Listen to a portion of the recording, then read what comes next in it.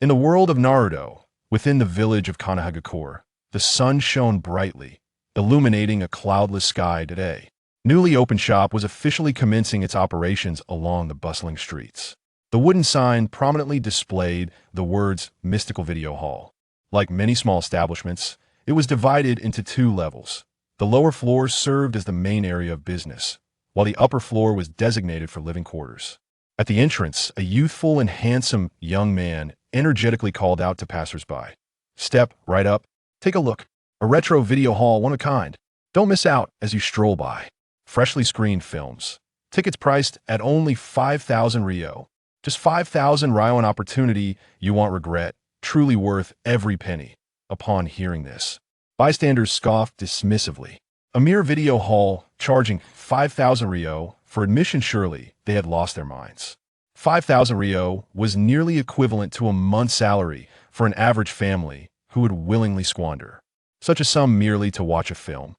While the streets bustled with life, the entrance of the shop remained conspicuously empty. Su Bai, feeling dejected, turned back with a sigh. "Oh my, why have I suddenly found myself in the world of Naruto?" Indeed, Su Bai was an interloper from another realm. Originally a promising youth of the 21st century, he awoke to find himself inexplicably situated within this video hall. Moreover, he had awakened a system known as God-level viewing. After some dialogue, he realized that he had indeed arrived in the world of Naruto, and this establishment had been assigned to him by the system. As the name suggested, it was a video hall establishment that was perfectly respectable by day, yet transformed at night into a space where friends could gather to ponder philosophy and reflect on the truths of life. His sole mission was to continuously attract customers to view films, albeit the ticket prices appeared somewhat exorbitant. However, this was merely a misunderstanding of the unique benefits his video hall offered. The films shown were not ordinary patrons had a chance to receive rewards while watching. These rewards could manifest as skills, items, or even rare creatures, entirely dependent on one's fortune. After all, luck played a significant role in determining outcomes. After all, the fortunate and the unfortunate do not dwell in the same realm. Within this video hall, Su Bai was invincible, and whenever someone received a reward, he had the chance to randomly select an item from that world. This aspect was what truly excited Su Bai. However, he cannot remain cooped up in the shop indefinitely. Currently, only 3 films were available for viewing: The Garden of Words, Attack on Titan Part 1, and Digimon Part 1, all of which he had acquired from his novice gift. Packaged, Su Bai felt utterly exasperated. While Attack on Titan and Digimon are acceptable, one in the world is The Garden of Words. How could I possibly have drawn such a morally reprehensible anime? Is this truly destined to transform my video hall into an unspeakable realm?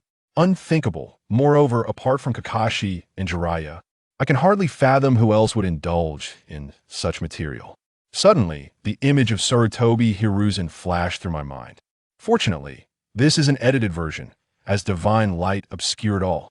Su Bai revealed a contented smile. In addition, the system randomly selects 3 films or anime each week, allowing visitors the freedom to choose what to watch. However, after a week has elapsed, those 3 selected films will vanish. Yet, Su Bai has the option to retain one of them permanently.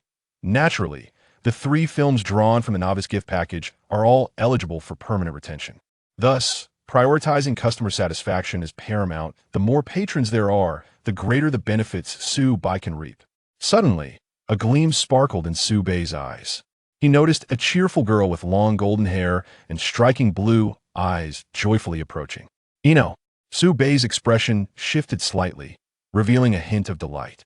Not only did his family run a flower shop, but she was also the princess of the Yamanaka clan. A prominent family in Konohamaoni was certainly not an issue. He understood that his very first customer had arrived. Without a moment's hesitation, he dashed to Ino's side, wearing a warm smile. "Why, dear, would you be interested in sitting down at my establishment?" Initially, Ino had intended to kick away the shadow rushing towards her, but upon catching sight of Su Bai's handsome visage, her ire evaporated instantaneously. Her movements halted instinctively. "What a charming young man." "Sure," Ino replied, almost involuntarily, her legs following Su Bai inside. "Boss, what exactly does your store offer?" Ino inquired, glancing around, but seeing no visible merchandise, her curiosity piqued. This is a video haul. Someone of your age probably doesn't know what that is. Just think of it as a mini cinema, Su Bai explained. A cinema? Ino's interest was piqued. What films do you have here? Su Bai beamed, gesturing toward 3 posters affixed to the wall. Though my little shop has just opened currently, I only have Yasuga no Sora, Attack on Titan Part 1, and Digimon Part 1. Below each, you'll find a brief synopsis for your perusal, my dear Dada. Only 3? Ino's expression dimmed slightly. Wait, no, these are all titles I have yet to see. Suddenly, a glimmer lit up Ino's eyes as she focused on the 3 posters adorning the wall. Care to take a closer look? Su Bai invited. It's just 5,000 Ryo. What? 5,000 Ryo, that's rather steep. Ino exclaimed, taken aback. No. You find it expensive merely because you know nothing about my establishment. Here, watching these films will earn you rewards. Rewards? Indeed, fortuitous luck can yield remarkable treasures within, capable of significantly augmenting your prowess. And it is not beyond the realm of possibility to ascend to the level of a shadow-grade powerhouse. Su Bai remarked enigmatically, a shadow-grade powerhouse. How can that be conceivable? Su Bai chuckled softly. If you harbor doubts, why not take the plunge and see for yourself? After all, it's merely 5,000 taels, insignificant for someone of your stature, I presume. Jing Yi inhaled sharply, retrieving a substantial stack of banknotes from her small bag and handed them to Su Bai. I trust you will not deceive me, Su Bai inwardly marveled. Truly, the daughter of a wealthy family exhibits a generous spirit and undeniable heiress of privilege. Accepting the banknotes, Su Bai had successfully secured his first customer and continued. Rest assured, my dear, this establishment is founded on integrity. Rewards are indeed forthcoming. However, the nature of the reward will depend solely on your fortune, which I cannot dictate. Now, esteemed guest, please select the film you wish to view. Digital monsters indeed. These are all unfamiliar things. Inoue's gaze swept across the 3 posters adorning the wall. The first poster depicted a pair of silver-haired youths seated on a train, their chins resting on their hands as they gazed into the distance. Such a beautiful poster. Yet it reveals little.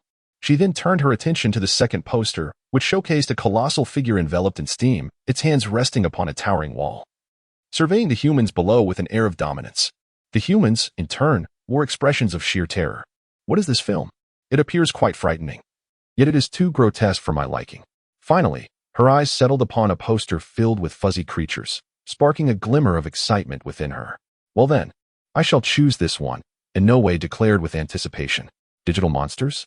Observing Inoue's selection, Su Bai's eyes reflected nostalgia. This was once a sensational phenomenon. Still highly regarded to this day, the original Digital Monsters holds a profound place in the hearts of many. The first thing we did upon returning home from school was to watch this anime. Each time we witnessed an evolution, our hearts raced with exhilaration. Unable to suppress our cheers. Each character in this work possesses distinct traits, diverse personalities, strengths, and weaknesses, each approaching challenges with their unique perspectives. They encapsulate all the personality traits of the children around us, making it easy for us to find our reflections among them. There are those like Tai Chi, who may act impulsively yet exhibit remarkable courage in critical moments, leading others to confront difficulties. Those like Yamado, who, feeling insecure due to familial strife, nonetheless cherish friendship. Those like Kishiro, who obediently heed their parents and possess an insatiable thirst for knowledge. Those like Sora, who, despite feeling misunderstood by their parents, harbor a compassionate heart. Those like Mimi, who, spoiled and privileged, embody the innocence of a little princess. Those like Ju, who, though somewhat clumsy, can shoulder responsibilities when it truly counts. Those like Takaru, who aspire to grow up, protect others, and shoulder burdens, brimming with hope. And those like Hikari, who, gentle at heart, yearn for peace and brightness like an angel. They resonate with us, inspiring us to dream of one day being chosen children in the digital world, receiving a digital egg, and hatching a digital monster.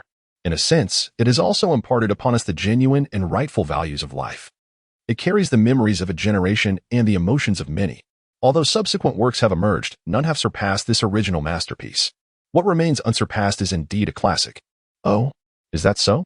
I was unaware of all this. I simply find these fuzzy creatures utterly adorable.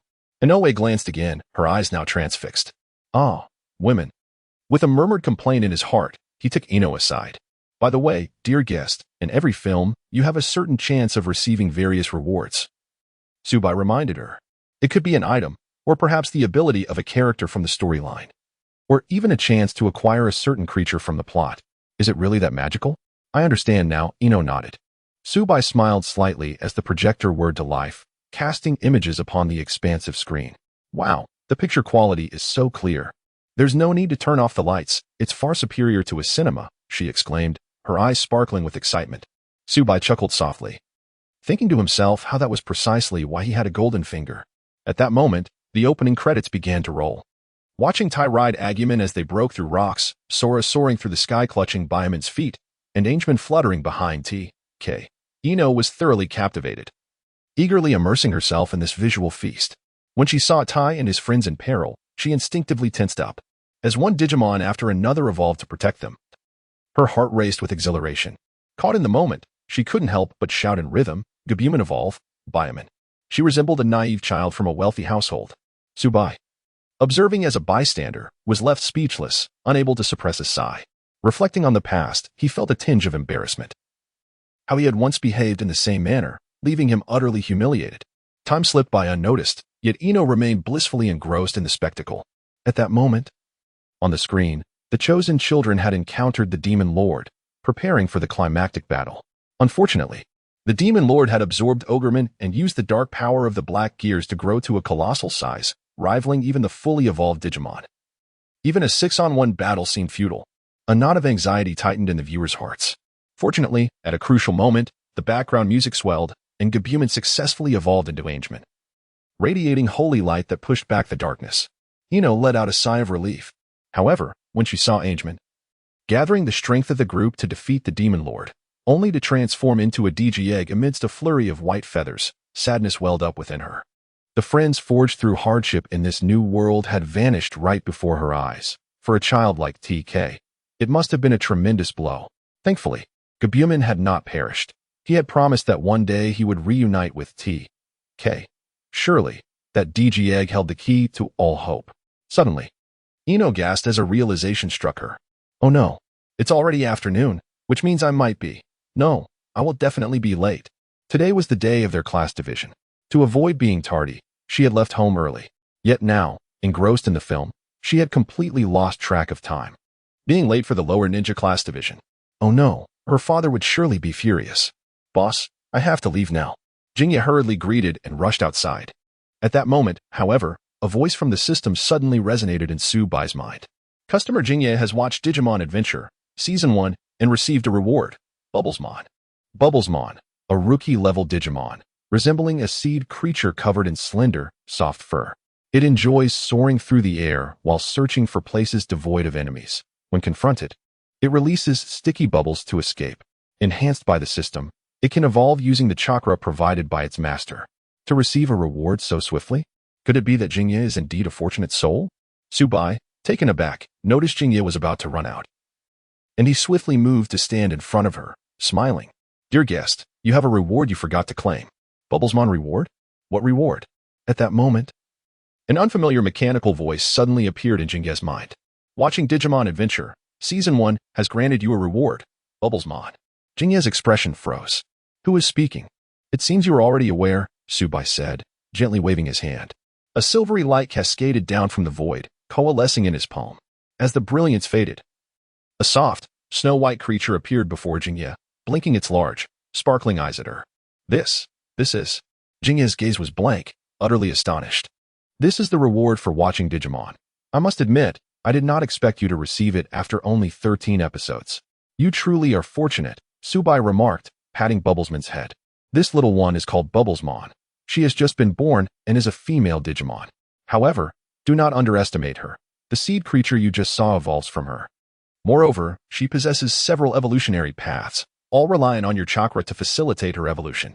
Su Bai felt a surge of joy at Jingya's reward. This could serve as free advertisement for him, attracting more customers. If it could catch the attention of higher-ups like Sarutobi Hiruzen, it would greatly benefit him. Naturally, if those old-timers harbored ill intentions, Su Bai wouldn't mind reshuffling the ranks of Konoha. Reward? Is what you just said true? Jingya covered her mouth, exhilarated and elated. This is simply astonishing. Despite Su Bai's prior explanations, witnessing this scene left her speechless in amazement. She never expected to truly receive a Digimon. She knew that Digimon could enhance their strength through evolution, with each transformation leading to a qualitative leap in power. Digimon Adventure, Season 1 comprises 54 episodes. And she had only watched 13, yet Agumon and the others had already evolved into their mature forms. The demon beast spoke of an even more formidable dark force beyond the sea, suggesting that Agumon and his companions would undergo further evolution. This thought ignited a surge of excitement within Ino. Mature Digimon already surpassed the average Chunin in strength, and those of the caliber of Demon Beast and Angel Beast rival even the elite shinobi.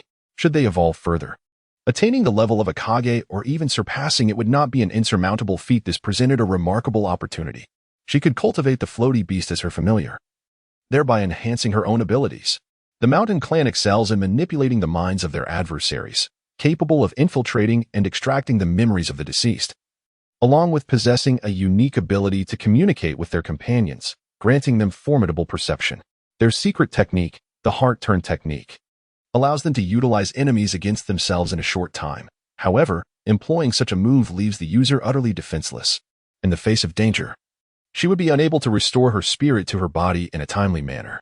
Moreover, their combat prowess is not particularly exceptional. Yet, should she nurture the floaty beast, her concerns would diminish.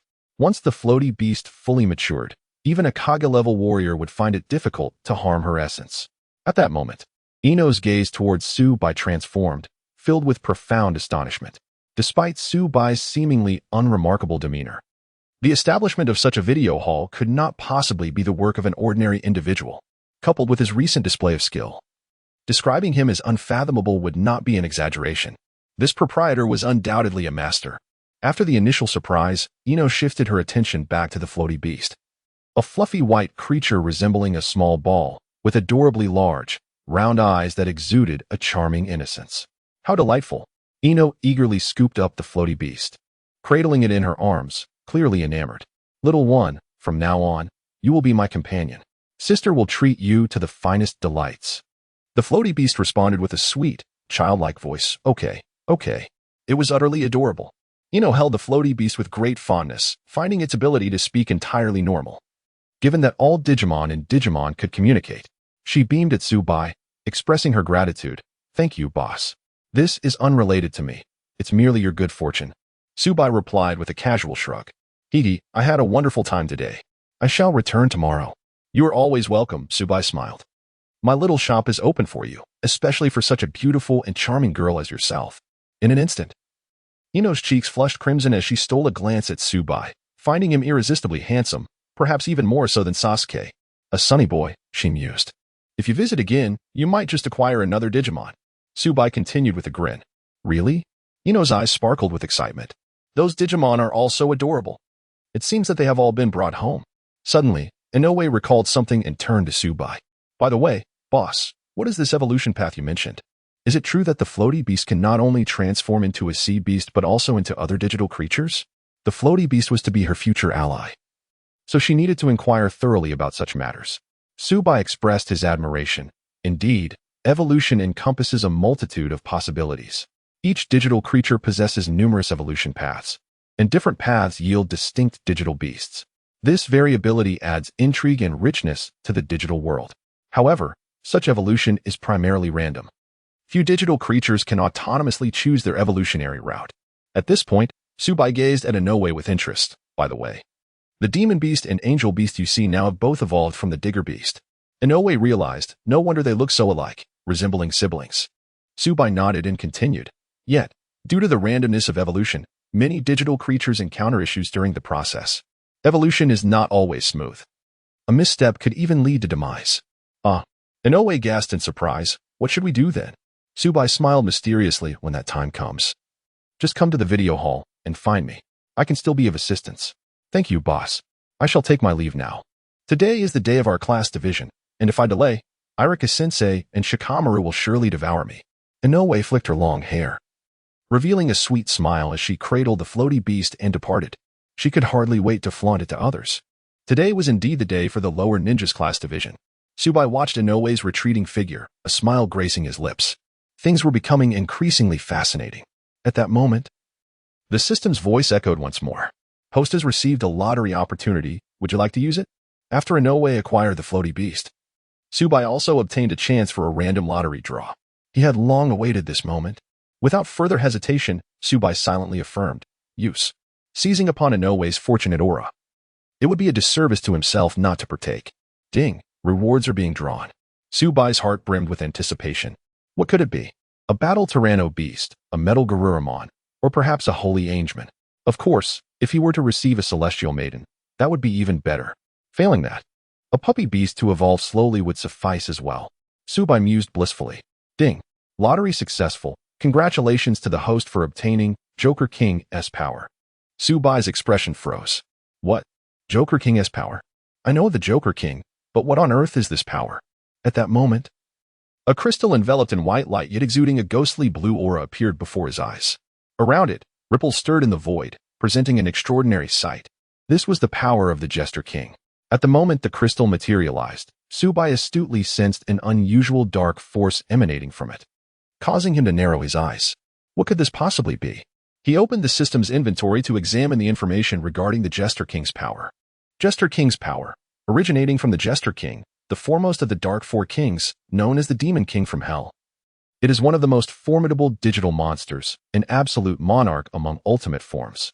Its modus operandi is enigmatic, shrouded in mystery, possessing formidable dark powers.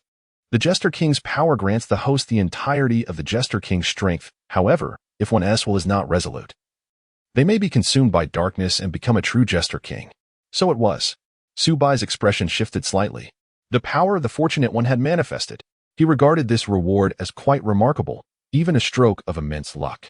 Excluding the other sequels, when considering solely the perspective and worldview of the first installment, the Dark Four Kings held considerable weight.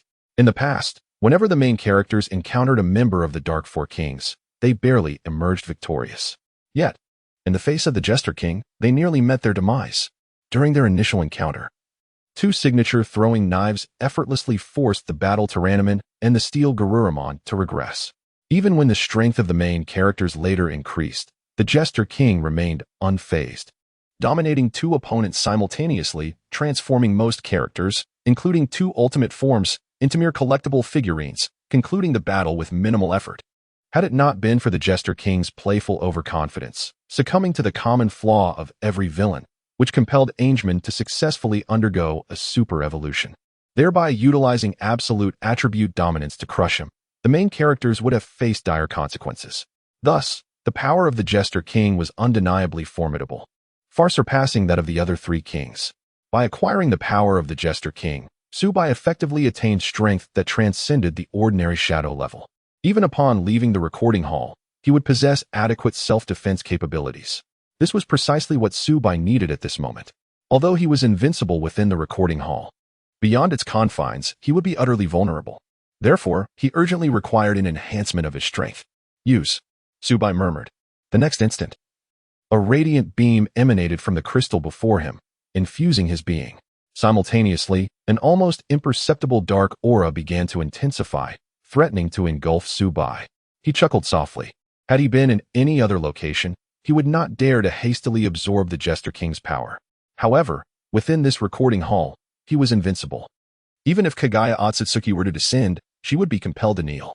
With a fierce glare, an overwhelming aura surged from within him, instantly obliterating the encroaching dark essence. At that moment, he fully assimilated the power of the Jester King. Suddenly, for skills materialized in his mind. Signature throwing knives, a potent lethal skill that utilizes blades to instantaneously pierce the enemy, leaving no trace, rendering escape impossible. Annihilation Aurora, a powerful shockwave charged with electricity, unleashed from both hands to strike the opponent with devastating force. Jester's trick, transforming opponents into keychains, causing explosions, and creating a myriad of magical effects such as transformation and disguise, as well as skills to reflect opponents' attacks.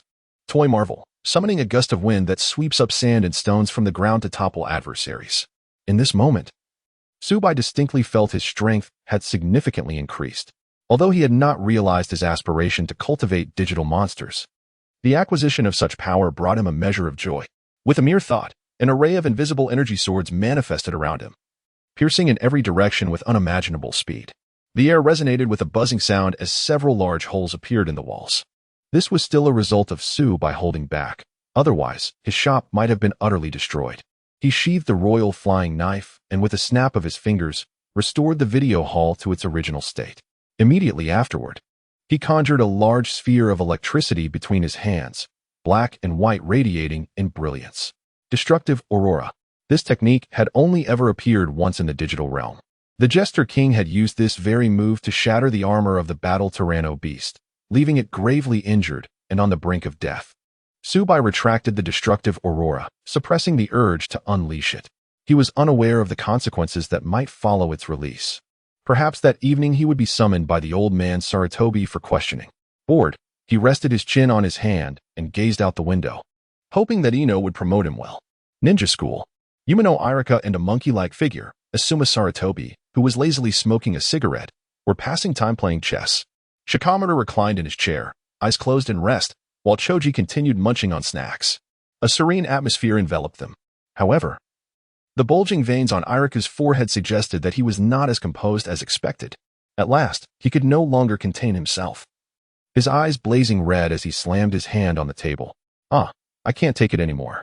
After finally managing to summon Naruto, Ino has gone missing. We agreed to meet at 12:30, and now it's almost 3. What audacity to be late.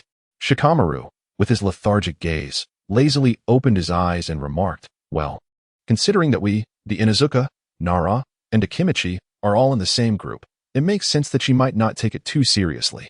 Choji nodded enthusiastically while munching on his snacks. However, their remarks only heightened Irika's frustration. Well, it's all right. She probably has her reasons, Asuma said with a wry smile. Little did he expect that he would outpace Kakashi in this regard. Suddenly, the classroom door swung open. Sorry, I'm late. Ino panted, leaning against the wall for support. Above her, a floating creature gazed around with wide, innocent eyes. What on earth have you been doing? Irika asked with a forced smile. I'm sorry. Ino clasped her hands together, looking apologetic.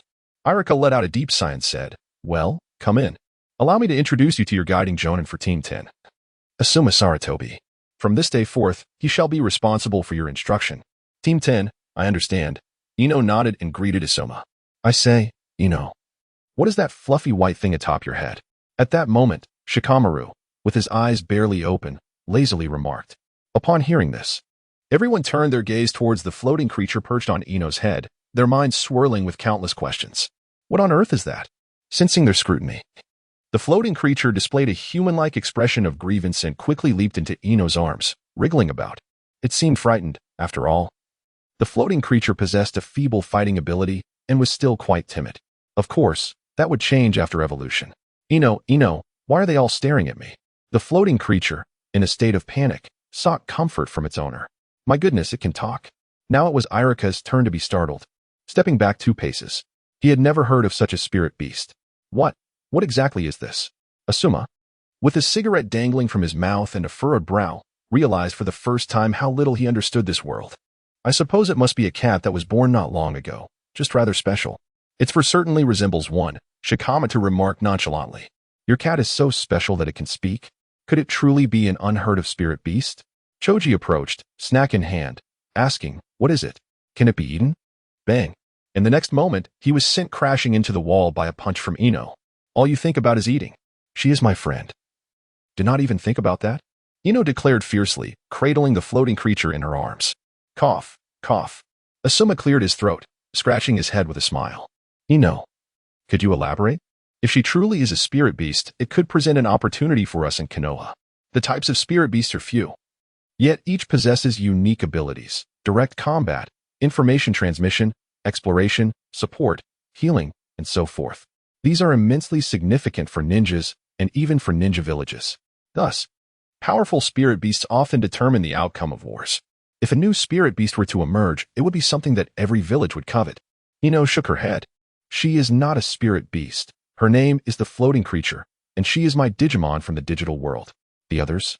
Ino sighed, inexplicably feeling a sense of superiority as she looked at them with a hint of pity. Those who had not experienced such a childhood truly were unfortunate. She then recounted the events at the video hall in great detail to Asuma and the others. So, you obtained this little one because you watched a few episodes of Digimon at the video hall? Irika's expression turned stern. In other words, you became so engrossed that you lost track of time? Ino lowered her head in shame. Irika was furious, having believed that Ino had something important to attend to, when in reality, She was merely indulging in life, leaving the rest of them behind. A wave of bittersweet emotion surged within him. Ino, is that Digimon truly that captivating? Choji inquired curiously, munching on snacks. After all, they were just children, and hearing Ino's description of the digital world sparked a sense of longing within them. Even Shikamaru, typically indifferent, displayed a rare curiosity.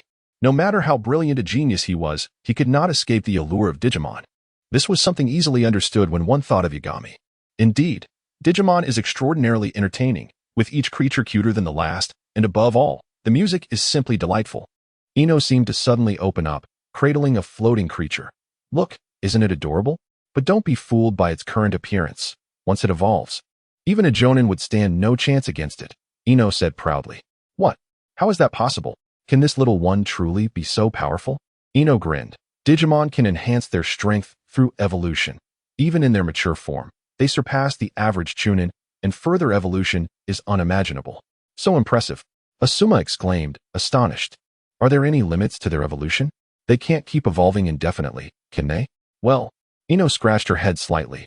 I haven't finished watching it. At that moment, they began to feel that perhaps Ino shouldn't be here. Yet, they were also taken aback. Had they not known Ino well, they would never have imagined that this timid little creature could one day become so formidable. Shikamaru stroked his chin thoughtfully and said, Ino, if this creature can evolve with your chakra, why not transfer some of your chakra to it and see what happens? Huh? Let the floating creature evolve. Ino hesitated, but the floating creature has many evolution paths, and I'm not fully prepared yet. Moreover, evolution can be perilous. Ino, the risks of evolution arise only at advanced stages. I assure you, evolving now carries no danger, and I wish to protect you as soon as possible. The floating creature floated up and declared, moving Ino deeply. Overwhelmed with joy, she embraced it, rubbing her cheek against it. The scene was so touching that Irika even pulled a handkerchief from his pocket. Floating creature, I'm about to begin. Yes, go ahead, Ino, I'm ready. Ino placed her hand on the floating creature. Following Yameka's teachings, she orderly guided her chakra out of her body and into the creature. Here, one could clearly see the distinction between nobility and commoners. At present, Naruto and his companions find themselves unable to harness the most fundamental aspects of chakra, while Ino has already mastered the art of channeling it outward. After a considerable duration, when a significant portion of Ino's chakra had been depleted, the floating creature finally began to undergo a transformation. It radiated a luminous green glow, increasingly dazzling to behold. It commenced to spin, and suddenly, the background music erupted into life. Everyone swayed in rhythm, as if reclaiming their lost childhood. In that moment, Ino and the creature experienced an epiphany, simultaneously exclaiming, Floating creature evolution, seed beast. As the light dissipated and the music ceased, a small, verdant creature adorned with 2 green sprouts atop its head emerged before the crowd. Greetings, I am the seed beast, a grassroot-type Digimon evolved from the floating creature. I look forward to your kind support. The seed beast politely stated with a slight bow. However, in an instant, shadows loomed over her. Goodness, it has truly transformed. Irika exclaimed, his eyes wide with disbelief. Can such a diminutive being truly surpass the Jonin in the future? Choji mused, popping a handful of snacks into his mouth, although not overly apparent. There is indeed a subtle increase in the enigmatic energy within her, Shikamaru observed with a calm demeanor. How wondrous. A video hall, you say? Asuma murmured. Well then, let us pay a visit. Eh? Asuma-sensei, are you also going? Ino replied, astonished. Ha ha ha, such an intriguing place. I too wish to witness it. With the emergence of such a venue in our village, it would be remiss not to verify its authenticity, Asuma laughed. He then turned to Irika. Irika, you should join us as well. All right. Irika hesitated briefly before making his decision. His talents were rather average. Achieving the rank of Chunin was already his pinnacle.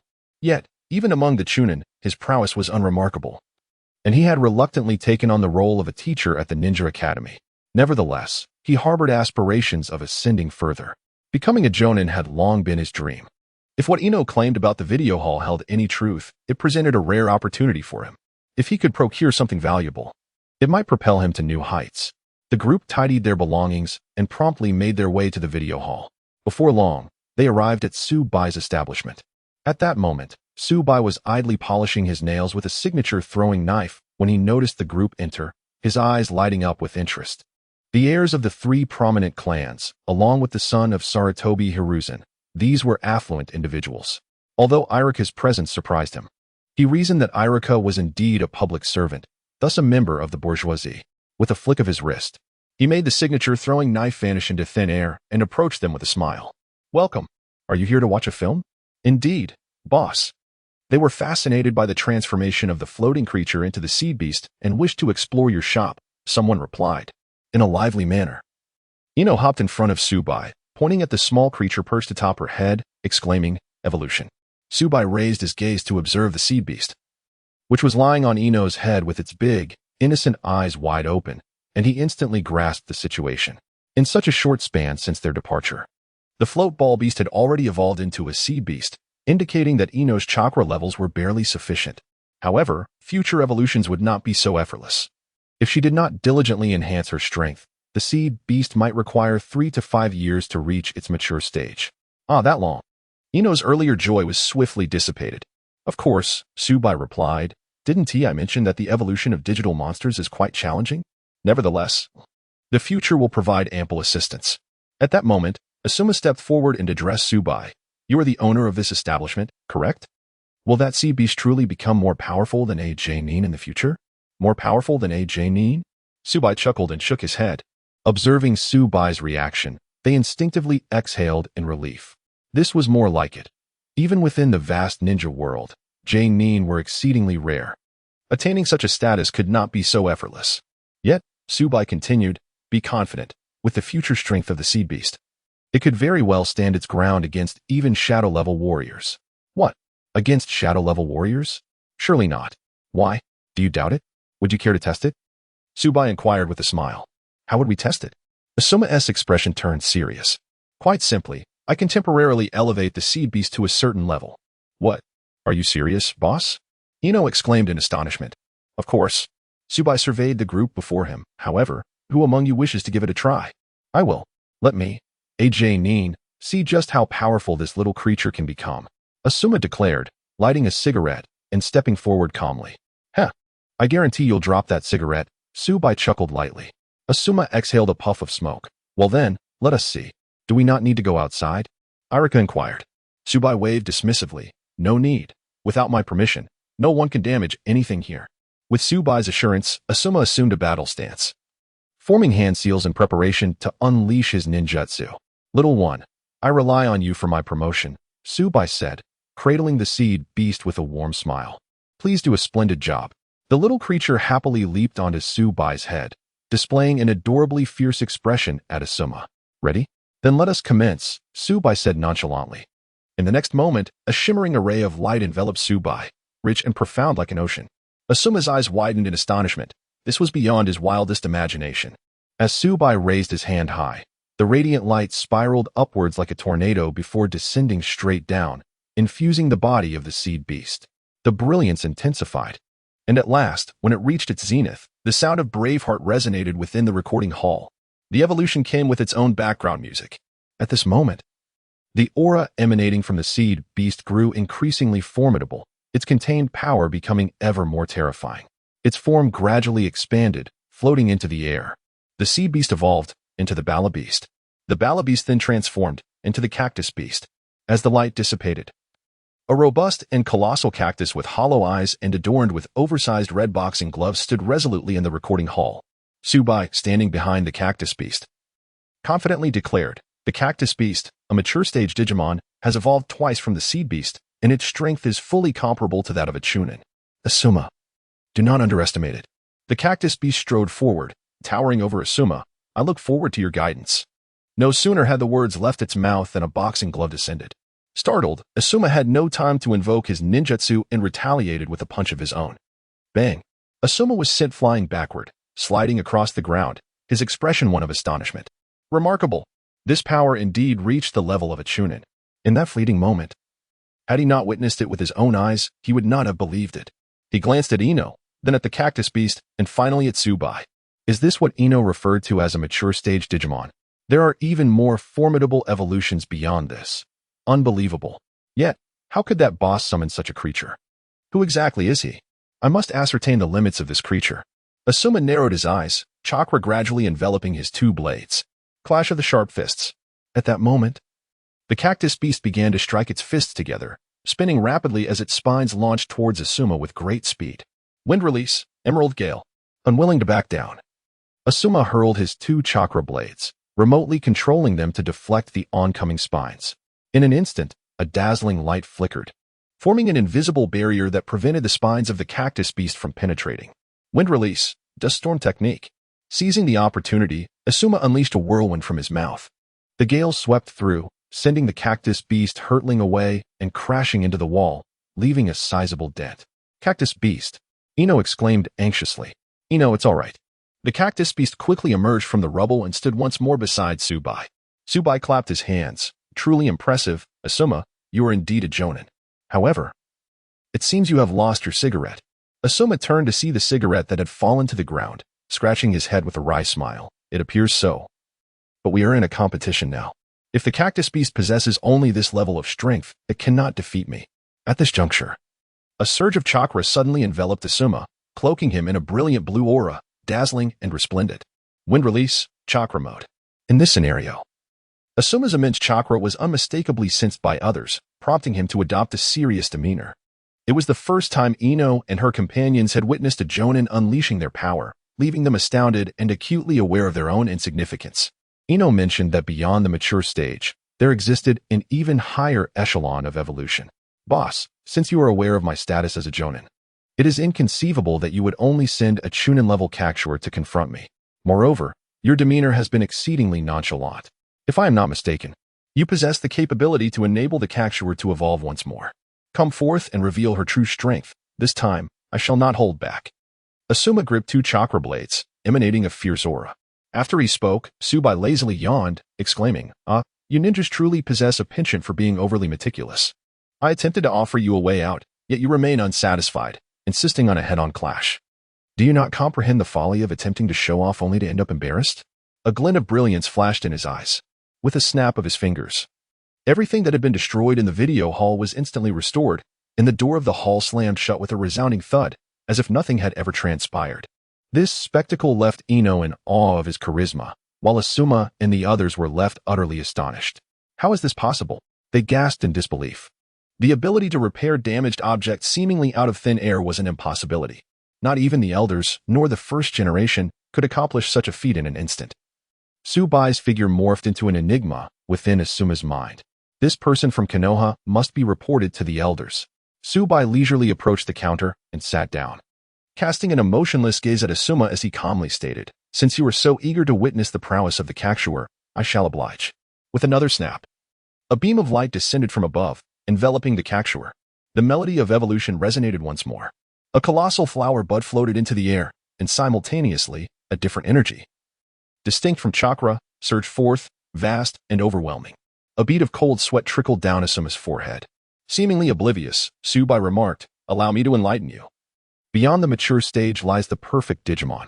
At that moment, the flower bud slowly unfurled, and a melodious feminine voice emerged. Kakshur's ultimate evolution, Flora Fawn. Soon after, a charming fairy clad in a pink dress with green wings emerged from the bud, gracefully hovering above the video hall. Wow, so beautiful and adorable. Ino's eyes sparkled with affection, brimming with excitement. There was no doubt, the energy that had surged moments ago emanated from her, the perfect Digimon, Flora Fawn. Even Shikamaru, with his usual apathetic demeanor, finally displayed astonishment, unable to maintain his composure. Very well, a perfect Digimon. Let me witness your true strength. Asuma narrowed his eyes slightly and swiftly hurled his chakra blades. Wind release, Emerald Gale. The 2 chakra blades left a trail of afterimages in the air, hurtling towards the flower fairy beast. However, the flower fairy beast, with a beaming smile, danced playfully and effortlessly evaded the incoming blades. Can you hit me? She teased, her mirth undiminished. Asuma retrieved his chakra blades, his expression grave. Such speed. It's as if she has transformed completely, even in wind-release chakra mode.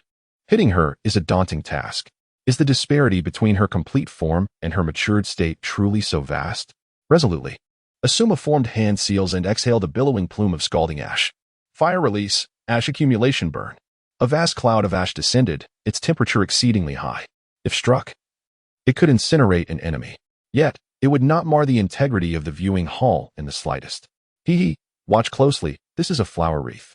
The flower fairy beast maintained her cheerful demeanor, weaving her hands to conjure a colossal wreath that absorbed all the ash. What? What just happened? Asuma's astonishment had transmuted into fear. The technique he prided himself on had vanished right before his eyes. What did she just do? Arika exclaimed, astonished. Terrifying. In an instant. She neutralized that dreadful jutsu. Is this what they call a complete form digital monster? It's utterly frightening. Shikamaru trembled slightly at the sight. Ino covered her mouth in awe. Incredible, truly incredible, flower fairy beast.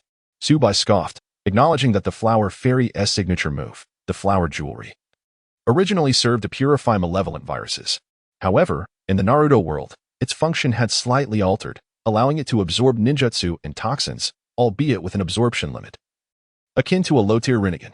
Nevertheless, this ability was immensely formidable within the realm of Naruto. With just this one technique, the flower fairy beast could maintain an inherent advantage over ninjas of equal strength, unless faced with a taijutsu master like Might Guy. Hee, now it's my turn. The flower fairy beast giggled, her hands clasped together, using the petals on her wrists as the cannon's mouth. After a brief buildup of energy, a powerful energy blast erupted from the cannon. Flower cannon. Wind release. Wind dust technique. Asuma hastily expelled a whirlwind to counter the attack. The two streams of energy collided with a resounding crash, dispersing simultaneously. However, at that moment, the flower fairy beast had vanished from sight. Asuma stood stunned, scanning the surroundings. Asuma-sensei, behind you. Shikamaru suddenly shouted. It was too late. Flower cannon. As Asuma turned, he was met with a massive energy blast charging towards him. Reacting instinctively, he infused chakra into his blade, positioning the chakra knife defensively in front of him. Boom. The energy blast detonated, propelling Asuma backward and embedding him into the wall. Let me help you wear the flower wreath. The flower fairy beast danced gracefully like a delicate butterfly, and with a gentle push of its hands, a floral wreath descended from above, encircling Asuma's neck. A rugged, dark-skinned man wore this fragrant white garland, creating a rather comical sight. However, the instant the wreath settled upon him, Asuma felt as if all his chakra had been ensnared, sending a jolt of alarm through him. The flower fairy beast soared in midair, forming Aoi gesture with its hands, winking playfully and exclaiming, I have one. Asuma struggled to detach himself from the wall, his body aching, and looked at the flower fairy beast with sheer astonishment. The disparity in attack, speed, and technique was incomparable to that of the cactus beast. Each evolution marked a qualitative lead. Moreover, this wreath could render his jutsu completely ineffective, which was astonishing. This must be the ultimate evolution of a digital monster, he mused. Everyone nodded in agreement, acknowledging that this fully evolved form was indeed the pinnacle. With such a formidable level of power and those peculiar techniques, once the flower fairy beast truly transformed into this form, its renown would undoubtedly resonate throughout the entire ninja world. Asuma reflected on how, with such a powerful digital monster at her side, Ino's future achievements were limitless. Ultimate evolution? Huh, what a jest, Su Bai remarked with a dismissive smile. Do you truly believe that the fully evolved form is the apex of digital monsters' evolution? Such ignorance. What? The crowd gasped in shock. Could it be that the fully evolved form was not the endpoint of their evolution? Boss, are you implying that after reaching the fully evolved form, digital monsters still possess the potential for further evolution? Irika asked anxiously. Indeed, continuous evolution is the path for digital monsters to grow stronger.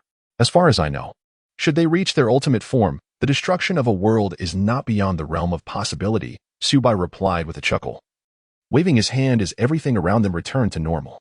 Destroying a world is impossible. Even the Hokage could not accomplish such a feat, Shikamaru firmly asserted, his face reflecting determination. The notion of world destruction seemed far too outrageous. Ah, this is why you are but frogs at the bottom of a well. Oblivious to the vastness of the world stage, Su Bai scoffed, stroking the flower fairy beast's head. There exists a hierarchy among digital monsters. Not all are born for battle. The flower fairy beast, for instance, does not belong to the combat-oriented category. Even among fully evolved forms, many digital monsters surpass the flower fairy beast in strength.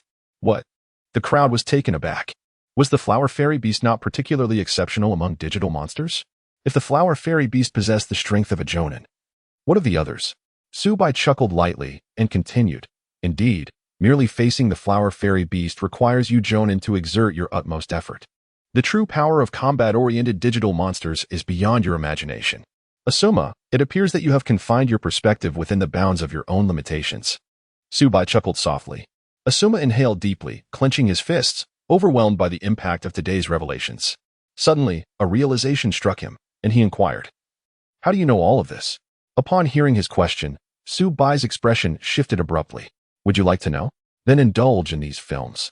Each viewing requires a mere 5,000 taels, an exceptional value indeed," he remarked while playfully tugging at the face of the flower fairy beast. "Is that so?" The others gazed at Su Bai's rapidly changing demeanor, momentarily perplexed. This proprietor's style was indeed elusive and difficult to decipher. "What, are you not here to watch the films?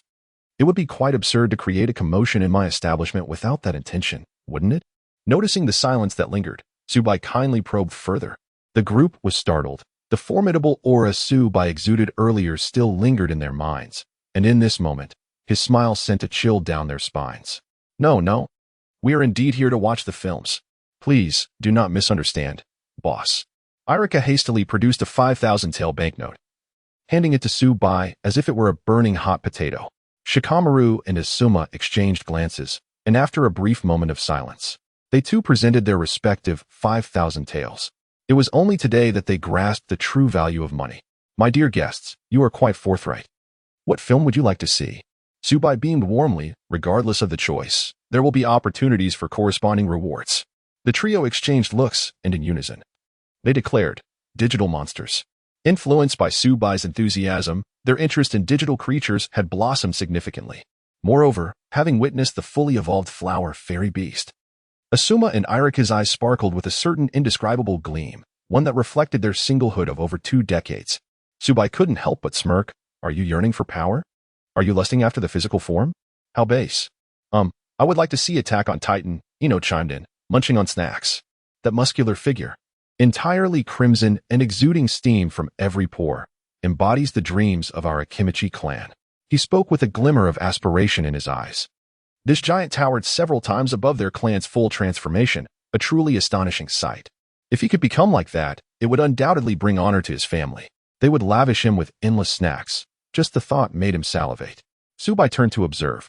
That steam-emitting giant could not possibly be the colossal titan, could it? He envisioned the image of the titan devouring food voraciously, which sent an involuntary shiver down his spine and made him feel slightly nauseous. However, the odds of obtaining such a prize were rather slim. "Here you go, boss. This is my 5,000 taels." Ding Xiai placed the snacks on the counter and retrieved a stack of money from his pocket to hand to Su Bai. Ding Xiai, I cannot accept your money."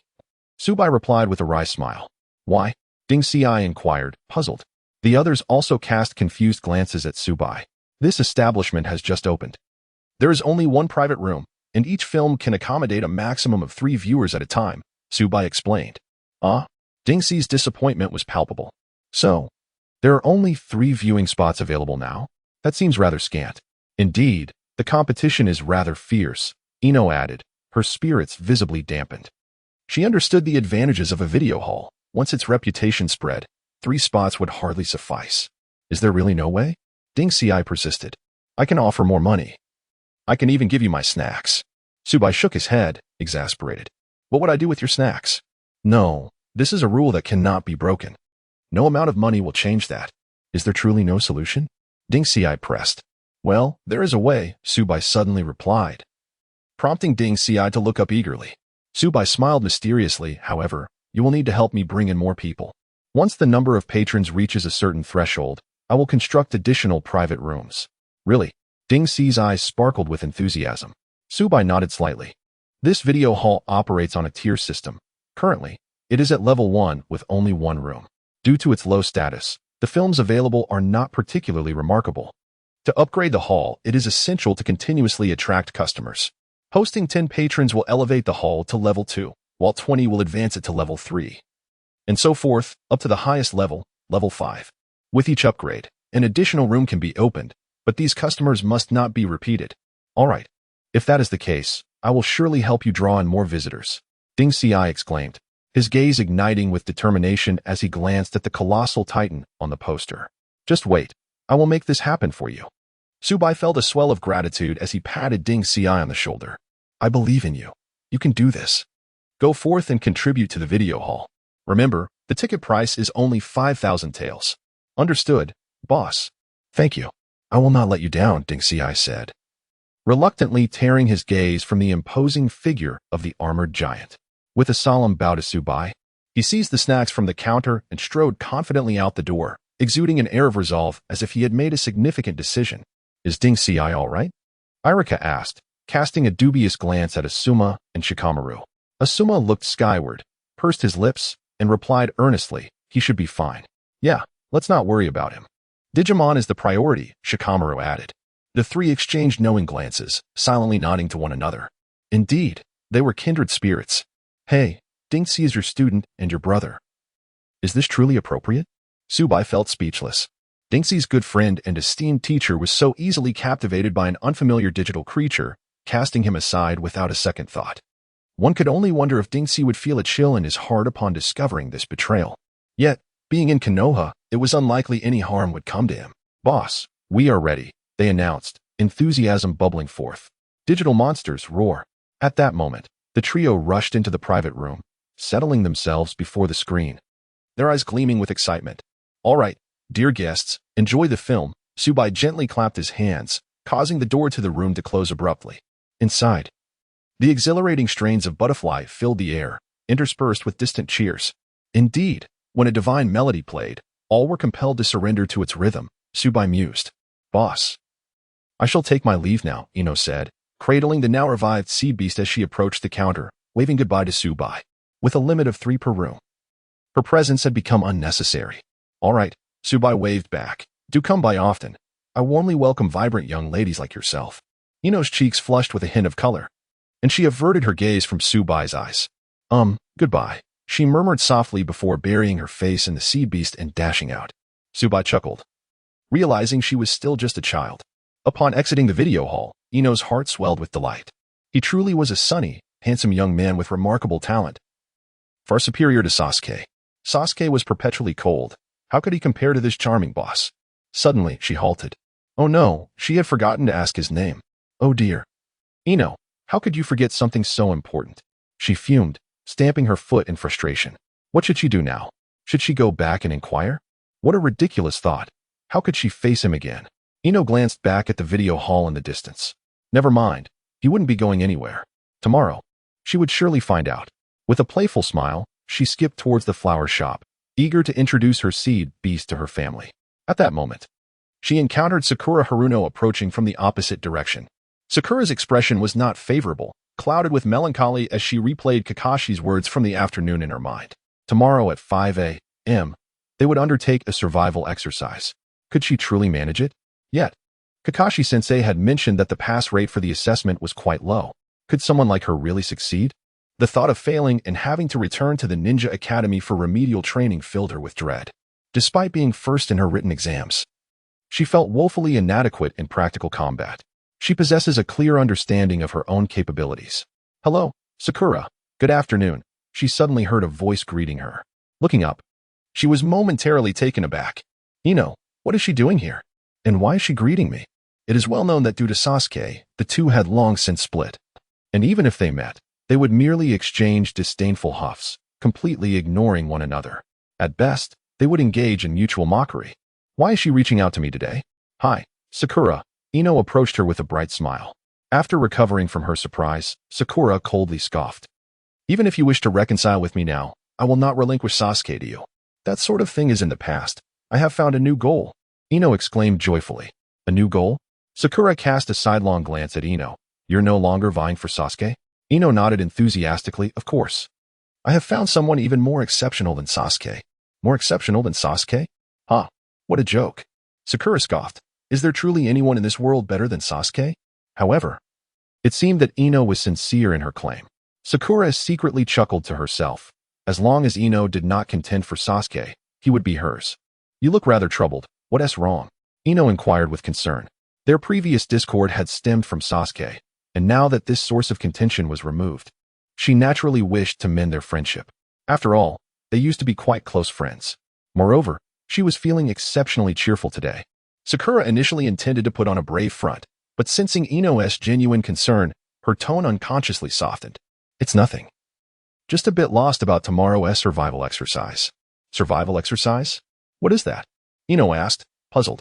Raising an eyebrow, Sakura replied, "The survival exercise, the final assessment before graduation. Didn't your guiding jonin mention it?" The guiding jonin. Ino recalled Asuma's boisterous yelling in the video room, and her lips twitched slightly. That guy probably forgot. At that moment, Sakura suddenly noticed the seed beast cradled in Ino's arms, her eyes lighting up. Wow, what an adorable plush toy. Plush toy? No, no, no, Ino replied with a proud smile. She is not a plush toy. She is my Digimon. Sakura? Ino, satisfied with Sakura's bewildered expression, gently patted the seed beast's head and said, "Come on, seed beast, greet this sister." The seed beast blinked twice and sweetly said, "Hello, sister. My name is Seed Beast, the juvenile grass-type Digimon. Please take care of me." Sakura was so startled that she stepped back, pointing at the seed beast in terror. She. Ino giggled. "Don't worry, Seed Beast is a kind Digimon. She won't harm us." Observing the small and adorable seed beast, Sakura gradually lowered her guard and, filled with curiosity and envy, inquired, "Ino, where did you acquire this little creature?" Ino smiled, revealing that she had been pondering how to promote the newly opened video hall in the village. You see, a new video hall has opened in the village. For just 5,000 coins, one can enter and view the films inside. By watching these films, there is a certain probability of receiving rewards. This seed beast, I obtained it from watching Digimon. You can't imagine how captivating Digimon is. Each digital monster is cuter than the last. There's a dragon that breathes fire, a crimson giant bird soaring through the skies, an enormous insect capable of emitting shockwaves, and a towering Iron Man with an impenetrable exterior, alongside delightful snowmen residing in icy regions. A video hall. Rewards for watching films. Sakura was astonished. Despite her extensive knowledge and worldly experience, she had never encountered such a phenomenon. Yet, judging by Ino's demeanor and the seed beast in her arms, it was evident that she spoke the truth. And there was no need for deception. The video hall was located within the village, and she could easily confirm its authenticity with a single visit. If Ino's words held merit, securing decent rewards from the video hall would significantly enhance her chances of succeeding in tomorrow's survival exercise. Overwhelmed with excitement, as if she had stumbled upon a new world, Sakura hurriedly asked, "Ino, where is that video hall?" Inside the video hall, in a private booth, Asuma and the others were fixated on the large screen, having long lost track of time. The screen displayed Tai and his companions discovering a grand castle, relishing a sumptuous meal and enjoying a relaxing bath, living in bliss. However, they soon realized that it was all an illusion. As the dark beast appeared before them, confusion enveloped their faces. Shikamaru's eyes gleamed with intrigue. Ah, illusions. So even Digimon incorporates illusions? How clever of the dark beast to ensnare the chosen children so effortlessly, stripping them of their combat abilities, to outwit and dismantle them one by one. This is the epitome of a villain in my mind. Shikamaru continued to analyze, recalling previous instances where antagonists met their demise through their own cunning, and he couldn't help but scoff. Indeed, for a genius like me, with an IQ exceeding 250, Digimon is precisely what I should be watching. Meanwhile, Asuma and Iriko were left in disbelief. Why? The food and drink were mere illusions. The bath was an illusion, but why are the bed and blankets real? Why did those kids have to undress? This is outrageous. The lens shifts away from those rascals, directing our gaze towards Suna and Mimi. Oh, the wretched blanket. You cannot fathom the agony of 2 decades of solitude. You devils. You are cursed. The anguished cries of 2 grown men resonate painfully. Su Bai, listening from outside, feels an array of dark lines forming on his forehead. Wretched blankets? What are these 2 aging bachelors contemplating regarding the young girls? They are mere children, and they dare speak of devils? I find them more devilish than the so-called demon beasts. Su Bai scoffs inwardly, never expecting Irika and Asuma to reveal such natures. Their true colors have finally emerged. In that moment, his moral compass felt slightly unsettled.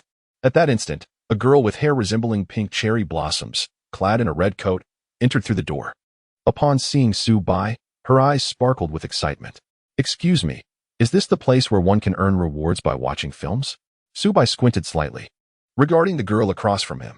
Sakura, a daughter of an ordinary family, endowed with a sharp mind and considerable illusionary prowess. Alas, she is utterly infatuated with Sasuke, unable to prioritize wisely. Not only does she inflict harm upon others, but she also hinders her own progress. Whatever. This is none of my concern. I am merely a shopkeeper. Su Bai let out a self-deprecating smile, donning a warm and inviting expression. Indeed, dear customer. How may I assist you? Wow, he truly is a bright young man. Sakura mused, contemplating whether this would be Ino's new target. She scrutinized Su Bai from head to toe, sensing that perhaps, just maybe, he might be slightly more handsome than Sasuke. Yet so what? Her heart would not waver for Sasuke based on looks alone, absolutely not. Excuse me, how can I help you? Su Bai inquired awkwardly, sensing Sakura's gaze upon him. Ah. I apologize. Here is 5,000 ryo. I wish to view those films, Sakura said, carefully retrieving the money from her small purse and handing it to Su Bai. Her eyes filled with reluctance.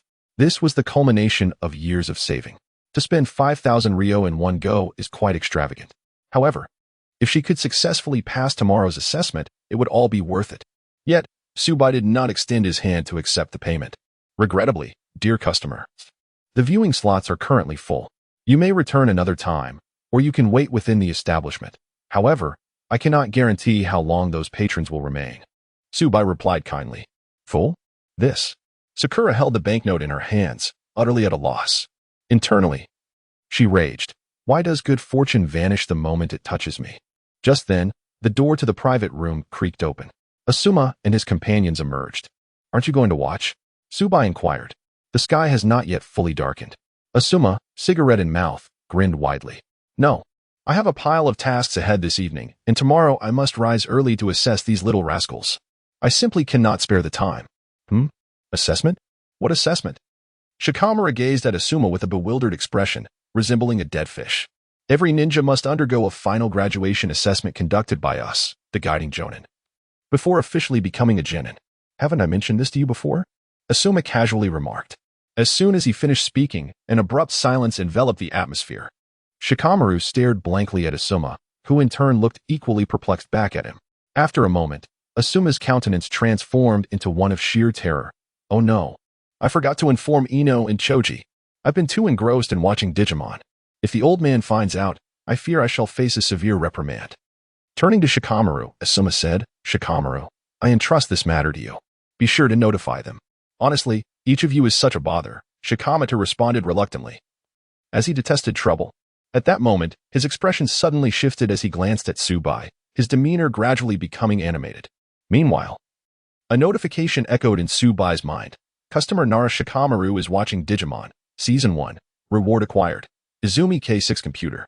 Izumi K6 computer, the device belonging to the smartest child among the chosen ones in Digimon, capable of accessing all information about Digimon, equipped with unlimited power, and exceptionally durable. Under the system's enhancement, it features a new scan function, allowing immediate retrieval of information about others through scanning. Note: scan incantation. User must shout the command. Su Bai felt a few dark lines appear on his forehead. What the heck is this scan? And an incantation? A perfectly good reward has been utterly ruined. However, the thought of a genius from the Digimon world utilizing a device meant for the intellectual elite in the Naruto universe was quite amusing. He mused to himself. But would Shikamaru even know how to use this computer?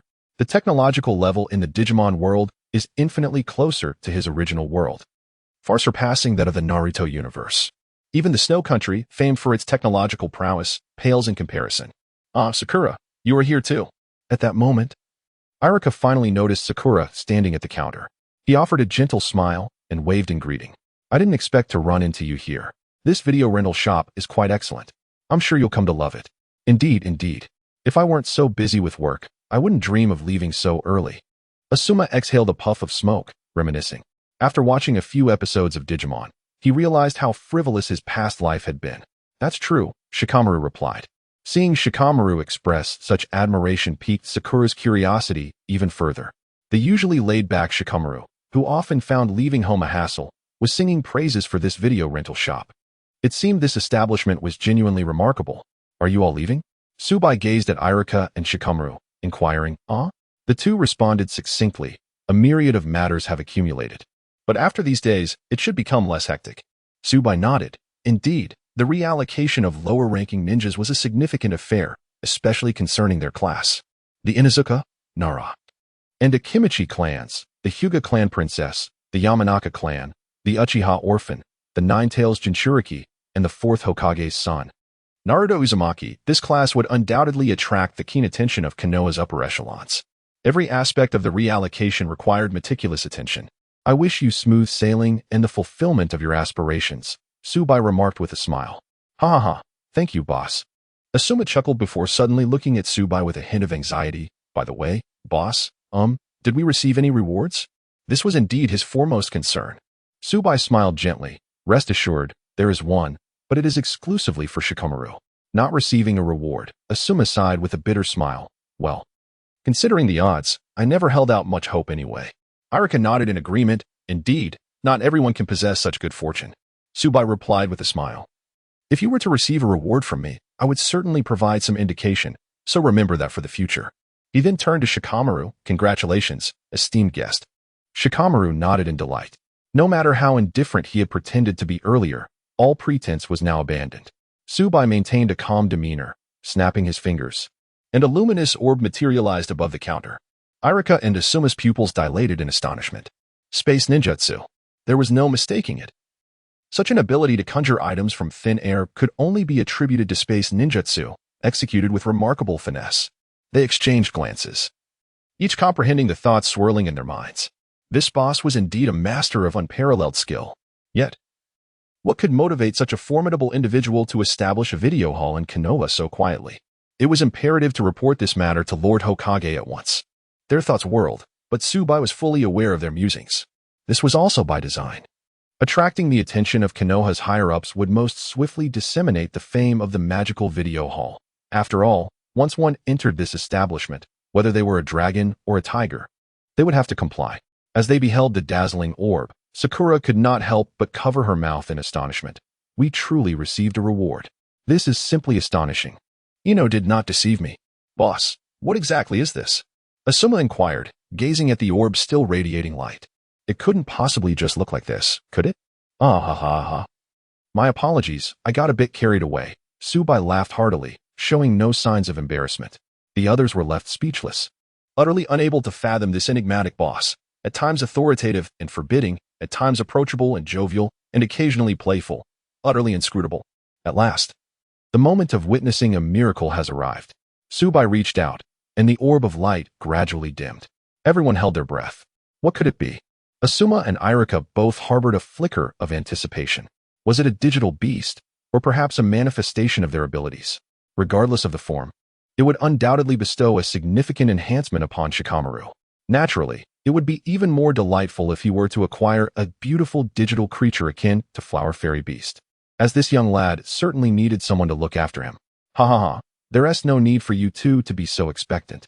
Shikamaru has already discerned what he has obtained, Su Bai remarked with a chuckle.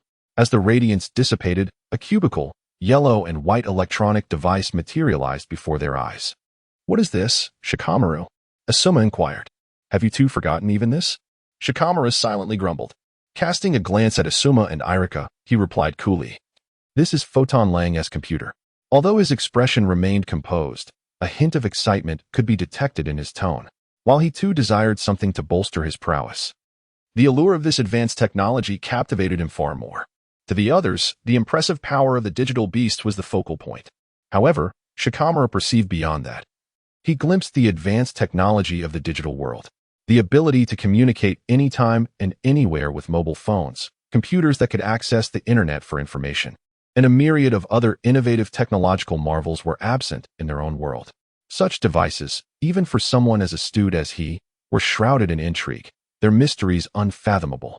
Moreover, should he manage to acquire one of these technological wonders and entrust it to the specialized departments of Konoha for research, it could potentially propel Konoha's technological prowess decades ahead of the ninja world. This represented an opportunity to leave other ninja villages far behind. Asuma and Irika exchanged glances, evidently sharing the same realization, their faces brightening with joy. Although this computer wundi enhanced their strength, it could significantly benefit the village's development. Observing their expressions, Su Bai couldn't help but shake his head. I understand your thoughts, but I advise against pursuing that path. Why? Asuma asked, puzzled. Su Bai glanced at Shikamaru and replied coolly, the rewards obtained from the film can only be utilized by the individual who received them. If others attempt to use them, it will yield no results. You won't be able to conduct any meaningful research. Furthermore, This is no ordinary computer, should it sustain any damage. You might find it a costly endeavor. The group exchanged looks, realizing that through their experiences with digital beasts, they had garnered a basic understanding of computers as tools for work and entertainment. Yet, in this world, the concept of the internet was non-existent. What purpose would the computer serve beyond research? With a calm demeanor, Su Bai chuckled. What emerges from me is far from the ordinary goods you are familiar with. What makes it different? Irika inquired. Good question, Su Bai replied. Su Bai offered a faint smile and remarked, this computer harbors all the information regarding digital monsters, akin to an encyclopedia of digital creatures. Everything you are aware of, as well as the knowledge yet undiscovered, can be unearthed from this device. Furthermore, it allows you to explore the evolutionary paths of these digital beings, a treasure of immeasurable worth for enthusiasts of digital monsters. In that instant, the eyes of the three glimmered with an insatiable thirst for knowledge, their gazes fixated on the computer with fervor. For them, it was indeed a priceless artifact. No one could resist the joy that digital monsters brought forth, not even the highest-ranking ninjas. Digital monsters, indeed, wield immense power. With a cold chuckle, Su Bai continued, however, this is merely a trifle. The capabilities of this computer extend far beyond. Shikamaru lifted his head, a spark of surprise illuminating his expression as he inquired, Boss, what other extraordinary functions does this computer possess? Su Bai handed the computer to Shikamaru, smiling as he remarked, this device is not only capable of retrieving information about Digimon, but it can also meticulously trace the details of ninjas and even ordinary individuals. He then turned his gaze towards Asuma and added, even your father's subordinates cannot evade the scrutiny of this computer. What? This is inconceivable. Asuma immediately retorted, stating that the members of the Umbu operate under unique missions, always concealed behind masks, with all their data and information being classified and meticulously safeguarded. Even in the midst of their operations, they are addressed solely by their code names, rendering any possibility of data leakage utterly impossible. It seems I have mentioned before that what emerges from here is rather extraordinary, Su Bai remarked. An inexplicable surge of confidence emanating from him, leaving Asuma at a loss for a rebuttal. However, at that moment, Su Bai suddenly retracted his imposing aura and calmly said, well, since you harbor doubts, let us adhere to the customary procedure and conduct a brief experiment. How shall we conduct this experiment? Asuma, filled with impatience, inquired eagerly.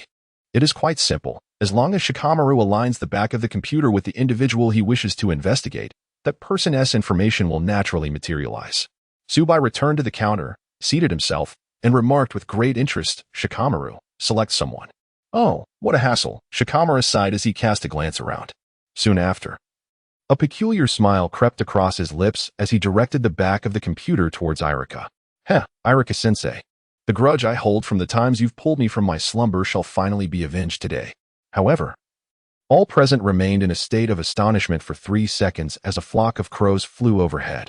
The computer exhibited not the slightest response. What is going on? Shikamaru inquired in confusion. Is it possible that the boss is deceiving me? It is inconceivable. I have forgotten something. At this moment, Su Bai suddenly spoke. To activate this function on the computer, one must recite the corresponding incantation. Incantation? What incantation? Shikamaru turned to look at Su Bai. Su Bai glanced at Shikamaru and, recalling that scene, let out a soft chuckle. A few dark lines crossed Shikamaru's mind. Boss, what exactly is the incantation? Su Bai gazed at Lumar, and after a moment, slowly uttered, the incantation to activate that function is, release that girl, and let me take over. Lumar's lips twitched slightly. Dark lines of disbelief appeared above the heads of the onlookers. Lumar, by nature, was a languid individual, somewhat passive, and he pursued a tranquil existence. Such an incantation. What kind of incantation is this? What a joke. A rogue. Lumar thought to himself. How could he possibly utter such crude words? Lumar, aren't you going to give it a try? We're all waiting, Su Bai urged, reveling in the chaos. This is the first step to verifying the treasure in your hands. Do you not wish to see for yourself? Consider the torment of being caught sleeping during class over the past 6 years. Do you not yearn for revenge? Opportunity knocks but once. Su Bai coaxed, causing Lumar's fingers to tremble, wishing he could smash the computer over Su Bai's head. Honestly, if the computer had not been so hard to come by, he would have seriously contemplated doing just that. At this moment, everyone maintained an eerie silence, assuming the role of spectators, as they too wished to see how Lumar would manage to utter that phrase. With a vacant stare and a zombie-like expression, he raised the computer high and, in an exceedingly serious yet disdainful tone, prepared to speak such audacious words. "Release that girl, and let me take over." Suddenly, a muffled chuckle escaped someone in the crowd. Lumar's forehead bulged with veins, his entire complexion turning a shade of purple. Damn it! Observing Lumar's dilemma, Su Bai could no longer contain his laughter, collapsing over the counter in amusement. How entertaining, truly delightful. The spectators fell into a speechless state. Release that girl, let me take over." Abruptly, a deeply oppressive voice resonated through the air. Everyone turned to see Lumar beginning to chant the spell.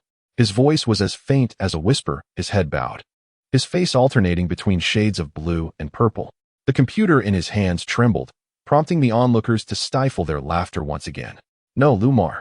You must say it all in one breath, with clarity. Do not mumble," Su Bai instructed. Lumar shot him a fierce glare, muttering a sarcastic thanks for the reminder. Damn it, better to endure a brief pain than a prolonged one. He resolved. "Release that girl, let me take over." With determination, Lumar closed his eyes and gritted his teeth, shouting the wolfish words he would never forget. His expression resembled that of a wronged bride lamenting on the beach, utterly devoid of security. This provoked the crowd to laughter until tears streamed down their faces. They had never anticipated such potential from Lumar. "Wait, stop laughing. Look," Su Bai interjected, halting the laughter of others while pointing at the computer in Lumar's hands. Lumar shot him a resentful glare, thinking, "Damn it. You were the one laughing the loudest just now." At that moment, a bright light flickered on the computer screen, revealing a photo of Irika, accompanied by a brief passage of text beneath it. "Irika Yumino, an esteemed chunin of the Hidden Leaf Village in the Land of Fire, is a teacher of remarkable yet unassuming qualities. Despite lacking formidable strength, he has nurtured a generation of exceptional students. During the tumultuous Nine Tails incident, he witnessed the sacrifice of his Jainin parents, who perished in their efforts to protect the village. Subsequently, under the guidance of Hiruzen Sarutobi, he extended compassion and recognition to Naruto. His repertoire of jutsu includes the body replacement technique and the illusionary technique, hell viewing." Shikamaru expressed his disbelief, remarking that before this computer, no secrets remained. A wave of apprehension washed over him as he contemplated the dire consequences should such information fall into the wrong hands. The potential for the destruction of a shinobi village was a stark reality. Simultaneously, he felt a sense of relief that only he could wield this device. Irika was equally astonished. Some details documented within were even beyond his recollection. The precision of this computer's records was truly unsettling. However, why was Naruto mentioned so frequently in Irika's profile? Sakura, perplexed, inquired further. With a chuckle, Su Bai responded, "Some matters are perhaps best left unknown to you." He then turned to Asuma and asked, "What do you think? Are our guests satisfied?" Asuma remained silent for a moment before seriously addressing Su Bai. "Boss, your video parlor is indeed remarkable, capable of bringing forth elements from other worlds. Yet, you must understand the implications of such knowledge. As a Jainin of Konoha, I am obliged to report this to the third Hokage. I hope for your understanding." He was acutely aware of the potential dangers posed by this establishment, not only due to its enigmatic proprietor, but also because of the rewards stemming from various films. Their current understanding was limited to the world of Digimon. Yet even that glimpse revealed powers capable of threatening the shinobi realm. Should this parlor possess more films, perhaps even those surpassing the might of the Digimon universe, the consequences of such entities entering the shinobi world were unfathomable. It was certain that the entire Hidden Leaf Village, and indeed the entire shinobi world, would undergo profound transformations. If Digimon were to manifest en masse in the shinobi realm and evolve to significant levels, their combined strength could potentially overturn one of the 5 great villages. This critical matter was beyond Asuma's capacity to manage alone. He needed to report to the third Hokage without delay. Su Bai smiled slightly. "No need for concern. I had no intention of keeping secrets. In fact, this aligns perfectly with my aspirations, as my video parlor's reputation is yet to be fully established. I would appreciate your help in promoting it. However, I implore you to exercise caution, for I cannot guarantee the consequences otherwise." Asuma inhaled deeply and responded, "I understand." Having spoken, he departed the screening room with Shikamaru and Irika. Along the way, the trio remained enveloped in silence. If the flower beast posed merely a threat of strength, then this computer had the potential to instigate turmoil quietly and insidiously. This is no jest. Utilizing a computer, one can seize the vulnerabilities of certain individuals, compelling them to serve one's whims. By quietly amassing a formidable power within the village, such feats can be accomplished without a sound. Moreover, regarding such matters, no one can ascertain whether others might also gain from them. Irika, I kindly ask you to make a trip to the Mountain Clan and the Akimichi clan regarding tomorrow's evaluation. Asuma took a puff from his cigarette and suddenly said, Shikamaru, bring your computer. We shall pay a visit to Lord Third Hokage. In the Hokage's office, the third Hokage, Sarutobi Hiruzen, was puffing on his pipe while reviewing documents. Beside him, a crystal orb, the size of an adult's head, was shrouded in mist, yet he observed it with keen interest, chuckling softly from time to time. With a loud clatter, the office door swung open, and Asuma entered, accompanied by Shikamaru, who was clutching the computer. Old man, what are you up to? Your laughter could be heard from quite a distance, Asuma remarked casually, with the cigarette still in his mouth. Cough, cough. You impudent brat, in this place. You must address me as Lord Third Hokage, Sarutobi Hiruzen replied, clearing his throat and discreetly shutting the crystal orb. Yes, Lord Third Hokage. Oh. The Nara boy has arrived as well, Sarutobi Hiruzen said, removing his pipe and smiling at Asuma. What brings you here? Well, how should I put it? A video hall has opened in the village, Asuma stated seriously. This establishment is rather peculiar, and I believe it warrants your attention. Oh, a video hall. What is so extraordinary about it? Sarutobi Hiruzen's hand, holding the pipe, paused slightly. Asuma rarely exhibited such a demeanor. To speak frankly, you may find it hard to believe. But this video hall possesses the ability to bring elements from the films into reality. Asuma recounted the entire situation to Sarutobi Hiruzen, including Ino's encounter with the digital monsters. He then pushed Shikamaru forward, pointing to the computer in his hands. This is the reward Shikamaru received from that digital monsters, Part 1, far surpassing the technological products of our world. Furthermore, this computer can swiftly retrieve information about any target, regardless of who they are. Incredible. How could such astonishing phenomena exist? Sarutobi Hiruzen, pipe in mouth, narrowed his eyes, his expression turning serious as he took the computer for a meticulous examination. A technological product? Merely a concoction of plastic and metal? What could be the underlying principle? As the Hokage, who had always been close to Shinji Tobarama and had once encountered Orochimaru, a technology enthusiast, he possessed a certain understanding of such matters. Yet, even with his experience, he found himself utterly bewildered by the computer's construction, unable even to turn it on. This was the rule of that video hall. No matter the rewards obtained from the films, only the owner could utilize them. They could not be transferred. In other words, apart from Shikamaru, no one else could operate this computer even if they acquired it, Asuma stated solemnly. Only I am capable of utilizing it, am I? Sarutobi Hiruzen chuckled, finding the device, or perhaps the video hall, even more intriguing. Did you just say this computer can access anyone's information? Sarutobi Hiruzen suddenly inquired. Asuma nodded affirmatively. Indeed. That is the case. Well then, Nara's young lad, why don't you demonstrate? Sarutobi Hiruzen said with keen interest. Use it on me. This, Shikamaru thought, 1,000 expletives racing through his mind. What, is there a problem? Sarutobi Hiruzen asked. No problem at all. How Shikamaru managed to utter those audacious words again was beyond his recollection. He only remembered that before the Hokage, his persona had crumbled to pieces. As the screen illuminated, Sarutobi Hiruzen's information appeared before them. Sarutobi Hiruzen, third Hokage of the Land of Fire, direct disciple of the first and second Hokage, has cultivated the legendary Sannin who instilled fear in the ninja world. Capable of effortlessly wielding 7 types of chakra, proficient in all jutsu of the Leaf Village. Honored with the title of Jutsu Instructor. Enjoys smoking, has a penchant for the opposite gender. Often using the guise of protecting the village to spy on the bathing women of Konoha through telescopes and crystal balls. Suffers from frequent nosebleeds and depletion of vitality. Jutsu mastered.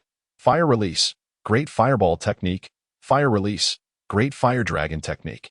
What the? Sarutobi Hiruzen's eyes widened, as a similar flood of expletives cascaded through his mind. Why was his information like this?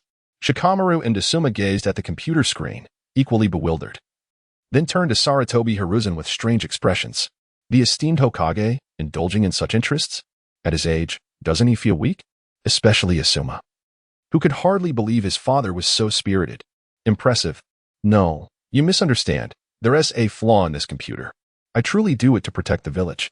As Sarutobi Hiruzen continued, he inadvertently activated the crystal ball. Inside, A hazy atmosphere, laughter and joy flickered in and out of view. The three exchanged wide-eyed glances, and the atmosphere suddenly fell silent. Oh no, I forgot to change the channel. This thing is still on. Sarutobi Hiruzen nearly spat blood in frustration. Seeing Shikamaru and Asuma's knowing looks, he realized that no words could redeem him. A chill ran through his heart. Why did I even want to test this computer's capabilities? My persona is ruined. After a long silence, Shikamaru and Asuma instinctively turned their heads away. Sarutobi Hiruzen quietly switched the crystal ball to another channel. Ahem, well, this computer is indeed a remarkable device. Aside from that, what else do you know about that video hall? Sarutobi Hiruzen understood the risks associated with the existence of that video hall, even if it was merely a matter of probability. However, it indeed possesses the ability to bestow upon others an unknown yet terrifying power, potentially transforming an ordinary individual into a formidable force in an instant. This is an opportunity fervently coveted by countless souls, and it holds the same allure for him. Yet, this power transcends the realm of chakra, surpassing the boundaries of his comprehension. Even danger can be anticipated. Take, for instance, the current predicament involving the computer. What if there are even more dreadful abilities that could fall into the hands of those with nefarious intentions? The calamity that would ensue could be unfathomable. Most critically, this video hall presents a chance for common ninjas to alter their destinies and become strong. Consequently, the entire ruling class of Konoha would face upheaval. The contradictions between social classes would become glaringly apparent. For Konoha, and for him, this represents a substantial crisis. This is not a scenario he wishes to witness. I have no knowledge of that video hall, Asuma said, his expression uneasy. What do you think? Should we investigate? No, we must first observe, Sarutobi Hiruzen replied, placing his palm upon the crystal ball. If what you say is true, then the owner of that video hall is undoubtedly no ordinary person. Given the current uncertainty, we cannot hastily draw conclusions. Such individuals are not to be trifled with, and we must proceed with caution. I understand, Asuma nodded, then turned to Shikamaru and said, Shikamu, you may return for now. After a moment of contemplation, he added with subtle implication, do not speak of today's events to anyone. Sarutobi raised an eyebrow. Shikamaru smirked slightly. Ah, I understand. With that, he departed, closing the office door behind him. You know nothing. Humph. Today's youth truly do not ease one's concerns. Sarutobi remarked with a hint of melancholy. Haha, old man, you're not that old. Asuma teased, eliciting a myriad of expressions on Sarutobi's face. Enough, let us begin. Sarutobi formed hand seals, and the crystal ball began to shift and change. However, as moments slipped away, the crystal ball remained shrouded in murkiness, revealing nothing. How can this be? Sarutobi exclaimed in disbelief. His telescope technique had never failed. How could it not reveal even a simple video hall? Let me uncover your true nature. Sarutobi began to intensify his mental focus, striving to pierce through the veil of confusion. Within the video hall, Su Bai smiled as he accepted the 5,000 Ryo banknote handed to him once more by Sakura. Esteemed guest, our establishment has just opened, and we currently offer only 3 films for your selection. Sakura nodded and approached the 3 posters. The first was for Yuan no Sora. Wow, so beautiful, so ethereal. She murmured, gazing at the silver-haired youth and maiden seated in the carriage. She felt an irresistible urge to watch it, however, no matter how she regarded it. The contents of the film did not seem particularly impressive. She had come here in pursuit of formidable strength for tomorrow's survival exercise. She turned her attention to the next poster. The towering giant, the imposing city walls, and the despairing, fearful humanity. The atmosphere was suffused with a sanguine hue, a deep red that made Sakura's heart quail at a mere glance. This must be terrifying, she thought. Yet another persona within her roared defiantly, I fear nothing. Especially not horror. This is it, I choose this. At that moment, she caught sight of the final poster, adorned with an abundance of fluffy, adorable creatures. Among them was the sea beast cradled in Ino's arms. This must be the Digimon that Ino and Shikamaru had been watching, Sakura mused. Indeed, it was quite charming. Well, esteemed guest, have you made your decision on what to watch? Su Bai inquired as he approached. Sakura pondered briefly before responding. Yes, boss. I would like to see Attack on Titan, Part 1. Yours truly is not an option. While Digimon is delightful, neither Ino's sea beast nor Shikamaru's computer would significantly enhance their current strength. I need to bolster my power immediately. After careful consideration, she concluded that this terrifying Attack on Titan, based solely on its poster, might indeed hold that potential. Yet, All of this was merely a psychological crutch. What she would ultimately gain depended entirely on her luck. If she were to acquire formidable abilities akin to Su Bai's powerful Digimon, she could ascend to the level of a Jonin or even a Kage in an instant. Su Bai nodded and escorted her to a private room. The projector whirred to life, illuminating the screen. Just the opening lines left Sakura breathless. On that day, humanity finally recalled the fear that had once been dominated by giants, and the humiliation of being caged like birds. The colossal, seemingly skinless crimson giant loomed over the 50-meter-high city walls, gathering its strength as it faced dozens of terrified eyes below. With a resounding crash, the wall was breached, sending tremors through the earth. The sound echoed ominously as dust and debris filled the air, rocks plummeting like meteors into the buildings and the crowd below. Countless giants emerged from the gaping void, their expressions grotesque as they advanced upon the people, mouths agape, ready to feast upon them. In an instant, blood was splattered everywhere. The entire town was drenched in crimson. Those unable to flee, or frozen in terror, stood paralyzed, their trembling limbs betraying their fear. Some were crushed beneath the fallen debris, while others became mere the memories of the past. Whether they are smiles or reprimands, flashed through my mind with striking clarity and depth. Mother, I am so sorry. So very sorry. Why? Oh, why did our last argument have to end in this way? Listening to Alan's anguished cries, filled with regret and guilt, Sakura couldn't help but reflect upon herself. In her rebellion, was she not also in a similar predicament? Unable to comprehend their parents, finding them tedious, and opposing them. But should a day of calamity truly arrive, how would she respond? Rise in resistance, risking one's life to protect family? She chuckled bitterly to herself. When the moment of the apocalypse truly arrives, she feared that there would be nothing she could do but await her demise. Simply having that colossal figure standing there, without needing to take any action, would drain her of all strength to resist. She would be engulfed in terror, her eyes wide with horror, and at that moment, she would be utterly lost as to how to survive. What, then, would she do? The tragic spectacle unfolds upon the screen. As two boats brimming with individuals seek refuge in the relatively intact second layer of the enclosing wall. Those unable to board the vessels, gripped by fear and invisible oppression, recklessly attempt to leap aboard, even at the risk of plunging into the abyss below. Death itself is not the terror, rather, it is the agonizing wait for it that haunts them. In the desperate struggle for survival, moral principles and legal frameworks dissolve into mere illusions. The grotesque and dark facets of human nature lay bare in this moment. Outside the second layer of the enclosing wall, the thunderous footsteps of the giant resound once more, urgent and forceful. The nerves of the crowd are set alight again, their hearts racing to their throats. No, it cannot be possible, can it? The soldiers, along with ordinary individuals, rigidly contorted their faces, unwilling to entertain the horrifying thoughts that surged within them. Yet, the reality was undeniably harsh.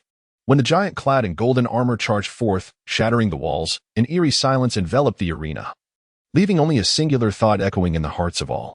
It is over. Humanity is doomed. Should one await death, or rise in defiance? With the unwavering gaze of Eren, everything finally reached its conclusion. Meanwhile, Sakura, unbeknownst to her, was drenched in a cold sweat. Su Bai sat at the counter, casting a faint smile at the closed door of the private booth. Would a girl so frail that she elicited disdain from numerous spectators undergo any transformation upon encountering the hellish world of Attack on Titan? If one were to adopt a persona akin to Mikasa or Annie, life would undoubtedly become far more intriguing. However, this bears little significance to me. System, I wish to utilize my lottery opportunity. Su Bai clasped his hands in earnest prayer, expressing his hopeful anticipation. After obtaining Photon Lang's computer, Shikamaru would also be eligible to draw another reward. In this regard, the system exhibits a commendable sense of humanity. Ding. Reward extraction in progress. Ding. The lottery was a success. Congratulations to the host for obtaining the Garbage Beast trash can. As soon as the words were spoken, an antiquated trash can, constructed from teal iron sheets, materialized before Su Bai. What is this trash can beast? Su Bai's once devout gaze gradually became vacant. To put it bluntly, what on earth is a trash can beast? Just hearing the name evokes a sense of utter lowliness. Could it possibly be a mere pawn? What is even more infuriating is that he did not even draw the trash can beast itself, but merely its trash can. This trash can is an outdated relic, a product long forsaken by the times, one that no one desires even in the present day. Oh dear, my temper is flaring. What use do I have for this trash can? Hey, system, I am your host after all. I do not expect you to provide me with anything exceptional. But at the very least, do not play me for a fool. What is this trash can beast? Su Bai's expression darkened ominously as he questioned the system within his mind. Even a digital egg would be more valuable than that trash can. I apologize, host. Regardless of the individual, the items drawn in a lottery are entirely random and cannot be influenced by anyone. Please understand this, the system replied mechanically. Su Bai found himself at a loss for words. Well, luck cannot always be on my side. I might as well consider this a change of furniture. He consoled himself. Furthermore, it is, after all, a product of the system, so its quality should be adequate. Gazing at the ancient and decrepit trash can before him, Su Bai hesitantly sought out the system's introduction. Trash can beast trash can. The trash can beast, an evolved form of the recycle bin on the desktop, has gained life, becoming a fully mutated digital creature. It is an exceptionally powerful waste-type digital beast that once put the chosen children in peril, ultimately defeated by Steel Garurumon. The trash can that envelopes it can transform into something akin to a black hole. Anything drawn into this trash can will vanish without a trace from the digital world. Under the system's modification, items absorbed by the trash can be formatted at the host's will, serving as a potent sealing medium. 6666. After reading the system's introduction, Su Bai's eyes sparkled with excitement, gazing at the trash can before him as if it were a rare treasure. One cannot deny, this meal is truly delightful. Carefully placing the trash can at his feet, his face was alight with joy. This item is certainly not inferior to the Six Paths ninja tools.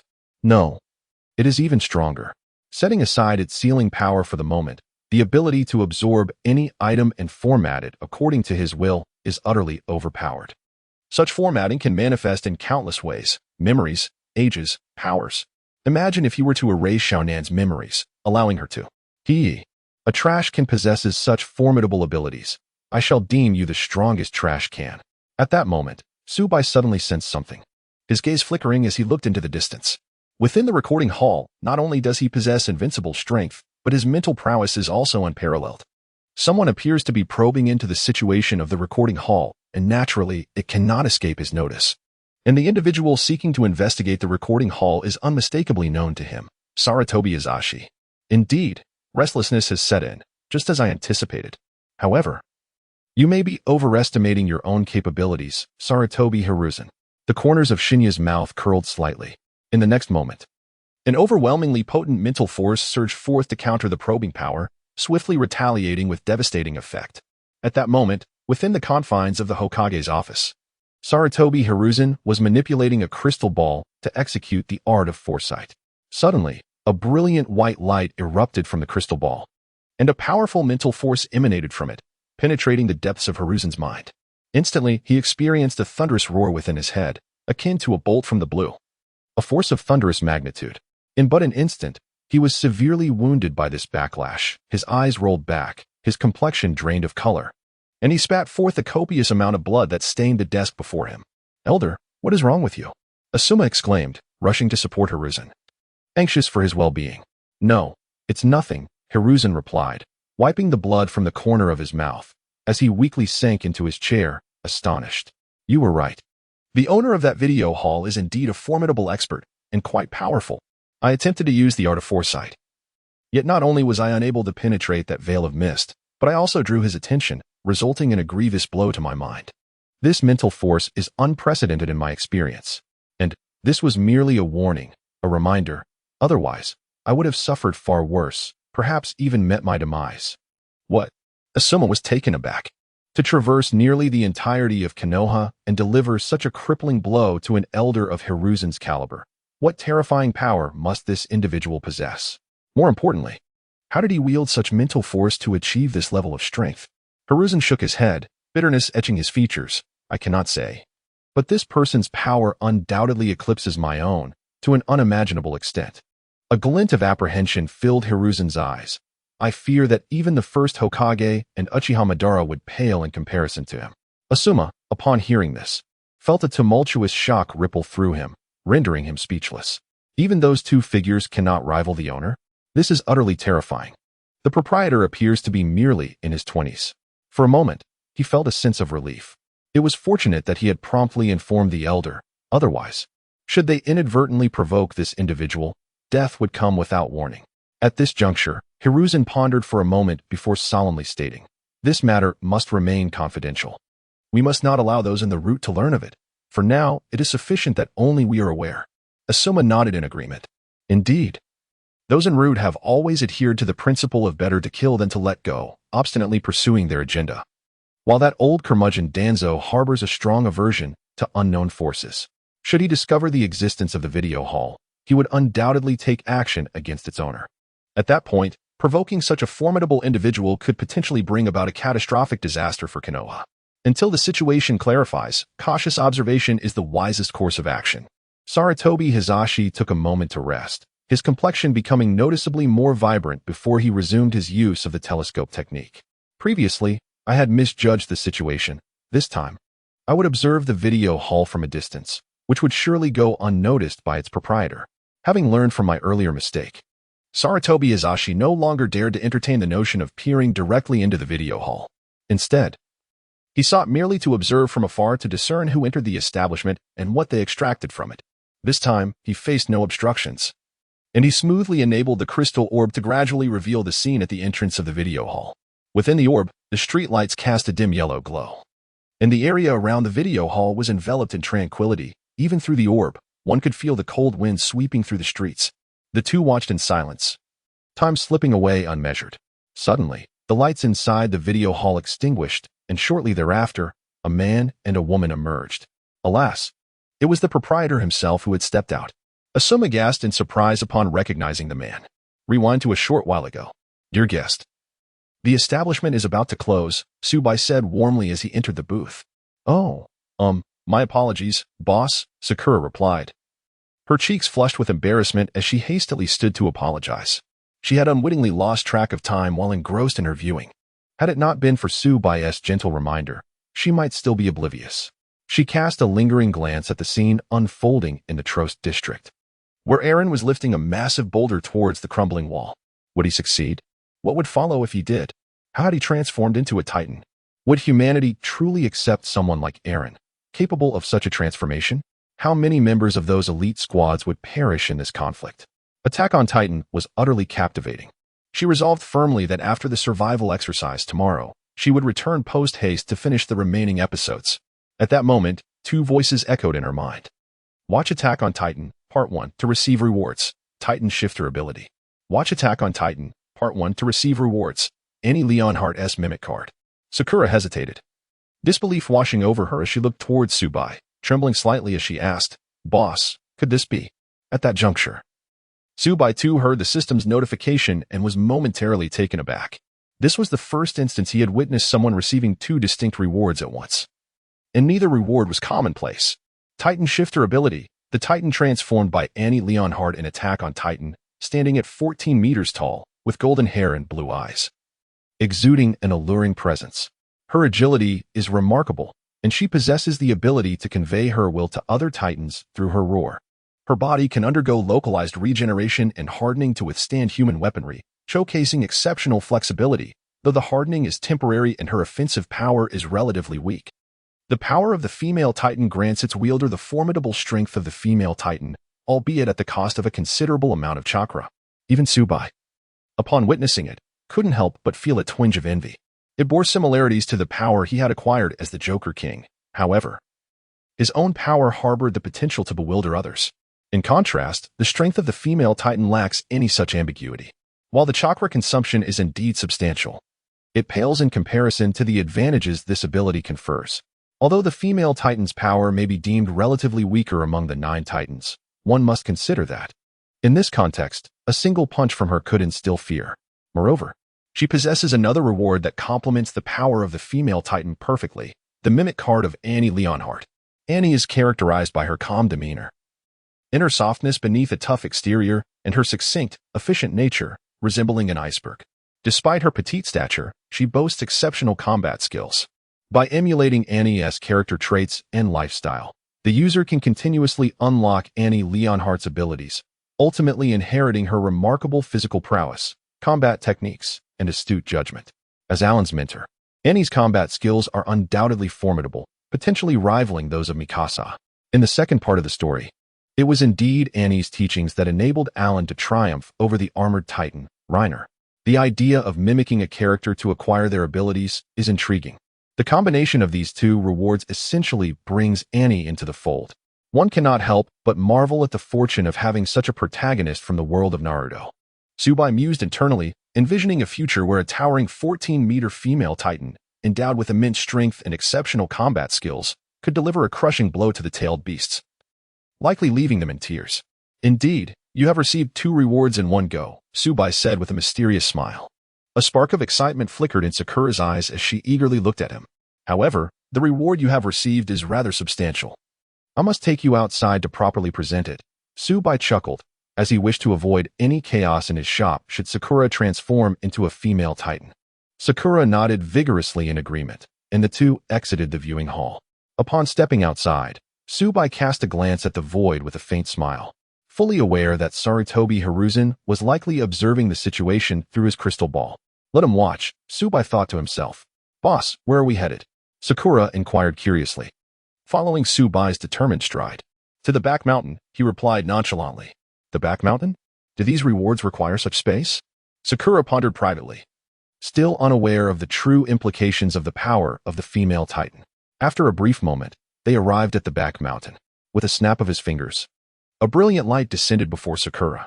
As the radiance dissipated, it revealed a golden card intricately depicting the image of Annie Leonhardt, the mimic card of Annie Leonhardt. Holding the card in her hand, Sakura asked, Boss, what purpose does this mimic card serve? Observing the bewildered expression on Sakura's face, Su Bai chuckled softly. Do not underestimate this card, he said. If utilized properly, it can effortlessly enhance your physical prowess. Enhance my physique? Sakura inquired, glancing at the card in her hand. Is that true? Indeed, Su Bai replied. This is the imitation card of Annie Leonhardt. By emulating her character and habits, you will continuously unlock her abilities. Once successfully unlocked, her formidable physical attributes and exceptional combat skills will become your own. The thought of imitating Annie Leonhardt filled Sakura with delight. There was no denying Annie's prowess. She had mastered remarkable combat techniques learned from her father, showcasing immense strength.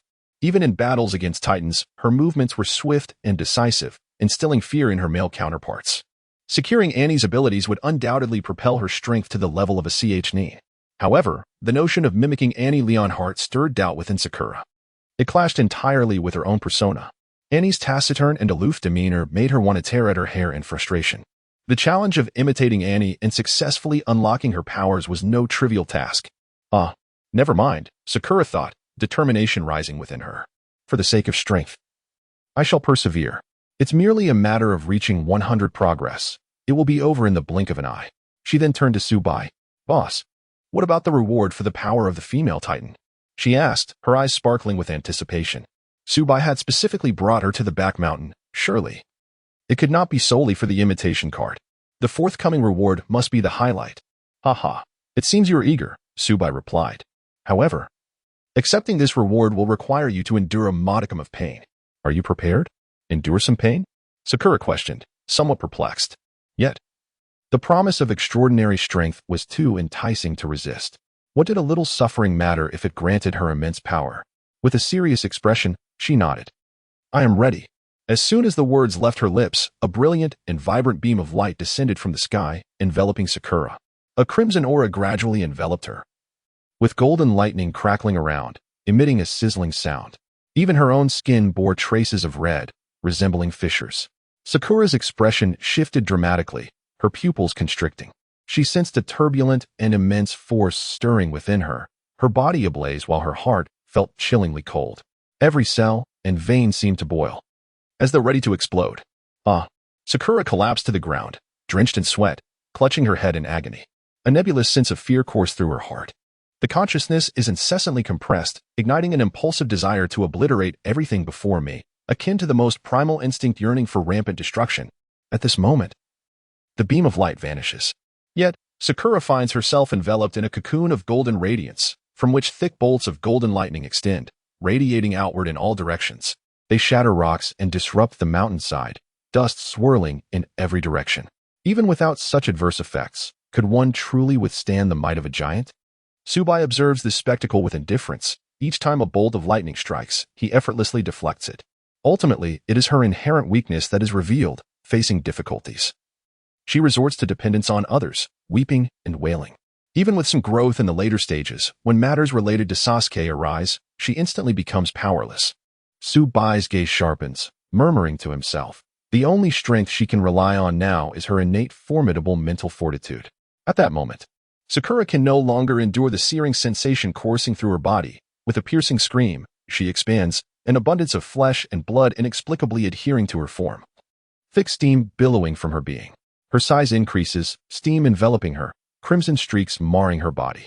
In a haze, Sakura feels as if she has plunged into an abyss. Surrounded by darkness, as if unseen hands are striving to pull her down. No, don't. What is this? Father, mother, help me, save me. In the suffocating darkness, Sakura sobs helplessly, experiencing an unprecedented solitude, terror, and despair. Suddenly, another scene unfurls before her eyes. Countless giants wreak havoc in the city. Many innocents perish, rivers of blood flowing. A throng of soldiers clad in green robes, equipped with vertical maneuvering gear, flit about, seizing their weapons to resist the giants. Long swords slash, blood splattering. Some are devoured, dismembered. At every moment, numerous comrades meet their demise within the bellies of the giants. Yet, others show no signs of fear. Perhaps some do, but they persist in their actions, even if they are moths drawn to a flame. Determined to slay the demons that ravage their homes and annihilate their lives. Sakura watches this scene, entranced. Merely bowing in prayer will not bring about any change. If one wishes to alter their dire circumstances, they must rise and fight. We are hunters, burning with the intensity of a raging flame. We are hunters. As merciless as the coldest ice. Unconsciously, Sakura begins to murmur these words softly, mustering every ounce of strength to confront the encroaching darkness. Gradually, a glimmer of light appears in her eyes. Outside, Su Bai hesitates with a white handkerchief in hand, pondering whether to transform Sakura into a mere puppet, when suddenly, the form of the giant begins to shift. Muscles ripple, the body tightening, gradually evolving into the true form of a female giant. Strangely, the once sensuous golden locks transform into the delicate pink of cherry blossoms. Have we finally succeeded? Su Bai murmurs. Sakura opens her eyes, glances around, then at herself. Bewildered and asks, Boss, what has happened to me? Su Bai smiled faintly and said, This is your reward, the power of the female giant. Congratulations. You have now attained the strength of a giantess and can transform into one. What is a female giant? This question had lingered in Sakura's mind for quite some time. Su Bai explained, You have yet to witness that aspect. In due time, you will understand. In any case, it is indeed a remarkable ability. Sakura examined herself, feeling as though she could crush a skyscraper with a single punch, and nodded in agreement. Indeed, that is true. With this newfound power, tomorrow's survival exercise. She displayed a grin that was universally understood. By the way, if you wish to revert to your original form, you simply need to silently wish for it in your heart, Su Bai added. Sakura nodded and bowed deeply to Su Bai, saying, Thank you, boss. A towering giant bowing to a person who appeared diminutive in every regard was a rather comical scene, making Su Bai chuckle slightly. There's no need for thanks. I am being compensated for this. Whether you receive rewards and what they may be depends entirely on your fortune, unrelated to me, he remarked. Yet if it weren't for you opening this establishment, we wouldn't even have the chance to test our luck, Sakura expressed sincerely. In any case, I am immensely grateful. How about transforming back first? Your current appearance will surely incite considerable panic in Konoha, Su Bai said nonchalantly. I suspect that someone has already noticed the situation here. Sakura gazed into the distance and indeed spotted small figures hastening toward them. Yes, I understand, she replied solemnly, beginning to follow Su Bai's instructions to revert from her giant form. A substantial amount of steam emanated from her body as her towering stature gradually evaporated and diminished. Sakura felt the intense heat dissipating, as if something was being drawn back into her body, followed by a lightness that brought a refreshing chill. Is this the sensation of reverting from giant form? Sakura felt a thrill. It was an experience unlike any she had encountered before. However, she suddenly sensed something amiss. Just less than 3 meters in front of her, the boss was staring at her wide-eyed. Sakura blinked in surprise and asked, What's wrong? Su Bai's lips twitched slightly in embarrassment, yet he did not avert his gaze. Sakura, you really are quite exposed, he stammered. Exposed? Ah. Sakura instinctively looked down at her body. Her cheeks flushed crimson, and an indignant outcry echoed around them. Ultimately, Sakura completely lost track of what transpired afterward, only recalling that the boss somehow conjured a complete outfit for her to wear. Meanwhile, Su Bai departed from the back mountain, making his way to the video hall. He could not fathom why transforming into a giant would incinerate all of one's clothing, and he couldn't help but marvel at the quality of Aaron's attire. Encountering such a boon late at night would likely prevent him from sleeping. On the way, he opened the system panel. Host, Su Bai Films, Digimon, Season 1. Attack on Titan, Season 1, Clannad. Video Hall, Level 1. Customers served. 5 people. Serving 10 customers will elevate to the next level. Lottery chances, 2. Attack on Titan. Receiving 5 customers in a single day is quite commendable. With this momentum, the video hall shall soon attain a higher tier. Su Bai mused. However, he wondered how well Ino and Shikamaru were faring with the promotions. In the Hokage office. What accursed holy light. Release me. Sarutobi Hiruzen shook the crystal ball, roaring in anger. Asuma raised an eyebrow and coughed lightly, saying, Old man, mind your manners. I have yet to leave. He continued. It seems our focus has strayed. Hiruzen's face flushed as he discreetly stowed away the crystal ball. Ahem, you are correct. If memory serves. That girl's name is Haruno Sakura, is it not? Asuma nodded. Yes, from Kakashi's team. I saw her when I left the video hall today. What? Did you discern something? No, not at all, Hiruzen replied, shaking his head. I have no idea how that fellow managed to make someone so enormous. Is such a phenomenon even within the realm of rewards? Hiruzen's expression turned serious. That young girl, if she is unleashing her full potential, might be nearing elite status. A 12-year-old at such a level, that is quite an overwhelming revelation. Subsequently, both men instinctively shifted their gazes towards the departing Su Bai, their eyes widening in shock. This video hall is truly formidable. Merely by watching films, it has instantaneously produced a powerhouse on the verge of elite status. What manner of identity does this proprietor possess? How could he establish such an astonishing video hall? Why has he come to Konoha? What are his intentions? Sarutobi Hiruzen forcibly suppressed his astonishment, inhaling slowly from his cigarette, and stated solemnly, It seems this video hall is far more terrifying than we had anticipated. To create an individual so close to elite status in an instant. Surely, no one but that proprietor could achieve such a feat. I must pay a visit myself, Hiruzen concluded. Asuma took a drag from his cigarette and nodded slowly, inquiring, Should we mobilize the Umbu to monitor this video hall? Hiruzen shook his head. No, that could provoke the proprietor further, which would be detrimental to us. Do you believe the Umbu could even surveil someone of that caliber? Asuma fell silent upon hearing this. Indeed, if the proprietor's strength truly surpassed that of the first Hokage and Uchiha Madara, then even a multitude of Umbu would be ineffective. While battles often hinge on numbers, when an individual's power reaches unfathomable heights, mere attrition becomes futile. Much like the original generation and Uchiha Madara. Sarutobi Hiruzen rose from his seat, deactivating the crystal ball upon his desk, and spoke with a measured tone. It is rather late this evening. Venturing out now would likely yield adverse results.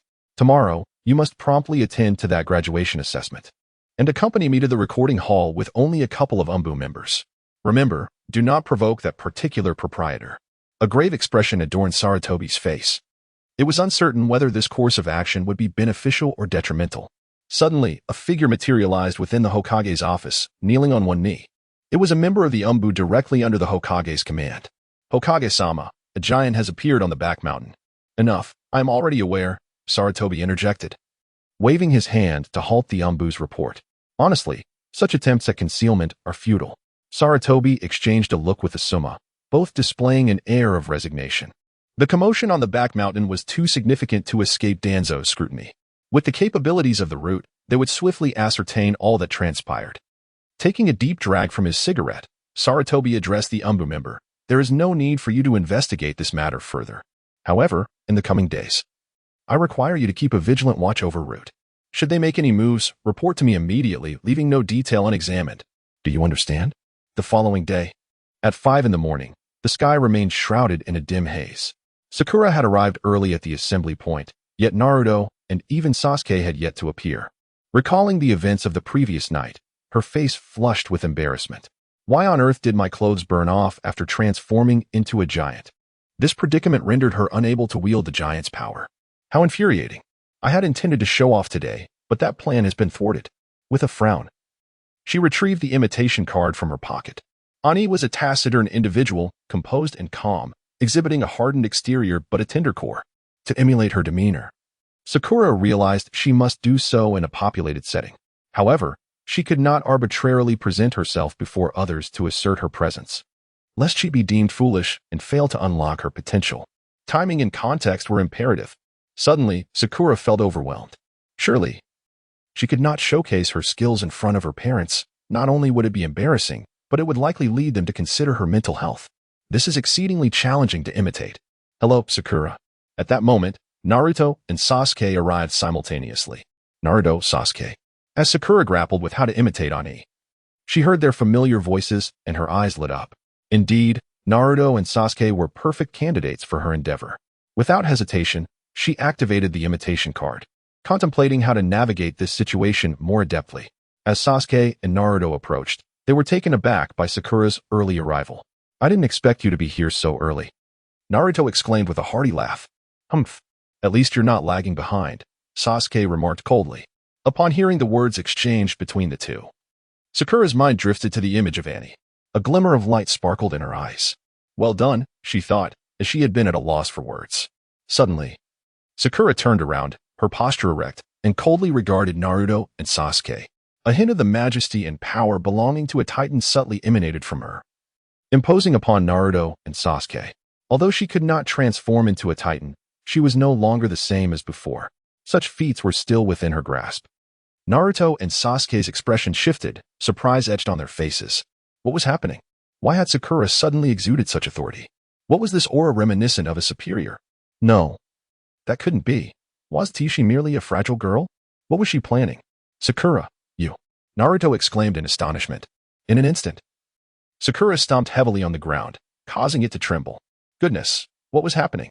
Naruto and Sasuke instinctively swallowed hard, momentarily taken aback, as they anxiously observed Sakura. Uncertain of her intentions, she suddenly spoke.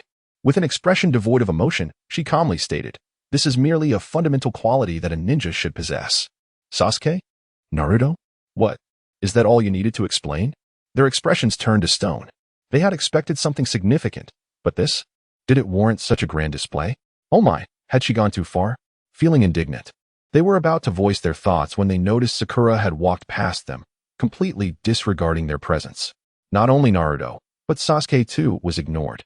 Their minds went blank. There was nothing they could do. It was all for the sake of acquiring Annie's abilities, after all.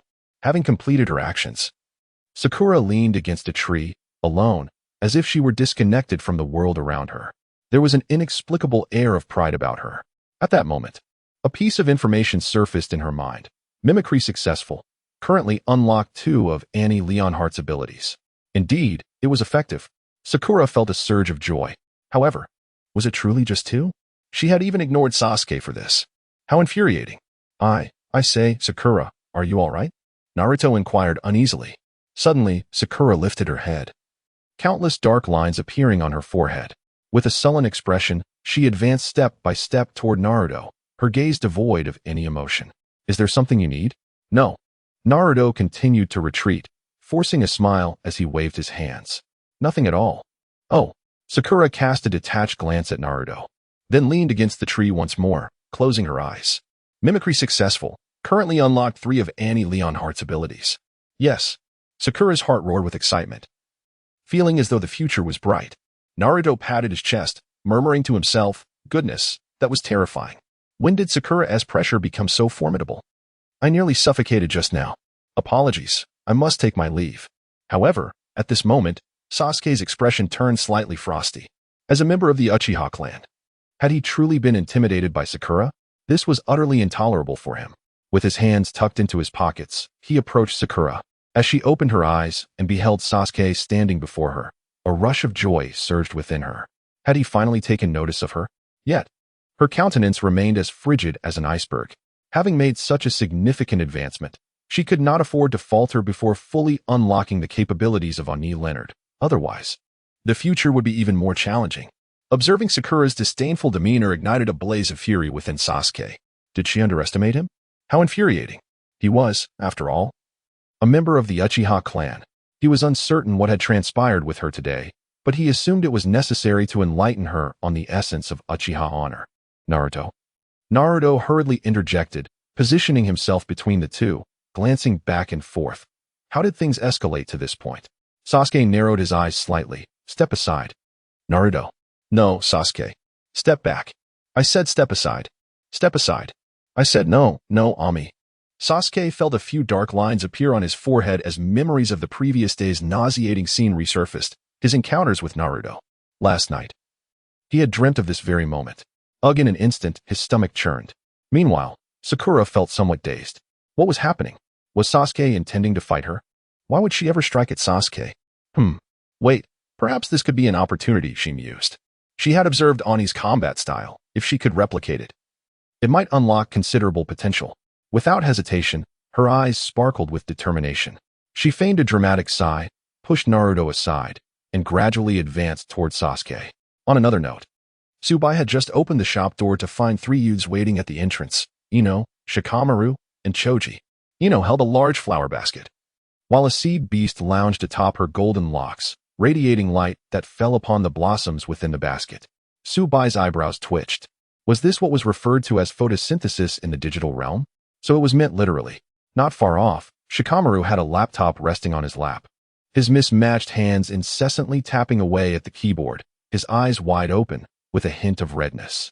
He resembled a student who had skipped class, engrossed in gaming at an internet CAF. Surely, he hadn't stayed up all night playing on that computer, had he? Yet, there were no games displayed on the screen. What could possibly be entertaining about it? Su Bai felt as if his worldview had been slightly shaken. As for CHG, he continued to indulge in snacks that seemed never-ending. Upon seeing Su Bai open the door, the eyes of the three brightened instantly. Good morning, boss. Good morning to you three, Su Bai replied. Aren't you all supposed to be preparing for your graduation assessments? Why are you here so early? That sort of thing wraps up quickly, Ino said, placing a beautifully arranged bouquet on the counter with a joyful smile. Boss, this is for you. Wishing you prosperous business. She had painstakingly selected the finest and most expensive flowers from her family's flower shop, which took her quite some time. Thank you, Ino. Su Bai accepted the bouquet with a warm smile. Ino's cheeks flushed slightly as she hugged her seed beast, rubbing her face against it. I brought the seed beast home yesterday and proudly showed it off. It has now become the pet of our household, even outranking my father in status. That sounds a bit peculiar, Su Bai thought to himself. Shikamaru, holding his laptop, chuckled. I can relate. Though it would be better if my dad didn't try to hog the computer. He can't even use it properly. I really don't understand why he bothers. It seems your families are quite pleased with your rewards. Congratulations, Su Bai said with a smile. At that moment, CHG let out a deep sigh, suddenly finding his snacks less appealing. Su Bai, puzzled, glanced at Shikamaru and Ino, asking, what is wrong with him? Ino sighed softly, her tone tinged with sympathy. Yesterday, he returned home and mentioned the incident at the video hall, and his aunt and uncle unanimously believed he had lost his mind. Without further ado, they took him to the Konoha hospital. Indeed, Shikamaru continued, he spent all his time until the assessment lying in Konoha hospital, receiving multiple 4 drips. It was quite miserable for him. Yes, Ino nodded repeatedly. According to Asuma-sensei, his uncle is already preparing to contact a psychiatrist for long-term observation. Thankfully, Asuma-sensei arrived early and managed to pull CHG out. Su Bai hesitated, feeling at a loss for words. What could he say? This was a personal matter for them. Moreover, if he hadn't witnessed it himself, he wouldn't have believed such an absurdity could arise from watching a film. His unspoken thoughts were encapsulated in a sigh that conveyed so much. In the end, he merely patted CHG on the shoulder, offering an encouraging look. Although yesterday was quite unfortunate for you, do not despair. Who knows if things might get worse? You must learn to look ahead. The three exchanged 15,000 Rio and entered the private booth, continuing to watch the first season of Digimon. However, CHG was reluctantly dragged away by Ino and Shikamaru, his gaze lingering on the colossal giants. He had always wanted to watch the first season of Attack on Titan. Su Bai gazed at Ding Xi's despondent expression and sighed once more. Poor child, I hope fortune favors you, and you draw a commendable prize. As the three of them stepped into the private room, 2 others entered the screening hall shortly thereafter. One was Asuma Sarutobi. The other, a distinguished guest, had arrived today. Su Bai chuckled lightly. Welcome, esteemed Hokage of Konoha. Although he used a respectful title, his tone conveyed no sense of reverence. After a brief glance at the 2 Umbu guarding the entrance, he averted his gaze. Hiruzen Sarutobi chuckled. I was reckless yesterday, but I must admit, I am curious to see such a fascinating screening hall. As he spoke, Hiruzen discreetly assessed Su Bai. This was the formidable individual who had injured himself across half of Konoha using his mental prowess, and the proprietor of this very screening hall. The one who had bestowed near-shadow-level power upon Sakura Haruno. Up close, he felt no terrifying aura emanating from Su Bai. No, not even a hint of it. He seemed like an ordinary person. Yet, therein lies the true terror. Such a mysterious powerhouse was indeed best left unprovoked. My apologies, Hokage-sama. Su Bai replied with a faint smile, but the establishment is currently at full capacity. If you wish to view the films, you will have to wait until those guests depart. Full capacity, Hiruzen exclaimed, his eyes widening. What time is it? Has the competition for viewing films become this fierce? Understanding Hiruzen's bewilderment, Su Bai gestured towards Asuma, saying, just a moment ago, Ino and the others were already waiting at the door. Instantly, Hiruzen turned to Asuma. His gaze sharp. Is this your doing? You allowed your students to take your place? If you can't even manage such a trivial matter, I wonder about your capabilities.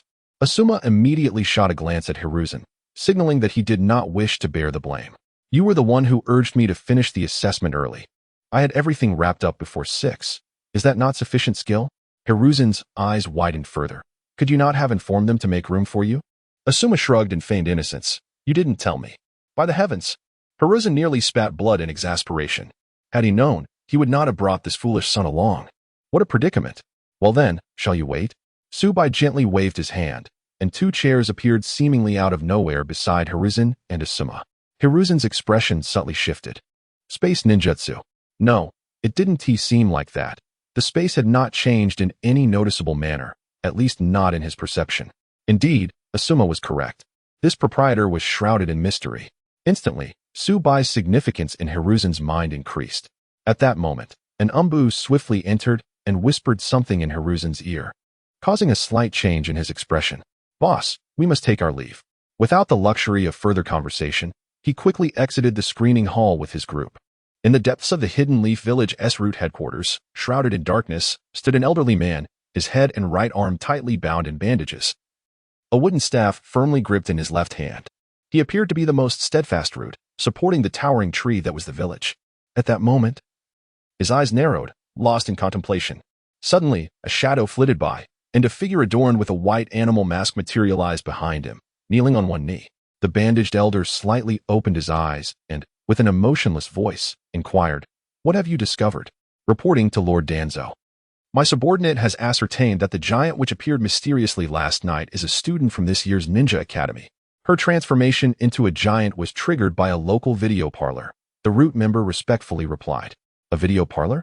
Danzō mused, intrigue creeping into his tone. Indeed, Lord Danzō. This establishment is peculiar.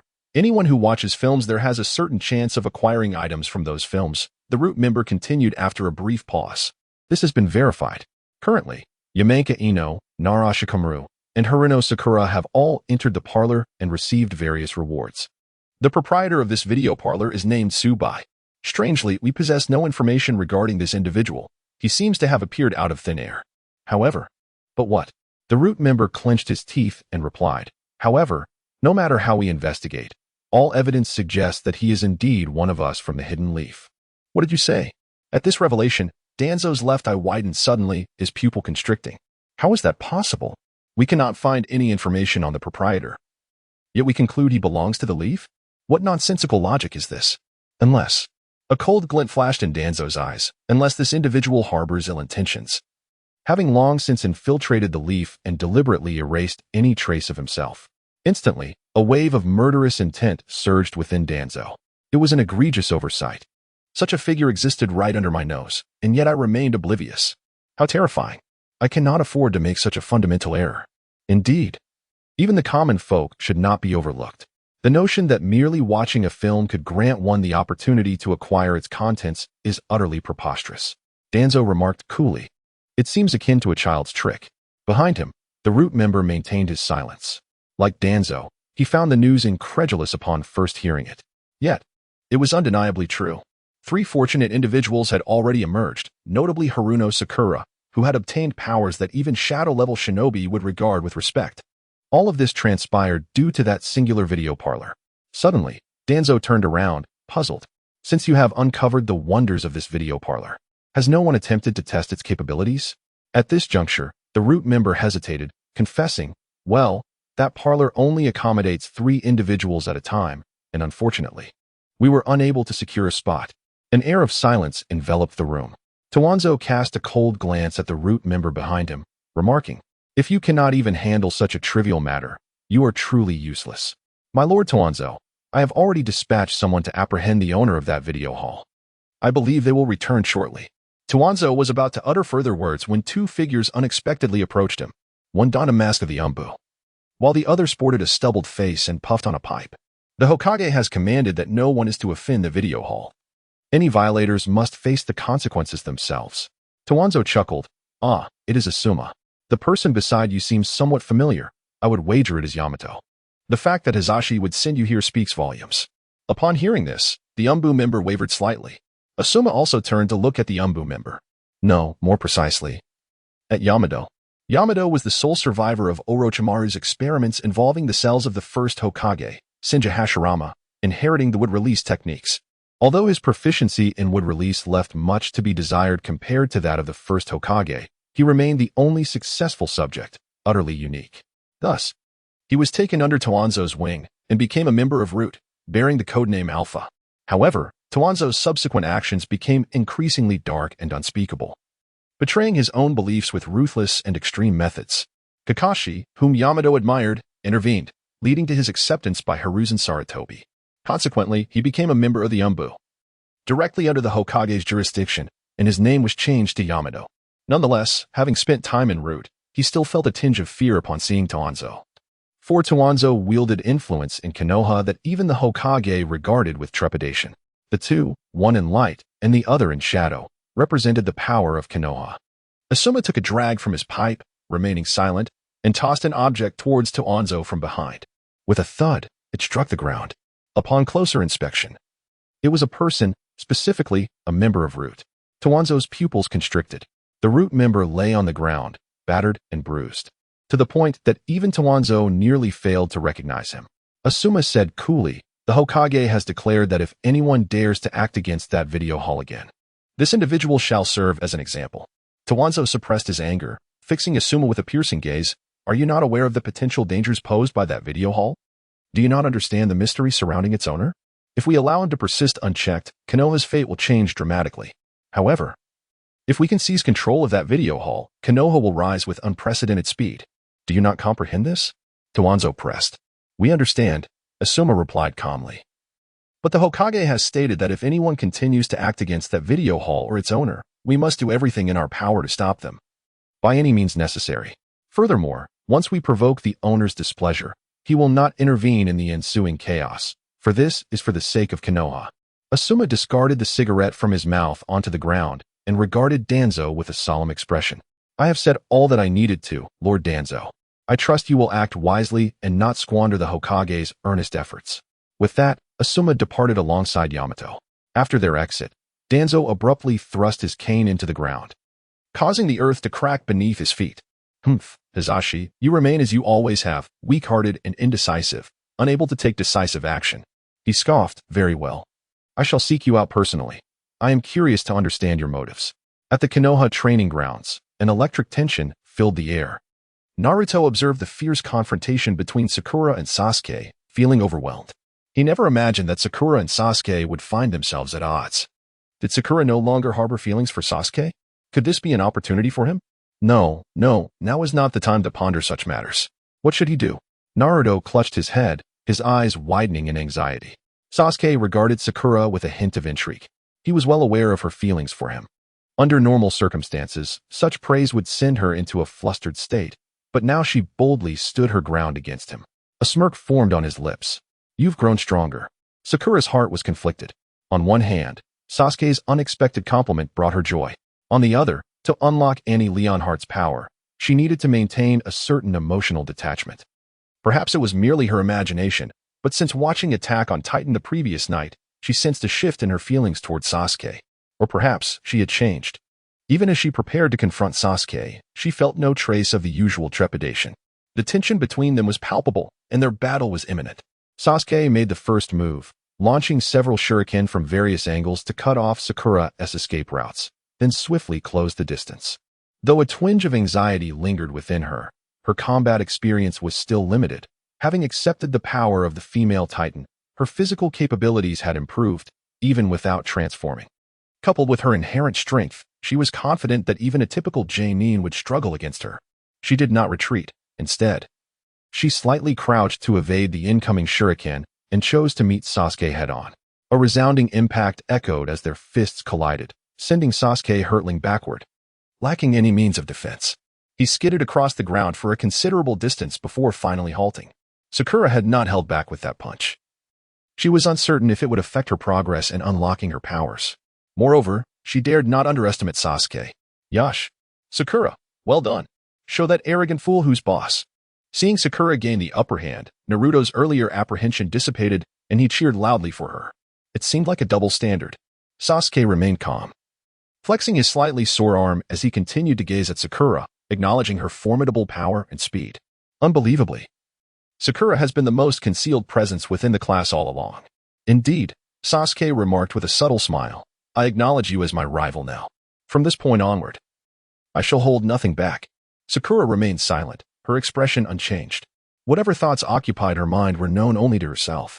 Sasuke smirked, forming hand seals to execute the shadow clone technique, summoning 3 identical Sasukes to confront Sakura simultaneously. In the next instant, 2 Sasukes launched an assault from either side, hurling shuriken during their approach to sever Sakura's escape route. The remaining Sasuke altered his hand positions and began to weave seals. Ninjutsu. A shiver ran down Sakura's spine. It is widely acknowledged that the Uchiha clan's fire techniques are renowned. Fire release represents one of the most lethal forms of ninjutsu on the battlefield, boasting immense offensive power. Unlike water release or earth release, even the weakest fire techniques possess the capability to eliminate foes. Surveying the surrounding trees, Sakura couldn't help but sigh internally. Sasuke is willing to go to such lengths. Yet, she dared not relax. In an instant, she dashed toward the Sasuke performing the ninjutsu, intent on halting him before he could unleash his technique. Otherwise, the threat posed by fire release in such an environment would be catastrophic. Consequently, she disregarded the 2 Sasukes advancing from the sides, knowing that clones are mere distractions and incapable of executing ninjutsu. Fire release. At that moment, Sasuke had prepared to cast the technique, his cheeks puffing up. Sakura's heart raced as she suddenly stomped on the ground, instantly appearing before Sasuke. With a resounding impact, she struck his chest, interrupting his technique. However, a sly smile crept across Sasuke's lips. Before Sakura's gaze, he dissipated into wisps of smoke. Almost simultaneously, a fierce shout erupted from behind Sakura. Fire release, great fireball technique. Sakura turned in haste, her eyes widening as a terrifyingly hot fireball hurtled toward her. The moment it made contact with the surrounding flora, flames erupted, illuminating the area in a fierce blaze. In the distance, Sasuke chuckled softly. Having recognized the terrifying potential of Sakura's abilities, he understood that he would undoubtedly suffer in direct confrontation with her. Thus, he needed to continually manipulate the situation, luring Sakura into the traps he had meticulously set. Given her combat experience, she would instinctively target the one performing the ninjutsu him. Yet, she remained oblivious to the fact that the true threat lay in the clones she dismissed. Sakura, Naruto shouted in desperation, even from afar. The heat from the fireball was palpable. Sasuke, you jerk. Is it truly necessary to use fire release for a simple spar? Fueled by rage, Naruto unleashed the shadow clone technique, manifesting dozens of clones in the arena. Some rushed to extinguish the flames and rescue Sakura, while others charged collectively toward Sasuke. Humph. You, the underachiever, wish to practice with me as well? Sasuke sneered, entirely disregarding Naruto. To him, Naruto posed less threat than mere air. Just when both individuals believed Sakura had failed, a blazing fireball suddenly erupted, dispersing in an instant. Naruto's advancing clone was also obliterated by a tremendous force, creating a resonating hum in the surroundings, as if something were hurtling through the air. Before either could react, Sakura's voice rang out, delivering a punch squarely to Sasuke's face. The sheer power of her blow sent Sasuke flying several dozen meters away, resulting in a thunderous crash that shattered the ground and scattered debris. Blood trickled from the corner of Sasuke's mouth as he struggled to rise, gazing at Sakura with eyes filled with resentment. He believed that he had merely been distracted by Naruto, failing to notice Sakura's movements, which allowed her to seize the opportunity and catch him off guard. This humiliating defeat left him discontented. He let out a cold snort and leaned against a tree, prioritizing this survival exercise over his clash with Sakura. In contrast, Sakura's right arm was billowing with steam, her sleeve completely incinerated, leaving her shoulder exposed and glowing crimson. In her moment of tension, she had inadvertently partially transformed into a giant. According to the video hall owner, such a feat typically requires prolonged practice. Yet, she found herself too preoccupied to consider this now. Sasuke's actions left her feeling quite unsettled. If it weren't for the fortunate coincidence of her partial transformation, she would now be gravely injured or worse. A sense of melancholy washed over her. The imitation had succeeded, unlocking 15 of Annie Leonhardt's abilities, achieving a 12 increase in the unlocking rate. Nonetheless, Sakura couldn't muster any joy. Sasuke truly did not care about her. She reflected in solitude, her expression subtly shifting from its usual calm demeanor. "Sakura, are you alright?" Naruto rushed forward and inquired. Due to the recent fireball incident, they had not witnessed Sakura's partial transformation into a giant. They merely assumed that she had dispersed the flames with her fists. "It's nothing," Sakura replied, tugging at her tattered clothing, her voice icy. "I will return to change into a fresh outfit. You all can handle things here." With that, she departed, her heart a tumult of emotions. Naruto stroked his chin, watching Sakura's retreating figure, and sighed softly. It feels like Sakura has changed, becoming more distant than before. Alas, fortunately, she treats Sasuke the same way. This time, it will be a fair competition. With this thought, Naruto's eyes sparkled with excitement as he turned to Sasuke, laughing heartily. "Sasuke, I will not lose to you again this time." Sasuke disdainfully turned his head away, muttering, "You must be out of your mind." In Konoha, in the Hokage's office, Sarutobi Hiruzen sat in his chair, a cigarette perched between his lips as he attended to his daily affairs. Wisps of smoke spiraled up before him. At that moment, the office door swung open, and Danzō strode in, brimming with fury, his voice icy. "Hiruzen, what do you mean by this?"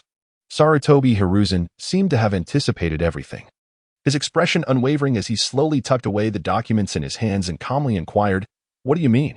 Knowing the answer yet feigning ignorance. "Why do you choose to send someone to target those beneath me?" Sarutobi Hiruzen raised his head and spoke softly. "I believe Asuma and Yamato must have already conveyed the reasons to you." "What sort of justification is that, Hiruzen?" "Do not feign ignorance regarding the potential ramifications of that video rental establishment. If left unchecked, it could bring about a transformation not only for Konoha but for the entire ninja world. It is precisely because I comprehend the implications that I must intervene." Hiruzen sighed lightly. "Should you take action, you would seal your own fate, and even Konoha may suffer the consequences." "Huh, a mere video rental owner, possessing nothing but trivial means. Hiruzen, you have become cautious with age. Under your leadership, Konoha cannot possibly flourish." Danzō spoke coldly, upon reflection. "Harnessing the power of that video rental shop is merely a matter of time before we dominate the ninja world." Hiruzen's expression changed as he reprimanded. "Cease that line of thought. Such notions must never resurface, even in mere mention. Are you afraid? Fear? If you are intent on self-destruction, I shall not hinder you. But I fear your demise might implicate Konoha." Hiruzen's countenance darkened. "You have no comprehension of the force that owner wields. If your men act today, you may not even grasp how swiftly death could claim you." Danzō chuckled mockingly. "Nonsense. Even if what you say is true, can one individual truly possess the power to obliterate Konoha? What if he indeed possesses such power?" Hiruzen's expression remained grim. He had long harbored discontent towards Danzō, who acted with self-righteousness, unilaterally deciding matters without regard for him as Hokage. Under the guise of acting for Konoha's benefit, Danzō had committed countless foolish acts. Not to mention, forcing the death of Shikaku was one of the gravest blunders, unjustly causing Konoha significant losses and greatly diminishing the village's strength. Furthermore, his relentless vilification of Naruto as the Nine-Tails had subjected Naruto to unending scorn throughout his life. How could Danzō justify this in light of the sacrifices made by Minato and Kushina to protect the village? He spoke eloquently of wanting to control the Nine-Tails. But if Naruto could not withstand the weight of public opinion and succumb to resentment, becoming a vessel of the Nine-Tails, could he bear the responsibility? Moreover, Danzō harbored ambitions to usurp him, plotting actions aimed at his assassination. Truly, a wolf in sheep's clothing. Were it not for Danzō's considerable strength, which allowed him to eliminate many adversaries, would Hiruzen have tolerated him until now? "What did you say?" Upon hearing Hiruzen's words, Danzō's expression finally shifted. He understood that Hiruzen would not deceive him concerning such matters. A profound shock surged through him. Destroy Konoha. Could the owner of that video rental establishment truly possess such terrifying power? How do you know this? Danzō inquired. Hiruzen took a deep breath and sighed. I have not only informed you, I have also notified Koharu and Hamura, and they should be arriving shortly. At that moment, a knock echoed through the door. Shortly thereafter, Mito Hamura and Uchiha Kahara entered the office. The four of us have not gathered together for quite some time. I have heard that a mysterious video hall has emerged in the village, and it seems our assembly today is for this very matter. Mito and Inazuma cut straight to the chase. Do we have any information? Asked TKSHK, nodding. The expressions of both were grave, clearly concerned about this issue. Since we are all present, I shall speak candidly. Sarutobi Hiruzen took a drag from his cigarette and stated, Last night, a giant appeared on the back mountains of Konoha. You all must be aware of this, and that giant is a product of that video hall. The three remained stoic, having long been informed of this occurrence. It was precisely the hall's enigmatic nature that instilled a sense of dread within them. The existence of the video hall undoubtedly undermines the current regulations and even threatens the power structure of the ninja world. Should this establishment firmly establish itself? A significant transformation in the ninja realm is inevitable. Contemplating this, everyone found it difficult to maintain their composure. Sarutobi Hiruzen continued, This morning, I personally visited the video hall. Although I could not secure a spot, I gained further insight into the proprietor. In our brief interaction, the information I obtained is this. Under no circumstances are you to take action against that video hall or its owner. This is not a discussion, it is an order. Sarutobi Hiruzen spoke solemnly. TKSHK, perplexed, inquired, Why? Acquiring the video hall from him would be the most advantageous course for Konoha, wouldn't it? Hiruzen chuckled self-deprecatingly. Acquire the video hall? Do not jest. I have no desire to see Konoha perish by my hand. What are you saying, Hiruzen? Mito and Inazuma asked, his heart racing. Isn't the meaning quite clear? Sarutobi Hiruzen sighed deeply. This proprietor is not someone we can afford to provoke. What? Mito and Inazuma frowned. Hiruzen. Have you already clashed with him? Shaking his head in self-mockery, Hiruzen replied, Clashed? You overestimate me. I merely attempted to use the telescope technique to probe the video hall and nearly fell victim to his mental backlash. The sense of helplessness is something you cannot fathom. The three of them, including Danzō, narrowed their eyes in disbelief. Sarutobi Hiruzen, a figure renowned as a master of ninjutsu, holds great prestige even among the 5 Kage. Though aging now, he still stands as a paragon among the Kage, and even Danzō dares not confront him directly. As the Hokage of Konoha, the foremost village among the 5 shinobi, his pride has always been formidable, never bowing to anyone. Yet now, he openly admits his inferiority. This is utterly inconceivable. If even Sarutobi Hiruzen can be so decisively overwhelmed, who is this proprietor? Observing Hiruzen's slightly despondent visage, the three fell into an unusual silence. With a sigh, Sarutobi Hiruzen remarked, Now, Danzō, do you understand why I have taken this stance? The boss is not someone we can afford to provoke. Acting rashly would only bring unimaginable crises to Konoha. Subsequently, Sarutobi Hiruzen analyzed. Moreover, the video hall established in Konoha presents immense benefits for the village, as the rewards would primarily be reaped by its inhabitants. Opportunities abound, albeit with inherent risks. However, overall, the advantages outweigh the disadvantages. At present, this situation is favorable to us. There is no need to engage in endeavors destined for failure by forcing that boss into opposition against us. Do you understand? Sarutobi Hiruzen spoke calmly.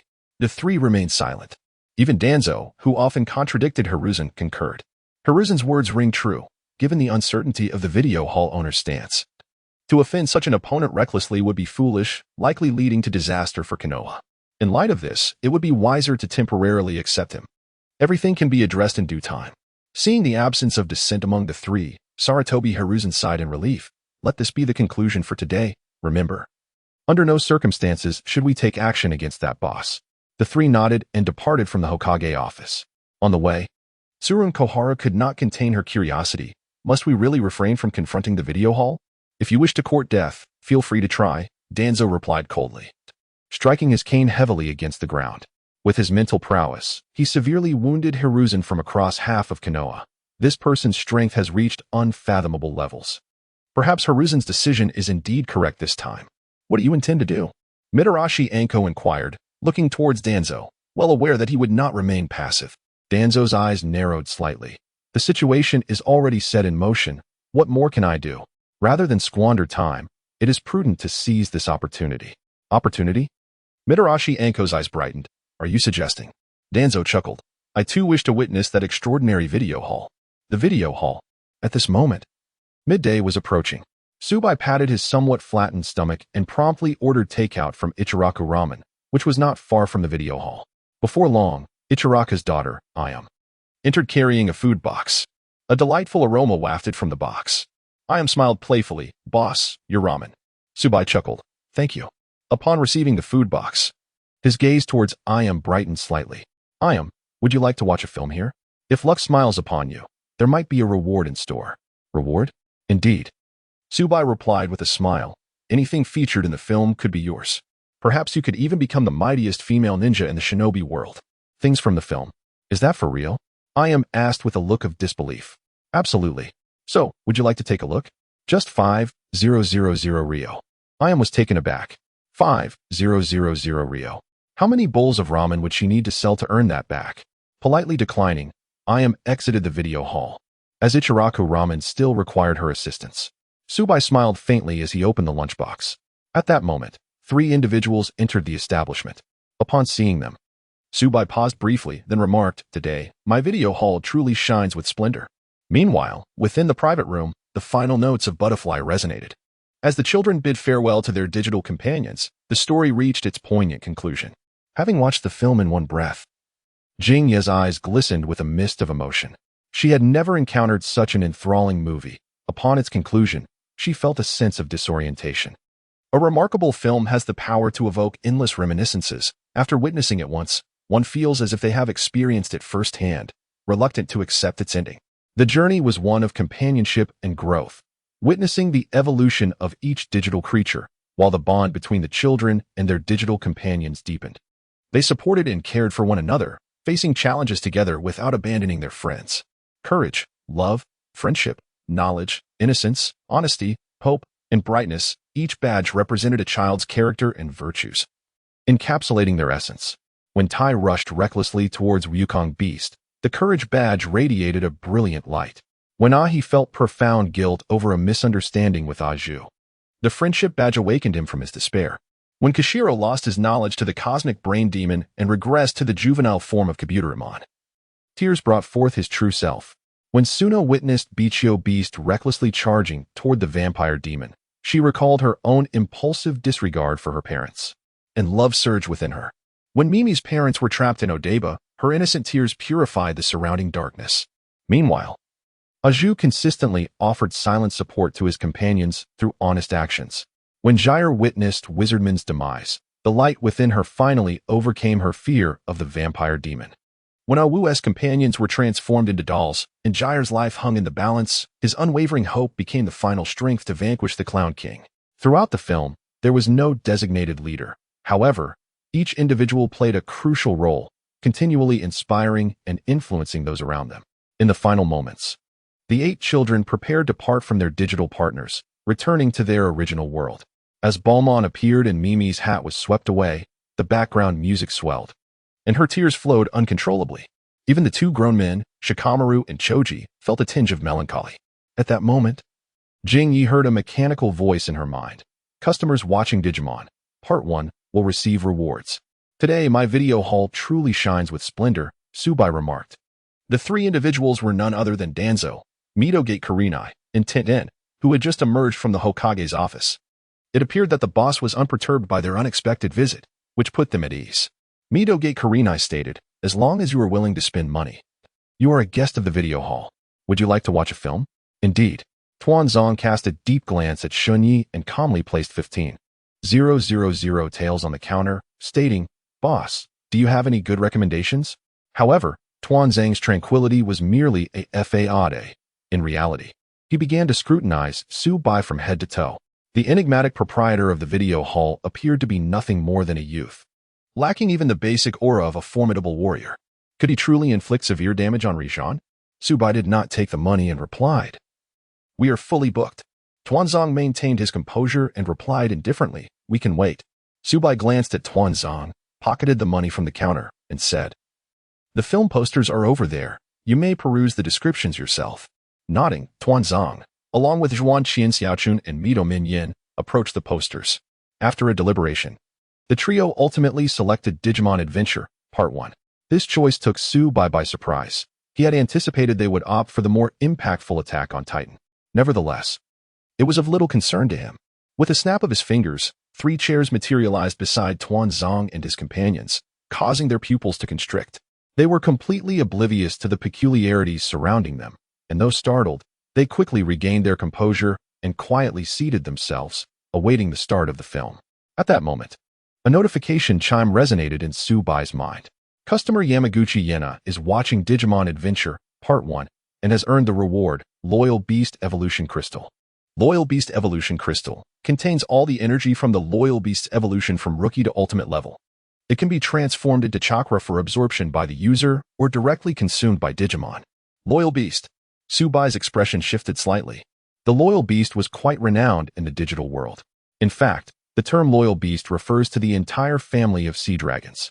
In Digimon, the Sea Dragon family is undoubtedly among the most efficient and rapid leveling up Digimon encountered by the chosen children, ranging from the rookie-level Sea Dragon to the champion-level Mega Sea Dragon, and ultimately to the ultimate-level Steel Sea Dragon, serving as a stepping stone for the children in their monster hunting endeavors. During their time on Fai Island, a burning stick had inadvertently singed the tail of the Sea Dragon, resulting in Gabuman evolving into Garurumon, who then defeated the Sea Dragon, marking the beginning of its sacrificial journey. In the real world, the vampiric beast dispatched the champion-level Mega Sea Dragon to sever the Rainbow Bridge, aiming to prevent Tai and his companions from locating the 8th chosen child. Consequently, this allowed the Sea Lion to successfully evolve into Zudon, delivering a crushing blow that caused the Mega Sea Dragon to undergo a re-examination of its status as a Digimon. And that was not all. The painful lessons from the previous encounters prompted the Sea Dragon family to contemplate their strategy. To defy the odds, they realized that reaching the ultimate level was imperative. Thus, the Steel Sea Dragon Beast emerged, becoming one of the 4 Dark Kings. It initially sought to regain its honor and teach the children valuable lessons. However, it was utterly unforeseen that the ultimate form, the Battle Tyrannosaurus, possessed a formidable buff known as the Dragon's Nemesis, leading to an unexpectedly chilling fate. This character has ventured further down the path of villainy, establishing a certain notoriety. Regrettably, from its juvenile stage to the ultimate form, the Sea Dragon Beast and its kin have endured relentless torment, serving as mere experience fodder for the children. This undeniably epitomizes unwavering loyalty. Now, there is no need for battle. They have become a massive reservoir of experience, unimaginable in scale. The accumulated energy from the juvenile to the ultimate form nearly equates to all of Kisame's chakra, possibly even exceeding it. This is precisely what Ino and the Seed Beast currently lack. At this moment, Ino and her companions happen to emerge from the private room. Shikamaru, still clutching his laptop, appeared languid. Ino, however, joyfully soared with the Seed Beast in her arms. Only Choji looked listless. Su Bai let out a gentle sigh, pitying the poor child. Upon seeing Danzō and his 2 companions, Shikamaru momentarily hesitated. He had some familiarity with these 3 individuals, and a sense of curiosity arose within him. What business could they possibly have here?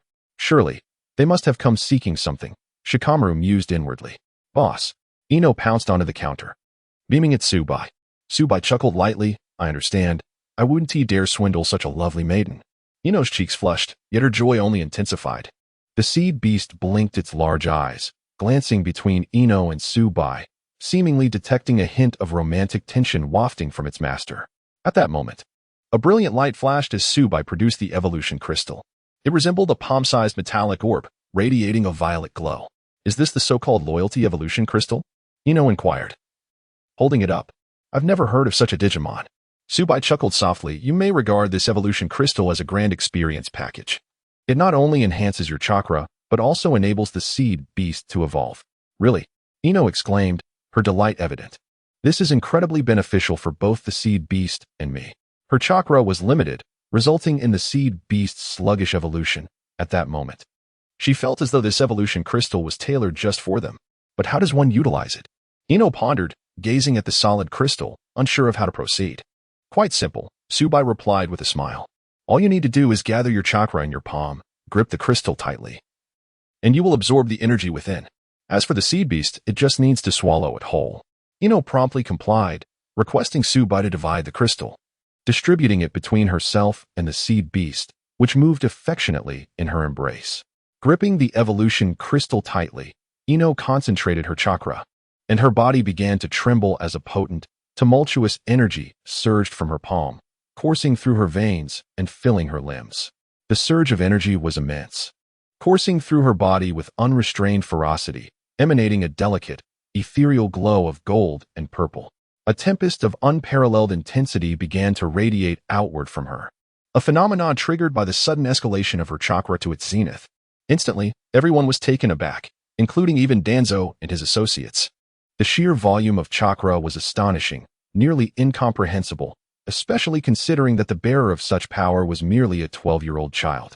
Yet, this terrifying chakra was merely a trivial manifestation of the energy within the confines of this video hall. It transcended the realm of the miraculous, bordering on the divine.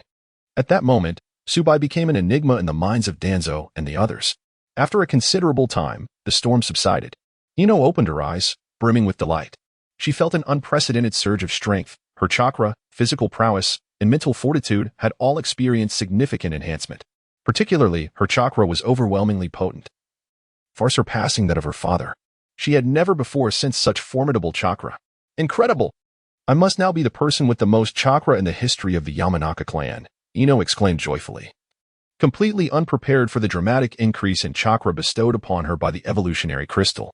Indeed, Shikamaru remarked, somewhat astonished, if I am not mistaken, your current chakra level should be on par with that of a Kage. The Yamanaka clan had yet to witness anyone reaching such heights in chakra capacity. Ino beamed with happiness, knowing that from this day forth, she would be inscribed in the annals of her clan's history. A Kage, Ino, how remarkable, CHG said, munching on snacks, gazing at Ino with envy, and reflecting on his own circumstances, which brought forth a wave of melancholy. Haha, what does it matter? As long as you all keep coming back, should we fear not discovering even more extraordinary treasures? Su Bai chuckled. Indeed, CHG replied, scratching his head innocently. Hehe, seed beast, I now possess chakra of Kage caliber, so you must not let me down, Ino said, pushing the other half of the evolutionary crystal toward the seed beast with a playful smile. The seed beast swayed its two leaves, responding in an adorable manner. Do not worry, Ino-ne, I shall not disappoint you. That being said, could the seed beast truly absorb energy from this crystal? Shikamaru pondered, stroking his chin with skepticism. Isn't the reward something only the recipient can utilize? Even if the seed beast is Ino's digital companion, it shouldn't be able to use this item. At once, everyone turned their gaze towards Su Bai. Even Danzō and his companions were intrigued. If one could utilize another's rewards, it would undoubtedly yield greater advantages for them. For Danzō, with a multitude of subordinate members under his command, should he claim their rewards for himself? How could a mere Hizashi possibly stand against him? At that point, as Hokage, who in Konoha would dare to defy him? In that instant, his breath became somewhat constricted. That old fool, he must be lost in thought. Su Bai suppressed a chuckle and turned to look at Shikamaru, revealing an expression of admiration. Truly, he is the future strategist of Konoha, always able to anticipate critical points before others. If not for his laziness, at this age, Shikamaru would likely have already attained the rank of Nin. With a faint smile, Su Bai explained, indeed, the rewards obtained can only be utilized by the recipient. That much is true. However, there are exceptions, which pertain to the rights of usage in the intended recipient. In due time, you will gradually come to understand. The crowd nodded in a semblance of comprehension, while Danzō and his companions wore expressions of disappointment. Now, let us see to what extent this half-piece of evolution crystal can facilitate the evolution of the seed beast. Su Bai stated. The seed beast nodded, and in the next moment, it consumed the half-piece of evolution crystal without hesitation, seemingly unperturbed by the prospect of choking, though it appeared to lack a throat. Instantly, its abdomen swelled, a torrent of energy rapidly coursing through its being, exploding within and surging into its form. The Digimon's capacity for digesting this energy surpassed that of humans, and before long, the seed beast adapted, enveloped in a luminous white aura that pulsated as if gathering strength. From a distance, it resembled a pulsating white light bulb, akin to a heart radiating a gentle glow. Soon, a mechanical voice echoed in Ino's mind. The seed beast evolves Palmon. As the brilliance dissipated, a plant-type Digimon appeared before them. The green leaves that adorned its head had transformed into vibrant red petals, and its limbs had fully developed. Its large eyes sparkled with light, resembling an exceedingly adorable doll. However, this was not the conclusion. The radiance enveloped Palmon once more, continuing its unfinished evolution. What do you think the seed beast will evolve into? Seizing the opportunity, Su Bai leaned against the counter, grinning widely. I believe it should evolve into the fully realized Floramon, Ino replied, her eyes shimmering with excitement. After all, that was the complete energy required for a Digimon's evolution from the mature stage to the ultimate form, albeit only half of it.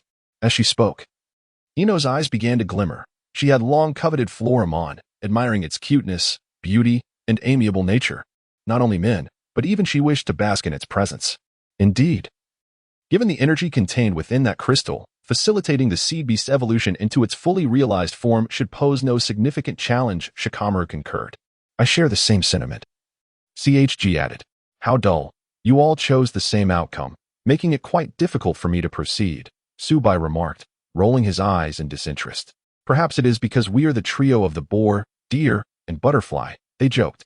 Meanwhile, Palmon had once again evolved into Cactuar, advancing towards its ultimate form.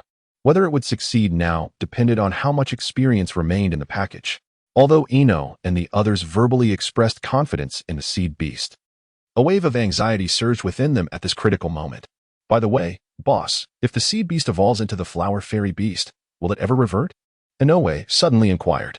In the realm of Digimon, once Agumon and others evolve to maturity, they will regress after exhausting their power. And those who reach ultimate form will revert to their juvenile state. This was not what Inoue desired. She wished for the flower fairy beast to remain by her side eternally. It won tea, Su Bai assured with certainty. The method of evolution is different. The current seed beast, akin to the Diablomon, has evolved through its own efforts. Unless it expends an excessive amount of energy, it will not regress. Even if it does, a brief period of rest will suffice, he added with a smile. Inoue then exhaled in relief. At that moment, a mechanical voice echoed in her mind. Cactuar Beast Super Evolution, Flower Fairy Beast. Instantly, excitement lit up Inoue's eyes. Subsequently, a radiant white light enveloped the Cactuar Beast, bursting forth to reveal a petite figure soaring into the sky, dancing around the video hall and showering vibrant blossoms of every hue. The fragrant aroma of flowers permeated the entire space with her arrival. Inoue, I have evolved. Now, I am called the Flower Fairy Beast. The Flower Fairy Beast proclaimed as she flew before Inoue, embracing her. Flower Fairy Beast. Inoue gazed at the charming little sprite cradling her, her eyes shimmering with delight. Wow, you are simply adorable. From this day forth, we shall be sisters of Konoha, Inoue exclaimed, pulling the Flower Fairy Beast into a joyful embrace as they spun in delight. Sisters? The Flower Fairy Beast chirped, of course. You now resemble us quite closely, Inoue laughed. The Flower Fairy Beast looked about, seemingly agreeing. However, she curiously circled Inoue, pondering. How strange. Inoue is clearly human, yet she refers to herself as a flower? Nearby, Danzō and the others were taken aback. This is astonishing. With each evolution of the seed beast, her power increased exponentially. Presently, her aura was comparable to that of elite Jonin. They remained unaware that the Flower Fairy Beast had previously defeated Asuma, otherwise, their astonishment would have deepened. Only by witnessing it firsthand could they comprehend just how remarkable this video hall truly was. The three exchanged glances, each arriving at a silent consensus. Without uttering a word, they made their way toward the private booth. Rather than envying others here, it would be wiser to test their own luck. What rewards might await them? They felt a spark of anticipation. Boss, your video hall is truly extraordinary, Inoue exclaimed, her heart brimming with joy as she gave Su Bai a thumbs up. This trip was undoubtedly worthwhile. Not only do I now possess an immense amount of chakra akin to that of a shadow, but the seed beast has successfully evolved into the Flower Fairy Beast, a formidable entity that rivals even elite Jonin, stronger than my father. In contrast, CHG and Shikamaru appeared rather dejected, especially CHG, who seemed somewhat pitiful. Su Bai smiled gently, as long as your fortune holds. Becoming a shadow-level powerhouse is not merely a dream. After finishing his words, he silently added in his heart, just like me. Well, boss, your video hall is bound to become immensely popular. We shall certainly return when we have time. I always welcome lovely girls like you to come in. In response to Su Bai's remark, Ino's cheeks flushed, yet she felt a surge of happiness. Boss, what about us? At that moment, Ding Xiai unexpectedly posed such a question. Su Bai let out a faint sigh and patted Ding Xi's head, realizing this child was truly hopeless, with an emotional intelligence that was shockingly low. You may do as you please. Now, continue eating. Oh. Subsequently, Danzō resumed munching on his snacks. Shikamaru felt a few lines of frustration cross his face, never having anticipated that he would experience the double standards of society so soon after graduating. Well then, boss, we are leaving, Ino said reluctantly, turning back to bid farewell to Su Bai. Shikamaru and Danzō echoed her sentiments. Ah, goodbye, Su Bai replied, as he watched them leave one after another. Su Bai felt a stirring within him. He had accumulated 3 chances for a lottery draw, and his curiosity was piqued. Perhaps he should try drawing from Attack on Titan and see what he would receive? Just as he was about to draw, Ino suddenly dashed back. What's the matter? Ino? I'm so sorry. I'm late. I had to help an elderly lady across the street, and I got lost on my way through life. Meanwhile, at the Konoha training ground, Kakashi finally made his appearance, initially intending to deceive the children with some absurd excuse. However, he nearly had a heart attack at the sight before him. The once lush training ground was now charred and desolate, with numerous deep craters scattered across the ground and black smoke rising in the distance, reminiscent of a catastrophic disaster. Below, Naruto, Sasuke, and Sakura stood apart from one another, each ignoring the others, particularly Sasuke, whose face was bruised and swollen, resembling a pig's head. Kakashi could hardly fathom what had transpired here. Ah, this is bad. I'll probably be reprimanded by the Hokage again, Kakashi said with a resigned expression in his fish-like eyes. All right, someone explain what happened. The response was a simultaneous cold snort from the 3. In a fit of anger, Sasuke even threw a stone at Kakashi. What the hell? Getting lost while helping an old lady cross the street? Are you 3 years old? Damn it, I've been waiting since 5 in the morning. You might as well not have come. Kids these days are truly unlovable. Kakashi appeared before the trio in a flash, asking, So, what is going on? Nothing. They replied in unison. Oh, those who lie are seldom fortunate, Kakashi remarked nonchalantly. Heh, you really have the audacity to say that, Kakashi-sensei. Kakashi. Ahem. Let us not waste time. The alarm has been set, and your task today is to seize 2 bells from me before it rings. Those who manage to seize the bells shall be deemed worthy and will partake in a meal, while those who fail will be bound to a stake, compelled to witness the others dine. The subsequent fate of the latter is abundantly clear. In an attempt to mask his embarrassment, Kakashi hastily placed the alarm clock and lunchbox upon a wooden post. What? Are you intentionally trying to eliminate one of us? Naruto exclaimed, the first to leap forward. There are 2 bells, yet there are 3 of us. This equation does not add up. I never claimed that all of you would pass. Hurry now. Or do you wish to be tied to a stake while we enjoy our meal? Aren't you hungry? Is this truly your justification for denying us breakfast? Sasuke, too, was exerting himself, and heaven knows how much effort he had invested in preparation for this day. In that moment, Kakashi's credibility in Naruto's eyes diminished sharply. Haha. Let the games begin. Whether it be ninjutsu, taijutsu, or genjutsu, feel free to employ any technique, as long as you procure my bells. As soon as Kakashi's words fell, Sasuke and Sakura promptly concealed themselves. Quite commendable, considering they had just graduated as genin. Their reflexes and stealth were impressive. However, their movement patterns appeared rather conspicuous to Kakashi, an experienced genin. Just as Kakashi was silently appraising their skills, he suddenly noticed Naruto, who stood frozen in place, brandishing a kunai. What does this signify? Ha ha ha. A true man must engage in a fair duel. Kakashi-sensei, I shall seize your bells head on, so brace yourself. With a grin, Naruto charged at Kakashi, his kunai at the ready. His plan was straightforward. Sever the string holding the bells, and they would be his. Is this fellow a fool? Kakashi's expression darkened. There was no such thing as a fight conducted in this manner. As the son of his most esteemed teacher, Naruto's actions were entirely beyond Kakashi's expectations. Shaking his head inwardly, Kakashi effortlessly deflected all of Naruto's assaults.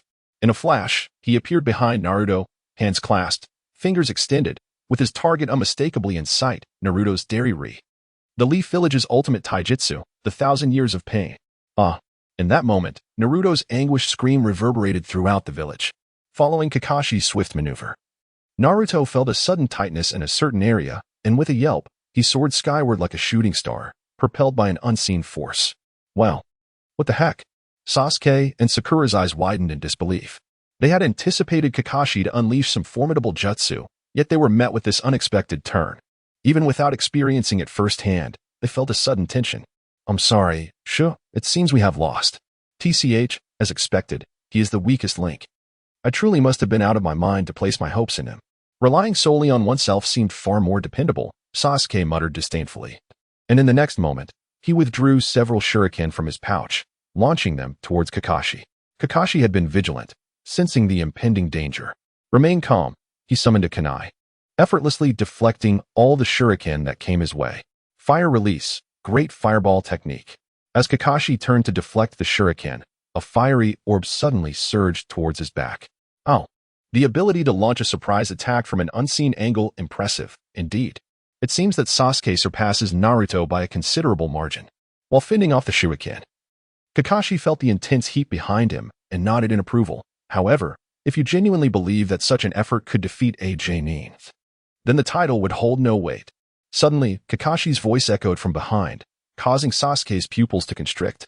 Before he could react, Kakashi had already pressed a kunai against his throat, mere inches away from severing his carotid artery. Damn, when did this happen? Sasuke exclaimed, frustration evident in his voice. Kakashi maintained his characteristic nonchalant demeanor. Young one, never expose your back to the enemy. Consider this lesson a gift.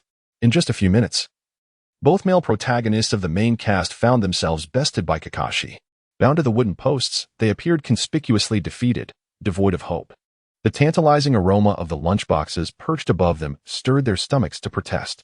Years later, when reporters inquired about this incident, Kakashi proudly recounted, back then, I, Hatake Kakashi, was a force to be reckoned with, having faced the likes of Azura and Indra. Damn it, Naruto, what were you thinking? Sasuke fumed. A student yet to graduate from the Ninja Academy defeating a Jonin sounds like a fairy tale. Why did you charge in so foolishly? Oh, spare me the lecture.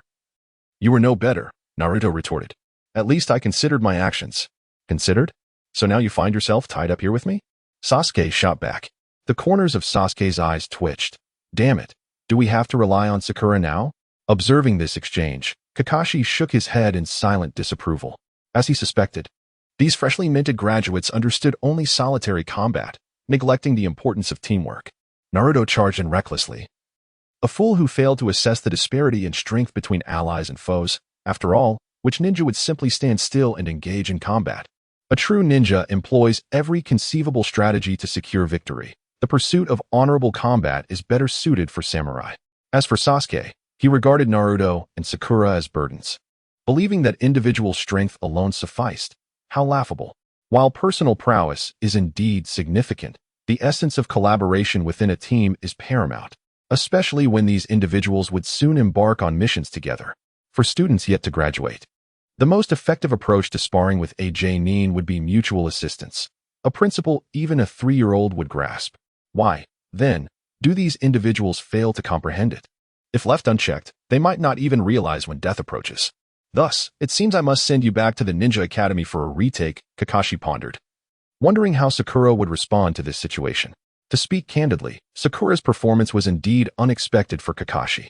He had anticipated that the moment Sasuke was taken hostage, she would reveal her position, yet to his surprise, Sakura endured and remained hidden until now. This elicited a newfound respect from Kakashi. Come on, Sakura, show me your resolve. However, as time ticked away, Sakura still did not make an appearance. Kakashi sighed softly, realizing, perhaps I overestimated her. She is likely too frightened to act. With that, he resolved to eliminate them all. Kakashi turned to face a large tree not far away, the very place where Sakura concealed herself. A mere child could hardly evade the keen senses of a seasoned veteran like Kakashi. His earlier hesitation was merely to afford Sakura an opportunity. Yet now his patience had worn thin.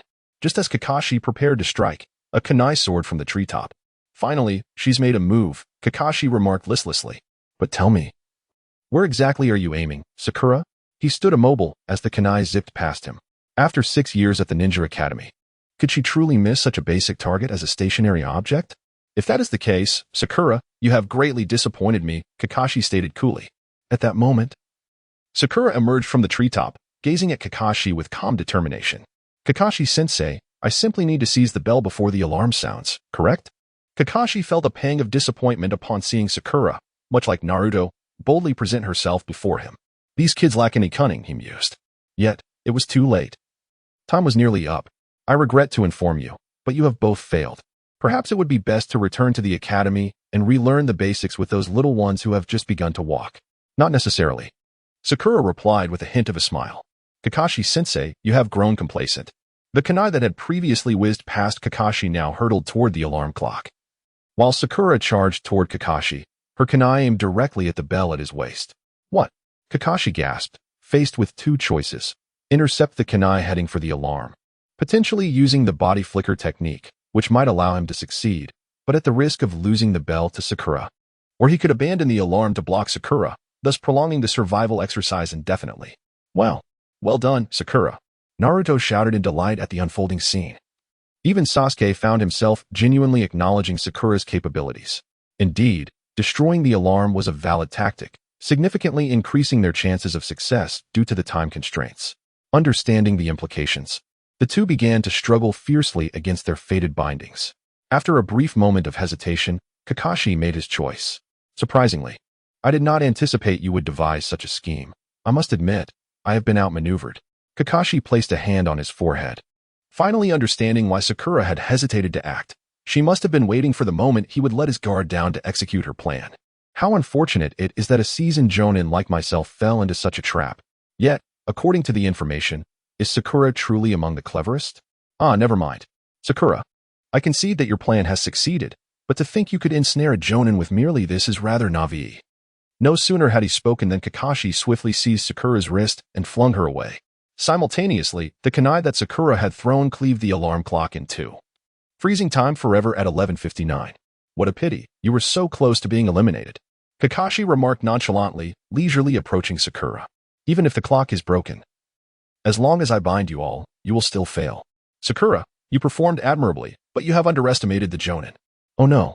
Sasuke exclaimed urgently. Naruto, hurry. Sakura cannot hold Kakashi off alone. I know that without you reminding me. Break free already. Naruto, his eyes blazing with intensity, fiercely gnawed at the ropes binding him. You might as well save your energy before you manage to escape. I will have subdued Sakura, Kakashi stated to Sasuke and Naruto with a casual tone. Then, sharpening his gaze, he darted towards Sakura. Sakura maintained a stoic expression, gripping the blade with one hand and the hilt with the other. Kakashi-sensei, do not let fear overwhelm you. Taking a deep breath, Sakura swiftly sliced her left hand, blood spraying across her face, suppressing the discomfort within. She let out a dramatic roar. Offer up your heart. Boom. In an instant, an unimaginably thick bolt of golden lightning descended from the heavens, crashing heavily into the earth, causing a brief yet intense tremor. Dense steam erupted, swept away by a fierce wind that battered everything in its path, even forcing Kakashi to retreat against the tempest. In the hidden leaf, many were startled by this upheaval, glancing towards the training grounds from a distance. Under the astonished gazes of all, a towering giant gradually rose. With pink Sakura hair and taut, powerful muscles, its physique was strikingly defined, exuding strength, resembling a perfect human form, save for the absence of skin. What is this? So massive. Is it merely flesh and blood? How grotesque. How could such a creature exist in the leaf? At that moment, the colossal figure that Sakura had transformed into captured everyone's attention, standing out like a crane among chickens. All were rendered speechless. The terrifying height differential making each person feel like an ant compared to the 14-meter-tall giant before them. This visual impact is something one could not comprehend without experiencing it firsthand. Fortunately, the world of the Hokage is not devoid of creatures of such magnitude. Whether it be the toads of Mimokuzen, the serpents of the Dragon Cave, or the slugs of the Wetbone Forest, all are remarkably colossal. Consequently, many ninjas immediately reacted, rushing towards the training ground. What on earth is that? Never mind the details, we must eliminate it at once. Indeed, if left unattended, the ensuing chaos could be unfathomable. Hurry, we must reach there promptly. Within the Hokage's office, Sarutobi Hiruzen observed the scene through a crystal ball, his lips twitching slightly. Alas, I forgot to inform Kakashi of this matter. However, glancing once more outside the viewing room, the proprietor remained unmoved. After careful contemplation, Sarutobi seemed to mutter to himself, Umbu, notify everyone. Under no circumstances are they to intervene. Yes. Several voices cloaked in shadows echoed in response. Sarutobi continued to watch through the crystal ball, reassured that Kakashi, being an elite jonin, should be capable enough to manage, even if he could not prevail. Indeed, he should be fine. I apologize, Kakashi. After all, that was a gift from the proprietor to that girl, and it would not be appropriate for me to intervene. I trust that child will exercise caution. Moreover, Sarutobi swallowed hard, his gaze fixed intently on the crystal ball. The last time fortune was not on my side, leading to unforeseen calamity. I refuse to believe that will occur again. Roar, roar, roar. At the scene, Kakashi appeared utterly bewildered. Who am I? Where am I? What am I doing? Goodness. All I intended was to conduct an evaluation. Must it necessitate such a grand display? Curiously, with such a commotion, one would expect others to arrive as well. But what is the current situation? Where is everyone? As for Naruto and Sasuke, they had already been rendered speechless. Kakashi could never have imagined that the third Hokage, whom he held in the highest regard, had unhesitatingly betrayed him. Sakura, feeling the surge of her newfound power, allowed a faint smile to grace her lips. Mimicry successful. Currently, the ability of Annie Leonhardt is unlocked at 17. The notification in her mind left Sakura in a state of bewilderment. I'm merely transformed. How did the unlocking progress increase? Moreover, it surged by 2 all at once.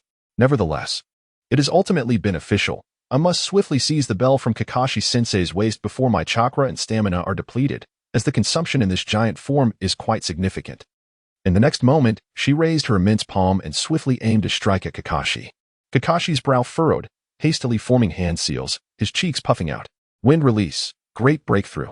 A violent gale, entwined with countless wind blades, viciously clashed against the fingers of the giantess. Yet, even such a dense barrage of wind blades merely left a faint scratch upon her finger. This is absurd. Kakashi's expression shifted. Such an attack was utterly ineffective. At that moment, the giantess's hand descended. Earth release, multiple earth wall technique. A series of earthen walls rose, curving like a crescent moon, shielding Kakashi from above. Simultaneously, he pulled up his forehead protector, revealing his Sharingan, and swiftly retreated. Bang! He had barely departed when the formidable earthen wall was shattered by the giantess with a single strike, leaving a crater approximately several meters in radius upon the ground. Yoshi, it is my turn to unleash my full power. Empowered by the Sharingan, Kakashi brimmed with confidence, his demeanor calm as he gestured with his hand. Lightning release, 16 pillar binding technique. With a thunderous roar, 16 colossal stone pillars erupted from the earth, encircling the giantess and confining her within a constricted space. Immediately, electricity surged along the pillars, crackling audibly as the outer layer transformed into an immense electric net. However, the giantess, her hands hardened, swung her fist with tremendous force, causing the surrounding pillars to shatter into countless fragments that scattered in all directions. What on earth is this? Kakashi's heart raced, as if every ninjutsu were rendered ineffective against her. Her defensive strength was exceedingly formidable. Yet, he had little time to ponder, for the enormous, crystallized fist was already descending. Lightning release, double thunder shock. 8 gates, open the first. Even an uncrystallized fist could obliterate the ground. Who knew what kind of devastation this would unleash? Should he conceal his true strength or safeguard his life? Kakashi, drenched in cold sweat, chose the latter without hesitation, immediately employing his 2 most potent techniques. A pale green aura enveloped him as he simultaneously activated Raikiri, the lightning illuminating with immense power. This technique can sever lightning, Kakashi stated coolly. Unfazed, Sakura struck down fiercely. Let me show you the might of Hitaki Kakashi. With a powerful leap, Kakashi propelled himself from the ground, the force causing the earth to crack beneath him. Even opening a single gate in the 8 gates would yield tremendous enhancements. Coupled with Kakashi's already terrifying speed and the formidable penetrating power of Raikiri, Sakura could scarcely perceive the flashes of lightning encircling her hand before it shattered into pieces, flesh scattering and blood pouring forth. Huh? Is Kakashi-sensei truly this powerful? Sakura gasped in astonishment at her broken hand, her shock at Kakashi's prowess evident. After all, Su Bai had informed her that she was nearing the strength of a Kage. Kakashi's explosive power in that fleeting moment was indeed terrifying. Yet in her giant form, she felt no pain. Damn it, Kakashi-sensei, that ass Sakura. Why did you strike her so hard? Naruto shouted in protest. Be quiet, Naruto. With Sakura in this state, who knows if she retains her reason? Sasuke rebuked, though he felt a tinge of envy within. For him, as long as he could eliminate that foe, he would endure any hardship, even if it meant sacrificing himself. Humph. Have you realized my strength? Kakashi descended calmly, appearing enigmatic. However, upon closer inspection, it was evident that his steps were somewhat the Sharingan, the 8 gates, the twin thunderclaps, and a myriad of other ninjutsu were unleashed in a grand display. Our dear Hitaki's body felt as though it were being hollowed out. Nevertheless, the results were remarkable. After all, the giant had lost a hand. By all accounts, it should have surrendered. Kakashi mused, but in the next instant, his complexion shifted dramatically pale to crimson, then white, and finally an inky black, as if he had stepped into a dye house. From the severed limb of the giant, a thick plume of steam erupted, and strands of blood intertwined, coalescing into a new hand. The female giant and Kakashi locked eyes, exchanging a bewildered stare. My goodness. Kakashi's expression turned to one of utter disbelief. Cheating. What is this? Was my effort for naught? How infuriating.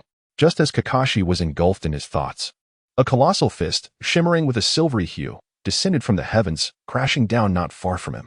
A fierce gale swirled around, and steam surged like a tidal wave. The very earth beneath them seemed to tremble, collapsing and shattering as if trampled by a pack of wild beasts. The entire training ground sank several inches under the weight of that single blow. Kakashi's internal monologue abruptly ceased, and cold sweat dripped down his brow. Had that punch landed on him, his grave would surely have been unnecessary. Naruto and Sasuke were equally taken aback by the sheer force of it. At that moment, the female giant raised her fist once more. An epiphany struck Kakashi. He hastily removed the bell from his waist, raising it high above his head while shouting, "You have passed. You are qualified." The wind from the punch howled as it halted just before Kakashi, fierce gusts stinging his cheeks. Why didn't you do this sooner? Kakashi-sensei?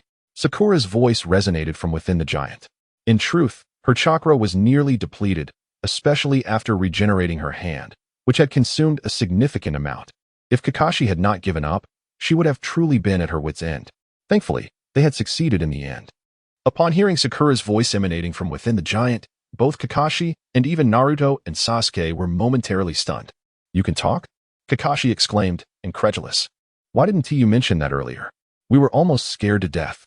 Especially Kakashi, who felt a sense of despair. For the sake of a mere test. He had nearly risked his life. Why, he pondered, would his students wish to bring about his demise? At that moment, a narrow fissure appeared at the giant's neck.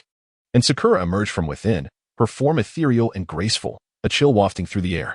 Fortunately, she had prepared for this eventuality, having brought along a change of clothes just in case. The transformation into a giant was all well and good, but the destruction of her garments was truly unfortunate. Shaking her head, she dressed quickly and, once assured of her safety, leaped down. Sakura, you were incredibly impressive just now, fearless and formidable.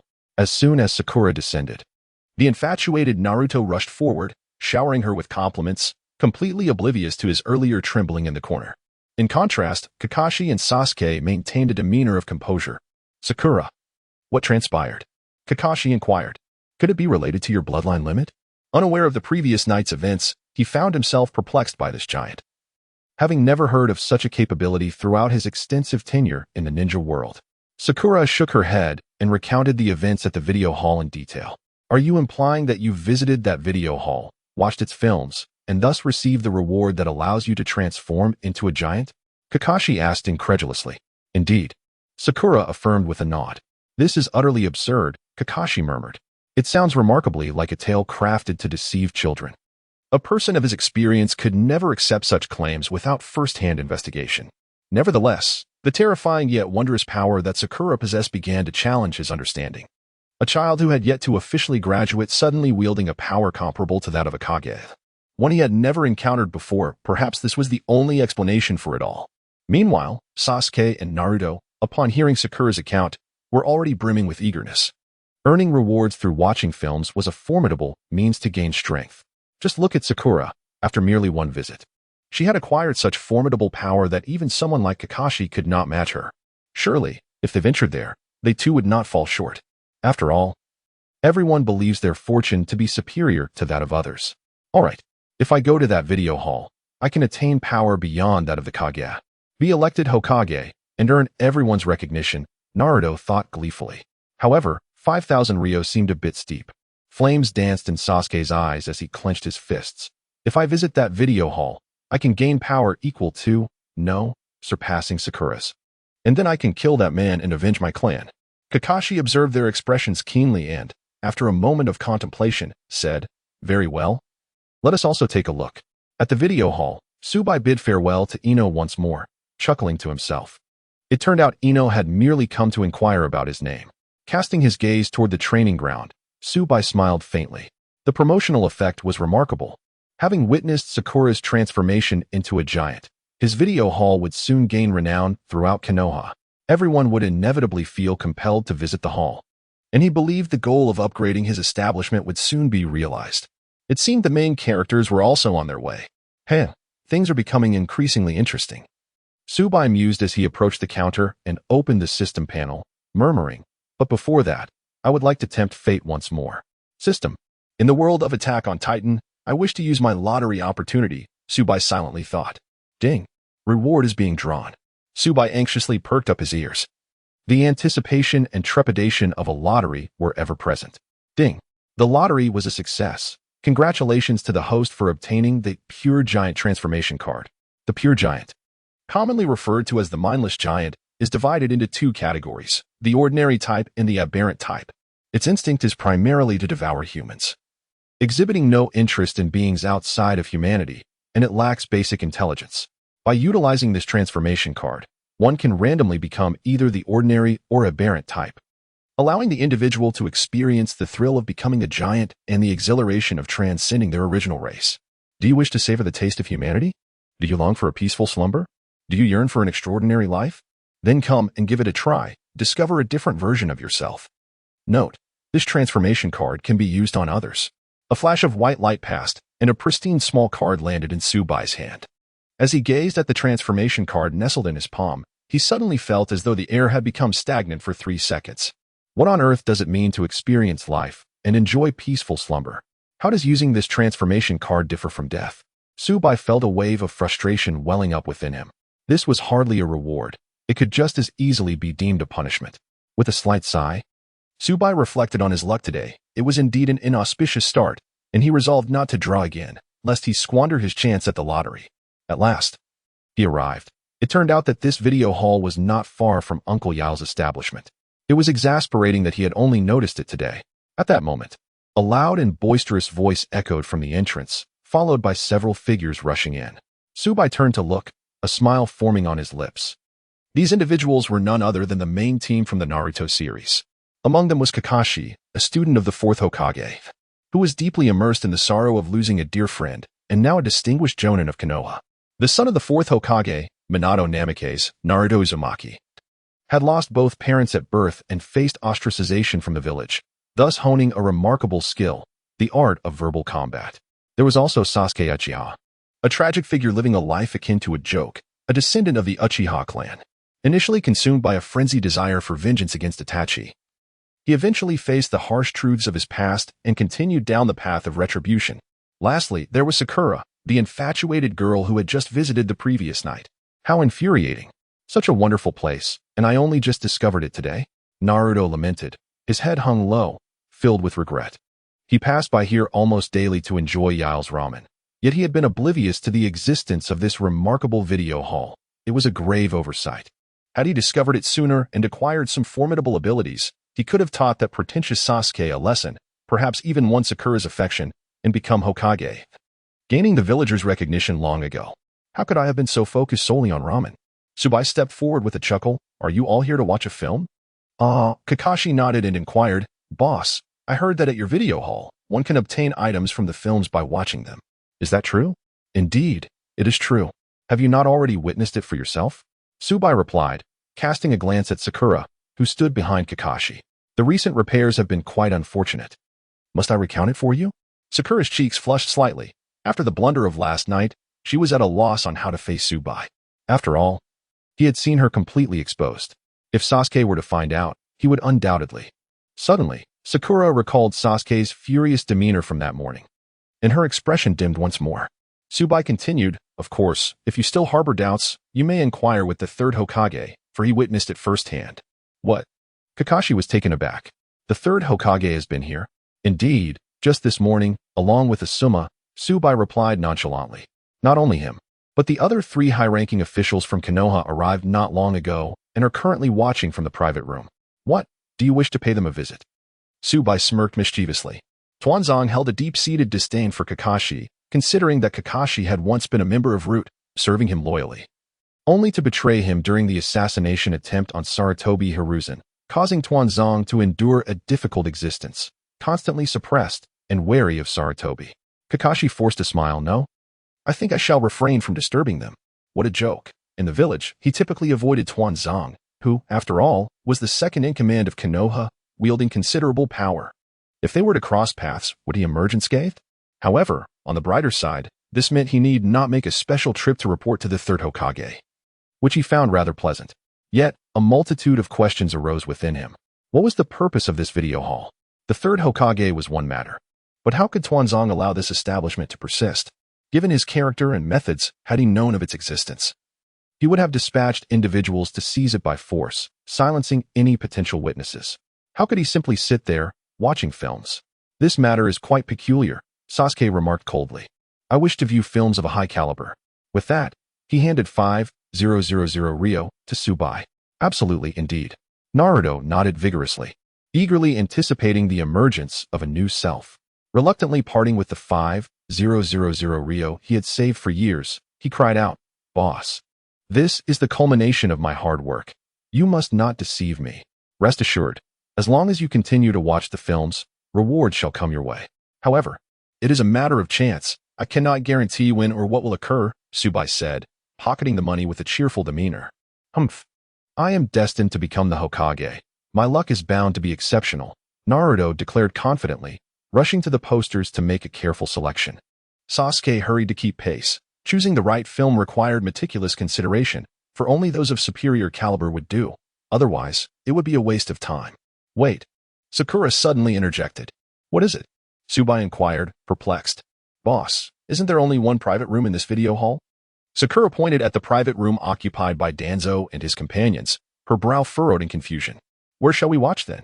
In that moment, Naruto and Sasuke paused, pondering the absence of a viewing space. Boss, your establishment is rather small, Naruto remarked, his voice lacking enthusiasm. Indeed, it is somewhat cramped, Sasuke concurred, even contemplating whether to financially support renovations for the recording hall, not only for comfort, but also to facilitate the enhancement of his own skills. Unlike Naruto, Sasuke inherited the legacy of the entire Uchiha clan, and due to Itachi's formidable presence and the third Hokage's lingering guilt, he received a substantial monthly stipend. Haraha. Su Bai chuckled. Rest assured, there is no issue.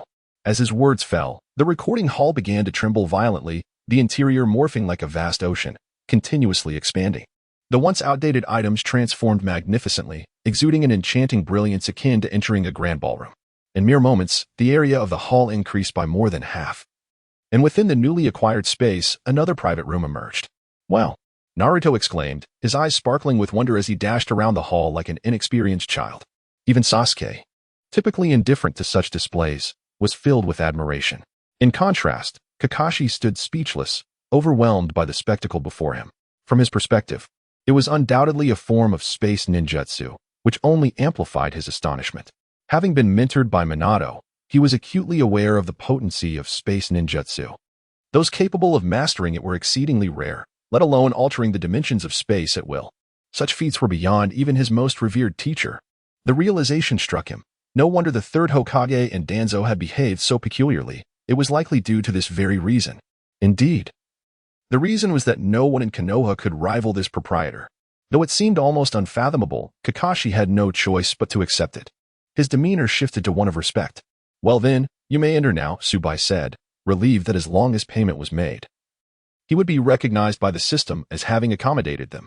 With Naruto and Sasuke included, he had now hosted 11 individuals, thus meeting the requirements for upgrading the recording hall and acquiring an additional private room.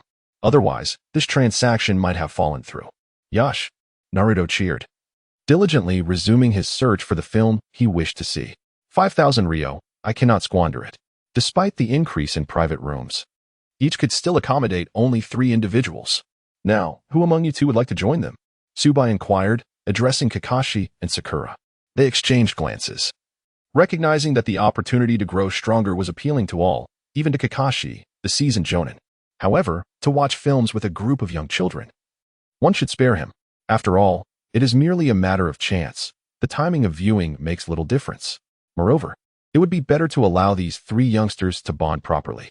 Had it not been for Sakura's delightful surprise today, they would all have faced elimination. Kakashi mused, offering a casual farewell before departing from the screening room. Su Bai sighed inwardly, lamenting the missed opportunity. He had actually intended for Sakura to leave, as she had already visited once and should not count towards the customer quota. Kakashi, on the other hand, represented a fresh source of clientele. Truly an exemplary teacher. Su Bai muttered to himself, "Well then, dear guests, have you made your selections?" Su Bai turned to inquire of Naruto and Sasuke. As for Sakura, there was no doubt she would choose Attack on Titan. "We're ready," they replied in unison, pointing towards their desired films. One pointed to Attack on Titan, while the other, "To yours truly, the sky." Naruto, is this the result of your careful consideration? One must say, it truly lives up to the title of unexpected choice number one, Su Bai remarked, gazing at Naruto, who had chosen yours truly, the sky. What drew you to this anime? Are you hoping for Sasuke and Sakura to join you for an action film? Or perhaps you wish to enhance certain skills? Sasuke's expression darkened as he looked at Naruto's selection. Explain yourself, dead last. I cannot fathom what remarkable abilities a seemingly innocent film like this could possess. Scratching his head, Naruto laughed heartily. I think the female lead is quite beautiful. I thought it might improve my charm. Before he could finish, Sakura landed a punch, sending him crashing to the ground. With wide eyes, she shouted, "Idiot Naruto, know when to stop."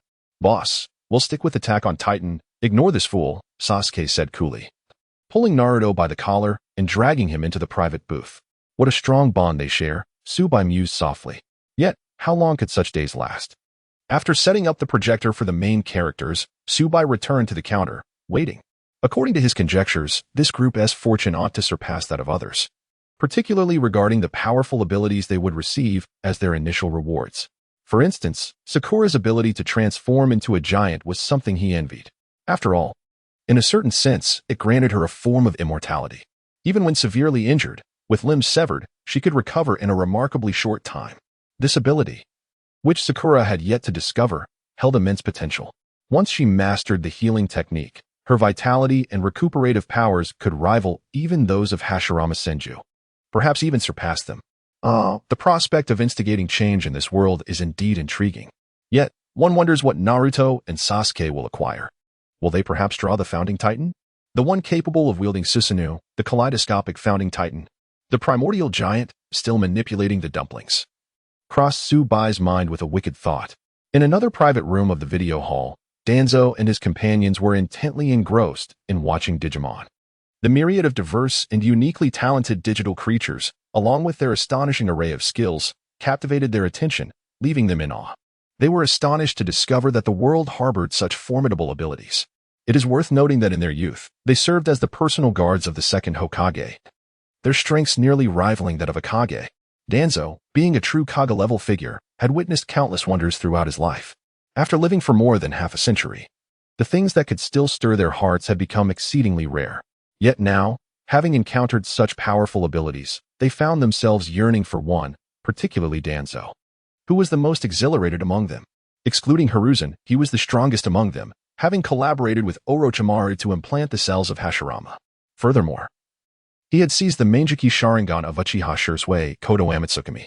During the night of the Uchiha massacre, he also scavenged numerous ordinary Sharingan, implanting them into his right arm and mastering the Uchiha forbidden technique, Izanagi. What was this?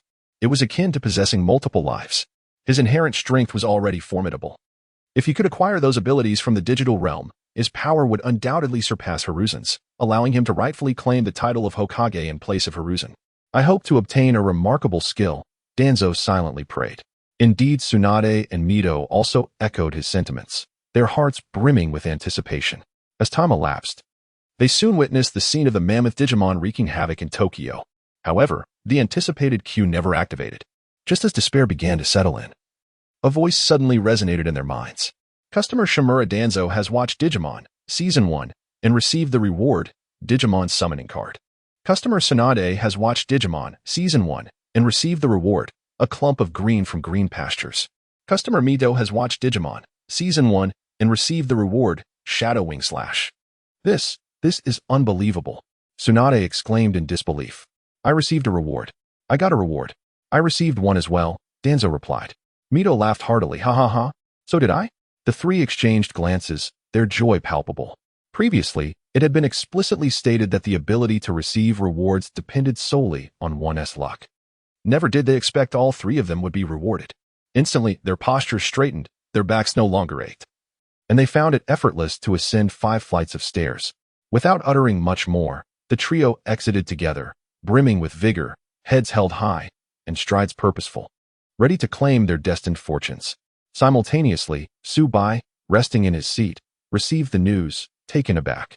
"No way, is this for real?" Su Bai muttered in disbelief. "All three have received rewards. Shouldn't such treatment be reserved for the protagonist?" He couldn't fathom that these 3 elderly figures, Shimura TZ, Mito Gaiden, and T-Rin Kaharo, would be the ones to benefit. After a brief moment of astonishment, Su Bai came to terms with it all, marveling at the extraordinary fortune these individuals had encountered. However, as he examined the nature of the 3 rewards, a subtle change crossed his countenance. How should one interpret this reward? Am I destined to lose this customer? For a moment, Su Bai found himself in a daze. What kind of heinous act must this fellow have committed in his previous life to have been bestowed such an extraordinary reward? His luck was simply beyond compare. Just as he attempted to organize his thoughts and formulate a response, Tuanzong and his companions emerged from the private room, their eyes lighting up upon seeing Su Bai. "Boss, how about the reward?" asked Zhuang Xiaochun, her excitement palpable. Su Bai paused, then cleared his throat. "Let us proceed in order, one by one. First, it's your turn," he said to Mizuho Minin. Immediately, a ray of light descended from the void, transforming into a glass-like orb in Su Bai's hand, adorned with a swirling winged flame design. Shadow Wing Slash. This is the ultimate technique of the fully evolved digital beast, Galadraman. It employs ultra-high-speed vacuum blades to obliterate enemies. Due to its terrifying velocity, the attack is virtually invisible. Su Bai explained, "This is the skill stone for Shadow Wing Slash. Simply placing it on your forehead will allow you to learn this formidable skill. In terms of strength, this technique lies between A-rank and S-rank ninjutsu. In summary, this is an extraordinarily powerful skill that requires no hand seals and can be unleashed in the blink of an eye, proving effective both in combat and in evasion." "Oh, no need for hand seals? Min-in, you are quite fortunate. Such techniques are rare," Tuanzong remarked, a hint of surprise in his voice. The practicality of a skill that surpasses A-rank ninjutsu without requiring hand seals is immense. Even he felt a twinge of envy. Indeed, Min-in. To have acquired such a skill, your power should now reach the shadow level," Zhuang Xiaochun added enthusiastically. "Yes," Mizuho Min-in replied, taking the Shadow Wing Slash skill stone with satisfaction, having just witnessed Galadraman vanquishing Mammothmon. The Shadow Wing Slash technique could be deemed exceptionally powerful, requiring no hand seals, boasting rapid attack speed and high destructive capability, making it wholly effective in combat, capable of catching opponents off guard and delivering lethal strikes. Most importantly, this skill is fire-based, perfectly aligning with his chakra. "Thank you, boss. This reward is splendid, and I am thoroughly pleased." Mizuho Minin chuckled heartily, promptly placing the Shadow Wing Slash skill stone on his forehead as digital characters animatedly leaped into his mind. In a flash of light, the skill stone vanished, and Mizuho Minin fully mastered the technique. Su Bai chuckled, addressing the still excited Mizuho Minin. "So, are you eager to test its might right away? Is that permissible?" Mizuho Minin asked uncertainly. "What if I accidentally damage something in the shop?" His strength had already reached the shadow level, and with Shadow Wing Slash being an instantaneous skill of tremendous destructive power, even the residual force of a full effort could overwhelm an ordinary ninja. He feared inadvertently damaging items in the shop and incurring the boss's displeasure. "Do not worry, feel free to give it a try. I assure you, I am not so fragile." Su Bai spoke with a calm demeanor. "Well, since the boss has spoken, I shall comply respectfully." Mito Min-in inhaled deeply and replied with composure. In the next moment, every cell in his body swelled with energy.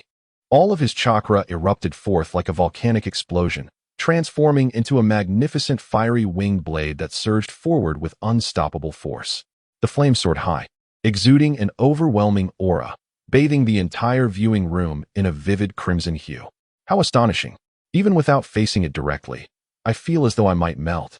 Tuanji Xiaochun exclaimed, beads of sweat forming on her forehead. Though Tuanji remained silent, the furrowed brow he wore betrayed his inner turmoil.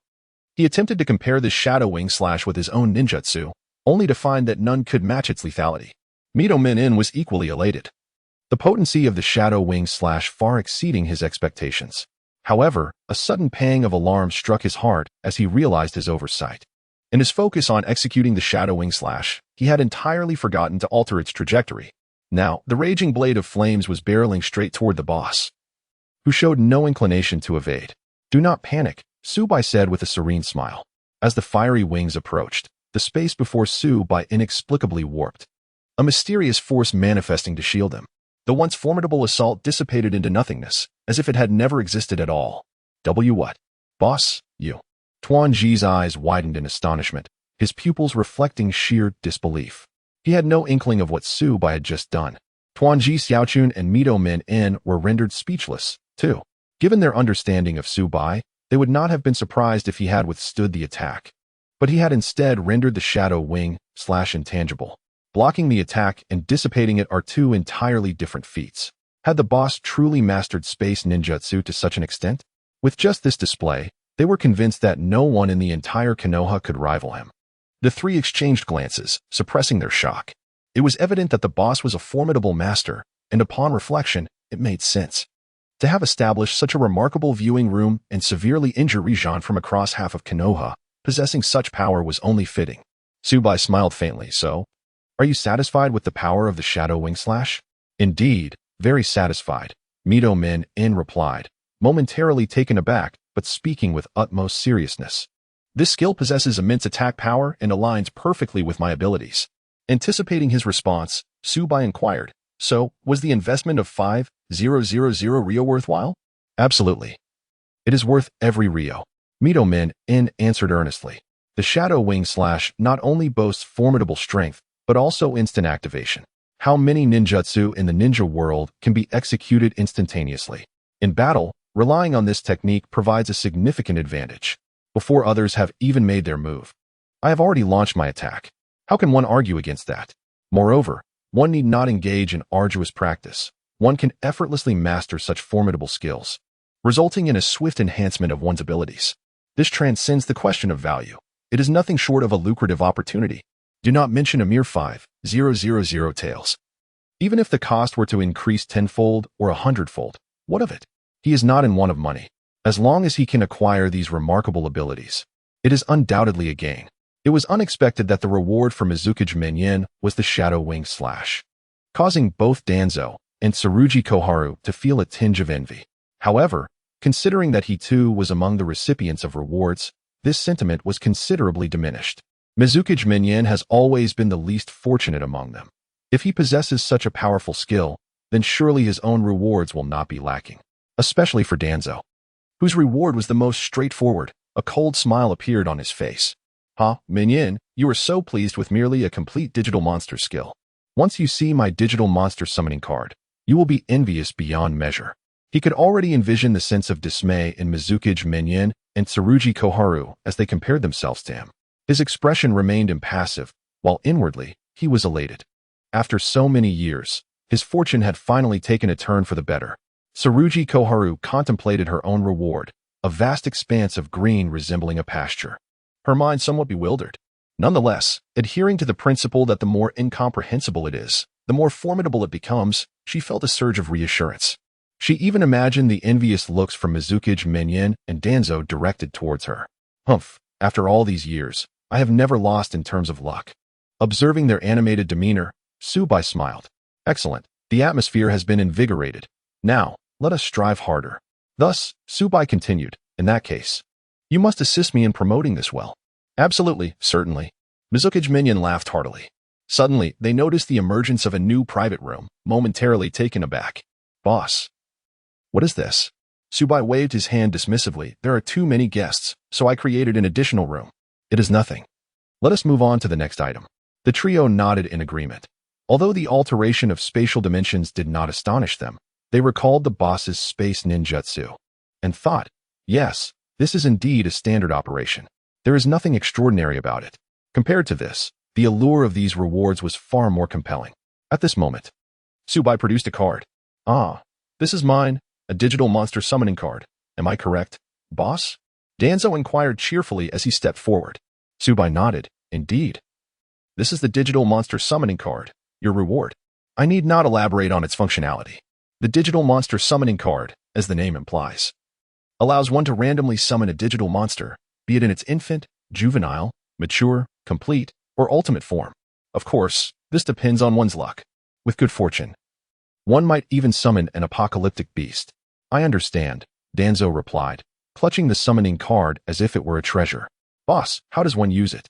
Simply place it over your chest and utter use. I see. Danzō rubbed his hands together in anticipation. Ha, Danzō, how is your luck? Perhaps you should consider bathing and offering incense before using it? Tika and Mito's laughter echoed. Danzō merely smirked, his expression unchanged. Once I summon a formidable Digimon, you shall realize the extent of your ignorance. In the next moment, he activated the summoning card. Instantly, a mysterious energy emanated from the card, and a radiant portal materialized from the void.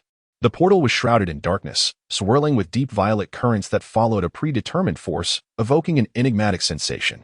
Danzō pondered deeply, muttering in excitement. This energy is not chakra. How intriguing. I wonder what reward awaits me. If I could summon a vampire beast, who in the ninja world would dare oppose me? Upon hearing this, Su Bai cast a disdainful glance at him.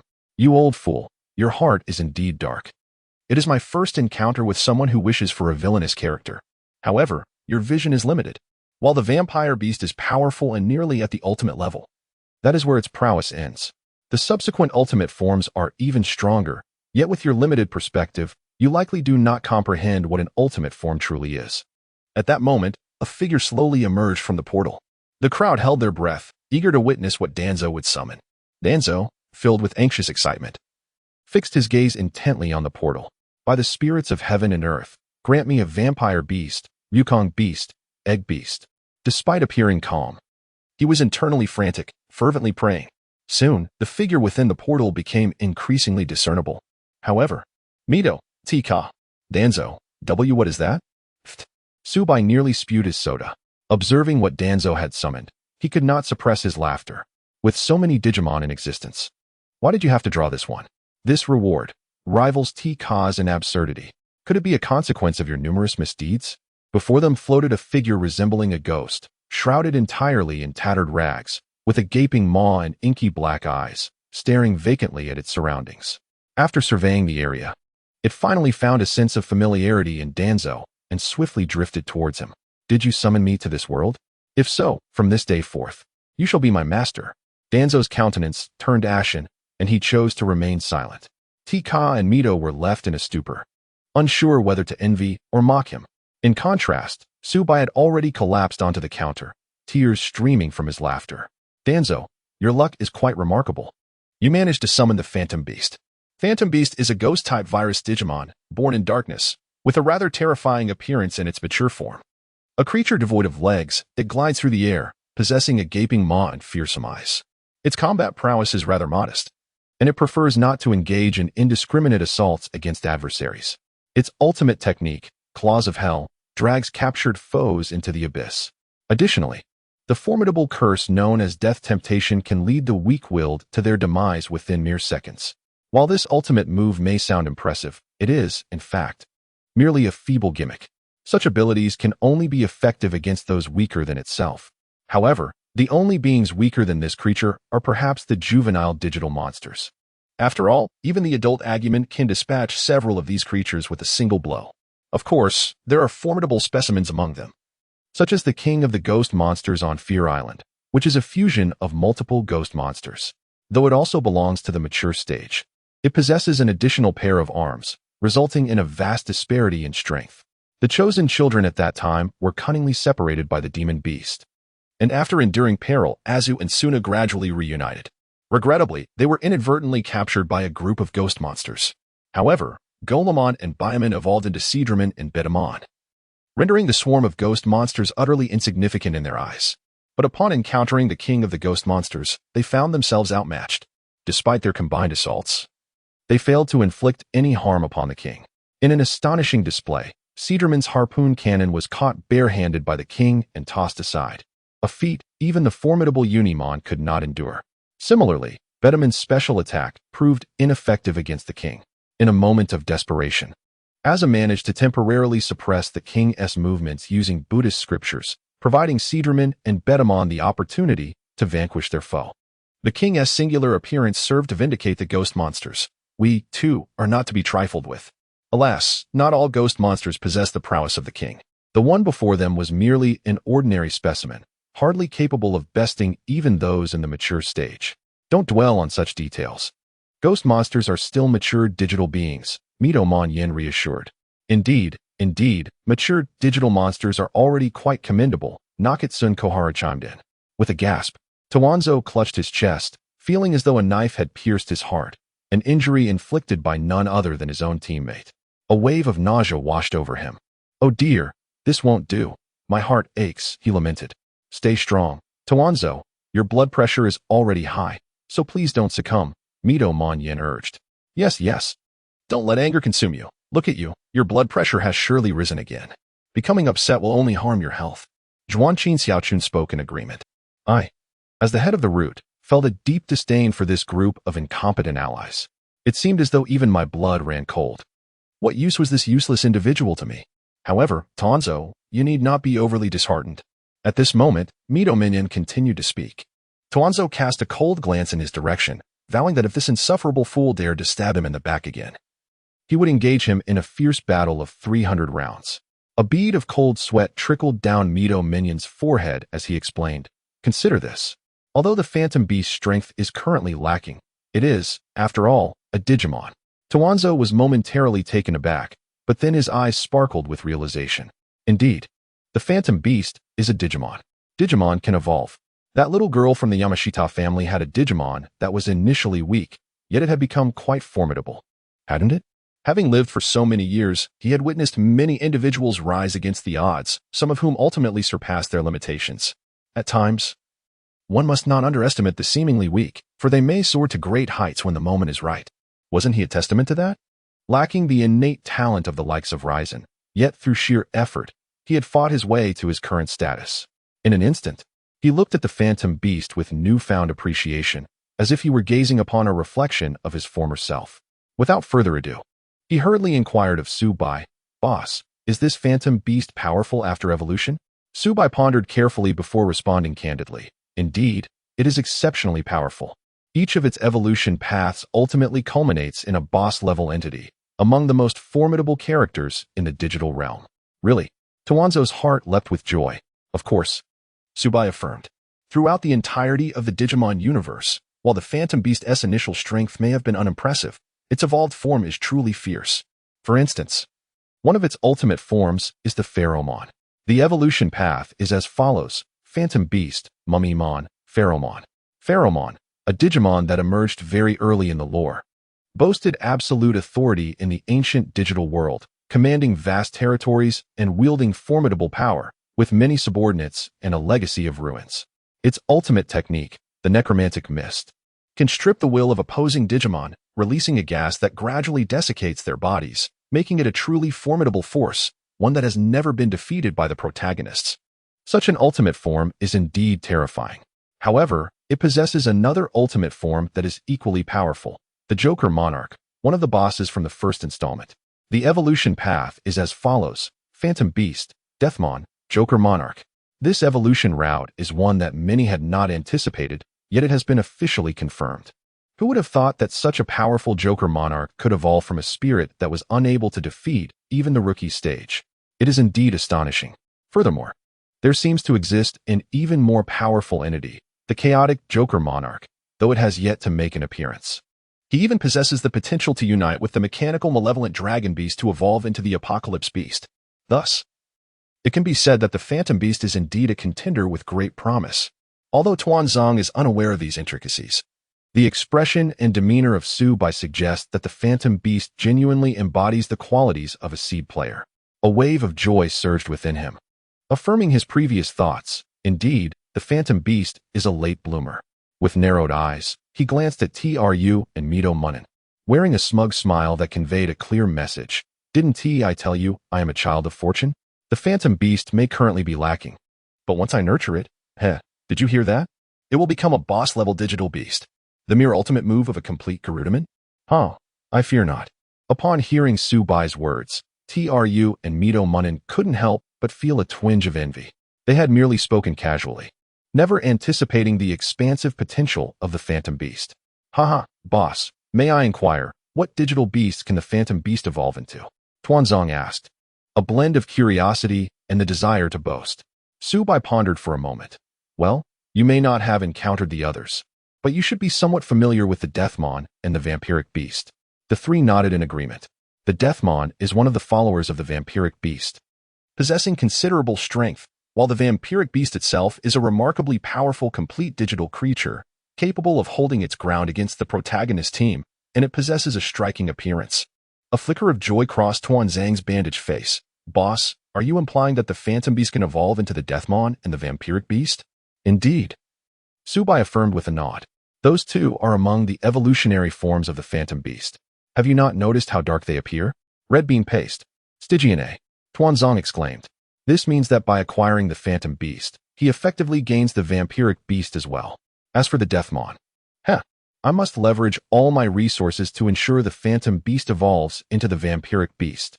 Haha, Tuanzong, congratulations, said Tru and Mito Munin, stepping forward. Yes, the strength of the vampiric beast rivals that of an elite level.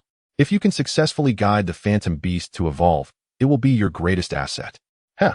No worries, let us first see the rewards for Tru, Tuanzong replied, visibly pleased, casting increasingly benevolent glances at the phantom beast. Good child, good child. My position as Hokage relies on you. However, as is often the case in life, circumstances do not always unfold as one might wish. Just as Tuanzong joyfully cradled the phantom beast, preparing to utilize the best resources to assist its evolution, Su Bai's puzzled voice broke the moment. Who told you that the phantom beast could evolve? Huh? The three were taken aback. Boss, didn't you just say? Su Bai took a sip of tea. Maintaining an air of calm as he replied, I was referring to the phantom beast in its standard state, but you summoned it through a summoning card. And what of it? Tuanzang's expression darkened, a sense of foreboding creeping in. It is nothing but the fact that the digital monsters summoned by the summoning card cannot evolve or devolve, remaining perpetually in their current form. Do you understand? Su Bai spoke calmly. Tangzong stood frozen in place, the staff in his hand clattering to the ground. What? They cannot evolve. They will forever be mere specters. What use is that? Tangzong nearly shouted, grasping the specter tightly. This creature cannot even contend with an ordinary person. Su Bai pondered for a moment before replying seriously. If you were to open a haunted house, it might yield unexpected results. A haunted house? Open a haunted house? Are you implying that this creature is only good for scaring people? Well, not exactly. Suddenly, Su Bai clapped his hands. Oh, right, with its strength. It might not even scare a human. Aye. Slams the table. Tangzong felt a surge of frustration, nearly choking on his indignation. If it weren't for the fact that I can't defeat you, I would truly like to dismantle this recording studio of yours. What are these ridiculous rewards?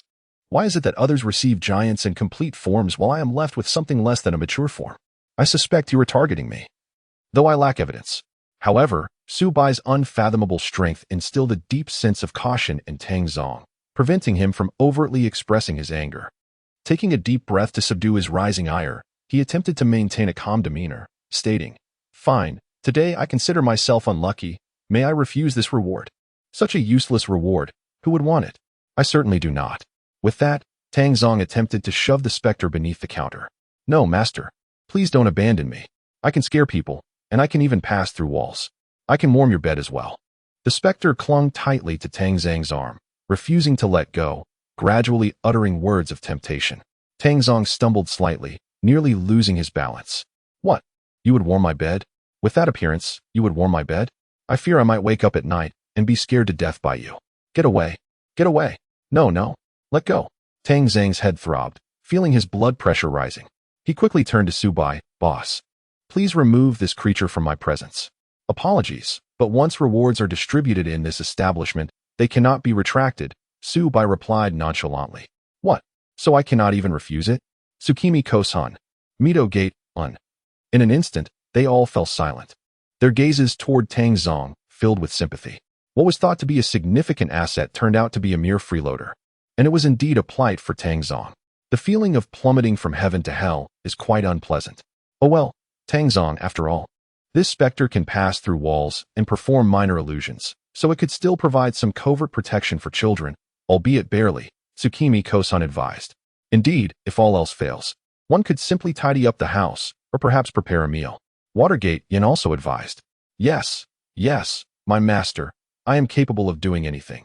Caring for children, cleaning, running errands for you. I can do it all. Witnessing someone speak on its behalf, the spectral beast promptly asserted its position, contemplating its capabilities, hoping to be accepted by its master. Very well, very well. After a moment of reflection, Tuanzong waved his hand, choosing not to elaborate further.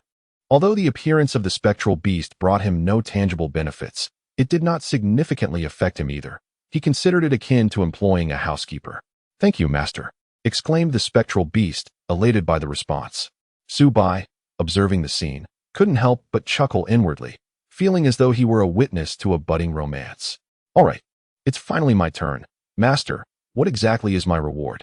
At that moment, Zhuangqi Xiaochun, her eyes now wide open, looked at Su Bai with a mix of excitement and trepidation. The green prairie is lush and vibrant. What could it possibly be? Su Bai's heart raced. How on earth do I explain this? Your luck is truly beyond comprehension. Master, please speak. Zhuangqi Xiaochun urged. It wouldn't be anything undesirable, would it? Well, how should I put it? Su Bai's mind raced. I believe you will find this quite delightful. Really? Zhuangqi Xiaochun's eyes sparkled with interest. Yes, indeed. With a swift motion, Su Bai waved his hand, and a brilliant light descended from the void, landing before Zhuangqi Xiaochun. Instantly, everyone turned their gaze upward, eager to see what reward she had received. Soon, the radiance dissipated, revealing a soft, slimy, green-hued digital creature resembling a slug, standing at barely knee-height. Its sizable mouth dominated most of its mass, with two eyes resembling those of a snail perched atop its head. The green body bore several deep purple spots, and a long tongue dangled limply to the ground. Upon seeing Zhuangqi Xiaochun, it exclaimed with excitement, "Ah, beautiful lady, are you the one who summoned me here? Are you my master? Shall we embark on a romantic date? What on earth?" Everyone was taken aback by this scene. Upon closer inspection, it became clear that this was none other than the snot beast. With its mouth stretched open wide, the snot beast's eyes rolled around Zhuangqi Xiaochun, saying, "Indeed, I am the charming and lovable snot beast. Would you care to go on a date, beautiful? Beautiful?" In an instant, Su Bai, Tuanzong, and Watergate Yin exchanged glances, oscillating between Zhuangqi Xiaochun and the snot beast, their expressions peculiar. This elderly woman, aged around 70 or 80. "Oh, truly, you are something else, snot beast. You seem to have an indiscriminate attraction to women. Impressive indeed." How absurd. Zhuangqi Xiaochun, feeling the intensity of their stares, turned various shades of blue and purple. She immediately channeled her chakra into her hand, unleashing a gust of wind that sent the snot beast flying. She then turned her gaze towards Su Bai. "Boss, what is going on? Why is the snot beast here?" "Ah, this is your reward." Su Bai, feeling somewhat lazy to concoct an explanation, decided to be frank. "Look, that verdant expanse over there is quite vibrant, isn't it?" Upon hearing this, Zhuangqi Xiaochun was taken aback. "You mean, that green patch of grass is the snot beast?" Su Bai shrugged. "Indeed, just look at it. It's all green and clumpy." The green patch of grass, also known as the snot beast, is a mature soft-bodied digital creature, colloquially referred to as the snotworm. It possesses no combat ability or intelligence, prefers to hide in dark, damp places, and is terrified of sunlight. Its appearance resembles that of a snail but lacks a shell. However, this mature digital creature is the weakest among them. Its ultimate technique is defecation, wherein it hurls its own excrement at its foes, possessing zero attack power and being the dirtiest of digital creatures. Good grief. Why must it be the snot beast? I refuse to accept this digital creature. Zhuangqi Xiaochun shouted to the heavens, feeling the palpable malice emanating from this video hall, much like Tuanzong had. The snot beast. How could this be? My reward is a snot beast. Why must I have such a filthy digital creature? She vividly recalled a horde of snot beasts throwing excrement. Goodness, it must be crawling with germs. Why does the digital creature in the mountain stream belong to the buoy beast, while mine is the snot beast? Even Tuanzong's undeveloped ghost beast is superior to this snot creature. My luck is utterly abysmal. Boss, I want to return it. Zhuangqi Xiaochun fumed. She would rather starve, be beaten to death, or crack her head on the ground than live alongside such a repulsive being. I've already mentioned, our rewards are entirely random. Whatever you draw is a matter of luck, and once distributed, we bear no responsibility, Su Bai replied nonchalantly. Damn it. At this moment, She finally grasped the sentiment Tuanzong had experienced earlier, albeit more profoundly. After all, if fate compelled her to choose between the ghost beast and the snot beast, she would unhesitatingly select the ghost beast. Not for any reason other than that the ghost beast is at least clean. Hey there, beautiful. Why did you just hit me? Are you asking me out on a date? At that moment, the snot beast scampered over, incessantly babbling about a date, darkening Zhuanqin Xiaochun's expression. Fine. Since I cannot return it, can I at least eliminate this disgusting creature? Zhuanqin Xiaochun said with malice. Well, that is indeed possible. Upon hearing Su Bai's words, Zhuanqin Xiaochun quickly formed hand seals, conjuring a sphere brimming with countless blades of wind. However, just as she was about to unleash it, Su Bai spoke again. But should you kill the snot beast, you will be rejected by the digital realm and will never receive any rewards from the digital world again. At that instant, Zhuanqin Xiaochun froze in her actions. A myriad of frustrations surged within her. This was indeed a punishment. She longed to vanquish this repulsive creature immediately. Yet the digital realm was replete with diverse capabilities, each more enticing than the last.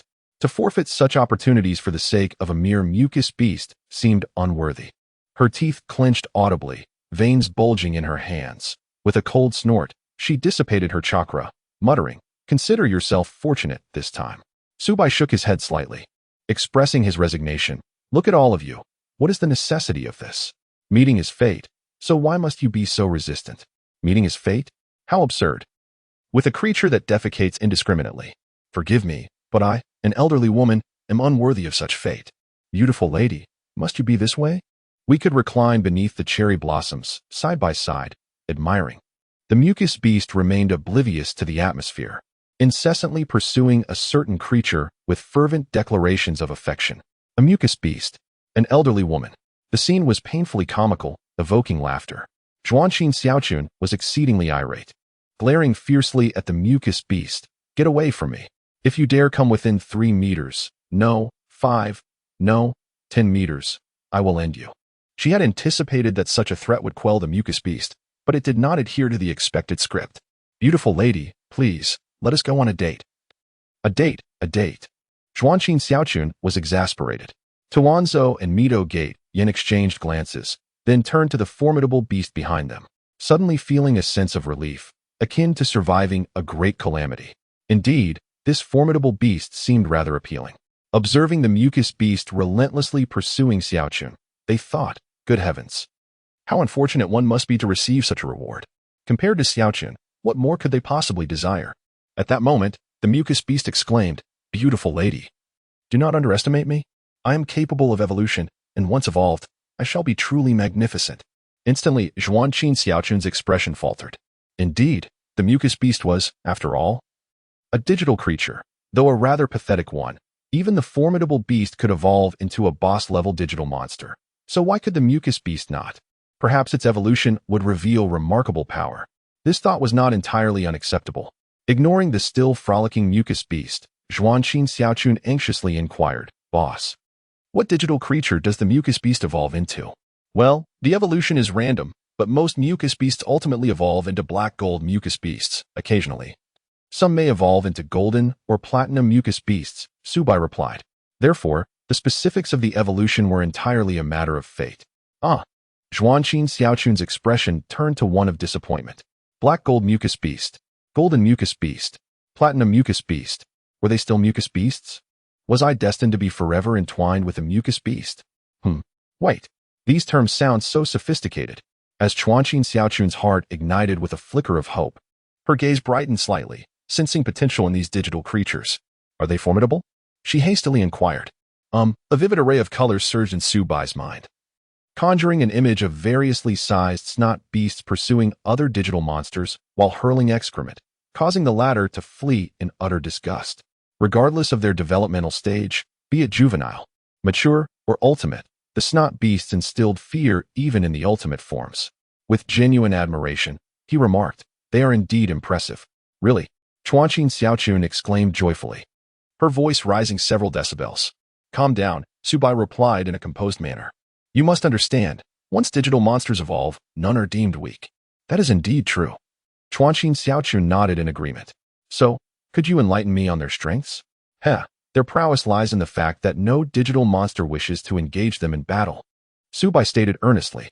Wow, that is quite remarkable. Chuanqin Xiaochun responded, astonished. If no one dares to fight them, does that mean the snot beast is invincible post-evolution? Is this creature truly that formidable? She pondered, skepticism lingering in her mind. Hiruzen and Danzō exchanged glances at the snot beast, which incessantly clamored for a date with Chuanqin Xiaochun, imagining a rather unpleasant scene while doubting Su Bai's words. Boss, does this creature possess any formidable abilities after evolving? Danzō queried. Su Bai glanced at the duo and replied nonchalantly, it throws excrement. Danzō, throws excrement? Hiruzen, isn't that the same as before its evolution? What kind of impressive ability is that? Chuanqin Xiaochun's expression instantly soured. This is absurd. It seems there's no hope left. So, it turns out this creature merely throws excrement post-evolution. She nearly spat blood in frustration. Is this really what you call impressive? Are you jesting with me? Are there no other abilities? She clutched her chest, hoping that a fully evolved digital monster would possess more than one skill. Perhaps another ability might be extraordinary. Well, there are some, Su Bai affirmed, nodding and stating factually. After evolving, the snot beast not only throws excrement, but also burps and farts. Goodness. Danzō and Hiruzen gasped in unison. What on earth did we just encounter? A moving garbage dump? Not only does it throw excrement, but it also burps and farts. Just hearing that description makes it easy to envision what the snot beast will be like in the future. A pungent odor wafted even from a distance. It was indeed a nauseating stench. No wonder no digital monster wished to engage them in battle. Being struck by that excrement would surely lead to tears. Ah, so that was your implication, Danzō remarked, casting a more amiable glance at the nearby ghost beast. If it cannot evolve, so be it. At least it serves some purpose, better than being a mere moving latrine. I. Chuanqin Xiaochun pressed one hand against her chest and the other against her forehead, feeling a sharp rise in blood pressure, struggling to catch her breath. She was on the brink of exasperation. What sin had she committed? Why had she drawn such a revolting thing? In truth, you need not take it too seriously. After all, the evolved snivel beast possesses a certain degree of combat prowess, Su Bai reassured her. Chuanqin Xiaochun cast a hopeful glance towards Su Bai. With a slight smile, Su Bai added, after evolution, the snivel beast's excrement can be explosive. Yes, explosive excrement. Explosive excrement. Are you suggesting it is fragrant? Chuanqin Xiaochun was utterly distraught. What kind of evolution was this? She would have preferred a regression for comfort. Oh heavens, henceforth, a mobile toilet would accompany her wherever she went. How could she possibly face anyone? Especially now, with Minyan and Danzō right beside her. Listening in, was she destined to become the laughingstock of the entire Konoha? Why must I endure this? Why did I ever watch Digimon? Wasn't the refreshing and romantic Sora far more appealing? This is truly difficult. Fear not, beautiful. As long as I have the snivel beast by my side, no one will dare to bully you. Should anyone attempt to do so, I shall throw an explosive excrement right in their face. Hee, beautiful, what do you say? At that moment, the snivel beast approached, speaking in a flattering tone, its gaze brimming with affection. Instantly, Minyan and Danzō turned their heads away. Goodness. Despite being in their twilight years, there were still those pursuing them. Truly, they were the epitome of beauty in their youth. However, with your physique and the soft, squishy snivel beast, is that truly feasible? Oh my. Chuanqin Xiaochun felt her stomach churn at the sight, utterly mortified. Get lost. She kicked the snivel beast, sending it tumbling to the ground, and left without looking back. Danzō and Minyan hurriedly followed. At the rear, the ghost beast and snivel beast exchanged glances and shared a knowing smile. Ghost beast. Thanks, my friend. Thanks to you. The master has finally accepted me. Snivel beast. No problem. It's the least I could do. Once I win over that beauty, I shall treat you to a grand feast. Ghost beast. No need for a feast. But are you sure you want to pursue that woman? Snivel beast. Absolutely. She is the most beautiful goddess in my heart. Ghost beast. Wow, my friend. You truly are a wolf in sheep's clothing. Snivel beast. Flattery will get you nowhere. Watching the five depart, Su Bai chuckled and shook his head. Fate is indeed a wondrous thing. Regardless of their feelings, they had collectively earned him 3 additional chances for the Digimon lottery. Now then, Attack on Titan, lottery chances, 1, Digimon, lottery chances, 4. Su Bai reclined in his chair, adopting a tactical posture. System, utilize the lottery opportunity in the Digimon world. Ding. Reward extraction in progress. Ding. Reward extraction successful. Congratulations to the host for receiving. Ding. The reward extraction was successful. Congratulations to the host for acquiring the Chimera Beast. Bang. The moment the system's notification sounded, Su Bai abruptly stood up. Astonishing. I have drawn the Chimera Beast. Chimera Beast. A fully evolved synthetic Digimon, possessing the arms of Gogumon, the zombie Tyrannomon, and the demon beast, the wings of Flymon and Angemon, the tail of Triceramon, the legs of Garurumon, the helmet of Bitamon, the mane of Mecha Tyrannomon, and the body of Tyrannomon. Agile in speed, formidable in attack, and exceptional in defense. It amalgamates the virtues of numerous Digimon, rendering it a Digimon without weaknesses. Despite being a fully evolved form, its strength rivals that of ultimate forms, often overpowering even the average ultimate. It possesses terrifying combat instincts and immense destructive power, capable of inflicting grievous injuries merely by proximity. Its ultimate technique. The Death Ray Scorching Poisonous Serpent releases a lethal stream from its mouth. Even evading this attack results in violent repercussions, marking it as an exceedingly dangerous and potent Digimon. Buzz. A thick beam of light descended from the void, striking the ground before Su Bai with a tremendous quake, causing the surrounding space to twist and flow like a tumultuous sea, as an inexplicable, mysterious force surged within the confines of the recording hall. Crackle crackle around the white beam. Dark purple lightning swirled in concentric circles, emanating an immensely powerful aura that gradually seeped from the beam. Yet it did not extend beyond the recording hall. Soon, the brilliance faded, revealing a towering figure standing before Su Bai, with furred legs of blue and white, an orange body, and red and white wings, adorned with a steel helmet and wielding 4 arms in the air. Its visage was fearsome, eyes ablaze with murderous intent and a desire for destruction, exuding a disdain that seemed to disregard all in existence. It surveyed its surroundings, confusion evident in its pupils. With the strength and stature of the Chimera Beast, it could naturally perceive the differences between the digital world and the Naruto world. Clearly, it had arrived in another realm. Instantly, it focused on Su Bai, who stood before it. An instinct advised it that this very human had summoned it. Roar. Tell me, what has transpired? Why have I appeared in this peculiar world? How did this human accomplish this? And why summon me? All these questions were fervently clamoring for understanding within the Chimera Beast.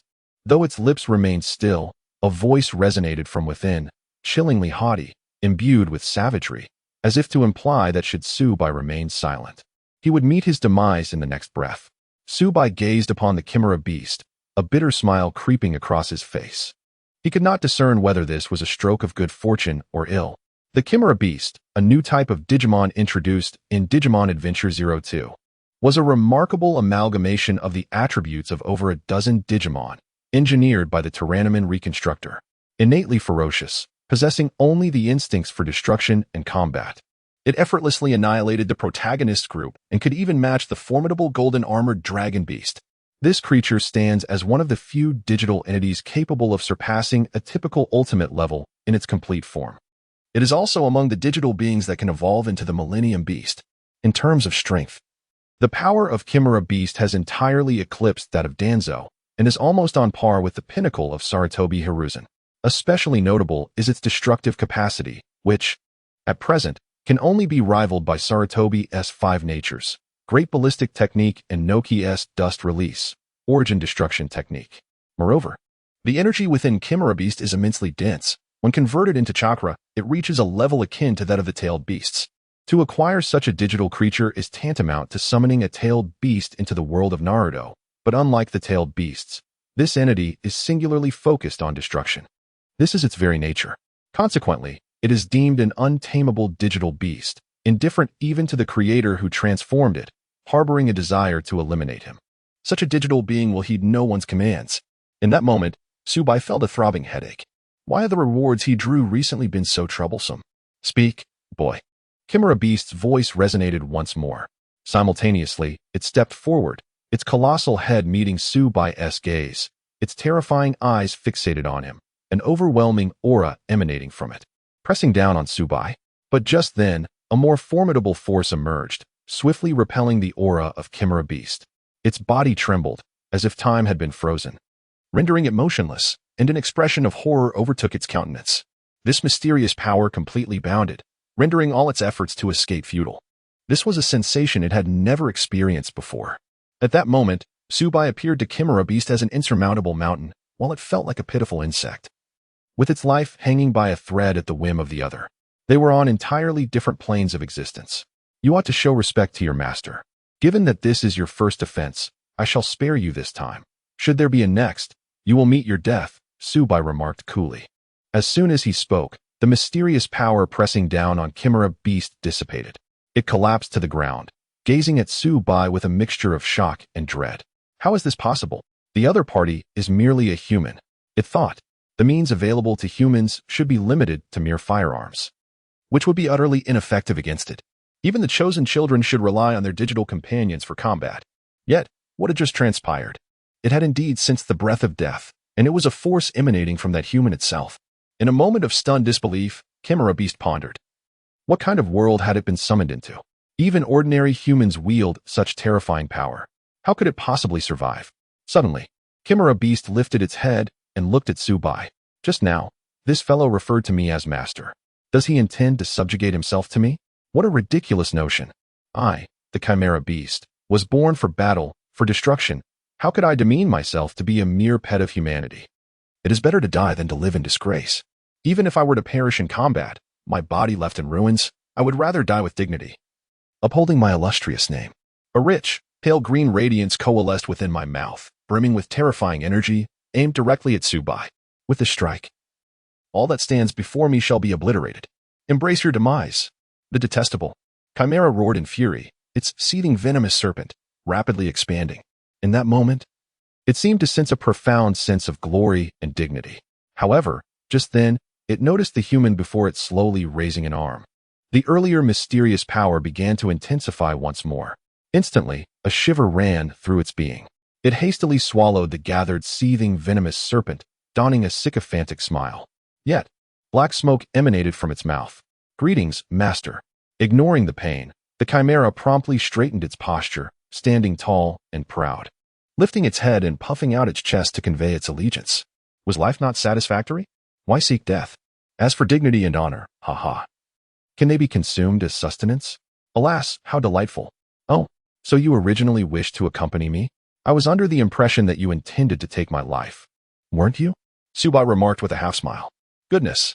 The heart of Chimera raced wildly. My master jested, and it is indeed an honor for me, little Gigi, to follow you. How could I ever raise a hand against you, my master? What just transpired was merely the customary mouth-cleansing ritual of our Chimera Beast clan, my master. Please do not misunderstand, the Chimera Beast declared with a smile and a tone of earnestness.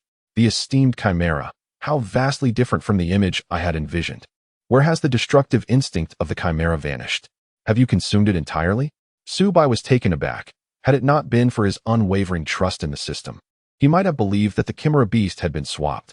Very well, from this day forth, you shall be responsible for the security of the recording hall, Su Bai declared. Do you understand? Understood, my master, Chimera Beast promptly nodded. Yet, a sense of melancholy enveloped him. Considered a complete Digimon, a being that stood undaunted against ultimate forms, how could he find himself relegated to the role of a mere security guard in this modest video hall? Truly, the unpredictability of life is staggering. He felt an urge to weep, albeit subtly. Alas, all for the sake of survival. However, Su Bai scrutinized Chimera Beast from head to toe, shaking his head incessantly. Master, is there something amiss? In a state of unease, the beast Chimera inquired. Have I endured such frustration, and yet you remain unrelenting? It is nothing of great significance, merely an observation that your physique is somewhat imposing. The video hall is rather limited in space, and the moment the formidable Chimera Beast made its entrance, the entire venue felt rather cramped.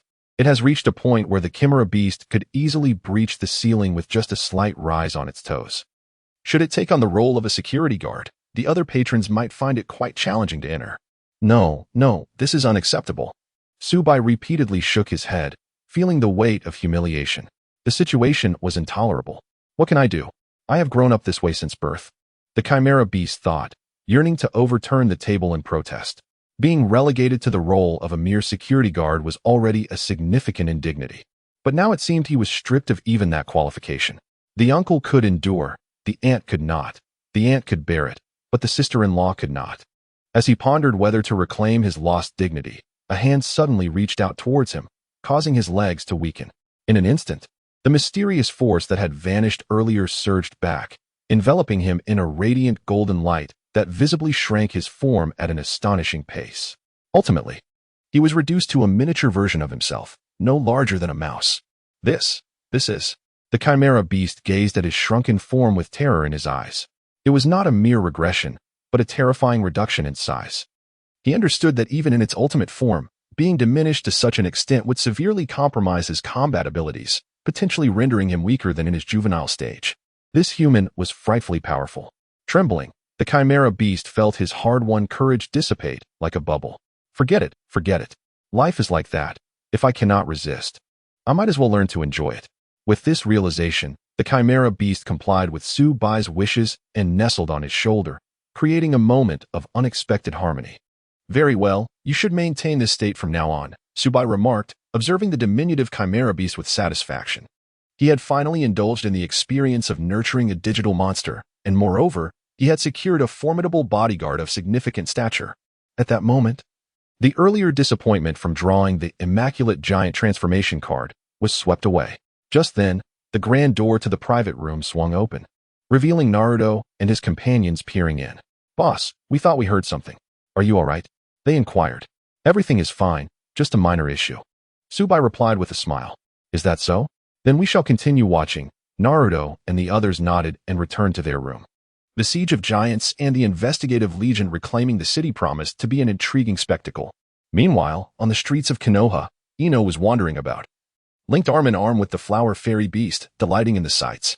They frequently visited clothing stores and occasionally indulged in street food. When the mood struck, they would even explore gift shops. As the little princess of the Yamanaka clan, Ino was affluent, and together with the flower fairy beast, they indulged in a shopping spree. In no time, they were laden with bags and adorned with trinkets, drawing the attention of passers-by. Indeed, they were two stunning beauties, captivating all who gazed upon them. Ino, having diligently refined her chakra since childhood and maintaining a balanced diet, possessed a striking visage that distinguished her as one of the rare beauties in the Naruto world. Her family's esteemed background further enhanced her allure, garnering her numerous admirers in Konoha. After all, successfully courting Ino would equate to 100 years of effort saved. No, perhaps even 500. At present, the flower fairy beast beside Jinye is particularly captivating, with its pink flower buds and shimmering, lustrous eyes.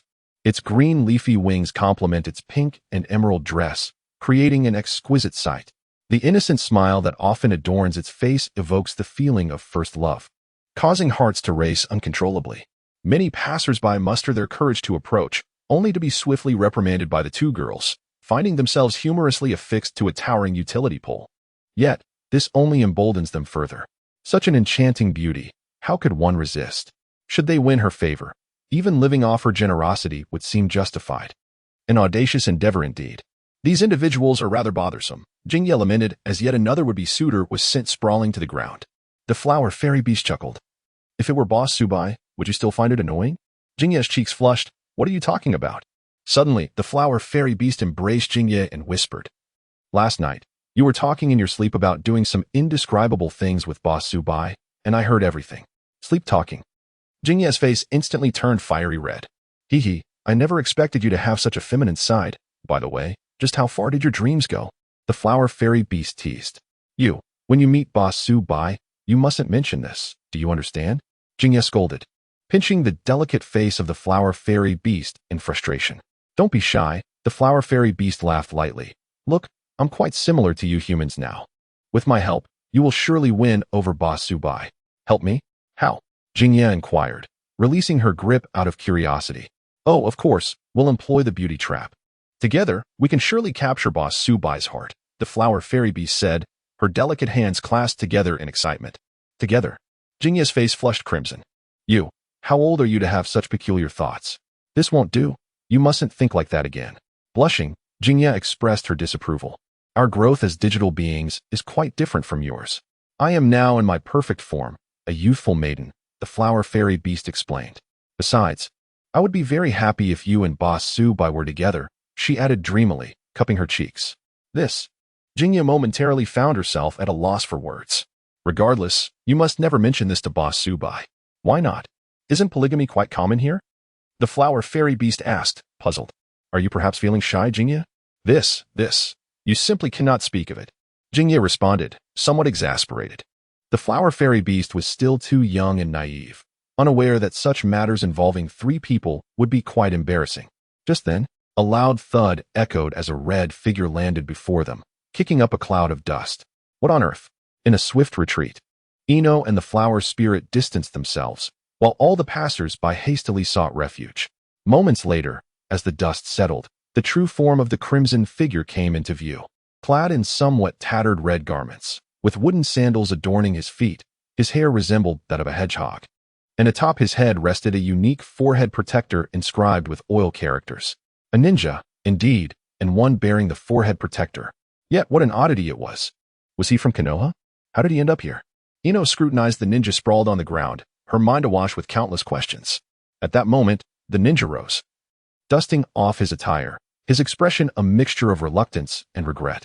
What a stroke of bad luck to be caught while peeping at a women's hot spring. I was disguised so well before. Suddenly, he noticed 2 individuals standing nearby, realizing that his soliloquy had not gone unheard. Causing a wave of embarrassment to wash over him. Chuckling while scratching his head, he exclaimed, "Ah, I see you heard that. A peeping Tom, indeed." Ino and the flower spirit exchanged glances, their expressions darkening as they became more vigilant. "Who are you, and what brings you to Konoha?" Ino demanded, assuming a defensive stance. Mirrored by the flower spirit. "Ah ho." The white-haired ninja snorted, nostrils flaring with excitement. His eyes gleamed as they fixated on the flower spirit. "What is this? Such a petite figure, with hair akin to flower buds, and those lovely green wings sprouting from your back, coupled with that adorable visage. My heart races. Is this not the very inspiration I have sought? A sprite of nature. Such innocence surpasses that of those in the establishments of ill repute." In his exhilaration, he produced a small notebook from seemingly nowhere, fervently jotting down notes. A true writer must always maintain a thirst for knowledge, after all. "Hey, who exactly are you?" Ino inquired once more. "Ha! Dear girl, fret not, for I am no spy. I am, in fact, a ninja of Konoha," the white-haired ninja replied, tucking away his writing tools with a smile. "A ninja of Konoha? You are?" Ino questioned, intrigued. "Indeed, I am the legendary Jiraiya, the white-haired sage of Mount Myaboku." He struck a distinctive pose, his feet firmly planted as he directed his gaze at the flower spirit. Look at me. Jiraiya? Never heard of you." Ino and the flower spirit exchanged glances, both shaking their heads. Jiraiya exclaimed, "Fear not. Jiraiya is merely a name I conceal from the world. I am, in truth, one of the legendary Sannin.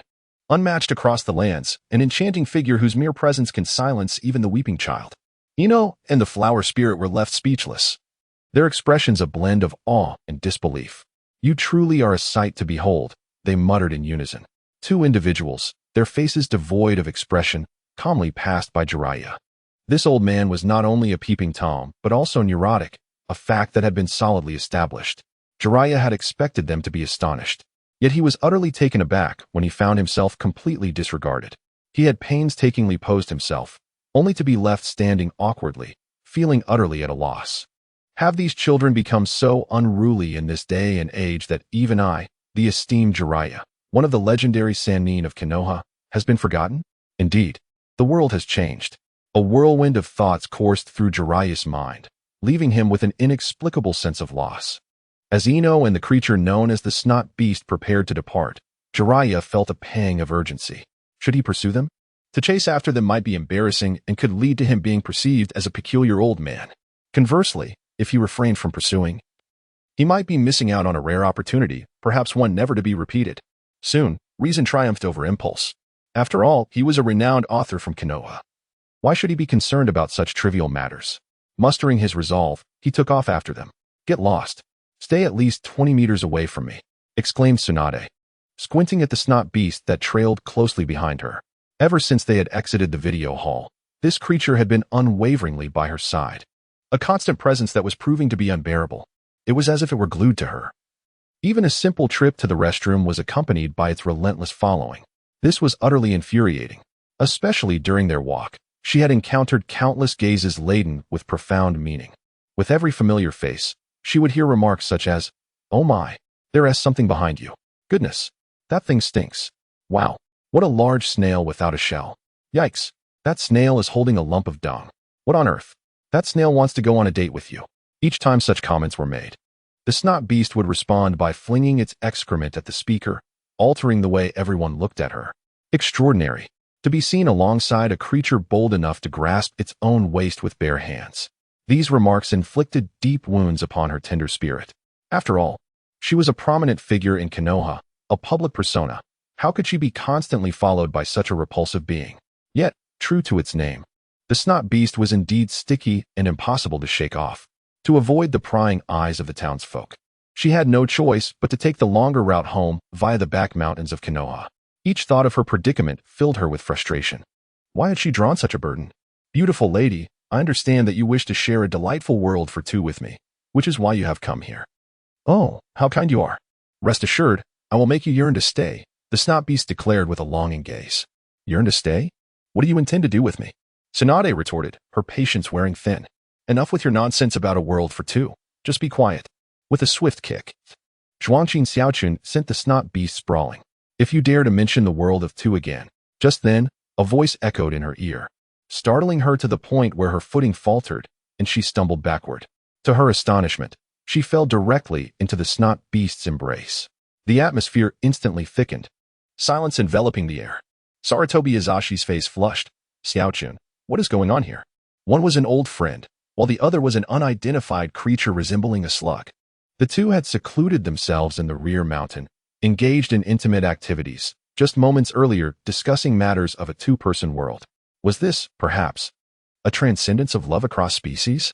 Xiaochun seemed to have a penchant for this. Moreover, her earlier stumble revealed that this gentleman was more than meets the eye, and for someone of Xiaochun's age to indulge so freely, it truly demonstrated that one's spirit can remain youthful despite the passage of time. Hizashi felt a surge of admiration, never anticipating that his visit to the rear mountain with the Umbu to observe the aftermath of last night's giant Sakura would lead to such an embarrassing revelation. But Xiaochun, your partner hasn't even gotten up yet. Is it appropriate to give him a vast expanse of green grassland like this? Despite the snot beast's appearance being less than dignified, its vibrant green skin seemed to signal something profound.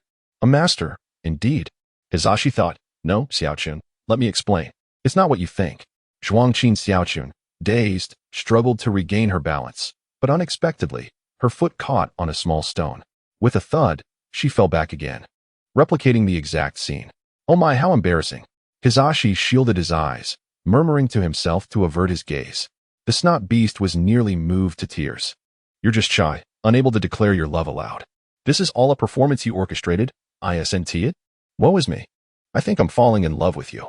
Fear not, for the snot beast shall forever love you alone. Hizashi was nearly struck by lightning. Goodness, in broad daylight. You're flaunting your affection. I can't engage in this. I must take my leave. He added, Xiaochun, I have matters to attend to, so I shan't disturb you. However, as a longtime comrade, I must remind you that you are a public figure, and it is still daylight. This is rather inappropriate. No, Hizashi. Let me explain. This creature is actually Zhuangqin Xiaochun attempted to clarify, but Hizashi simply smiled knowingly. Fear not, I understand. I want to disclose this to your husband. With that, he summoned the Umbu team and hurriedly departed, leaving Zhuangqin Xiaochun with ample space. Soon, only the snot beast and Zhuangqin Xiaochun remained in the secluded mountains. Oh no. Xiaochun's eyes glazed over. Who am I? Where am I? What have I done? She remained in a daze, struggling to regain her composure. In the dimly lit video hall, Su Bai reclined comfortably on a chaise longue. Once a perilous digital beast, the chimera ant now busied itself with serving tea, kneading shoulders, and offering back rubs, a juxtaposition that seemed utterly incongruous with its formidable physique. Master, is the tea too hot? Would you like me to cool it down? Would you prefer some sugar? Is the pressure acceptable? Please, command me. I would traverse mountains or brave flames for you. The chimera ant spoke with utmost reverence. It had come to a profound realization that this master was extraordinarily powerful. Since escape was futile, it would be wise to comply. For such obedience might aid its ultimate evolution.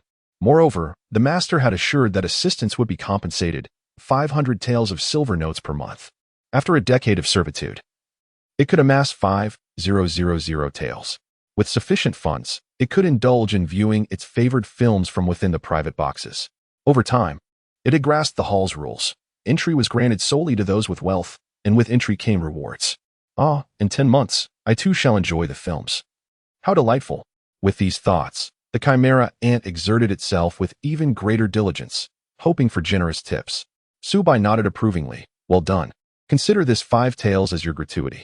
A 5-tael silver note was casually tossed to the eager chimera ant, which clutched the bill, nearly its own size, expressing incessant gratitude. Thank you, master, it exclaimed, its joy palpable. Su Bai smiled with satisfaction. It must be said, the chimera ant was adept at ingratiating itself. From this moment forth, Su Bai no longer regarded it merely as a sycophant, but rather as a valuable aid, one who could also assume the role of a caretaker if needed. Yes, a male caretaker. Meanwhile, within the private box, the expansive screen displayed the titanic duel between Eren and Annie, both having transformed into giants. Naruto, Sasuke, and Sakura held their breath, captivated by the intensity of the battle, unaware of the shocking truth that the female giant was, in fact, Annie herself. Sakura finally understood why there had been a progression unlock when Annie transformed. She was the female giant. Naruto felt a twinge of sorrow. Among the characters, Annie, along with Eren, Armin, and Historia, resonated with him due to their similar hair colors, fostering a sense of kinship. Witnessing Annie take lives was something he struggled to accept. As the battle raged on, Eren found himself almost overwhelmed by Annie's relentless assault, her hardened form rendering him vulnerable. Annie, intent on escaping the walls, had descended to their base, her fingers hardening as she began to climb. Fortunately, at a critical moment, Eren awoke, seizing Annie's ankle, while Mikasa seized the opportunity to sever her fingers, preventing her escape. In that climactic confrontation, Annie faced defeat, tears streaming down her face as she sealed herself away. Embodying the melancholy of unfulfilled efforts, there exists a profound longing for one's father, accompanied by a sense of remorse for having slain both companions and innocents. When, at long last, the colossal head of the giant emerged from the wall, an overwhelming shock enveloped everyone present. It became evident that giants could indeed be transformed from humans. But what of the colossal titan and the armored titan? Were they also once human? Who are they, and what drives them to annihilate humanity?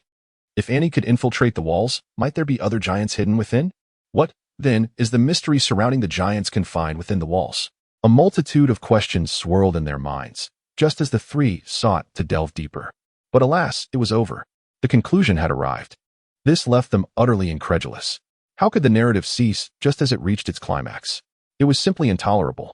Naruto clutched his head, exclaiming in frustration, "Where is the author? Hurry, an update." Sasuke and Sakura also felt an insatiable itch, deeply unsettled.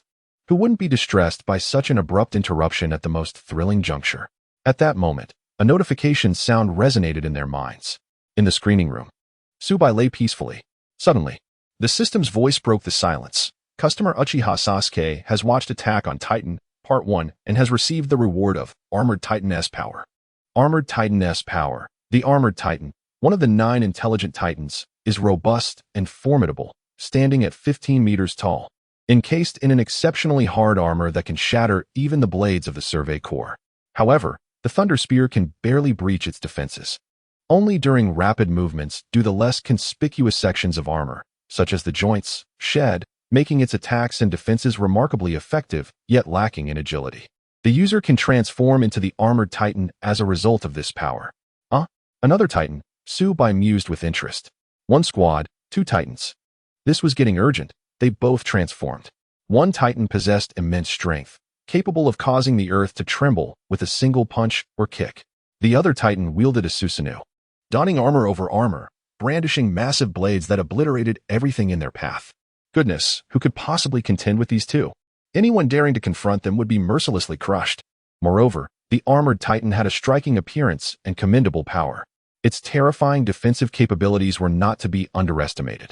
Without utilizing thunder spears or heavy anti-Titan artillery, its defenses would be exceedingly challenging to breach.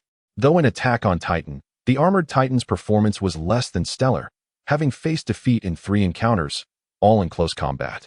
Twice succumbing to Eren and once to the Beast Titan, it led audiences to perceive it as a rather ineffectual Titan, difficult to accept. However, this was hardly the fault of the Armored Titan itself. The blame primarily lay with Reiner. Indeed, the reason for his defeats was Reiner's ineptitude. He charged recklessly, employing little to no strategy. In contrast, Annie, a Titan skilled in combat, was unstoppable. Eren, on the other hand, exhibited thoughtful insight, learning from failures, adapting his strategies, with a multitude of allies providing optimal support behind him. As for the Beast Titan, Zeke, it is needless to say that his ability is sufficiently demonstrated by his capacity to orchestrate numerous operations and inflict significant damage upon the Survey Corps. Meanwhile, the Colossal Titan, Berthold, can utilize the scalding steam emitted from his body to prevent enemies from approaching, and his towering height allows him to remain relatively safe as long as he exercises caution. Among the 9 Titans, aside from the Founding Titan, the combat prowess of the others is fairly comparable. Victories and defeats are largely dictated by the skill of their wielders. Thus, in summary, the Armored Titan remains formidable. At this moment, another notification chimes. The customer, Naruto Uzumaki, watches Attack on Titan, Part 1 and receives the reward, Power of the Attack Titan. Power of the Attack Titan. One of the 9 Titans, this 15-meter-tall Titan possesses black hair and azure eyes, lacks lips, and has a pair of long, pointed ears reminiscent of elves. It never submits to any faction and has relentlessly pursued freedom throughout the ages, fighting for liberty. The wielder can transform into the Attack Titan. Incredible! Another Titan, and it is the protagonist Titan. The main character of the Naruto world has drawn the power of the main character from the Titan universe. At this point, Su Bai can no longer remain indifferent. He stands up from his chair. What is happening? 3 individuals can all transform into Titans, Sakura as the female Titan, Sasuke as the Armored Titan, and Naruto as the Attack Titan. Even for a protagonist team, such luck seems improbable. Perhaps the odds of winning the jackpot in Attack on Titan are unusually high. He pinches the Pure Titan transformation card he drew, and Su Bai's expression darkens as he quickly dismisses this conjecture. Impossible. It is undoubtedly a stroke of luck for this protagonist group. Suddenly, Su Bai realizes something. If Sasuke, Sakura, and Naruto can become Titans, could it be possible that Kakashi might also draw a Titan? If that were the case, they could almost annihilate an entire village. This plot has not even fully begun yet. Su Bai's mouth twitches slightly. He wonders what expression Zabuza will wear when he encounters them in the Land of Waves. He initially expected to face some fresh, inexperienced opponents. Yet, in the next moment, 4 Titans stand before Zabuza, brimming with anticipation. One is a behemoth of a woman, ready to strike with her fists. Another Titan masters fire techniques, spewing flames wildly. A 3rd Titan wields lightning, crackling with electricity. The last Titan can create clones, summoning an army of Titans at will. Unbelievable. Ruthless. He wonders what expression Zabuza will display. Surely, he might be terrified to death. Su Bai clasps his hands in a gesture of sympathy for Zabuza. Poor child, you are doomed. However, Sakura has not received a reward. It seems the odds of winning for the first time are significantly higher, and future chances may diminish. Up until now, only Ino has received a 2nd reward. Truly. Such luck. At this moment, the door to the private room swings open. Naruto and his companions approach Su Bai with lively steps. After Sakura's explanation, they came to comprehend the nature of their reward, excitement gleaming in their eyes. The power of giants, indeed. This signified that they too could transform into colossal beings. Akin to Sakura, much like the Attack Titan and Armored Titan, which fall under the category of the 9 Titans. Consequently, they would possess powers comparable to those of Sakura. They had witnessed this firsthand at noon. Even Kakashi-sensei was no match for them post-transformation. Furthermore, according to Sakura's elucidation, their strength would approach the level of shadows, which was the source of their exhilaration. The level of shadows. Boss, where's my Attack Titan power? I want it now. Hurry up. Naruto exclaimed joyfully, convinced that with such strength, he could undoubtedly ascend to the position of Hokage. Su Bai chuckled. I suspect you're being overly ambitious, yet I lack proof. Sasuke, too, bore an expression of fervent excitement, almost bordering on madness. The prospect of wielding power nearing that of shadows, combined with the unparalleled defense and offense of the Armored Titan, meant he could finally exact revenge. Itachi, wait for me. I will personally end your life. All right, it seems I need not say much more. Especially since you have Sakura as your senior, Su Bai remarked, casting a glance at Sakura. It appears your luck is somewhat lacking this time. Sakura maintained a serene demeanor. Yes, I anticipated this to some extent. After all, one cannot always rely on good fortune. Su Bai nodded. I'm reassured by your perspective. But you must understand that possessing the power of a giant does not equate to invincibility. Basic ninjutsu training must not be neglected. Hey, boss, hurry up. Naruto urged impatiently. Su Bai gently shook his head. He had already conveyed what needed to be said. Whether they absorbed it was their concern. It is crucial to realize that even with the power of a giant, continuous training is essential for becoming stronger, much like Eren. As he closed the shop door, leaving the Chimera beast to guard, Su Bai led the trio toward the back mountain. Upon witnessing Su Bai's departure, the Chimera beast broke into a grin. Heh, the plague has finally left. With Su Bai gone, the Chimera beast swiftly locked the door. Glancing around cautiously, it tiptoed into the private room. If not now, when? Heh, you little brat. Do you think the power of darkness can be so easily commanded? Once I obtain formidable strength, you will be the first I crush. I will hold you in my grasp, forcing you to bathe and clean my teeth. Without a single coin in wages, you shall experience the taste of servitude. The Chimera beast spat with a mix of resentment and a comically evolving expression, already envisioning a glorious future. It couldn't help but drool at the thought. However, upon noticing the projector in the private room, it froze. What is this? Food. The Chimera beast grinned widely. Indeed, this food is substantial and plentiful. I like it. It only knew destruction, lacking any understanding of such matters. He opened his mouth and, with a sharp crunch, bit down. Meanwhile, Su Bai had already led Naruto and his companions to the back mountain. You should be well aware of the might of giants and the precautions necessary when wielding such power, so I shall refrain from elaborating further. Let us commence without delay. As soon as Su Bai's words fell, he did not afford Naruto and Sasuke a moment to react, and two colossal beams of light, as thick as water barrels, descended from the void. Golden lightning crackled furiously, scattering in all directions. The mountainside crumbled and debris flew. A terrifying steam storm swept through the area. The cacophony caused by their simultaneous giant transformation was deafening.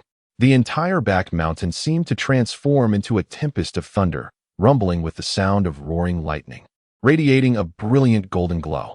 Lightning cleaved through the air, illuminating the surroundings as if they had been deep-fried in golden oil. With the resonant and somber music heralding their transformation echoing in the background, two towering giants arose, their eyes shining with fierce determination. They pierced through the thick fog. Their thunderous roars reverberated throughout the village of Konoha. Countless figures stood upon rooftops, gazing towards the back mountain. Once more, giants had appeared, different from those encountered the previous night and in the morning. What was the meaning of this? Why were so many giants manifesting? It was rumored that a cinema had opened in the village, where watching films could yield rewards. These giants seemed to have emerged from that very establishment. Was it true or merely a fabrication? The ceaseless commotion finally drew attention to the existence of the cinema, sending a tremor of shock through the populace.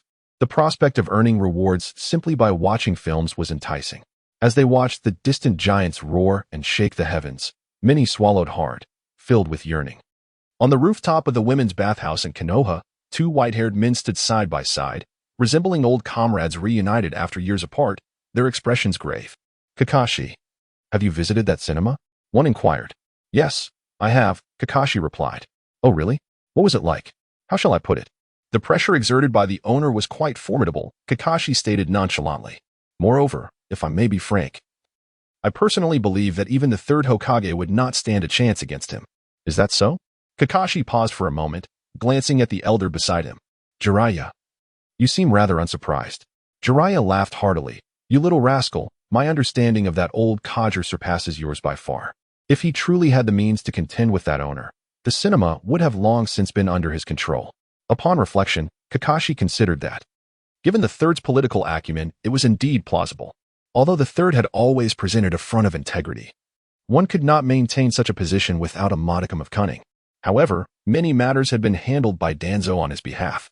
Gradually, this had led many to forget an essential truth. The third Hokage was, without a doubt, a true politician. As he gazed at the still raging giants in the distance, Kakashi's heart raced. He recalled the terror he had felt this morning when confronted by the female giant Sakura, and the humiliation of having to surrender to protect his own life. Who were these two giants? Naruto? Sasuke? Danzō? Shinkeharu? Mito Menka? Is it possible that it could be Sakura? To be honest, Kakashi felt a twinge of envy within himself. Regardless of the circumstances, he had truly experienced the might of the giants, a formidable power that approached the level of a Hokage. It is worth noting that Sakura was previously merely a ninja barely worthy of being called a genin. However, after acquiring this power, she became astonishingly formidable. Time and again, She taught him lessons in humility. Moreover, according to Sakura, upon gaining the ability to transform into a giant, she could not only regenerate her body in that form but could also recover in her normal state. This process required no hand signs, as her cells autonomously mended the damage inflicted upon her. Such an ability bore a striking resemblance to the regeneration prowess of the first Hokage. Yet, it was something he had never heard of. He had attempted to utilize his Sharingan to replicate this ability in the morning, but his eyes nearly went blind in the process, yielding no results. Thus, his interest in the video hall had intensified.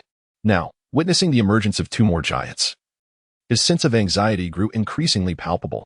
By all that is sacred, if this continues, he might lose his reputation as a formidable force in Konoha. No. He must make an early visit to the video hall tomorrow. He too needed to enhance his strength. Kakashi, speak up. You did not come to see me merely for the scenic view, Jiraiya remarked, casting a glance downward. Beneath him, there was a small hole the size of a tile on the rooftop. Peering through this aperture, he could see a haze of mist accompanied by laughter and merriment. A vibrant scene indeed. Oh, how delightful. Jiraiya's face broke into an indescribable grin. Even the aura of one of the legendary Sannin, the Toad Sage, could not rescue him from this moment. No, he possessed no such aura. Instead, an obscure and powerful presence emanated, indescribable yet profoundly felt. This enigmatic aura was immensely potent. Even Kakashi, a seasoned jonin, was immediately captivated upon a mere glance. Fortunately, his limited yet reliable willpower managed to pull him back to reality. Indeed, Lord Jiraiya, I have now become Naruto's guiding jonin. Yet I remain uncertain about how to face him. On one hand, he is the child of my teacher and his wife. On the other, he harbors the Nine Tails within him. Kakashi spoke with a hint of sorrow. That beast was responsible for the deaths of my teacher and his wife. How am I to confront Naruto? And then there is Sasuke. Every time I see him, I am reminded of my past, of Obito. Can someone like me truly guide them well? Kakashi turned his gaze toward Jiraiya. In a rare moment, Jiraiya diverted his eyes, and after a prolonged silence, he replied, regardless of the circumstances, just remember that they are both exceptional ninjas, and so are you. Exceptional ninjas, Kakashi murmured. No, I am utterly unworthy.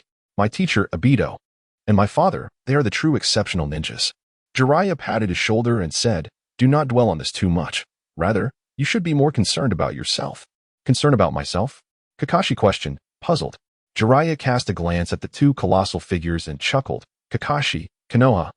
No, the entire ninja world is about to undergo a transformation. Kakashi, bewildered, turned his gaze towards the giants, and suddenly, his expression shifted dramatically. In the Hokage's office, a member of the Umbu knelt on the floor. At the desk, Sarutobi Hiruzen observed the images within the crystal ball, his countenance fluctuating between shadows and light. Naruto, Sasuke. One was the son of Minato, the host of the Nine Tails. Though reluctant to admit it, Naruto was indeed Konoha's foremost weapon, possessing the mightiest of the tailed beasts. Once he discovers that his father is the fourth Hokage, and that his parents sacrificed themselves to protect the village, he is the son of a hero. Yet, how could he endure the treatment he receives from the village? Is this the treatment befitting the child of a hero? To be the target of everyone's disdain? Knowing all of this, will Naruto truly harbor no resentment towards Konoha? Will he still shout, I want to be Hokage, as he usually does?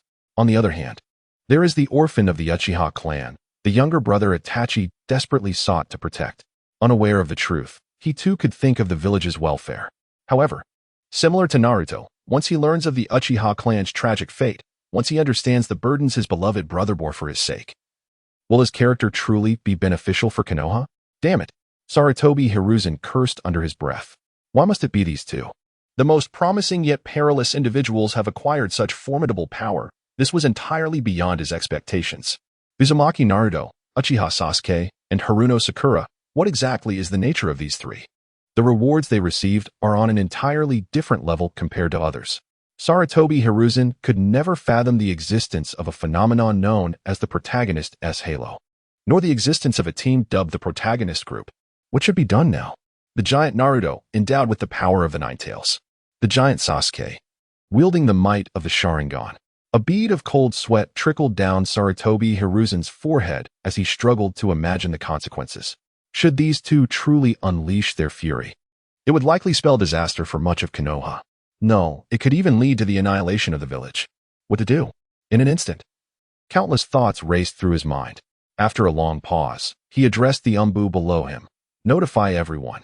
If any unidentified creatures appear in the future, as long as they do not damage the village, we shall observe quietly. However, should those creatures lose their sanity, all personnel must exert their full strength to eliminate the threat in its infancy. Sarutobi Hiruzen narrowed his eyes, no matter whose reward it is. Simultaneously, the root organization was also jolted awake by this earth-shattering commotion. Much like Sarutobi Hiruzen's thoughts, Danzō issued the same command. Not long ago, the terror instilled by the video hall owner lingered in his heart. In that fleeting moment, he grasped the undeniable truth. He was no match for that proprietor. Even if others joined him, the outcome would remain unchanged. The instant he took action, his demise would follow in the next heartbeat. Not even the power of Izanagi or a multitude of lives could suffice. Thus, unless absolutely necessary, he would refrain from striking against the video hall owner. All of this stemmed from his cowardice. With such a figure in control, one could only ponder whether it was a fortune or misfortune for Konoha. Tobirama stood in the shadows of Konoha, gazing at the distant giants, murmuring to himself. At that moment, the entire village of Konoha was set into motion. A brilliant light shimmered in the sky, while thunder rumbled with earth-shaking force. Terrifying roars cascaded one after another. The Hyuga clan, the Akimichi clan, the Yamanaka clan, the Nara clan, the Inazuka clan, the Yamanaka clan. All eyes instinctively turned towards the mountains at the rear of Konoha. However, Su Bai remained indifferent to it all, his gaze fixated intently on Naruto and Sasuke. What Tobirama and Sarutobi had contemplated, he too could foresee. Yet, his vision extended further than theirs. To him, the state of the shinobi world mattered little. What was paramount was his own enjoyment. For regardless of the shinobi world's fate, he remained invincible. Suddenly, two resounding roars echoed, the might of the two giants surging like a tempest. Instantly, trees were uprooted, stones shattered, and birds scattered in flight. The brilliance in the giants' eyes blazed forth. The will of Naruto and Sasuke gradually began to assert dominance. Su Bai smiled faintly. The tides had been determined. As true protagonists of the Hokage, their resolve and aspirations were unwavering. There was no reason for them to falter against the female lead, Sakura. Moreover, Sakura had already provided them with a timely warning. With their thorough preparations, defeat by mere instinct of the giants was inconceivable. With that, Su Bai turned to depart. Aren't you staying, boss? Sakura inquired, puzzled. What purpose would that serve? Su Bai retorted. The time ahead belongs to Naruto and Sasuke. A serene smile graced his lips. It seemed that fate had intertwined their paths, each harboring the desire to teach the other a lesson. Furthermore, Su Bai sensed that, at this moment, the spirit of competition between them had intensified. Perhaps it was due to the opposing factions of the Armored Titan and the Colossal Titan in Attack on Titan. In any case, two opposing forces were now empowering Sasuke and Naruto, who could no longer contain the restlessness within them, yearning for a clash. However, Su Bai had little interest in witnessing a brawl between them. Regardless of who emerged victorious, it would bear no consequence for him. Rather than remain a mere spectator, he preferred to return to the video hall for some respite. By the way, I advise you to head back as well. After Su Bai finished speaking, he turned his back and descended towards the foot of the mountain without a glance back. Sakura paused momentarily, reflecting on Su Bai's words. Time that belonged to Naruto and Sasuke? Suddenly, her mind became a tumultuous mess, her expression a vivid tapestry of emotions. An inner voice roared in anger. Why does Naruto always manage to capture Sasuke's attention? The memory of Naruto and Sasuke sharing a kiss the previous day ignited her fury. How could this be? She had pursued Sasuke for 6 long years, yet had barely exchanged a few words with him. And now, at graduation, Naruto and Sasuke had sealed their bond with a kiss. And now, damn it, you two are back. In an instant, Sakura's mind felt like it had been struck by lightning, leaving her in a state of confusion. Why? Why would Sasuke have an affection for men? His first experience was stolen by Naruto. Could it be that today even his second would be lost? How infuriating. Why must fate be so cruel to me? What have I done wrong? Her mind began to conjure images of Naruto and Sasuke. Oh no. This is unbearable. Sakura felt herself swaying, nearly losing her balance. As she saw Naruto and Sasuke drawing nearer, she clenched her teeth and turned away. Out of sight, out of mind. She resolved to find a way to restore Sasuke's sexual orientation to what she deemed normal. On the back mountain, two giants began to advance towards one another. Upon reaching a certain distance, they came to a standstill, locking eyes. A strange atmosphere enveloped them. Sasuke, you must feel it. Naruto, controlling the attack titan, clenched his fist. This primal urge, rooted deep within, compels me to engage you in battle. Humph. Bring it on any time. Last place. Sasuke, too, maneuvered the armored titan into a combat-ready stance. His eyes snapping open. The armored titan's gaze transformed into a fierce blood red. The two tomo of the Sharingan hovered like ornaments, quietly manifesting. The double tomo Sharingan. After witnessing the tragic massacre of the Uchiha clan and seeing Itachi slay his own kin, Sasuke had briefly awakened his Sharingan. As time passed, he had gradually mastered this ability. To his surprise, during the recent instinctual battle with the giants, he inadvertently activated his double tomo Sharingan. This level of Sharingan is rare even among the Uchiha clan, let alone for someone as young as Sasuke, who was merely 12 years old. With the activation of his double tomo Sharingan, he now possessed the power to contend with average Chunin, coupled with the armored titan's remarkable defensive and offensive capabilities. Even Sasuke was uncertain of his current limits. In that moment, exhilaration surged within him, feeling that everything was within his grasp, leading to a sense of arrogance. He smirked, thinking to himself that this trip to the recording hall was fortuitous, as he not only acquired the armored titan, but also the double tomo Sharingan. Sasuke, your eyes. Naruto exclaimed in shock. From those eyes, he sensed a tumult of unease. A presence, both irksome and somewhat alarming, enveloped him. Unbeknownst to him, it was the nine tails within, resonating with a profound dread and resentment towards the Sharingan and the Uchiha clan. This essence inadvertently manifested through Naruto's heart. Pay it no mind. This is merely a testament to my Uchiha lineage. Sasuke smirked disdainfully. Naruto, you should consider yourself fortunate. The fact that I am compelled to employ these eyes signifies your eligibility as my adversary. Humph. Do not let it go to your head. Naruto, controlling the colossal hands, formed a series of seals. Shadow Clone Jutsu. In an instant, two titanic figures materialized alongside him. Sasuke's pupils constricted. With his current vision, he understood that transforming into a giant consumed an immense amount of chakra. It was inconceivable to create even a single complete giant with mere shadow clones. Yet Naruto summoned two simultaneously. Just how profound was the chakra residing within him? Though astonished, Naruto, in his Navet, failed to grasp the gravity of the situation. He only recognized that the usual multitude of clones had dwindled to a mere two, causing him to break into a cold sweat. This is bad. Have I truly lost the ability to perform the shadow clone jutsu? What can two clones even accomplish?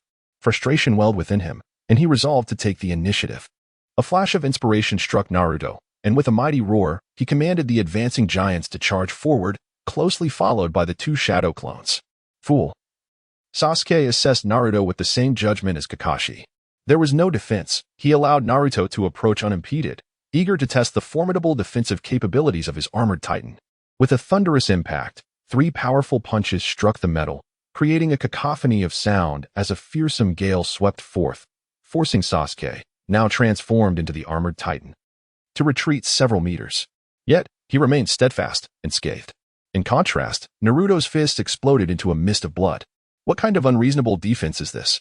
Naruto gasped. Though he felt no pain in his giant form, witnessing his hand shatter instinctively conjured a sense of agony. He was utterly astonished by Sasuke's armored titan. This is absurd. It reflects back the enemy's strength while ensuring its own safety. How can one combat such a power? What remarkable defense!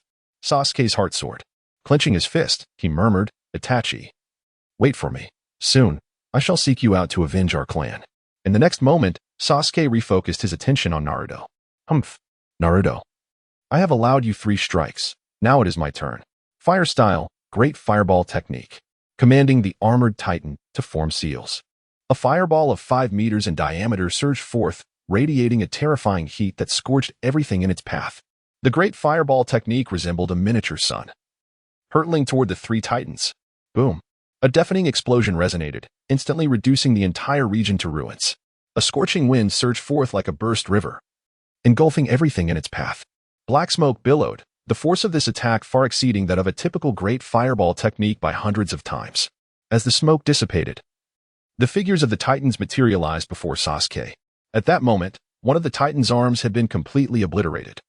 While the other 2 shadow clones of the titans fared little better, their bodies charred and marred with wounds. One of them had even lost half its form. Yet, remarkably, they did not vanish. This surprised Sasuke slightly.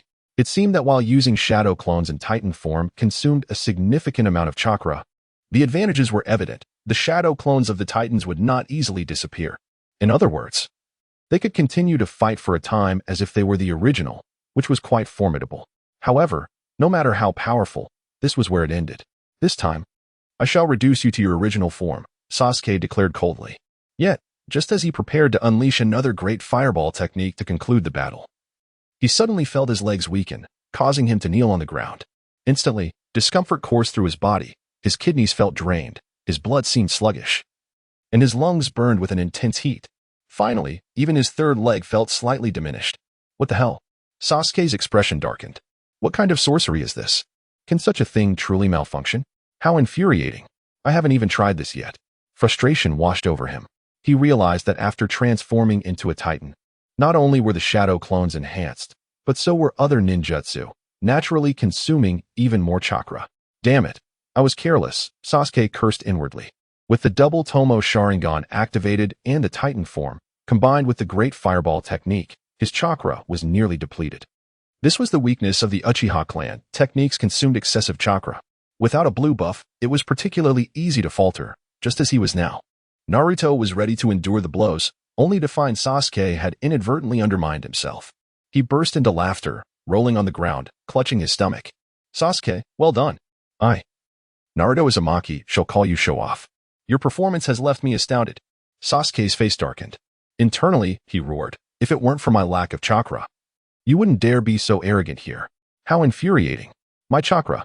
I am not weak. Damn it. How frustrating. One misstep leads to eternal regret. No wonder Sakura refrained from using any ninjutsu.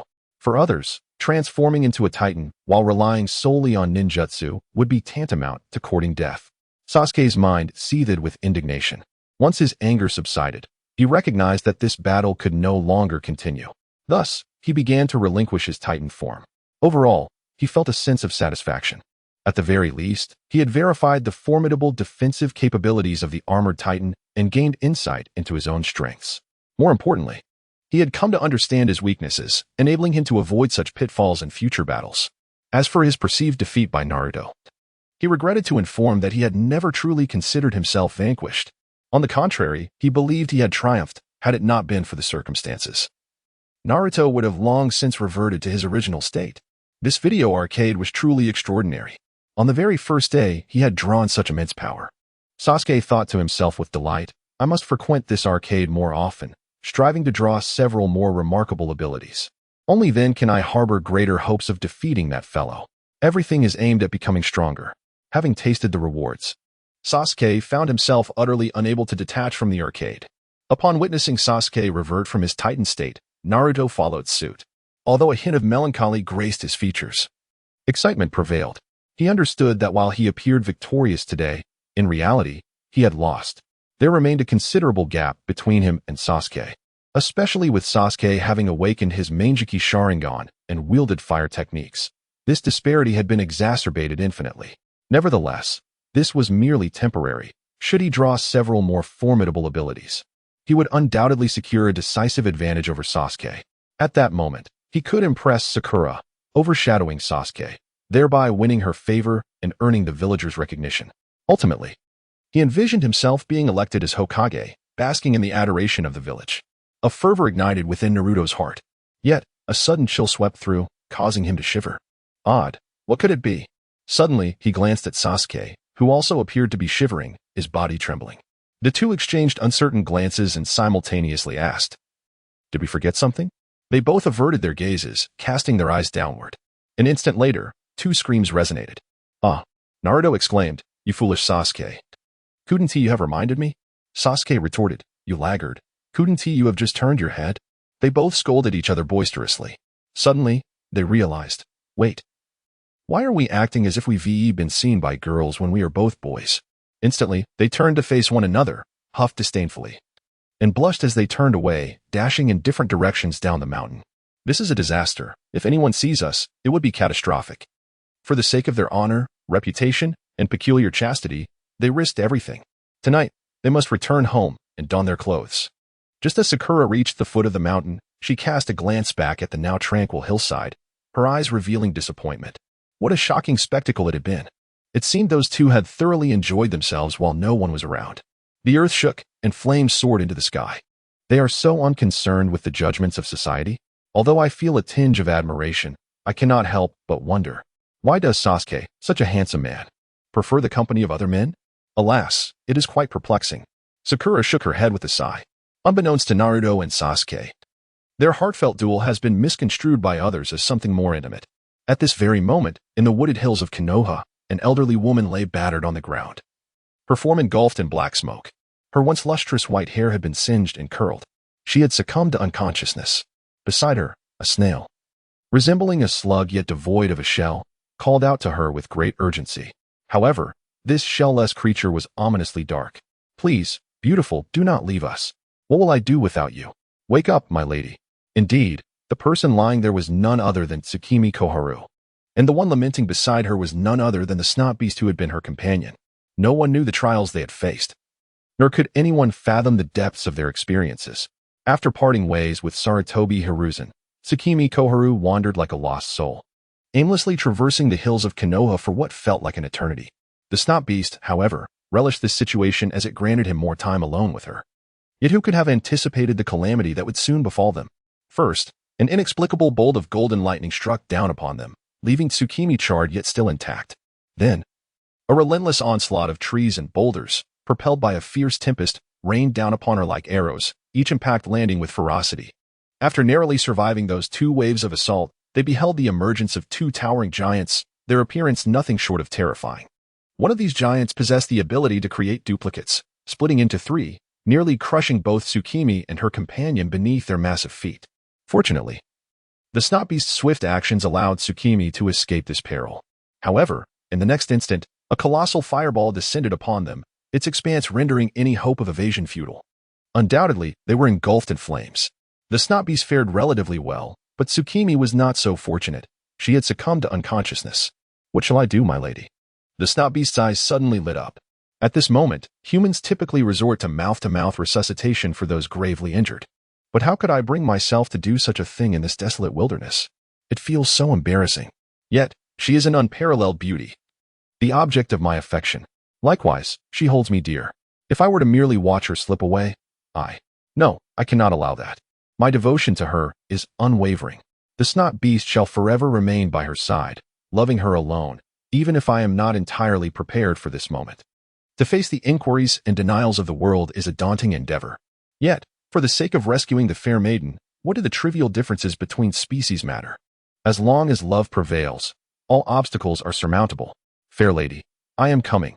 Your beloved snot beast is here, not only to save you but to showcase our love to the world.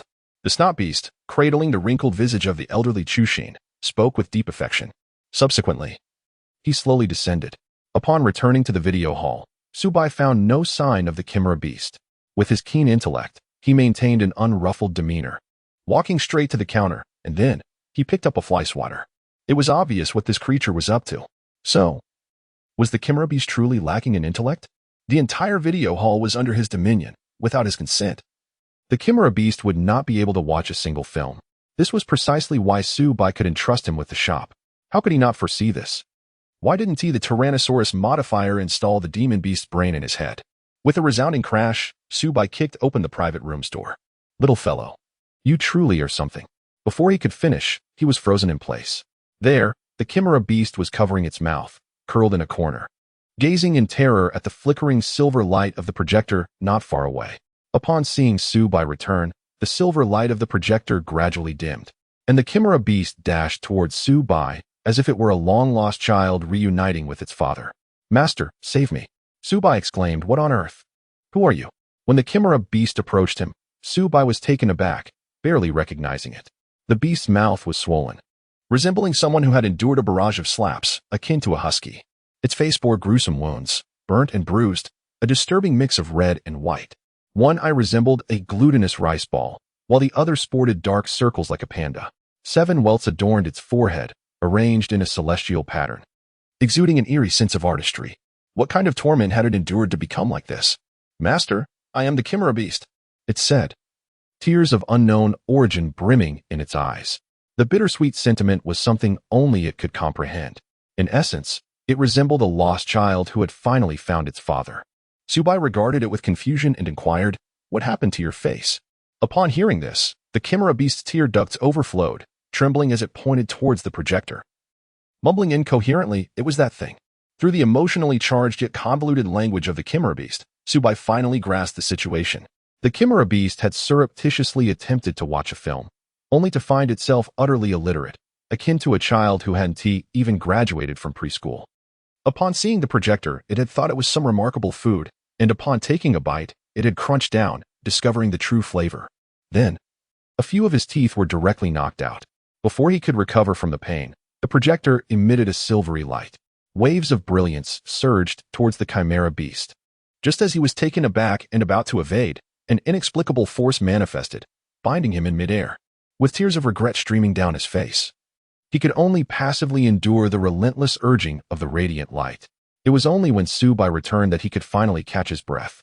"Master, I am in agony," the Chimera beast lamented. Upon hearing its description, Su Bai was momentarily taken aback.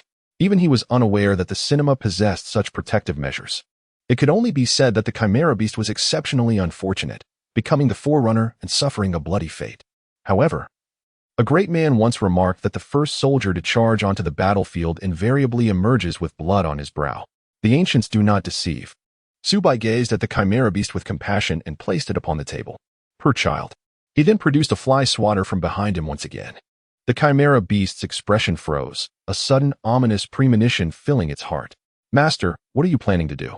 Su Bai smiled faintly. "Though you appear quite disheveled now, your battered form resembles familial affection." With that, the fly swatter came crashing down. The Chimera beast was horrified, attempting to evade once more. Yet, the power that had briefly dissipated reemerged, completely restraining it. "What the hell?" the Chimera beast exclaimed as the fly swatter descended. Slap, slap, slap. Subsequently, the cries of the Chimera beast echoed throughout the private room. The following morning, Su Bai rose early.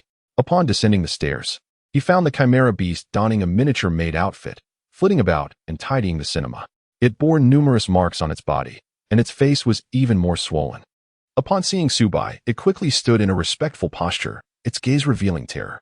It seemed that the events of the previous night had left a significant psychological scar. Su Bai was quite pleased with this. "Good, keep it up, or your salary won't be 250 taels.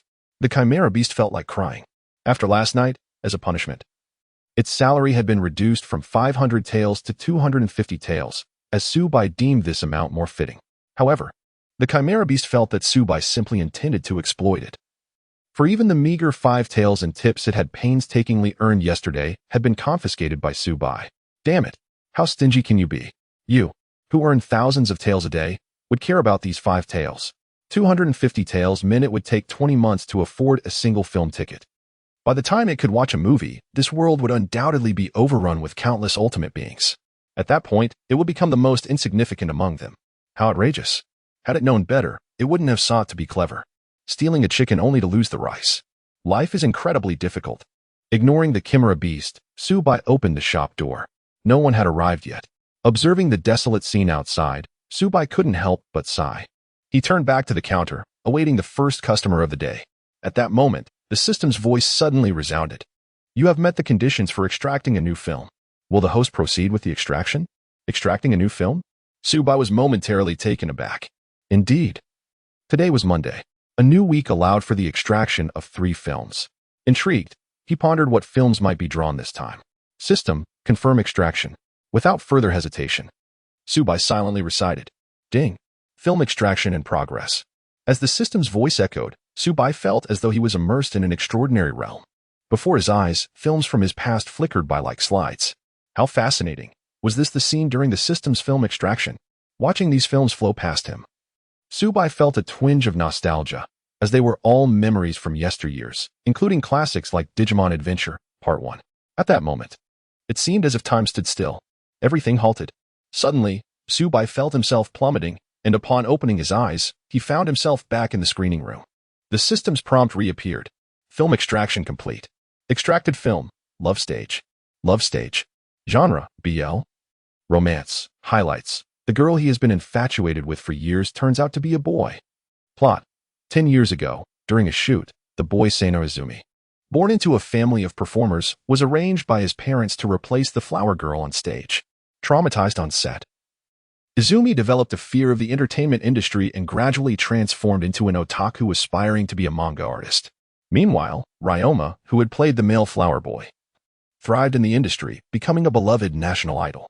Yet, he remained obsessed with the flower girl from that fateful day. A decade later, Izumi receives an advertisement invitation and partners with Ryoma once more. Overwhelmed with emotion, Ryoma decides to confess his feelings to Izumi. The water Su Bai had just swallowed sprayed out in a burst, drenching the Chimera beast. What the hell? The Chimera beast wiped off Su Bai's saliva, suppressing the urge to retort. What's wrong? Do digital monsters have no rights? Can dark forces be disrespected? Damn it, if I weren't at a disadvantage, I would stake my dignity and take you down. Yet, it could only harbor such thoughts. The reason was clear, it couldn't win. For the sake of an intangible dignity. Enduring another round of societal mockery was simply not worth it. Once one of the formidable bosses, it had now fallen to such a state. Truly, the impermanence of life is a harsh reality. However, Su Bai paid him no heed. He watched the film, feeling that this god-tier viewing system was up to mischief. This was indeed a tale of boys' love, far more excessive than Yuan Ji Kong. The only commendable reward it likely offered was the advanced technology from that world. Yet, who would be inclined to watch this boys' love anime? It goes without saying that Su Bai had already categorized this film among the least favored. After this week, it would be discarded. On to the next. Extracted film, Go Boys, Part 1. Go Boys, Part 1. Genre, Go, Inspirational, Wuxia. Highlights, the arduous journey and indomitable spirit of a young boy in pursuit of his ideals. Plot, in the late Ming Dynasty, coastal regions of Xiaohongniang are plagued by pirates. And the world of Go faces a conflict between the righteous spirit of the game and malevolent forces. Jiang Luer as father, Jiang Lingyun, a high-ranking official dispatched by the court, secretly investigates the pirate incidents with his son. Jiang Luer is temporarily fostered at Lingyun Temple, where he triumphs over 3 young monks in Go matches, impressing the old monk Yuanda, who recognizes him as a once-in-a-century Go prodigy. The hero Jiang Luer idolizes, the anti-pirate hero Demon Blade King, is falsely accused of collusion with the pirates. As Jiang Lingyun uncovers the truth, he falls victim to a treacherous attack, leaving Jiang Luo an orphan. Monk Yuanda encourages him to explore the world of Go, to learn from various schools of thought, and to participate in the National Go Championship held every 20 years. Go Boys is indeed remarkable. Su Bai's eyes sparkled. He was quite familiar with this anime, for it was a truly commendable work of domestic animation. The narrative primarily illustrates the transformation and growth of a child. Jiang Luo is an inherently lively individual. From the outset, he yearns to be a chivalrous hero, idolizing the Demon Blade King, and actively pursues this ideal. However, he is easily defeated by the guards. Nevertheless, he showcases an extraordinary talent in Go. The death of his father is a significant blow, altering the trajectory of his life. Having lost his parents at a young age, Jiang Luer struggles to recapture his former playful spirit. At this juncture, he harbors much resentment. However, as Yuanda encourages him to immerse himself in Go, this animosity gradually dissipates. Within the intricate web of the martial world, Jiang Luer encounters deception and exploitation, yet he also gains much. All these experiences gradually reshape his character. The youthful naivety fades, giving way to maturity and steadiness. Ultimately, Jiang Luo undergoes a profound transformation and growth, discovering the value of his life. This is a deeply inspirational anime, certain to garner a vast audience. Next, Su Bai turned his attention to the final film. Extracted film, Charlotte. Charlotte. Genre, supernatural, heartwarming, passionate. Romance. In a world where extraordinary abilities emerge, the tale unfolds around children endowed with unique powers as a consequence of the Charlotte Comet's passage a decade ago. This comet's particles have imprinted on the human condition, bestowing superhuman capabilities upon adolescents. In response to this phenomenon, Japan, gripped by fear of these empowered youths, has taken to capturing them for research, hoping to harness their abilities. Among these youths is Yodasaka, who possesses a rare and exceptional power that manifests in only a select few during puberty, navigating a seemingly untroubled school life thanks to his gift. Yu's fate intertwines with the enigmatic girl, now Tamori, as they uncover the destinies of those with special abilities. Unexpectedly, Su Bai finds himself astonished by this series. The superpowers depicted are diverse and fantastical, with certain abilities so formidable that even the most powerful would struggle to withstand them, such as Yu's time manipulation and Ayumi's destructive capabilities. Particularly formidable is Yu's ability to steal powers from those he has possessed, marking him as the possessor of the most potent ability. With the debut of 3 new films, fresh posters adorn the walls of the cinema. One poster features 2 boys, one of whom possesses beauty surpassing that of many girls, set against a backdrop of joy. This is the romantic anime, Love Stitch. Despite its innocuous appearance, Su Bai feels a sense of discomfort as he contemplates the poster, recognizing that one of the characters is male. Another poster prominently displays a young boy clad in white, holding a chess piece with a grave and stern demeanor, the intricate yin-yang symbol swirling behind him, illuminated by a soft glow. This is none other than the eternal protagonist of Go, Jiang Luer. The final poster showcases 4 strikingly handsome youths gathered in a cozy setting, seemingly greeting the camera, evoking warmth akin to a slice-of-life anime. One might not believe that this anime possesses the highest caliber among the 3, had they not experienced it firsthand. Just as Su Bai diverts his gaze, he notices several individuals approaching from outside. Good evening, esteemed guests. It appears you have arrived a bit late, Su Bai greets them. The newcomers are none other than the entire 7th class, led by Kakashi. Apologies. I lost my way while assisting an elderly lady across the street, Kakashi chuckles, offering an excuse he himself finds hard to believe. TCH. Naruto, Sasuke, and Sakura simultaneously scoff. Had it not been for their respect for Kakashi as their guiding ninja, they might have collectively transformed into giants to teach him a lesson in humility. How is it, boss? Are there any private rooms left? Naruto asked anxiously. Sasuke and Sakura turned their gazes as well, but not towards Su Bai. Instead, they looked at Kakashi. In contrast, Kakashi was drenched in cold sweat. Upon noticing this, Su Bai immediately understood the situation. He could guarantee that if he were to declare that there were no private rooms available, Kakashi would be pummeled by the trio in the next moment. No amount of being a guiding jonin would save him. To have fallen to such a state as a guiding jonin, Kakashi was indeed a formidable character. Su Bai could only utter 2 words: useless. However, one could hardly blame Kakashi. It was only this morning that he learned that the colossal beings from the previous night were transformations of Naruto and Sasuke. At that moment, he felt utterly defeated. Goodness, dealing with Sakura alone was already a headache. Now, there were 2 more. It was as if they were intent on driving him to his demise. Why was his class so extraordinarily lucky? They all seemed to transform into titans. These 3 little rascals could unleash destructive power rivaling that of a Kaguya. They were even more formidable than he was. Though he was aware that transforming into a titan consumed considerable stamina and chakra, his Hitaki lineage had never let him down, even in terms of chakra expenditure. Thus, he had no chance against 3 titans. Consequently, he found himself at a loss, unsure whether to rejoice or lament. Fortunately, Su Bai was an honest person. In response to Naruto's inquiry, he chuckled and said, "You arrived too late. There are none left." Hiss. I'll take you down. Immediately, Sasuke's eyes widened, revealing a brilliant crimson hue. He directed his gaze straight at Kakashi. The Two-Tomo Sharingan. What the heck? Kakashi's heart sank. What does this mean? Two-Tomo? Has Sasuke activated some kind of cheat? Aside from Itachi and Shursui, he had never heard of anyone awakening the Two-Tomo Sharingan at such a young age. Of course, there was another individual. Obito had also awakened the Two-Tomo Sharingan just before his demise. However, Obito had done so in a moment of crisis. But what about Sasuke? Sorry, Kakashi-sensei, prepare yourself, Naruto said, his expression darkening. With that, he prepared to bite his arm, intending to transform like Eren, as he believed it would look quite impressive. Kakashi was taken aback, and his mind could only scream in disbelief. Unfortunately, he lacked the education to articulate anything more than exclamations of shock. These students, who were betraying their teacher and ancestors, were truly prepared to fight. This was bad. What should he do? Kakashi's heart raced with anxiety. He surmised that each titan should possess different abilities. Sakura's ability to summon titans within a certain range could be considered a waste, as the world of Naruto did not have many titans. But what about Sasuke and Naruto? He had no knowledge. If their titans possessed abilities that applied in this world as well, he would truly be in dire straits. Suddenly, Kakashi's expression turned immensely disdainful. "Humph, you little brats. Do you truly believe that transforming into giants will enable you to contend with me? Such naivety is laughable. Previously, my ignorance of any information regarding the giants allowed Sakura to exploit a weakness, but now that I possess knowledge of their nature, do you dare consider yourselves my adversaries? How absurd.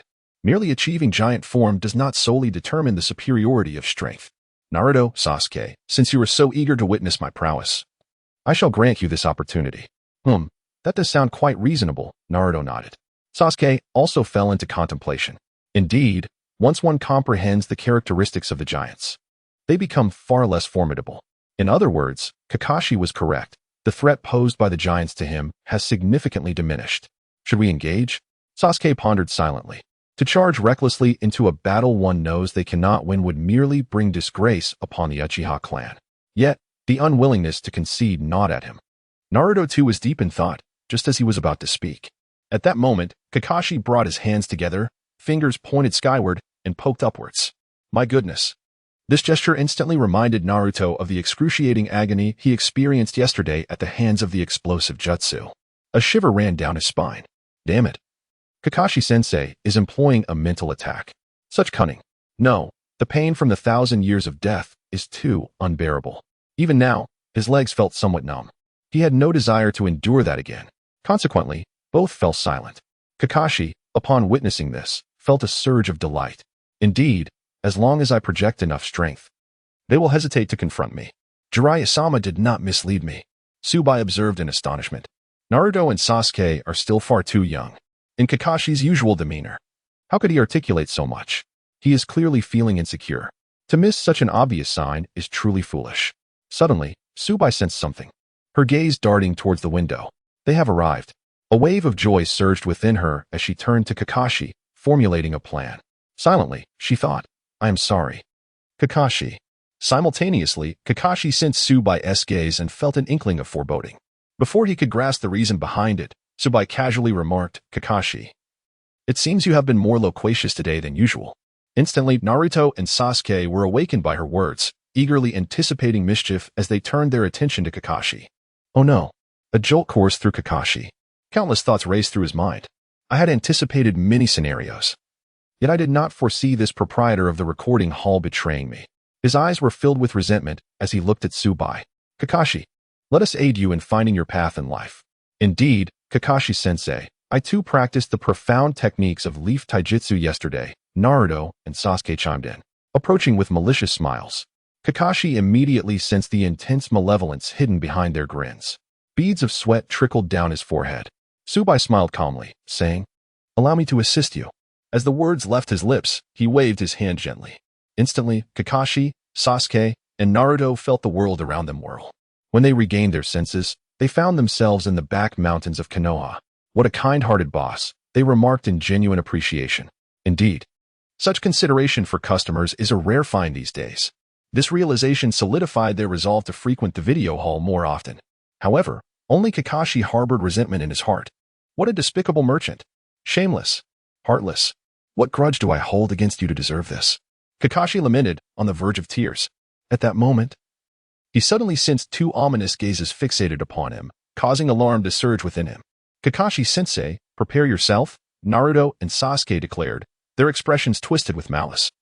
Their eyes wide with intensity. Naruto, grinning wickedly, assumed the necessary stance for his signature move. Kakashi's heart sank, feeling a tightening in his chest, fear evident in his eyes. Don't come any closer. Please, don't. Boom. Yet, Naruto and Sasuke had already pierced their own arms. An unparalleled torrent of brilliant golden lightning cascaded down like a deluge, shattering stones and piercing the skies. Amidst the golden tempest, two towering figures ascended. One bore black hair and blue eyes, while the other donned golden armor, both exuding an intimidating presence as they gazed down upon Kakashi. What on earth is Kakashi up to? Sarutobi Hiruzen pondered, watching the scene unfold through the crystal ball. Utterly bewildered, the giant forms of Naruto and Sasuke were formidable enough to require his utmost caution, yet Kakashi dared to challenge both simultaneously. What is he thinking? Wait, could it be that Kakashi knows the giant's weaknesses? Sarutobi Hiruzen was suddenly struck with realization. Uchiha Itachi, the inheritor of the will of fire, was known for his composure, the most remarkable in Konoha since Minato. Hiruzen recalled Itachi's frequent assertion, no jutsu is absolutely invincible. Every technique possesses its own weaknesses. Indeed, if a lower-ranked ninja could transform into a giant with power nearing that of a Hokage without any vulnerabilities, it would be exceedingly unreasonable. Hiruzen mused. When that giant Sakura appeared previously, Su Bai was also there, observing. Yes, he must possess a method to subdue the giant instantly. Furthermore, given his character and principles, he would never stand idly by while those children were in danger. Therefore, a spark ignited in Sarutobi Hiruzen's eyes. He must know how to act in a way that subdues the giant without harming the children. As Sarutobi Hiruzen contemplated the possibilities, a surge of joy welled up within him. The giant had long been a thorn in his side, its immense power a constant source of concern. Particularly given that these giants could wield the same ninjutsu as the shapeshifters, albeit with a potency exponentially greater. Last night, Sasuke's use of the Great Fireball technique exemplified this. What should have been a mere C-rank technique was transformed into an S-rank effect by his sheer prowess. One can only imagine the devastation if forbidden techniques were unleashed in their giant form. Although such transformations demanded considerable chakra, they also held unexpected advantages. Take Naruto, for instance. He represented the Jinchuriki. If the Jinchuriki collectively became giants, their terrifying chakra and combat capabilities would render them unmatched in the entire ninja world. The prospect of mass-producing these giants could potentially ignite the Fourth Great Ninja War, if, indeed, there existed a means to counter these titans. Then Sarutobi Hiruzen's excitement grew as he paused his administrative duties to observe intently. Similarly, Danzō, accompanied by a throng of root members, made his way toward the rear mountain. Even if they could not harness the giants' powers, they were determined to gain control over them. Not only they, but the true leaders of Konoha also began to converge toward the rear mountain. Meanwhile, in the same vicinity, the Snot Beast, having just completed another round of artificial respiration, sat beside Tsurunai Koharu, a blissful expression gracing its face as it licked its lips in satisfaction. In stark contrast, Tsurunai Koharu's lips were swollen to the size of two large sausages. No, even larger, rendering her appearance almost unbearable to behold.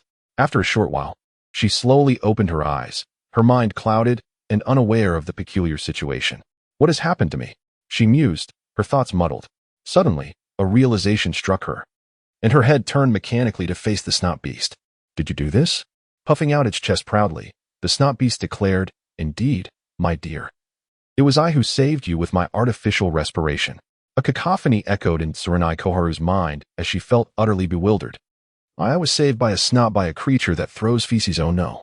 My sanity is unraveling. She felt as if she had consumed something vile, no. She had indeed ingested something repugnant. At that moment, her eyes blazed with fury, wishing to flay the Snot Beast alive. Yet, the Snot Beast remained blissfully oblivious, approaching her with excitement. What are you doing, my lovely? I'm not here to harm you.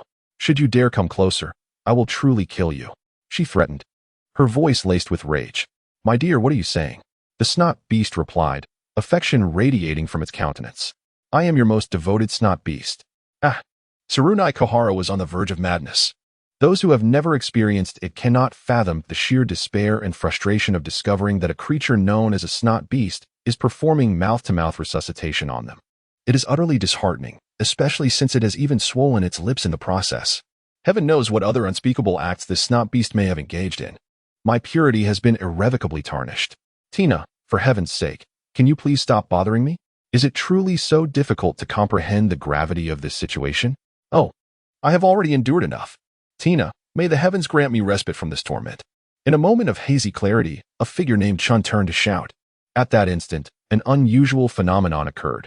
A brick soared through the air, striking Chun squarely on the head. Dazed and reeling from the impact, Chun felt a sharp pain and saw stars before her eyes, utterly bewildered by the timing of her misfortune. Overwhelmed with indignation, she could only exclaim, What on earth? The Snot Beast retorted, How could this happen? Who has conspired against this fair lady? It seems I am once again called upon to administer mouth-to-mouth. I had hoped for a moment of peace myself. Despite its complaints, the Snot Beast climbed back into action with a smirk. Fair lady, I return once more. The scene was, to say the least, indescribable. Meanwhile, in the video hall, Su Bai had just seen off Kakashi and the others when 4 new individuals entered, 2 men and 2 women. The men were unremarkable, but the women were strikingly beautiful. One exuded maturity and grace, while the other was adorably sweet. They were none other than the members of Team 8, Karina Yuhi, Hinata Hyuga, Kiba Inuzuka, and Shino Aburame. Su Bai held a significant impression of this team, as they were the only group in the early days of Naruto with a clearly defined purpose. And they remained intact until the conclusion of the series. Karina Yuhi, a jonin of Konoha, stood out among female ninjas for her exceptional combat prowess in the early series.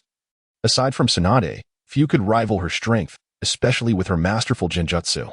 Without the interference of the Sharingan, few in the ninja world could surpass her in the art of illusion. Hinata Hyuga, the eldest daughter of the Hyuga clan, had always been shy, often receiving care from her peers. Her aversion to conflict made her appear timid and vulnerable, leading to her being bullied. Consequently, her father, Hayashi Hyuga, grew increasingly disappointed in her. However, she eventually blossomed into a formidable ninja, gaining strength and resilience. Furthermore, as one of the most beloved female characters in Naruto, Hinata possessed a unique advantage. She hailed from the Hyuga clan, the wealthiest family in Konoha. Hiba Inuzuka, the representative of his clan, shared a personality akin to Naruto's, often proclaiming his ambition to become Hokage, which led to frequent clashes with Naruto. However, as a vibrant character, he found himself surrounded by a group of rather reserved members, which troubled him greatly. Nonetheless, this fellow appeared to be rather lackluster in the later stages, lacking any remarkable traits. Of course, this was merely Su Bai's personal impression. The final individual, Unizino, a representative of the Unu clan, was notably low-key and remarkably composed, seldom speaking, and exuding a minimal presence. Yet, his prowess was formidable. He had scarcely tasted defeat and often engaged in challenges beyond his level. To put it bluntly, he was the backbone of the 8th class, a veritable monster among them. "Welcome, esteemed guests," Su Bai greeted. In a boisterous manner, Inuzuka Kiba approached and inquired, "Boss, I heard your video haul is quite extraordinary, offering rewards for watching films. Is that true?" Su Bai smiled gently. "Indeed, it is true. However, it all hinges on your luck. With favorable fortune, you may receive a delightful reward, whereas ill fortune may yield nothing at all." At this juncture, Su Bai paused suddenly and added mysteriously, "Of course, if your luck is utterly dismal, you might even receive something utterly useless, or perhaps something that may even vex you. Is it truly possible to receive rewards?" Inuzuka Kiba questioned, still somewhat skeptical. "If it's just a matter of luck, how can I be sure you're not deceiving me?" Juan, the red dog on his head, barked in support. "Enough." At that moment, Yuhi Kurenai stepped forward to chastise him. She then turned to Su Bai and apologized. "I am sorry, boss. Kiba can be quite rude. Please do not take it to heart." "Not at all. Kurenai-sensei's students are just as endearing as their teacher. How could I possibly be upset?" Su Bai replied with a smile. This left Kurenai blushing deeply, feeling quite embarrassed. Why does this boss speak in such a manner? We have only just met, she thought. He is rather too familiar. At this time, Kurenai had not yet formed a bond with Asuma and was still a maiden, naturally unaccustomed to Su Bai's overtly flirtatious tone. Su Bai mused silently. "Yet, this brings me joy." Suddenly, Kurenai's expression shifted. "How does he know my name? Could it be that he is stalking me? Or perhaps he is monitoring my every move?" The thought left her pale, and her gaze towards Su Bai grew wary. Noticing her expression, Su Bai almost immediately discerned her thoughts and chuckled, shaking his head. "Kurenai-sensei need not overthink. A beauty as stunning as you naturally catches my attention. After all, a goddess like you is someone we all wish to engage with more. However, Kurenai-sensei, I assure you I am a gentleman. Do not unjustly accuse me." Then, Su Bai shifted his tone. "However, if Teacher Hong is willing, I could force myself to comply with your wishes just this once." Instantly, the color of Sunset Hong's face deepened. It seemed she had misunderstood the intentions of the individual, creating a rather awkward situation. Moreover, this boss was once again teasing her. This must be what they referred to as teasing, especially in front of her students. All the hard-earned respect she had amassed was now in jeopardy. Anger bubbled within her. This boss was utterly intolerable. Had she not learned from others that he was a hidden master, she would have certainly. After pondering for a while, Sunset Hong found herself at a loss regarding how to deal with Su Bai, feeling disheartened and resorting to silent curses. Su Bai, sensing the need to tread lightly, continued, "Apologies, Teacher Hong. Please do not distance yourself from me." "Ah, how infuriating. And you still dare to say that?" Sunset Hong felt as if she might explode, her emotions a tumultuous mix of embarrassment and anger, yet she had to maintain her composure, a considerable challenge indeed. Returning to the main topic, our establishment is honest and fair, and rewards are indeed attainable. If you doubt this, dear customer, you may inquire with Sakura. Following Su Bai's gaze, Inuzuka Kiba and the others finally noticed Sakura, much to their astonishment. Sakura is here too? Isn't she usually only interested in Sasuke? Doesn't she only frequent the places he is? Today seemed like the sun had risen in the west. Sakura smiled gently. "Good morning, Teacher Hong and everyone." "Sakura, is what this boss said true?" Inazuka Kiba rushed forward to inquire, can we really earn rewards by watching the video? That is indeed the case. Moreover, Naruto, Sasuke, and I have acquired some immensely powerful abilities, Sakura affirmed with a nod. What kind of powerful abilities? Inazuka Kiba asked with great interest. Sakura smiled once more. It is the power of giants. The power of giants? What is that? Sakura pointed towards the entrance of the establishment. Inazuka Kiba was momentarily taken aback, but then suddenly realized something and dashed to the entrance. There, he could clearly see the mountains in the distance. On the mountain stood two giants, exuding an imposing presence. Sakura, you can't be suggesting that these two giants are Naruto and Sasuke transformed, right? Inazuka Kiba asked in bewilderment. Sakura nodded. Indeed, that is Sasuke and Naruto. The one in armor is known as the Armored Titan, representing Sasuke's transformation. The other is called the Attack Titan, representing Naruto's transformation, Sakura explained. Wow, it really is Naruto and Sasuke. Inazuka Kiba exclaimed, astonished to the point of near disbelief. Gazing at the two magnificent giants on the mountains, he swallowed hard. Naruto and Sasuke have become this formidable. With a casual gesture, one of the giants picked up a 5-meter-high boulder and hurled it down effortlessly. The earth trembled with a single step. This extraordinary power should indeed confer a strength akin to that of a shadow-level ninja. Even those like Yuhi Kurenai stood in stunned silence, their astonishment beyond words. Merely by viewing a few films, one could acquire such formidable abilities. It was a phenomenon they had heard of but found utterly incredible upon personal verification. This video haul was truly miraculous. How impressive, Naruto-kun.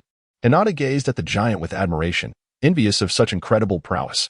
If only she could possess abilities as formidable as those of the giant, she could spare her father heartache and overcome her own insecurities, ultimately keeping pace with Naruto-kun.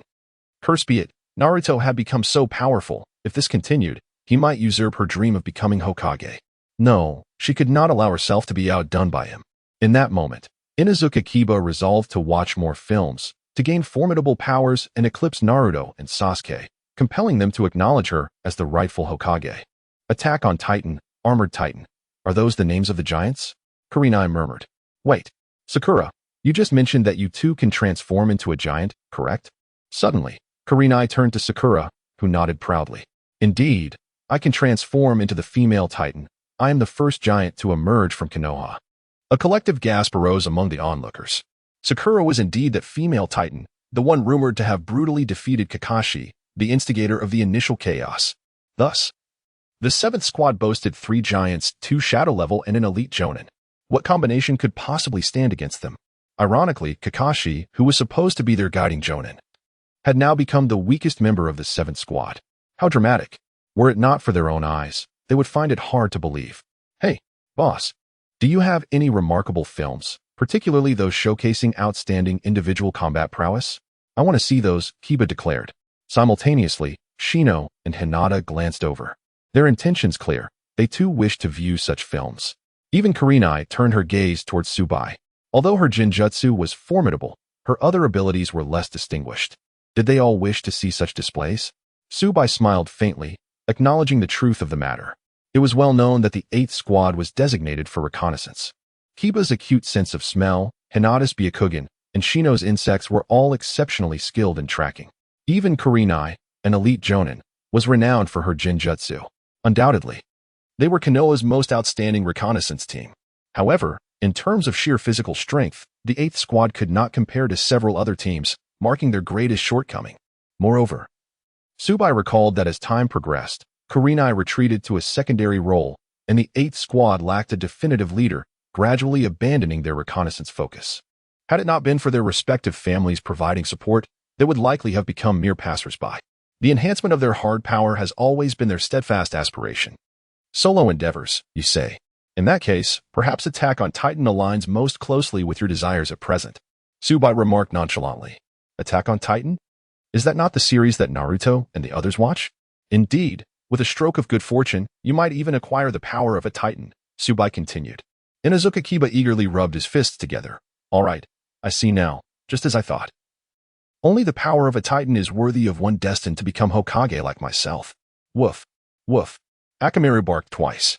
What, am I not good enough for you? No. No, Akamaru, let me explain. Woof, woof, woof. Not listening, not listening. The The turtle recites scriptures. Akamaru, wait. Haraha. The duo of Kiba and Akamaru brought laughter to everyone present. As the only comedic parent teammate, Kiba and Akamaru have indeed fulfilled their duties. After finally pacifying Akamaru, Inuzuka Kiba placed 300 Ryo on the counter with a grand gesture, saying, "No need for change." With that, he headed towards the private room. Su Bai's expression darkened as he extended his hand to block Kiba and Akamaru's path. 300 Ryo, how dare you present that? I apologize, dear customer. But our establishment has a rule, a minimum of 5,000 Ryo per visit. Furthermore, if you wish to enter with Akamaru, an additional 5,000 Ryo is required.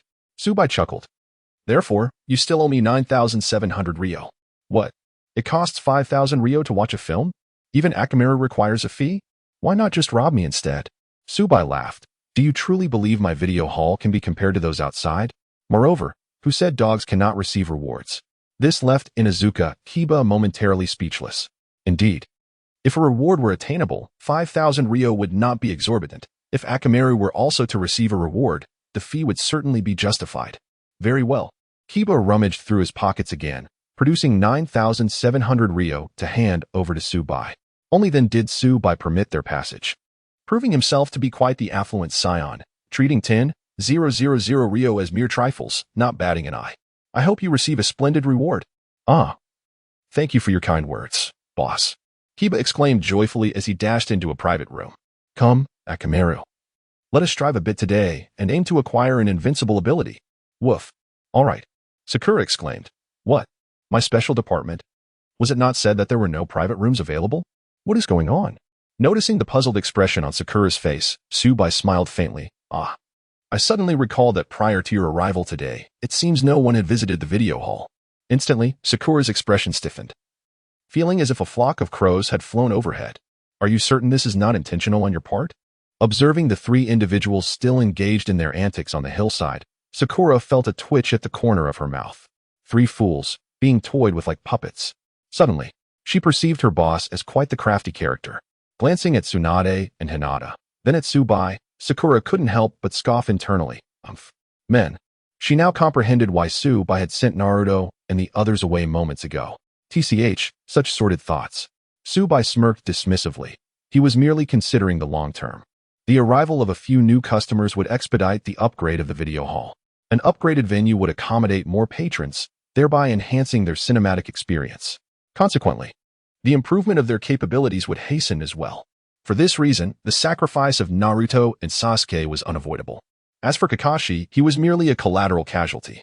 Indeed, his well-meaning intentions were entirely for the benefit of the customers. For their sake, he had cast aside the main character group. One must understand that the main characters seldom encountered misfortune, possessing a considerable chance of receiving rewards that could, in turn, benefit him. Yet, for the greater good of the audience, he relinquished that opportunity. Such selflessness was a virtue unique to him. Sigh, I am moved by my own greatness. Upon reflection, how noble I truly am, Su Bai secretly admired himself. After a brief glance at Tsunade and Hinata, he thought, how magnificent. Yes, indeed. It was not for any other reason. Certainly not. Sakura, at that moment, I almost believed it. Tsunade, 1. Hinata, 1. Kakashi, 10086. Ahem. Well, esteemed guests, who among you wishes to view Attack on Titan? Su Bai inquired. A private room may host only one film, accommodating 3 individuals, of course. Small ninja beasts like Akamaru do not count. However, should the ninja beast be too large, that would be a different matter. Therefore, you have 2 additional companions to join Kiba in watching Attack on Titan. Su Bai continued. Sakura remained impassive. She had already completed Attack on Titan, Part 1, and acquired the power of one of the 9 Titans, the female Titan. Truth be told, she felt quite satisfied. Even a second viewing would likely yield nothing to stir her heart, unless she were to gain the powers of the remaining Titans. However, the odds of that were minuscule. Rather than squander time on this film, she preferred to explore other offerings. Hinata and Su Bai nodded. It seems we can only let Ya and his Chiwan share a room. As he spoke, Su Bai smacked his lips. TSK, TSK, TSK. A solitary young man and a lone dog in the same space. The screen displayed an exhilarating action film, igniting a surge of adrenaline. Muscular men delivered powerful blows, their faces flushed and voices booming, perfectly complementing the dim ambience of the private booth. A boy without a girlfriend, and a puppy without a motherly figure, both growing up together as childhood companions. TSK. One can't help but wonder if time might foster deeper feelings, such fanciful thoughts. The cheeks of Hinata turned crimson. Under Su Bai's influence, the others began to conjure images of Ya and Chiwan. Ugh, what absurdity! What on earth is the boss thinking all day? Hinata felt steam rising from her head, dizzy and overwhelmed, her eyes nearly spiraling. Truly. Tsunade rolled her eyes at Su Bai, cradling Hinata in her arms. You mustn't lead this child astray. Ha ha. My apologies, Su Bai chuckled, scratching his head. The four engaged in lively conversation, gradually forgetting about Shino beside them. Oh no, it seemed they had long since forgotten him. Have I been overlooked once again? Shino pondered melancholically, though his expression remained hidden behind sunglasses. Realizing that if he did not take the initiative, they might truly forget him, Shino could no longer contain himself and stood up. He pulled out a 5,000 tael banknote and handed it to Su Bai. Su Bai stared at the money in surprise. Who are you, brother? Shino replied, Ah. So it's Shino. Su Bai accepted the money, a look of confusion on his face. When did you arrive here? Shino responded, Am I really that forgettable? The expressions of Tsunade and the others reflected a hint of shame. They had indeed forgotten Shino. As a teammate, this was quite unacceptable. However, to be fair, Shino's presence was remarkably subtle. Even Tsunade often overlooked such a person. I'm going to watch Attack on Titan with you. I have a keen interest in the powers of those giants, Shino said softly, before making his way towards the booth where he was seated, his silhouette forlorn. Though he pretended to be indifferent, he felt a sting of disappointment within. Years later, when a group of reporters inquired why Shino chose to watch Attack on Titan, was it truly due to his interest in the powers of giants? Shino calmly sipped his tea and replied, Honestly, what I said back then was complete nonsense. But look at the circumstances, did I have any choice?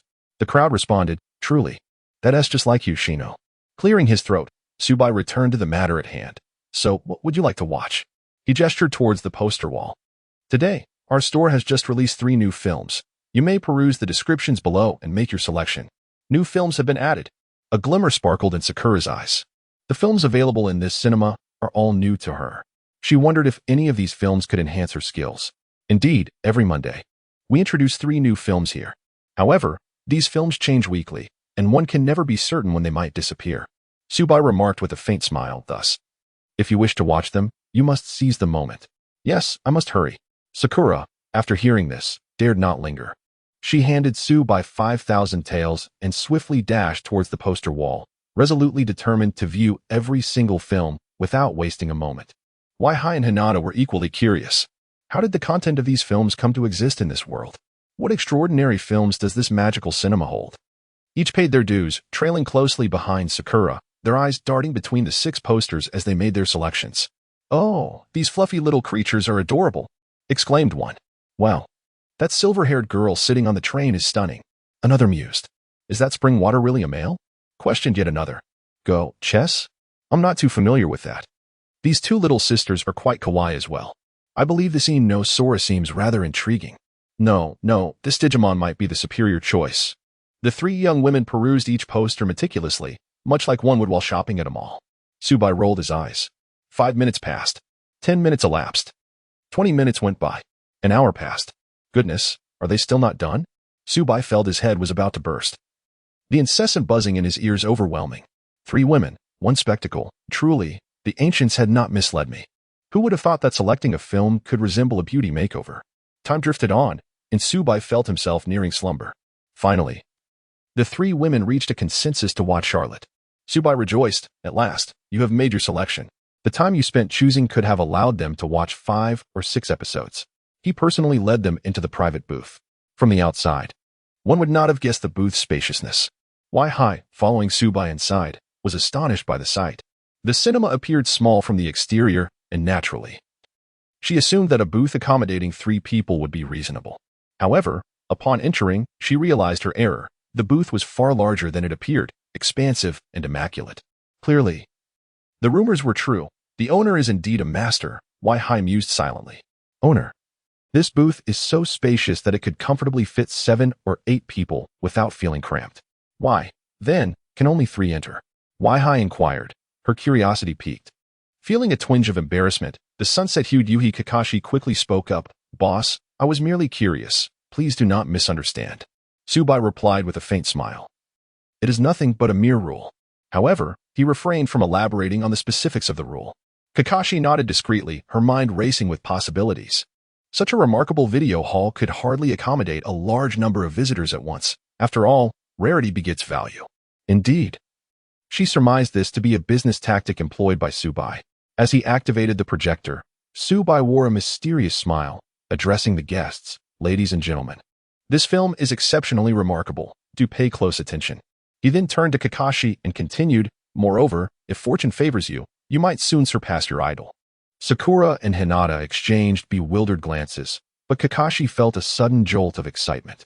She had long believed that female ninjas were not inferior to their male counterparts, which is why she held the legendary Tsunade in such high esteem, aspiring to earn the respect of the ninja world one day, just as Tsunade had.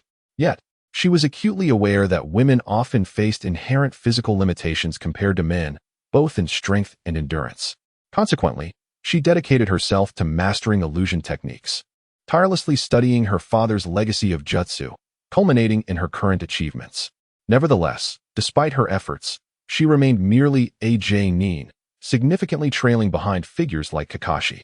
Within the ranks of J-nin, a hierarchy had been established, with elite J-nin such as Kakashi and Might Guy exemplifying the pinnacle of excellence, capable of contending with even the most formidable of shinobi.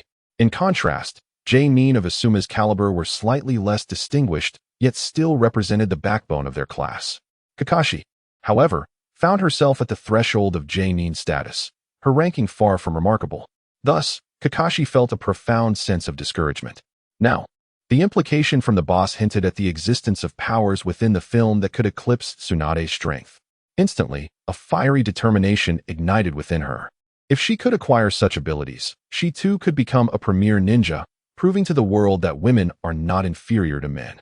A resolute glimmer sparkled in her crimson eyes. "Ah, boss, I understand now," Kakashi exclaimed with delight. "Indeed, when viewing in our video hall, we offer delectable fruits and refreshments to ensure our patrons enjoy their experience," Su Bai remarked with a polished smile. Sakura interjected, "Nanny? There's such a service?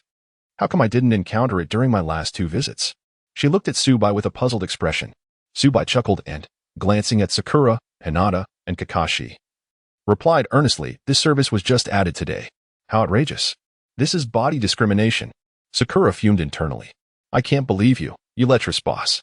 Is it because of your attributes that you think you can do as you please?" Su Bai winked. "Indeed, one can do as they wish with such attributes." Sakura, in a fit of agitation, exited the group chat. Hinata, her face flushed, was quickly pulled by the equally embarrassed Kurenai to take their seats. In her heart, Kurenai felt a mix of embarrassment and annoyance. How could the boss express such sentiments in front of the children? What if it corrupted their innocence? Su Bai smiled faintly, waving his hand gently as if performing a magic trick, and an abundance of food materialized before the 3 women, prompting exclamations of admiration. Helplessly, Su Bai smirked. In this video hall, he was akin to an omnipotent deity. This illustrated Su Bai's cunning approach. When confronted with male patrons, he had little to say, he simply let them be. However, with female guests, he ensured the utmost quality of service. Once he emerged from the private room, Su Bai idly sat at the counter. Noticing the entrance still devoid of customers, he felt a twinge of confusion. How peculiar. The turnout today was remarkably low. Only 8 individuals had arrived thus far. Setting aside others, given Ino's character, she should have arrived long ago. This was indeed strange. Could it be that Danzō and Sarutobi were conspiring against him? Su Bai pondered silently. After all, their ignorance of the titanic strength he possessed might evoke their fear, potentially prompting them to issue orders prohibiting others from visiting the video hall. Yet, he swiftly dismissed this notion. The presence of Kakashi and Kurenai indicated that the higher-ups had not taken any drastic measures. Moreover, neither Danzō nor Sarutobi struck him as short-sighted individuals. What, then, could be the cause of this anomaly?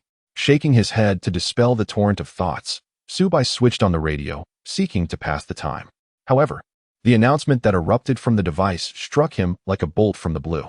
It reported that Tsunade's companion had not returned home for the night, having spent it atop the mountain in a dubious liaison with an unusual green snail, bestowing upon her husband a proverbial green hat. What lay beneath all this?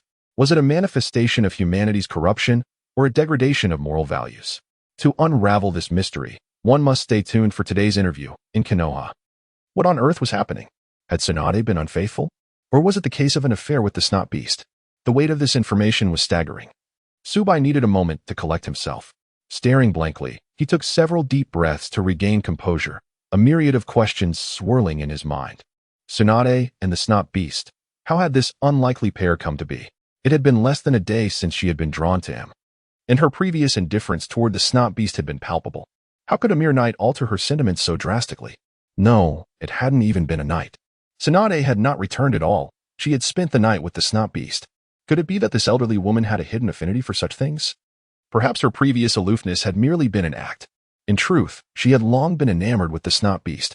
How remarkable! Despite her advanced years, she engages in revelry that surpasses even the exuberance of a youth today. Her tastes are rather peculiar, associating with a creature so grotesque. One that is notorious for its unsanitary habits and infrequent bathing. Just ponder that for a moment. To be candid, Zhuangqin Xiaochun's boldness is astonishing. But wait, should I congratulate the couple on their union, or perhaps stand outside her residence to serenade her husband with a melancholic tune? Such a quandary. Suddenly, Su Bai had a revelation. He raised his head abruptly. How did Zhuangqin Xiaochun and the snot beast engage in such activities? With a humble thirst for knowledge, Su Bai cranked the radio volume to the maximum, embarking on a quest for amusement. No, rather, a pursuit of learning. Learning brings me joy. At that moment, everyone in Konoha learned of the affair from the day's interview program, leaving the entire village in a state of shock. The uproar was unprecedented. As a public figure, the implications of this revelation for Konoha's elite and influential individuals were monumental. No one dared to question the authenticity of the claims. As they pertained to the upper echelons of Konoha, this was no baseless rumor. The prominent figures of Konoha would never allow malicious gossip to go unchecked, especially on a program as authoritative as the day's interview segment. Without concrete evidence, they would not venture to speak recklessly. Thus, it was evident that this incident had indeed transpired. In contrast to Su Bai's knowledge of the snot beast as a digital creature, the rest were left bewildered by the notion of Zhuangqin Xiaochun engaging with such an entity. It was akin to an unprotected snail, an absurdity that left minds perplexed and in disarray. Consequently, Zhuangqin Xiaochun's notoriety surged within Konoha, earning her the moniker Green Hat Hero. This was due to the unprecedented nature of the humiliation she had bestowed upon her husband, a feat unmatched in history. Simultaneously, it was a testament to her audacity. After all, the courage to bridge the gap between humanity and the snail was nothing short of remarkable. Many sought to glean wisdom from her experience, eager to understand how she navigated such a peculiar relationship. For a time, Zhuangqin Xiaochun's fame eclipsed even that of Sarutobi Hiruzen. Yet, this notoriety was not something she desired.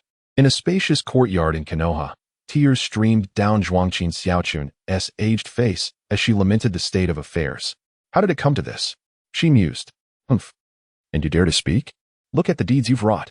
Beside her sat an equally elderly man in a wheelchair. His face contorted with anger as he glared at Zhuangqin Xiaochun. This man was her husband, Rokukawa Yayoi, a former jonin of Konoha, who had been forced to retire from the ninja world after a mission left him with a severed right arm and shattered legs. Listen to the sounds emanating from this radio. You have certainly brought our family into the limelight. Lu Chuanmixing squinted her eyes and shot a fierce glare at Zhuangqin Xiaochun. I am aware that I am but a useless person, and it is only natural for you to disdain me. However, could you at least wait until I have made my final stand before seeking someone else? The more she spoke, the more breathless she became, her heart heavy with unspoken grievances. You are well aware of my frail condition. How many more years do you think I have left? Can you truly not wait any longer? As she spoke, a dry cough escaped her lips, staining them with crimson. Her health had always been fragile, and indeed, she had little time left. Upon seeing the blood, Lu Chuanmixing roared. Fine, even if you can no longer wait. At least have the decency to choose someone worthy. What on earth possessed you to pick a snail? Do I truly pale in comparison to such a creature in your eyes? No, it's not like that. Mixing, Zhuangqin Xiaochun replied tearfully. It's not like that at all. Then tell me, what exactly are you? She pressed. And what of that snail? Lu Chuanmixing was incensed. How humiliating it was to be outdone by a mere snail. The bitterness of this revelation was unfathomable. When the truth dawned upon him, he felt an overwhelming urge to crash his head against a wall, wishing for an end to the shame. Zhuangqin Xiaochun stammered, struggling to find her words, which only solidified Lu Chuanmixing's resolve. It was clear that his wife had genuinely developed an affection for that snail. His anger was nearly explosive. Tell me, Where have I faltered in comparison to that snail? If it had been a person, Lu Chuanmixing's anger would have been contained. For the fault lay with Zhuanqin Xiaochan. Legally, he would undoubtedly emerge victorious. Yet, the object of his wife's infidelity was a snail, which complicated matters considerably. What would others think? Lu Chuanmixing envisioned himself walking down the street, only to be met with taunts. Hey, Lu Chuan. I heard your prowess is even inferior to that of a snail. How utterly ruthless. Could he endure such mockery? This was an unbearable stain on his dignity, one that his aging heart could scarcely withstand. Father, please calm down. You mustn't let this anger harm your health, urged his children. Mother, as a public figure in Konoha, how could you act in such a manner? Indeed, mother, the repercussions are far too significant, echoed his children, their expressions grim. Heaven knew what they had endured outside. What scornful remarks had been hurled at them. They bore the burden of their peers' cruel jests. Brother, your mother has run off with a snail, or brother, your grandmother has eloped with a snail. Such comments inflicted deep wounds upon their tender hearts. Zhuanqin Xiaochun found herself at a loss for words. Humph! You vile creatures, how dare you conspire to bully a beauty? At that moment, the snotty beast inexplicably emerged. Witnessing Zhuanqin Xiaochun being lectured by a crowd, it wasted no time and, from an indescribable place, produced a pink substance. A mass was hurled forth, akin to a perpetual motion machine. Suddenly, the sky unleashed a torrential downpour, permeated by a foul stench. What on earth is this? Everyone, except for the slumbering Chikaru, was taken aback. What is this greenish substance? It is quite large and appears to be sticky. Wait a moment, isn't this a snail devoid of its shell? Could it be? This is my mother's, Chikaru's, illicit lover? This peculiar creature is quite extraordinary. How did my mother, Chikaru, come to fancy this fellow? How dare you mock a beauty? Prepare for a fight. At that moment, the snot beast bared its teeth and, from some inexplicable source, hurled pink objects at them. The crowd was momentarily stunned. What are these things being thrown at us? Everyone focused their gaze. The shape and the scent were eerily familiar. Bang! It was not until one unfortunate soul was struck and found their face coated in a pink paste that everyone reacted, eyes widening in horror. Good grief. This is a mess. Run for your lives. No, please, no. It reeks. I can't take it. I shall have my revenge on you. How revolting. Stop it. You foul creature, cease your antics. Coughing, gasping for breath. I am nearly suffocated by the stench. Instantly, the courtyard erupted in chaos. The once picturesque and pristine yard was gradually engulfed by an overwhelming miasma. A cacophony of screams filled the air, accompanied by the sounds of those who stumbled upon the grotesque substance, retching in disgust. They truly had encountered it. By the time Chikara reacted and intervened to stop the snot beast, the courtyard was already strewn with the remnants of a sticky, unseemly hairstyle. Many individuals bore the marks of this unfortunate encounter. A strange odor wafted about, inducing nausea. All eyes turned to the snot beast, filled with disdain. This is truly shameless. I have seen audacity before, but this is beyond comprehension. To brazenly throw such a mess in someone else's courtyard. You are indeed remarkable. Truth be told, had Chikara not restrained them, they would have unleashed a plethora of martial arts, or rather, a multitude of stealth techniques, upon this disgusting, gooey mass, reducing it to ashes. Fair maiden, have you witnessed this? Should they dare to bully you again, simply inform me, and as your devoted snot beast, I shall ensure your protection. The snot beast declared with utmost righteousness, gazing earnestly. In that moment, it resembled a prince. Yet, this prince did not ride a steed but rather a pink mess. I can't believe it. Thank you so much. Chikaru was on the verge of collapse. Heaven knows what she had experienced the previous day. Can one imagine awakening to find such a mass of snot performing artificial respiration upon them? Goodness, its mouth was nearly transformed into a sausage. Most perplexingly, a multitude of individuals had gathered for reasons unknown, many of whom were familiar faces. They were all prominent figures of Konoha, including former comrades and heads of various clans, along with numerous journalists and hosts from Konoha's press.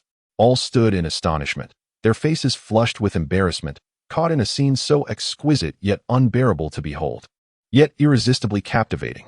Occasionally, a few among them would emit a chuckle, while the snot beast reveled in its own delight, utterly engrossed. Such profound sorrow and despair it evoked. It felt as though existence itself had become a torment worse than death. Tsunade Kohara wept bitterly, her dignity shattered, her once sterling reputation tarnished. In that moment, she longed to strike the snot beast with all her might. However, as Su Bai had warned, such an act would sever her ties to the digital realm. where many alluring powers awaited her. After all, she had once served as a shadow for the second Hokage, accustomed to the tempest of fate. She would not allow this trivial matter to obliterate her future, so she restrained herself. Contemplating this, Tsunade Koharu's lips turned a shade of purple with rage. The cursed rules and wretched fortune plagued her thoughts. Why was she burdened with such a creature? While others received rewards, hers felt akin to a curse. Surely, this must have exhausted a lifetime's worth of misfortune. Unbeknownst to Tsunade Koharu, the others exchanged glances. Their expressions a mix of shock and disdain at the snot beast's ostentatious declaration. Their gazes, once filled with anger towards the snot beast, now bore a hint of admiration for Tsunade Koharu. Though her actions were despicable, her taste was undeniably impressive, engaging with a being capable of casually producing such absurdities. It required an extraordinary mental fortitude, indeed. Mikawa Yui fumed, her eyes blazing as she glared at Tsunade Koharu. This is your new lover? A creature that flings excrement indiscriminately? I cannot believe I have been bested by such a being. The indignation was palpable. Clearly, she had underestimated Tsunade Koharu. As Mikawa Yui's anger surged, she felt as though the absurdity of it all was evaporating her patience. The more she observed Tsunade Koharu, the more her discomfort grew. They had shared their lives for so long, yet only now did she uncover Koharu's peculiar preferences and true nature. To think she had a fondness for absurdities. Suddenly, a chill ran down Mikawa Yui's spine. What if, during the nights when she slept, Tsunade Koharu had been up to something untoward? The meals prepared, the laundry washed, and the kiss on their wedding day, all now felt tainted with an unsettling aftertaste. How had she endured until now? As these unsettling possibilities flooded her mind, Mikawa Yui's stomach churned with dread. It was terrifying. No wonder her health had been declining day by day. This is most likely contaminated. How could one remain healthy surrounded by a multitude of bacteria? Others instinctively took a step back, their thoughts aligning with those of Rokuchu and Miyoko. Their gazes towards Tsumuji Kashin were laced with trepidation. It was quite abrupt, to be honest. They even found themselves wanting to express gratitude to Tsumuji for sparing them. No. Upon returning, a thorough cleansing was imperative. Observing their expressions, Tsumuji realized that no matter how much she tried to cleanse herself, she would remain stained. A wave of sorrow washed over her. What sins had she committed to end up in such a predicament? Frankly, if it weren't for her relatively strong mental fortitude, she might have considered ending it all in despair. At that moment, Rokuchu and Midoko approached, suppressing her discomfort, and solemnly stated, Tsumuji, I am not one to adhere rigidly to doctrine. I see that you, and this snail, I am known as the Snot Beast. Ah, it seems that you and Mr. Snot Beast share a true bond. Why don't we part amicably? I shall grant you your freedom. The sound of Tsumuji's heart-shattering echoed. Fragments scattered beyond retrieval. Meanwhile, in the video hall, chaos erupted in the booth screening Attack on Titan. Inuzuka Yu was beside himself with excitement, witnessing the protagonist Eren's first battle against the Titans. Unable to contain his exhilaration, he tugged at Akamaru's fur and strummed a tune, East Wind Breaks, to soothe his racing heart. Yes, go for it, Eren. Ignore those timid souls and charge forth. It's time to showcase your protagonist's power. Go, Eren, sever those Titans' heads. Woof. Woof. Akamaru chimed in with timely barks of encouragement. Yeah, Akamaru, quiet down. Shino admonished, exasperated by his overly exuberant companions. Can we watch the film in peace? Your raucous behavior disrupts the tension and excitement of this thrilling moment. The anxiety he felt when Eren entered the battlefield dissipated, thanks to his antics. Doubts crept in. Had he made the right choice watching the film with you? But what did it matter? Eren would surely triumph. Yeah, unfazed, declared with sparkling eyes. Eren will undoubtedly showcase his extraordinary skills, reaping the rewards of his relentless efforts, and mercilessly eliminate those scoundrels. Vivid scenes played out in Yu's mind. Eren, utilizing the three-dimensional maneuvering equipment, executing a dazzling display of skill, dispatching dozens of Titans, then standing atop a Titan's head with a smirk of disdain, before being hoisted aloft by adoring crowds, ultimately achieving his dream of joining the Survey Corps, and then soaring to unprecedented heights, surrounded by a throng of admirers. Not only Mikasa, but also Annie, Sasha, Hang, and Mina, they're all mine. Embracing them on both sides, I become the victor of life. In an instant. My laughter grew increasingly lewd, as if I were akin to that very Eren. Hey, are you all right? You seem to be drooling, Shino inquired with a hint of indifference. Startled, I quickly wiped away the drool from the corner of my mouth and proclaimed loudly, Ahem. In any case, Eren is invincible. Not necessarily, Shino replied, adjusting her sunglasses. Although Eren is diligent, he possesses no combat experience. Just like us, charging into the battlefield this early seems rather untimely. Ah, Shino, you simply don't understand. I said cryptically. True strength is always forged through the crucible of battle. At that moment, on the screen, Eren charged headlong at the abnormal titan.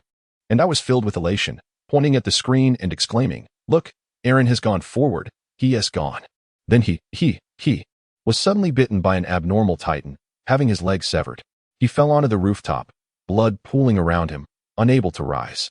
The members of Class 34 followed him into the fray, yet they were almost entirely annihilated. Their strength was insufficient to halt the titan. In a single encounter, it was a near total defeat. Mina, the only beauty among them, was mercilessly torn apart by the titan and swallowed whole, vanishing in an instant. I froze in place. Akin to a stone statue, my expression a mix of disbelief as I internally shouted, "What the hell?" This was not what I had envisioned. Where was the protagonist's halo? What are the fruits of his struggle? How could Mina die? Such a beautiful character. Damn it, how could a beautiful girl perish at the very beginning? Where's the author? I want to send him a blade. Just as I raged inwardly, Shino turned her gaze towards me. I immediately shivered. Even without seeing the look in her eyes behind the sunglasses, I sensed the temperature in the room plummeting. At that moment, the atmosphere felt exceedingly perilous. Faintly, I could hear the buzzing of insects flitting about. Didn't you say there was no problem? Then why has it turned into this? Shino pressed. You clearly don't know what comes next, so why deceive me? Cold sweat trickled down my brow. Shino continued, then why must you shout and disrupt me? You can't articulate it, can you? Allow me to enlighten you, for you are a fool. Fool. I interrupted her abruptly. As a teammate, I was well aware of Shino's tendencies. It was better if she remained silent. Once she began to expound on her reasoning, it could easily take the entire day. Having narrowly escaped the torment of school life and graduated smoothly, I had no desire to have my mind explode once more. Shino, you are too naive. My cheers are not without reason, I said, my mind swirling with thoughts as I spoke slowly. Oh, what reason could that possibly be? Zeno observed with a quiet demeanor. Her skepticism towards you having deepened after recent events. You let out a cold snicker. Humph. Throughout history, every formidable warrior has endured their share of losses. Do you know why? Why? Zeno inquired. With a grave expression, you responded solemnly. Because this is a rite of passage. A rite of passage? Zeno questioned, puzzled. Indeed, a rite of passage. True strength is forged through trials and tribulations. One must endure various hardships. Only when faced with life and death crises can Eren's latent potential be fully realized. Look closely. Eren is not dead yet. He has not lost his fighting spirit. He can still continue to fight. Is it not merely a half a leg that he is missing? A true warrior dares to confront the terrifying reality of life and bravely faces the torrents of blood. Zeno, mark my words, within 5 minutes at the latest, Eren will roar and charge at the Titan once more. This time, he will prove himself. This time, he will become a hero. This time, we shall loudly proclaim Eren's name. Yo exclaimed, reminiscent of a fervent cult leader. To his credit, Inuzuka possessed a certain charisma in this regard. Moreover, his words flowed with conviction and passion, to the extent that he almost convinced himself. For a moment, he believed his analysis to be profoundly insightful, as if he had foreseen the forthcoming developments, secretly admiring himself. I truly am quite clever. Woof. Woof. Akamaru barked loudly in support. Inuzuka laughed heartily. You truly are remarkable, Akamaru, just as I anticipated. Rest assured, Eren will undoubtedly showcase his true self. Zeno paused, slightly taken aback. Although she felt he was merely rambling, there appeared to be a semblance of logic in his words. Consequently, she refrained from making further comments and began to await the impending developments with a sense of anticipation. Indeed, just as Inuzuka had predicted, Eren was striving to rise. Though it was a daunting challenge, he persisted. At that moment, one of the mindless titans seized Armin, raising him towards its mouth. Inuzuka momentarily froze, then swiftly reacted, his eyes gleaming with excitement, proclaiming, See, Zeno, in order to save his comrade, Eren will surely rise. Yash. Go. Eren, give your all. Inuzuka shouted, fervently encouraging him. Clearly in the throes of youthful exuberance, Zeno cast a sidelong glance at him, feeling fatigued by his antics, thinking to herself that having such a teammate was quite concerning. Nevertheless, despite her reservations, her fists clenched tightly, her spirit stirred, with an unexpressed energy building within her, waiting to erupt. At this moment, the mindless titan had placed Armin on its tongue, and Armin yelled, sliding downward uncontrollably. Suddenly, a hand grasped him. A hand had seized Armin. That person was Eren. Oh yeah, Inuzuka Yo exclaimed, jumping up in excitement, clapping his hands, his eyes shining with fervor. I am aware, I am aware. I anticipated this moment. Behold, Eren has risen, his spirit awakened. He is not alone in this battle, he is not solitary. Finally, Shino has also stood up, the swarming insects around him revealing the turmoil within his heart. Is it about to commence? Even he, typically composed, is eager to witness Eren's triumphant rampage. At this moment, Eren is the center of attention, bearing the gazes of two individuals and a dog. In the next moment, Eren does not disappoint, successfully rescuing Armin. However, something seems amiss. How will Eren escape? With a perplexed expression, Shino pointed at the struggling Eren. What shall we do? In a nonchalant manner, Inuzuka waved his hand dismissively, chuckling as he explained, Fear not. This is merely the protagonist's customary maneuver. With the protagonist's halo, the world is his to command. Such predicaments are trivial for him. Soon, Eren will execute a dazzling escape from the giant's maw, followed by a stunning counterattack. Inuzuka grinned. Shino, all you need to do is be ready to cheer 666 later. Is it truly so? Shino gazed at the screen, where Eren was evidently on the brink of defeat, racking his brain for a way Eren might extricate himself. Calm down. Shino, let us just watch. I have ample viewing experience, akin to that of a seasoned film critic. Such miraculous escapes are mere routine for the protagonist. Inuzuka declared confidently. Upon hearing this, Akamaru gasped, internally exclaiming in disbelief. He subtly tugged at Ya's pants. What a load of nonsense regarding your film expertise. Once you return home, your mother and sister will have you working. When did you ever watch films? Akamaru, stop pulling at me.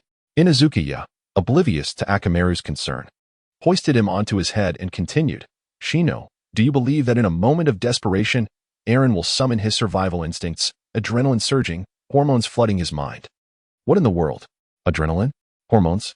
You are blathering without a script. Akamaru grew increasingly anxious. He glanced up at the screen, where Eren appeared utterly defeated, tugging at his hair in an attempt to jolt him back to reality. Ouch. That hurts. What are you doing, Akamaru? Inuzuka shouted. Akamaru, woof, woof, woof. Stop talking. Really, just stop. We are doomed. Inuzuka? What are you saying? Never mind, never mind. Inuzuka adjusted his disheveled hat, relieved to find his hair intact, cradling Akamaru in his arms. He continued speaking to Shino. Shino, watch closely. When the giant's teeth come down, Eren will surely vanish without a trace. Oh no, not again. Akamaru covered his face. Yeah, please, stop boasting. Enough is enough. We cannot endure this. Is it really so? Shino remained somewhat skeptical. Observing the situation, it was evident that Alan did not seem likely to emerge unscathed. Come on, trust me. Have I ever deceived you? Inuzuka declared, thumping his chest. Just keep watching. Alan will undoubtedly be just fine. Understanding dawned upon Shino as he nodded. Incredible! He actually believes it, Shamaru exclaimed, covering his eyes. What a spectacle! One dares to speak such bold claims, while the other is audacious enough to believe them. Gazing at the screen, where Alan was grit-teased and enduring, Shamaru anticipated the inevitable, freeing himself from Kiba's grip and rolling aside. Alas, two souls blinded by the protagonist's halo, he sighed, glancing at Kiba, already foreseeing the calamity that awaited him. Shino, keep your eyes peeled. Alan is about to make his entrance. Kiba exclaimed with fervor. All right. Shino, behind his sunglasses, remained fixated, eager to ascertain whether Alan's emergence would adhere to reason. No sooner had he spoken than the titan on screen bit down. Blood rained from the heavens, and a severed arm flew through the air. Alan was consumed whole by the giant. A profound silence enveloped the scene. Kiba and Shino felt as if a flock of crows had flown overhead. The blow to their expectations was swift, leaving Inuzuka momentarily stunned. What the hell? Is the author harboring a grudge against the protagonist? Why must it be so severe? First a leg, now an arm, and now he has been devoured by a giant. Are you intending to switch protagonists? Where is that author? I demand to send them a piece of my wrath. Suddenly, he sensed an unsettling chill creeping up from his heels, spreading along his spine. Turning around, he found Shino standing ominously behind him, outside the private booth. Su Bai sat at the counter, listening to the radio-esque commentary, suddenly enlightened. Oh, so that's how it is. Earlier that morning, after escorting Naruto, Sasuke, and Kakashi to the back mountain, The ensuing commotion had drawn numerous high-ranking officials from Konoha. They unexpectedly stumbled upon a rather awkward scene involving Haruno Sakura. At that moment, Sakura was in a rather disheveled state, her skin charred as if she had been roasted like meat, a substantial bump adorning her forehead. Her clothing was tattered, resembling that of a beggar, as if she had endured some dire misfortune. Most alarming was the green, snail-like creature perched on her lips, seemingly bestowing kisses upon her. Her lips are swollen, and this creature was articulating phrases like beautiful lady, save you, love you, date you, and so forth. The expressions on the faces of the Konoha elite were nothing short of priceless upon witnessing this. Thus, the rumors of Haruno Sakura's indiscretions began to circulate. Su Bai's mouth twitched in disbelief. So, I inadvertently interrupted Sakura and that snotty beast's rendezvous? What a blunder. Had he known, he would have taken Naruto and the others elsewhere. A pang of guilt coursed through the benevolent Su Bai, feeling as though he had shattered a family. But then, he reconsidered. No, perhaps not. If it were not for the wavering resolve of Zhuangqin Xiaochun, who insisted on engaging with the snot beast, this unfortunate incident would never have transpired. Indeed, all of it can be attributed to Zhuangqin Xiaochun.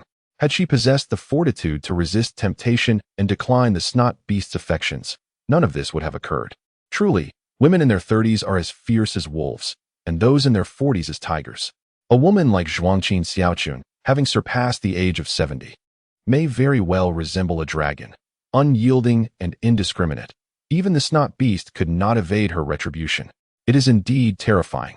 Alas, at the end of the day, Zhuangqin Xiaochun has single-handedly dismantled a family, Su Bai reflected with a sense of melancholy. By noon, Su Bai ventured out to procure a bowl of Ichiraku ramen to satiate his hunger. The Chimera beast had been assigned to tidy up the upstairs rooms since early morning. After inspecting the cleanliness of the upper floor, Su Bai nodded in satisfaction.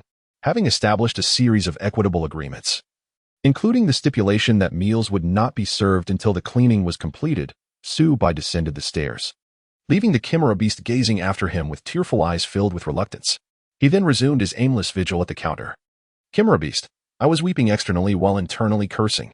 In the afternoon, Kakashi entered once again, accompanied by Naruto and Sasuke.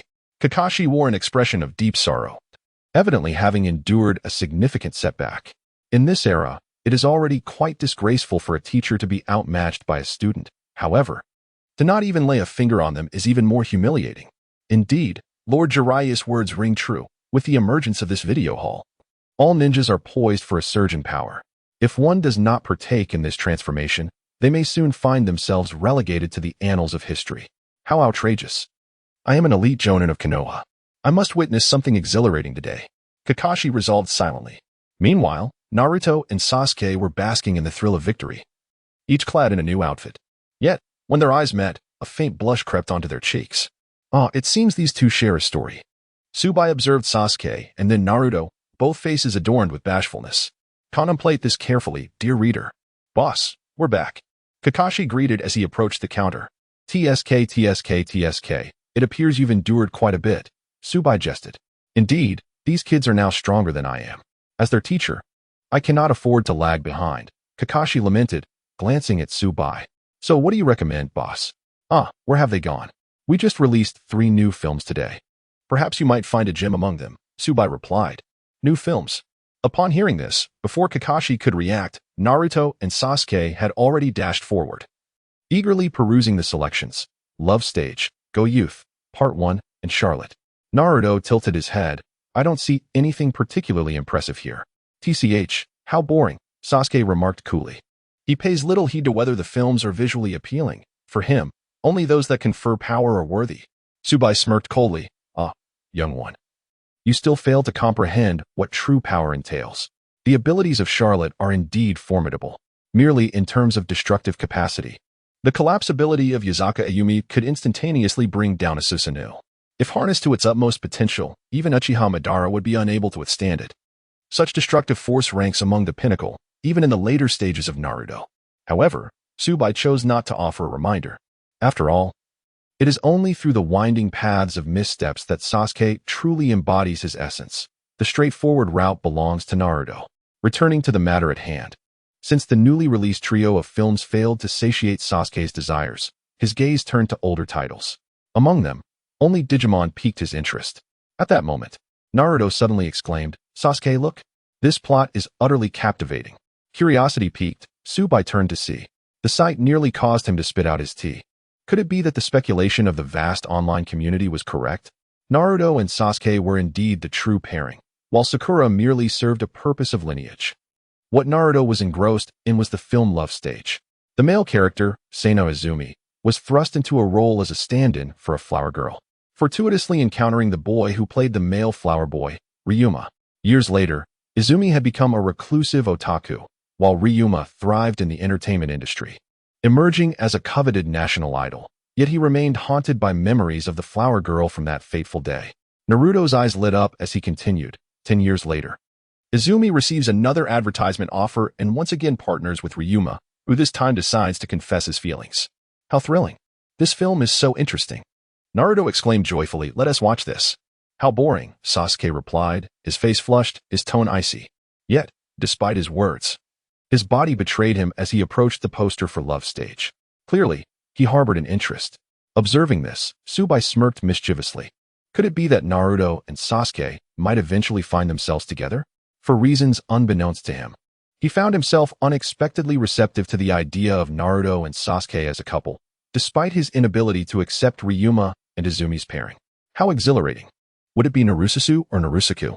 Such delightful intrigue. These two are truly troublesome, Kakashi remarked in disbelief. They actually enjoy watching such films. Teacher, your children may be beyond redemption. Su Bai beamed a sunny smile and said, considering the time, the people inside will be emerging soon. If you finalize your selections now, you will soon be able to watch. Kakashi nodded, determined to find a remarkable film. However, upon merely glimpsing the first poster, he found himself rooted to the spot. Eyes wide with astonishment. I can't believe it. This silver-haired girl is stunning. How kawaii. He leaned in to read the synopsis. Kakashi gazed with an expectant glimmer in his eyes. The protagonists, Haruhino Yu and his twin sister Haruhino Sora, found themselves at their grandfather's home in a quaint village named Okumizome following the tragic demise of their parents in an accident, embarking on a new chapter of their lives. As he wrestled with unfamiliar household chores while simultaneously caring for Sora, who was unaccustomed to venturing outside and lacked self-sufficiency, his existence became increasingly arduous. Upon reuniting with his acquaintances, the celestial beings Megumi and Nao, whom he had met during a previous visit to Okumizome, he forged new friendships amidst the unchanged town and its inhabitants. The nostalgic memories and warm surroundings gradually began to mend the wounds within Yu's heart. In this transformative journey, Yu's emotions began to subtly shift. Oh dear. Emotions. An indescribable expression flickered in Kakashi's eyes. It was stated in Paradise of Affection that, generally speaking, narratives exploring emotions are often captivating. It was rumored that Lord Jiraiya serendipitously derived inspiration from such themes, leading him to create Paradise of Affection. This genre seemed unfamiliar, yet intriguing. No, I am an elite shinobi of Konoha. My every action reflects upon the village's reputation. Kakashi glanced at the silver-haired maiden on the poster. How long to see it? But wait, I am an elite shinobi. How can I indulge in such pursuits? No. This film is made for viewing, after all. Indeed, my intentions are purely to enhance my prowess. However, this cinematic piece appears to offer no assistance in that regard. Yet, how peculiar. Why am I so conflicted? Is it merely 5,000 ryo? Am I, Hatake Kakashi, in need of funds? Truly, it would only require an additional 5,000 ryo.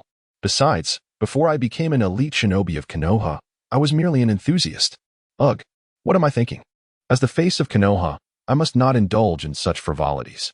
I seek films that can swiftly elevate my strength. Attack on Titan seems promising. Ultimately, Kakashi acquiesced to his inner desires. Boss, I wish to view no Sara. The others responded with silence. To this, Su Bai could only utter two words. Heh. Am I not aware of your character, Hatake Kakashi? You appear aloof, yet are secretly quite passionate. If you could truly resist the allure of a beautiful maiden, you would no longer be Kakashi. Boss, we would like to watch Love Stage. Naruto and Sasuke also made their selections. Su Bai smiled enigmatically, casting a meaningful glance at Naruto and Sasuke, and remarked, I shall extend my blessings to you, Naruto. Sasuke. They both felt the boss's words were peculiar, yet could not pinpoint the oddity. Perhaps they were simply overthinking it. The three paid their dues and settled down to await the screening. Aside from Naruto, who bore a pained expression, Kakashi and Sasuke paid without hesitation. Su Bai found herself perplexed.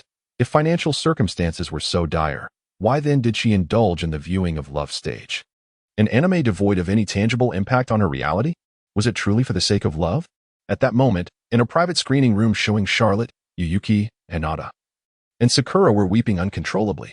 The narrative begins with the protagonist, Yusaka Aru, entering the prestigious Hoshi no Omi Academy, where he forges friendships that vividly encapsulate the essence of youthful campus life. It is unremarkable yet brimming with humor. The charming younger sister, Aru's sibling, Yumi, falls ill, prompting him to take a leave of absence to care for her with utmost devotion. The interactions between the male and female leads, Yusaka Aru and now Tamori, are laced with playful banter, yet they exhibit a profound understanding in the presence of his sister, evoking peals of laughter. This whimsical and carefree existence invigorates them, providing a stark contrast to the harsh realities of life in the ninja world. They are filled with envy and longing, particularly for the male secondary character, Takagi Jujuru, whose comedic misadventures, often stemming from his half-baked teleportation abilities, leave him in a state of perpetual disarray. Although his powers may seem inconspicuous, he remains steadfastly by the protagonist's side, embodying a mix of misfortune and fervor. Alas, to heal, one must first endure sorrow. In the 6th episode, everything changes. The adorable Ayumi, beset by jealousy from her classmates, inadvertently unleashes her dormant power, Chaos. Ultimately, the entire building collapses, claiming Ayumi's life, and Yusaka Aru is plunged into despair, feeling as though he has lost his emotional anchor. The heavens weep, mirroring his anguish. Though merely a film, the visceral realism of the moment resonates deeply, allowing Yuyuki and her friends to truly grasp the heart-wrenching experience of losing a loved one. The pain is unbearable. Following this tragedy, the protagonist spirals into a state of degradation, wandering aimlessly and misusing his powers. This segment is undeniably heavy. Yet, now Tamori emerges, having always been present in the shadows, unwaveringly watching over him. This poignant scene evokes tears. The loss of a family member is devastating. However, even in the face of utter loss, her steadfast presence offers solace. Though he may have lost the world, he still has her. With the support of the female lead, Yusaka Aru gradually emerges from the shadows of his mind, resuming his routine life at school. As the plot unfolds, his brother's existence comes to light. He possesses the ability to manipulate time. Through this, the protagonist travels back, not merely to the past, but to alter it. Miraculously, his sister is resurrected. At this moment, tears flow anew. No one can fathom the overwhelming emotions tied to the resurrection of a loved one after their demise. Yet, new troubles arise. The protagonist's comrade, Kuma, meets his end. In the conclusion, Yusaka Aru finally comprehends a profound truth. As long as those with supernatural abilities exist, true safety remains an elusive dream. Thus, he resolved to harness his abilities to seize the powers of all superhumans across the globe, beginning with his companion. The second female lead possessed the ability of soul resurrection, allowing her deceased sister, who perished in a car accident, to inhabit her being. Her sister, too, wielded the power of fire manipulation, thus ensuring her eternal absence. The male protagonist, filled with compassion, allowed her to return home to see their parents. Upon her arrival, the second female lead, sister, savored the noodles prepared by their parents. As she ate, tears streamed down her face, a poignant blend of longing and emotion. These noodles, though ordinary and easily found on any street, were imbued with the love of her parents, making them both simple and extraordinarily delicious. Their parents sensed the presence of their daughter, leading to a heartfelt family embrace. This scene was truly tear-jerking, with familial bonds exquisitely portrayed. Tears flowed uncontrollably.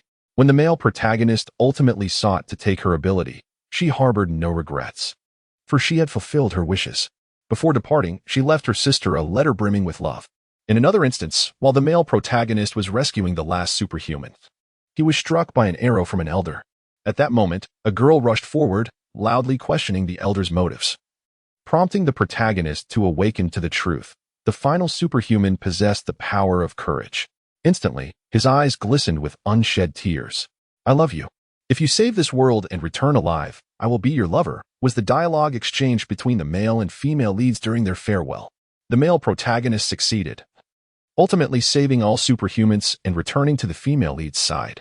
However, having absorbed too many powers, he lost his memories, left only with a treasured vocabulary book that felt profoundly significant. "This vocabulary book is yours," the female lead remarked. "You held it tightly while you were in slumber." At that moment, tears welled up uncontrollably. The floodgates of emotion burst forth. With the final words, "Welcome back," Yasaka-Aru, the story reached its conclusion. Yet, Hinata and her companions lingered in the aftermath, unable to shake off the poignant impact of the tale. Never had a film resonated so deeply with them. Even as the credits rolled, they remained ensnared in their emotions. How touching. Hinata wiped her already tear-streaked eyes, droplets cascading like rain, her cheeks flushed and endearingly cute. Indeed. Yasaka-Aru had endured countless trials, ultimately seizing the powers of all superhumans to save them, yet he tragically lost his memories and forgot about Yuri Yashina, a heart-wrenching reality. Sakura sobbed. Akatsuki's eyes also glimmered with tears. The scene in which Kuroha Misa possessed her younger sister to reunite with their parents deeply moved her, evoking memories of her own family and resonating with her heart. In comparison to Charlotte, she realized that the films she had previously watched were utterly inferior and could not hold a candle to it. Alas, the subsequent plot seemed somewhat rushed, nearly rendering it incomprehensible. It would have been preferable had it unfolded at a more leisurely pace, sighed Yuhi Kurenai. Hinata and Sakura nodded in agreement. Indeed. With a total of 13 episodes, the first 5 were dedicated to daily life. Yet in the 6th episode, the sudden demise of Itsuka-shun was rather jarring, making the narrative shift somewhat difficult to accept. Especially after the appearance of his brother, the plot's fluctuations accelerated dramatically. The battle to seize the powers of all those capable concluded in merely 1 episode, which felt rather hasty. However, on the whole, it remains an exceptional piece, filled with poignant moments and meticulous attention to detail. I truly hope for a sequel, rather than these tense storylines. I would prefer to witness the humorous and light-hearted daily lives of Itsuka and his companions, Sakura expressed hopefully. Hinata, 1. Yuhi Kurenai, 10086. The 3 women exchanged knowing glances and shared a smile. By the way, have you received any rewards? Yuhi Kurenai inquired. No. Just as Sakura and Hinata were about to continue, a voice echoed in their minds, and after a brief moment of astonishment, their faces lit up with joy. What a coincidence! Customer Haruno Sakura watched Charlotte, receiving the reward Ignition. Customer Hyuga Hinata watched Charlotte, receiving the reward Gold. Sakura had already informed Yuhi Kurenai about the rules of the cinema. At that moment, noticing Sakura and Hinata's sudden daze, Yuhi Kurenai understood that they had received rewards and felt genuinely happy for them. So, what rewards did you receive? Well, my reward is called Ignition.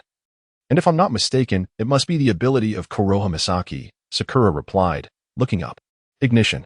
That seems likely, Yuhi Kurenai nodded. Kuroha Misaki can control and summon flames, so this reward is probably her supernatural ability. With this thought, Yuhi Kurenai smiled slightly. Sakura, your reward is quite impressive. It certainly appears very cool. In the anime, Kuroha Misaki's ability to conjure flames with a mere flick is exceptionally striking, almost becoming her signature move. Sakura nodded happily. Seeing Yuhi Kurenai so pleased, she wondered if she had received a reward as well. What could it be? Sakura asked curiously. Well, I received a notification midway through the viewing, Yuhi Kurenai replied with a smile. However, I must keep it a secret for now. You'll find out shortly. Oh? Sakura grinned mischievously. So mysterious. It seems that Yuhi Kurenai's reward is extraordinary indeed. Yuhi Kurenai smiled elegantly, as if to confirm. Now, Hinata, what is your reward? Yuhi Kurenai turned to Hinata. I. Hinata's face flushed pink as she timidly replied. My reward is gold. With that, Hinata lowered her head, looking somewhat dejected. Yuhi Kurenai? Sakura? Gold? What kind of reward is that? Hinata's reward is unlikely to be mere gold. While a piece of gold holds significant value, for the Hyuga clan, money is hardly a scarcity. To put it plainly, a single gold piece is but a fortnight's pocket change in their eyes. Perhaps it could even be a trove of gold. At that moment, Kurenai and Sakura found themselves at a loss for words. Well, perhaps we have misunderstood. Maybe gold signifies something entirely different, Kurenai suggested. Indeed, let us first inquire with the owner. Sakura concurred. Hinata nodded in agreement, and the trio stepped out of their private room, only to encounter Kiba and Shino exiting from another room, their timing almost serendipitous. What a coincidence, Kiba, Shino, Kurenai remarked with a smile. Have you received any new abilities? I'm not certain. We came out to ask the owner, Kiba replied eagerly. With Akamaru perched atop his head, Kurenai, discerning the situation, realized that Kiba was likely out of luck. In the video hall, receiving a reward typically comes with a notification. Kiba, it seems you're out of the running. Suddenly, Sakura glanced at Kiba with curiosity. Strange, Kiba, you seem a bit haggard. Why are your eyes so dark? Kiba forced a smile, discreetly glancing at Shino, feeling an inner turmoil. Could he report Shino for his incessant nagging? That period of relentless admonishment had truly been a source of lifelong regret, almost driving him to madness. Sakura, you're here too? We thought you had left. Naruto said with a sheepish grin, scratching his head. What reward have you received this time? Sasuke inquired coolly. Indeed, in his mind, only rewards held paramount importance. The scene shifts to the love stage. Oh, no. Perhaps it's South in second place, Sakura thought, casting a glance at them, unsure of what to say. She recalled how these three had lost their chance to enter due to Su Bai's mere words, leaving her speechless. In truth, she had no desire to team up with them. To be fair, influenced by the Ani Leonard mimic card, Sakura's character had subtly transformed, particularly after the survival exercise yesterday, where she had diligently increased her mimicry progress to 20. Consequently, she now exhibited a markedly different approach than before. Su Bai, too, found himself somewhat overwhelmed, realizing that these future protagonists had become quite a mess due to his influence. What will the future of the ninja world hold? Unbeknownst to him, Sakura's transformation and the mimic card's influence were merely facets of a larger change. More significantly, after watching Attack on Titan, she had developed a dream akin to Kurenai's, that women should strive for strength. Su Bai could never have anticipated Sakura's sudden epiphany.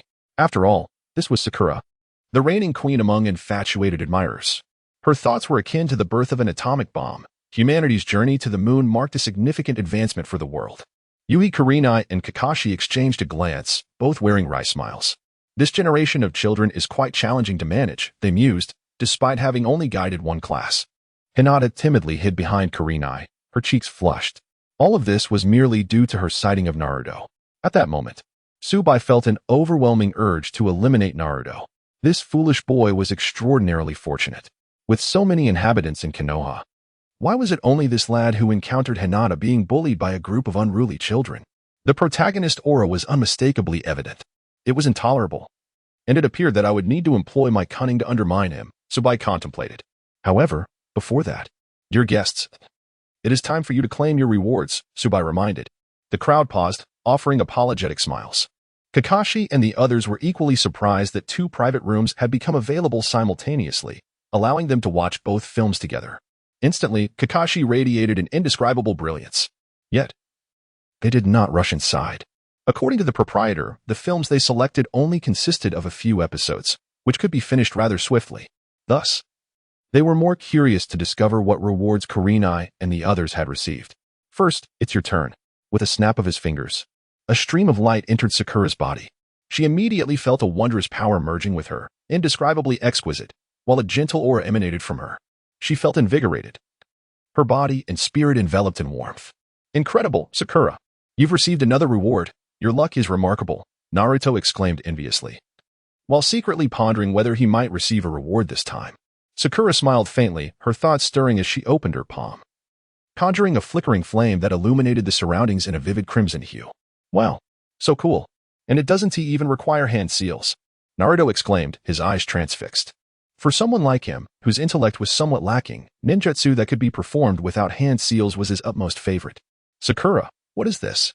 Naruto inquired. Sakura extinguished the flame and replied, this is the reward I received, fire manipulation, a superpower that allows me to conjure and control flames at will. Superpower? What is that? Inquired Kiba, his intellect rivaling Naruto's. Su Bai smiled calmly and explained, superpowers refer to unique abilities possessed by certain individuals that defy logic. They can also be termed as extraordinary powers, encompassing a wide range. Generally, superpowers are one of a kind, meaning that for each specific superpower, there exists only one individual in the entire world capable of wielding it. Su Bai cast a glance at Sakura and continued.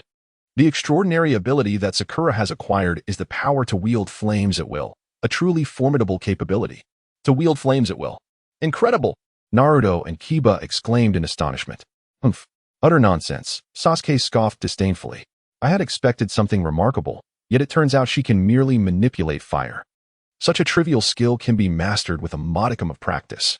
Moreover, the flames summoned by this so-called fire summoning appear feeble and insubstantial, hardly comparable to genuine fire techniques.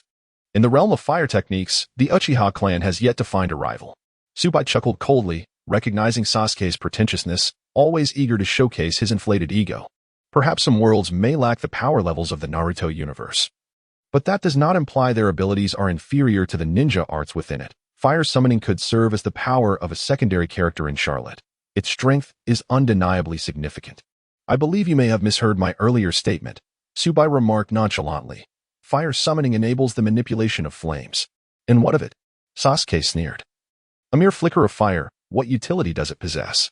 Relying on these tiny flames to vanquish foes is far less effective than utilizing shurikens and kunai. Ah, you still fail to grasp the concept, Su Bai retorted with a mocking smile. Sasuke's inability to comprehend such matters only reinforced the tragic trajectory of his life. He couldn't be bothered to elaborate further. Eventually, Sasuke would witness the true power of fire summoning. When that time came, he would understand the depth of his ignorance. However, just as he was about to explain the next reward, Kakashi suddenly interjected with uncertainty. Boss, do you mean to say that this fire summoning can not only conjure flames out of thin air, but also manipulate others' fire techniques? Upon finishing, he couldn't help but display a wry smile. That seems improbable. How could such an overpowered ability exist? Yet, Su Bai merely smiled faintly and affirmed. It appears there are indeed some astute individuals among us. Boom. Suddenly, everyone was left in a daze. It can truly manipulate others' fire techniques. Even Sakura was taken aback. In the anime, the character Kurohamisa had limited appearances, and the fire summoning power had not demonstrated particularly impressive feats. Thus, while she felt a twinge of discomfort at Sasuke's remarks, she found it challenging to refute them. Relying on such small flames in battle seemed rather laughable. However, little did they know that fire summoning held profound secrets. Boss, are you truly serious? Kakashi asked, his voice trembling. Can this ability genuinely control others' fire techniques? Indeed, Su Bai nodded. This is the true power of fire summoning. No matter how potent the fire technique, it cannot resist your will. That is the genuine application of fire summoning. In summary, at present, all flames are entirely under Sakura's control. Furthermore, her extraordinary ability differs from the Titan transformation. It does not consume chakra or physical strength, making its application as effortless as eating or drinking. Do you understand? Su Bai stated nonchalantly. This is simply astonishing. The others exclaimed in disbelief after a moment of stunned silence. If that is the case, then all fire-based ninjutsu would be ineffective against Sakura. She could be deemed the nemesis of fire ninjas. Sakura is, without a doubt, the queen of fire. Sasuke's expression fluctuated between shades of blue and purple, a torrent of expletives racing through his mind. The seemingly trivial ability he had just mocked turned out to possess such formidable potential, leaving him utterly astounded. Moreover, it now appeared that without utilizing the Titan transformation, he seemed as weak and powerless in Sakura's eyes as an infant. How infuriating. I merely wished to show off. Yet I face repeated failures. To be honest, Su Bai was also quite surprised when he learned that Sakura had acquired this ability. Such fire manipulation can be considered an absolute weapon in the Naruto universe. Just imagine, fire manipulation can control all flames, inherently positioning it as the bane of fire ninjas.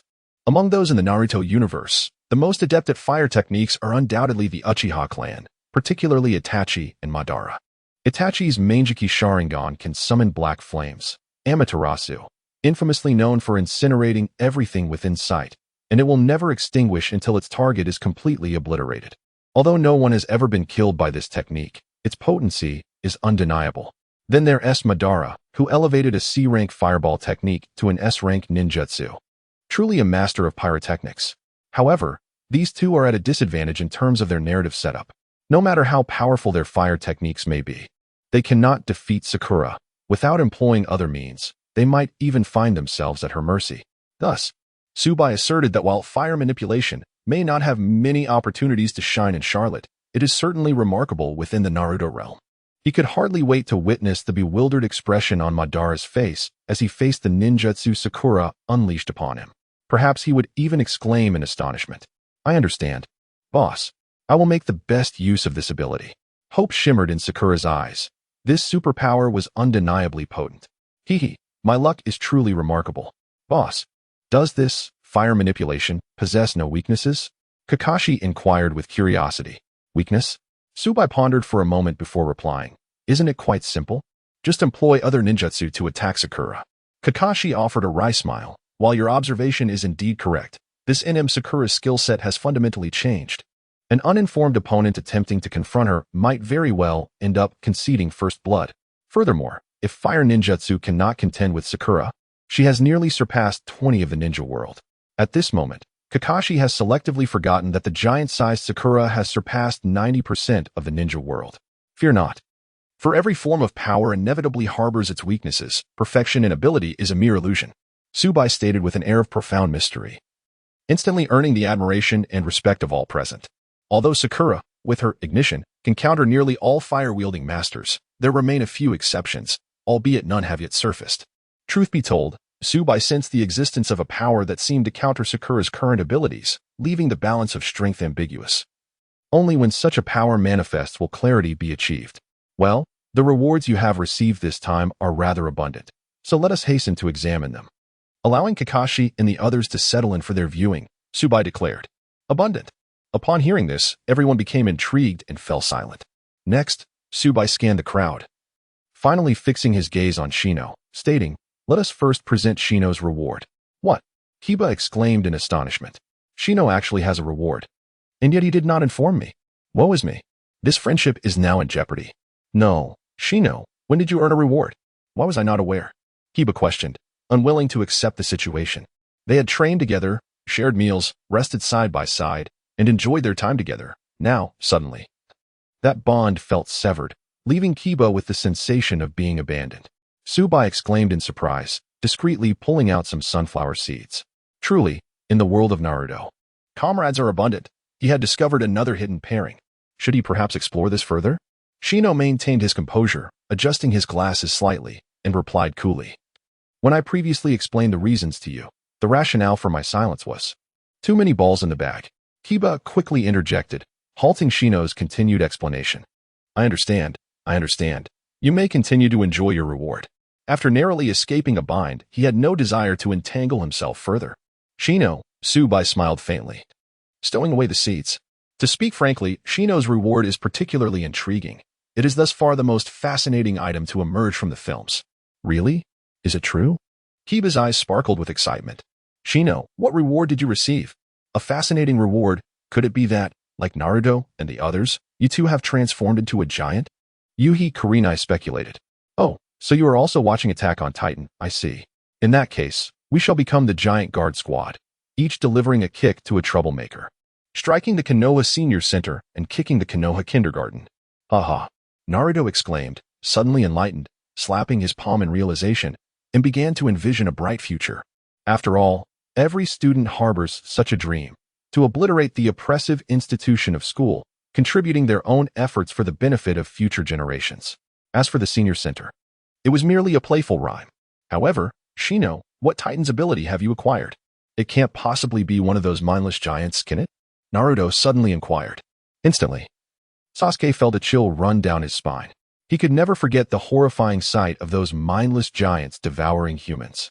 He vowed that if Shino truly transformed into such a grotesque creature, he would disregard any notions of camaraderie or loyalty. He must eradicate the abhorrent threat before it could take root.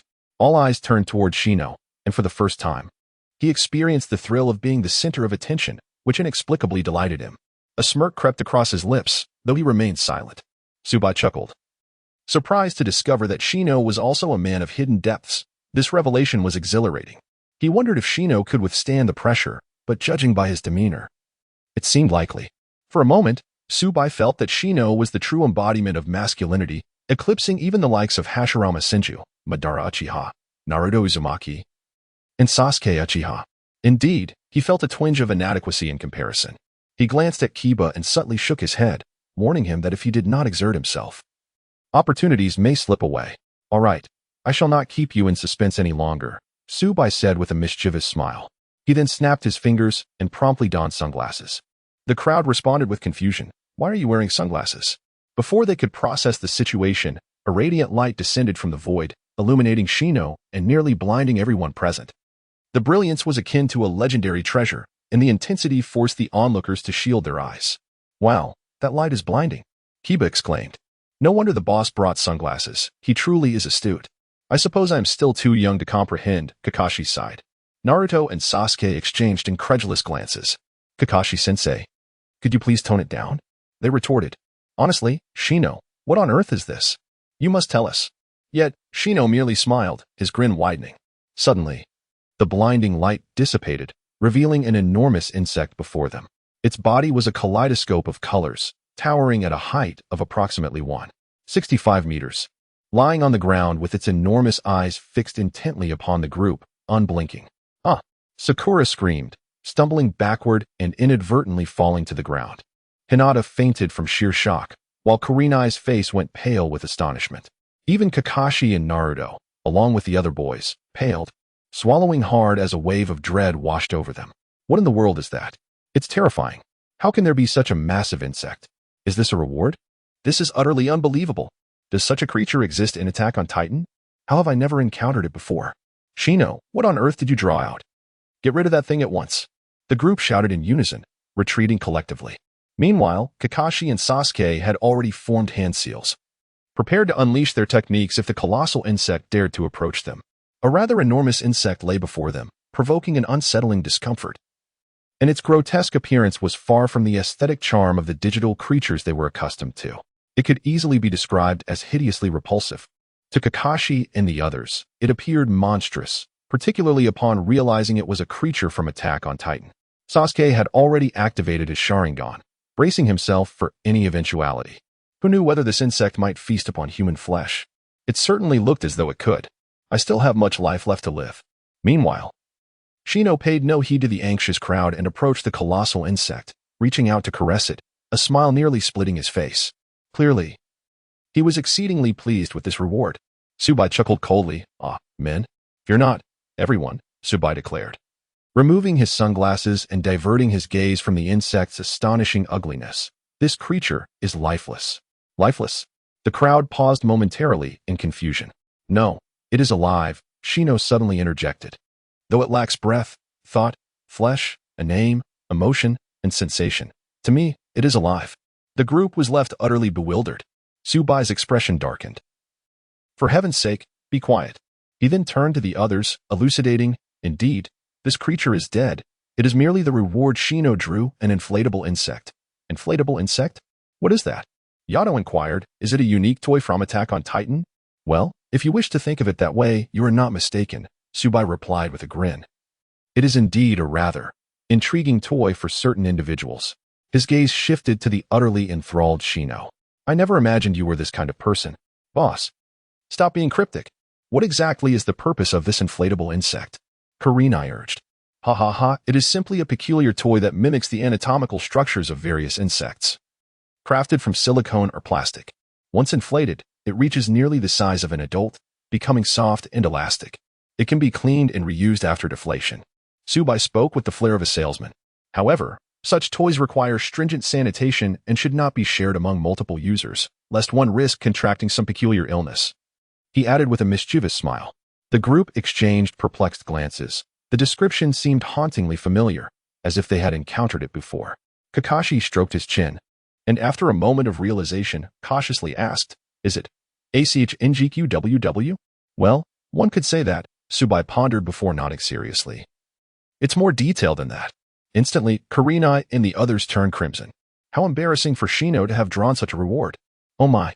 Kakashi and the other men suddenly felt an unsettling chill emanating from their loins, an unmistakable sensation of impotence.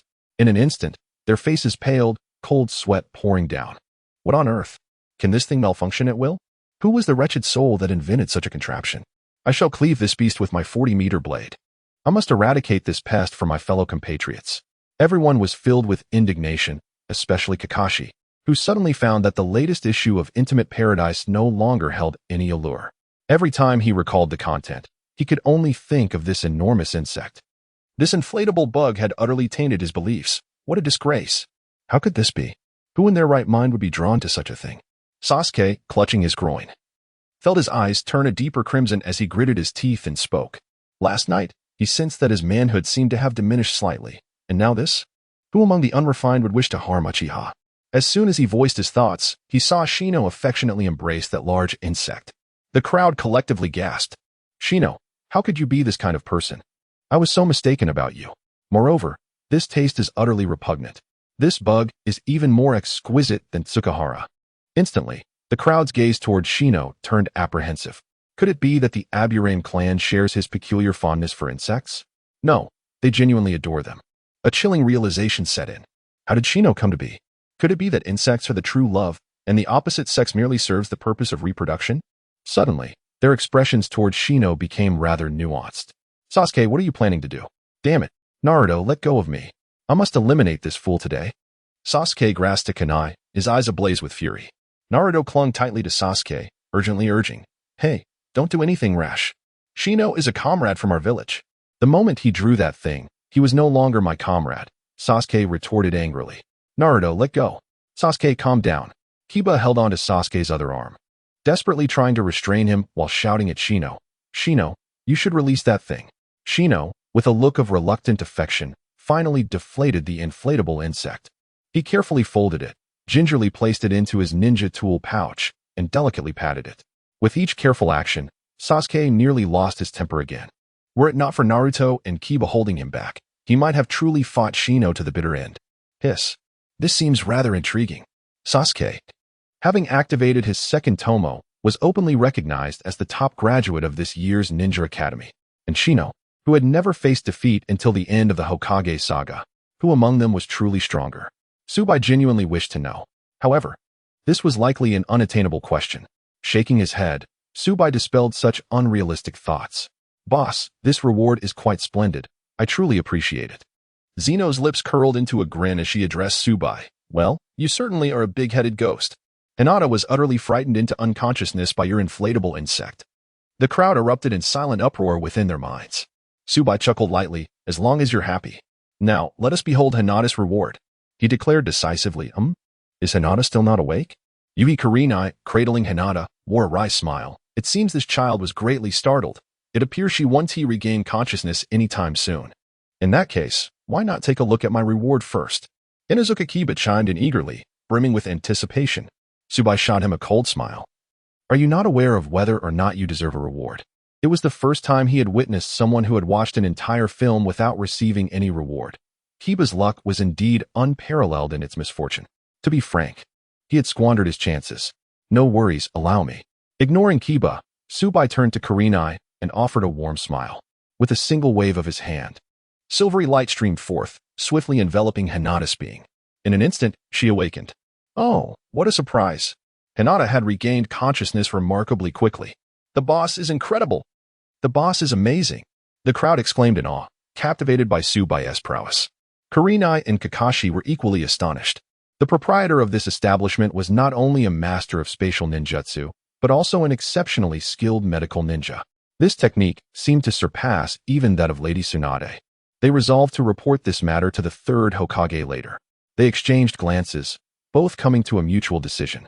Little Hinata, you finally awakened, Su Bai said with a smile, subsequently informing her of the events that transpired while she was unconscious. Upon learning everything, Hinata's cheeks flushed crimson once more, and she bowed apologetically to everyone. I am so sorry. To have fainted from fright due to an inflatable insect is truly shameful. How embarrassing. Simultaneously, she cast a timid glance at Zeno, her small heart slowly formulating the notion of keeping a distance from her in the future, for Zeno was indeed too perilous.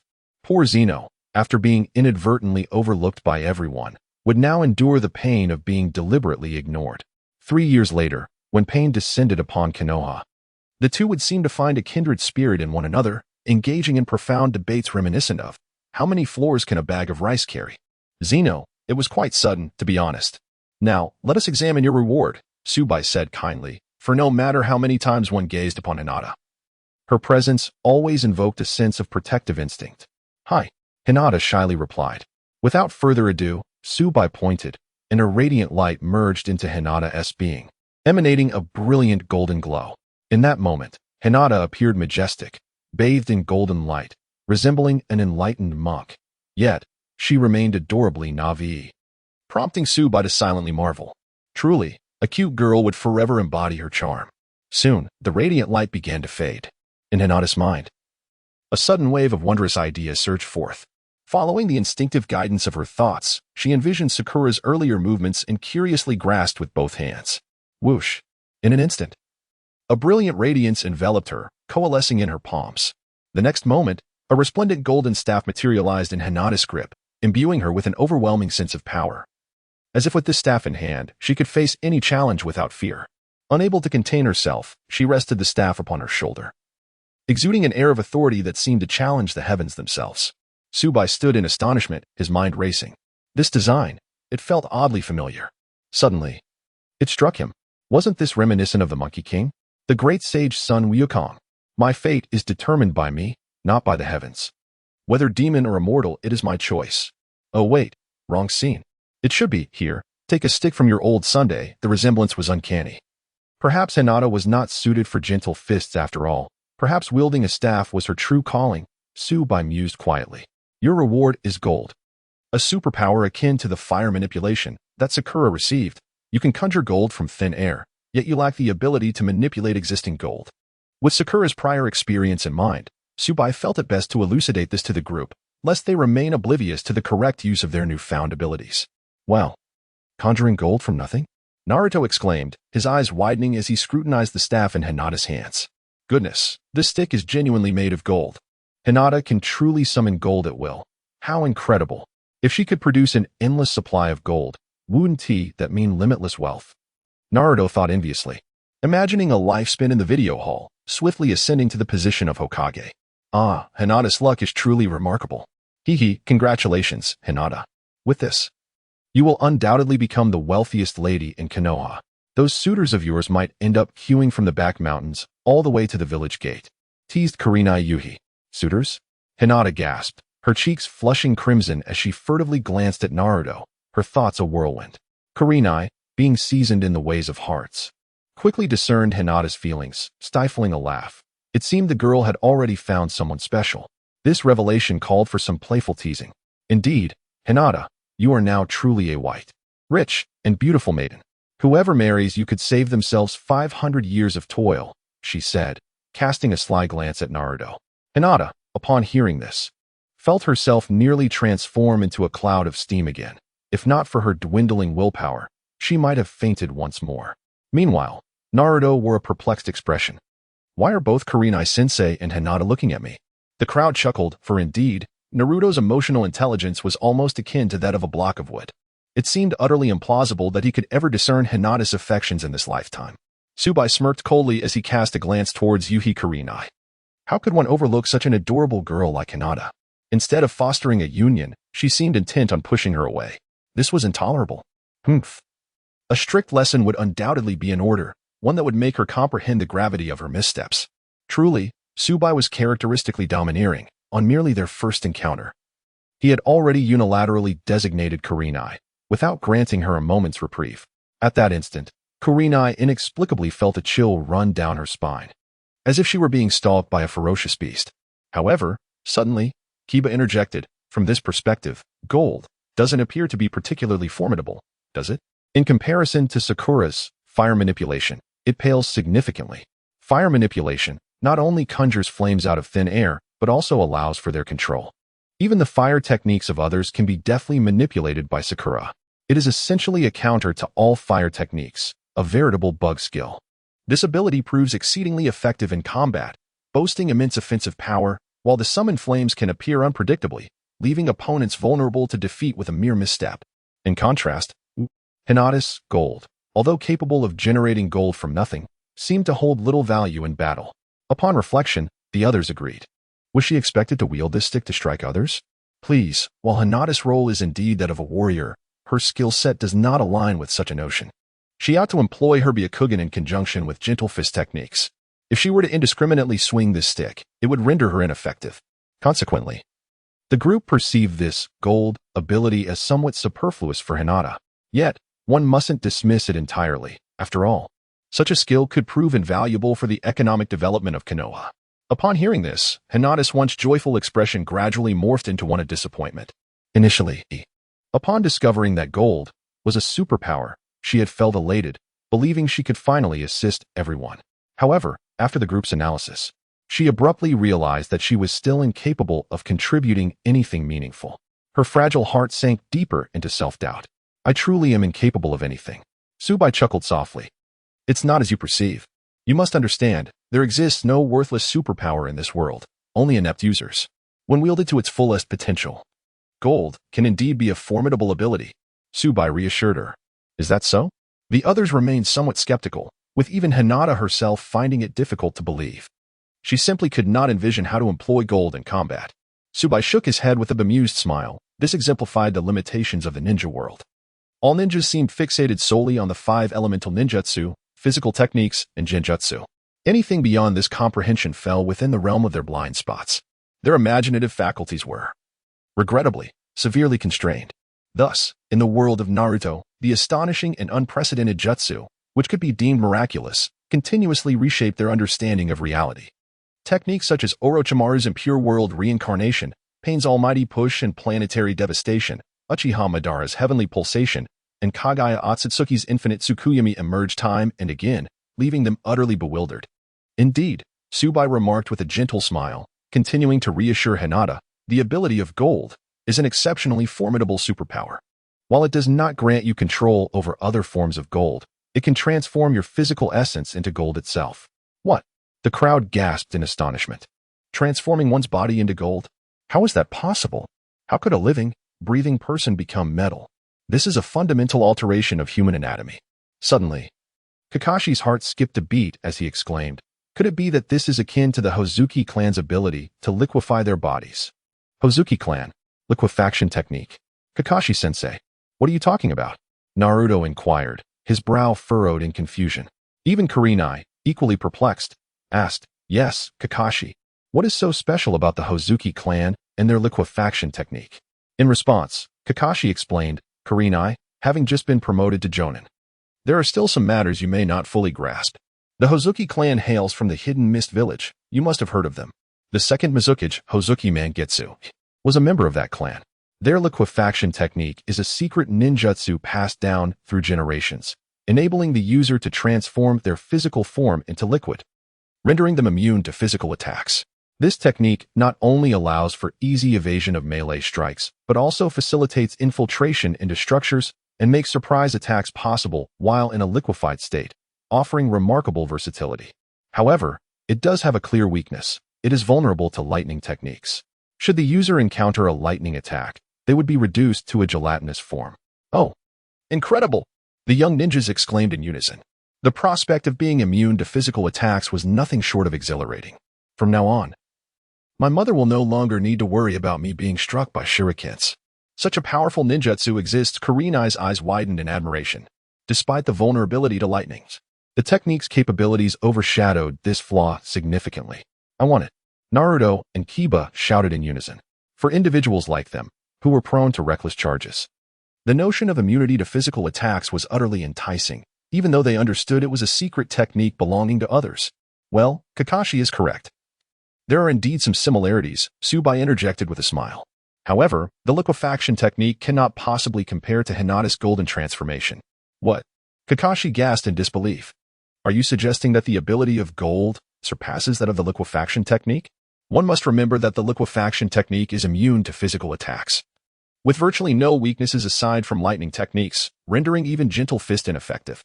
Su Bai smiled faintly and remarked, indeed, akin to the water transformation technique. Hinata's golden body technique encompasses various aspects. This implies that not only her exterior but even her internal organs and hair are transformed into the most resilient metal. Kakashi's eyes widened in astonishment. Could it be that? Precisely, Su Bai interjected. The gentle fist is rendered utterly ineffective against Hinata after she undergoes her golden body transformation. Once Hinata attains this state, her defensive capabilities reach an astounding level. The only way to harm her would be through sheer brute force to revert her to her original state. However, this is not something anyone can accomplish. Su Bai continued with a smile. Thus, in a certain sense, Hinata can be considered immune to physical attacks. Moreover, unlike the water transformation technique, most ninjutsu attacks are incapable of inflicting harm upon her. He paused for emphasis. Consider this. One is a superpower that expends no chakra or stamina, while the other continuously drains chakra. It is quite evident which is superior. Wow, that's impressive, Hinata, the crowd exclaimed in awe. Upon hearing Su Bai's elucidation, they finally comprehended the terror of her golden ability. This could be deemed an extraordinarily formidable defense, rendering her nearly invincible in battle. Hinata blushed shyly at the praise, feeling a sense of fulfillment in being able to assist her comrades. Although she was uncertain why, she sensed that her role was gradually shifting from a warrior to that of a tank. Nonetheless, I have always stated that no matter how powerful one's abilities may become, they are ultimately grounded in the individual's inherent strength, Su Bai remarked with a gentle smile. Therefore, one must not become complacent. Indeed, although you have all gleaned a wealth of knowledge from the films, your personal prowess has not progressed at all. You remain as you were, Kakashi quickly concurred. Heaven knows how he has managed over the past few days. The so-called guiding Jainin is tasked with leading these youngsters through missions, imparting experience to enable them to stand independently. When necessary, he must provide them with insights to enhance their abilities. Yes, this is precisely what a guiding Jainin should do. Setting aside Sakura for the moment, Kakashi was particularly eager to invest his effort in teaching Sasuke and Naruto, even preparing extensively upon learning of their newfound abilities. Yet, fate dealt him a cruel blow. Reality had delivered a harsh slap to his face. After gaining the power of giants, ordinary training held no allure for the trio. Their physical capabilities had significantly improved due to the infusion of giant strength. This should have been a positive development. However, it was precisely this that troubled Kakashi, for he was at a loss regarding how to instruct the three of them now. They were utterly oblivious to their own limitations, recklessly relying on the power of giants and completely neglecting their inherent strengths. Unfortunately, he found himself utterly powerless, as, strictly speaking, he was now the weakest among Team 7. This is truly exasperating. His heart is heavy with sorrow. Now, seizing the opportunity presented by the boss's words, he decides to assert his presence swiftly, ensuring that these three little ones recognize their true selves. Although I acknowledge the boss's statements hold merit, Naruto scratches his head, hesitating, his gaze flickering uncertainly. However, Kakashi is undeniably inadequate. Sasuke remarks coolly. Indeed, those daily training sessions feel as trivial as children's play, a sheer waste of time, Sakura adds, turning her head aside. Ultimately, the three of them let out a sigh. This guiding Jonin is exceedingly feeble. Kakashi suddenly clutched his chest, feeling as though a dagger had pierced his heart. His breath became labored, an overwhelming urge to expel blood surged within him. A torrent of frustration surged through his mind. Goodness, why have I drawn such ire? As the crimson sun sets, Hong gazes at Kakashi, who has unexpectedly suffered a grievous blow. A shiver of fear coursing through her heart.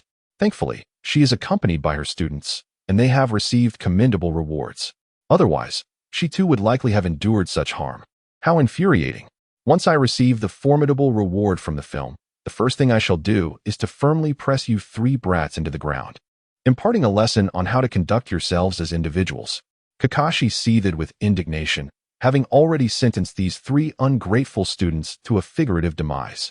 Suddenly, Naruto pondered something, glancing at Sasuke and then at Hinata. I wonder, my esteemed leader, whose defensive capabilities are superior, the armored titan or the golden incarnation of Hinata? Last night, the terrifying defense of Sasuke lingered in Naruto's mind. At this moment, upon encountering Hinata, who is similarly renowned for her formidable defense, he couldn't help but harbor some doubts. Instantly, everyone turned their gaze towards Su Bai. They too were eager to uncover the answer to this inquiry. Without hesitation, Su Bai declared, in terms of defense, the Colossus of armor undoubtedly surpasses the golden body of Hinata. However, when it comes to endurance, he glanced disdainfully at Sasuke, shaking his head with a click of his tongue, the implication clear. Oh, the crowd suddenly understood, casting looks at Sasuke filled with an inexplicable significance. In an instant, Sasuke's expression darkened. What does this mean? Are they suggesting that my stamina is lacking? How dare they? Who do they underestimate? A true man must never utter the words I cannot. I demand a man capable of taking on 10 adversaries. Sasuke, in a fit of rage, vowed to uphold the honor of the Uchiha clan. He immediately prepared to transform into a giant to demonstrate his strength. However, just as he intended to change, a sudden, excruciating pain surged through his waist. Could it be? Oh no.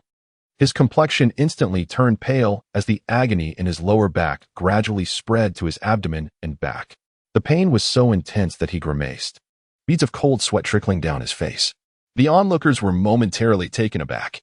It seems, young man, that there may be an issue with your kidneys. Indeed. The words of the boss were not mistaken. You are truly in a dire state. Sakura's face flushed crimson as she pondered just how reckless Naruto and Sasuke had been the previous night. Is it possible that Sasuke is the one taking the initiative? She cast a lingering gaze at Naruto. To be frank, Naruto's alluring technique was indeed a breathtaking sight. Though reluctant to admit it, he was undeniably more striking than herself. In that moment, Sakura's expression darkened. They had already crossed a significant threshold. Contemplating this, Sakura let out a deep sigh. Was it time for her to truly let go? No, please don't misunderstand. I am perfectly fine. Sasuke gritted his teeth and stood up, forcing a smile. You see, that was merely an accident. The others exchanged doubtful glances. If everything were truly fine, why was he clutching his waist? Just then, Akamaru approached Sasuke's feet. Observing Sasuke's continued grasp on his waist, Akamaru seemed to have a revelation and leapt up, his paws landing directly on Sasuke. The next moment, a heart-wrenching cry echoed through the video hall. Oh my kidneys!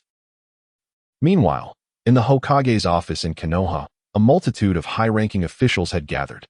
Sarutobi Hiruzen, Danzō, Mito Gateyen, the heads of various clans, and numerous Jonin were present. Even Shikamaru, Choji, Ino, and the Flower Beast were there. At that moment, the office door swung open. Tsunade Shizune entered with a vacant expression, followed by a rather snotty figure. In an instant, everyone gasped, casting admiring glances towards her. Do you see? This is the person who dares to associate with someone audacious enough to throw feces barehanded. Truly, he is the green hat hero, remarkably unique in his verdancy. Can her husband withstand such a revelation? Who knows? It is rumored they have already begun discussing divorce agreements, and it seems she may walk away empty-handed. No. More than that, I am curious about how these two beings of different species manage to coexist. Is it due to love? Hush, quiet down. That snotty figure beside her is known to smear feces on people. The crowd widened their eyes. Suddenly, the surroundings fell silent. Ahem, Shizen, during this meeting, it would be best not to bring family members along. Upon seeing Tsunade Shizune again, Sarutobi Hiruzen felt a bit embarrassed.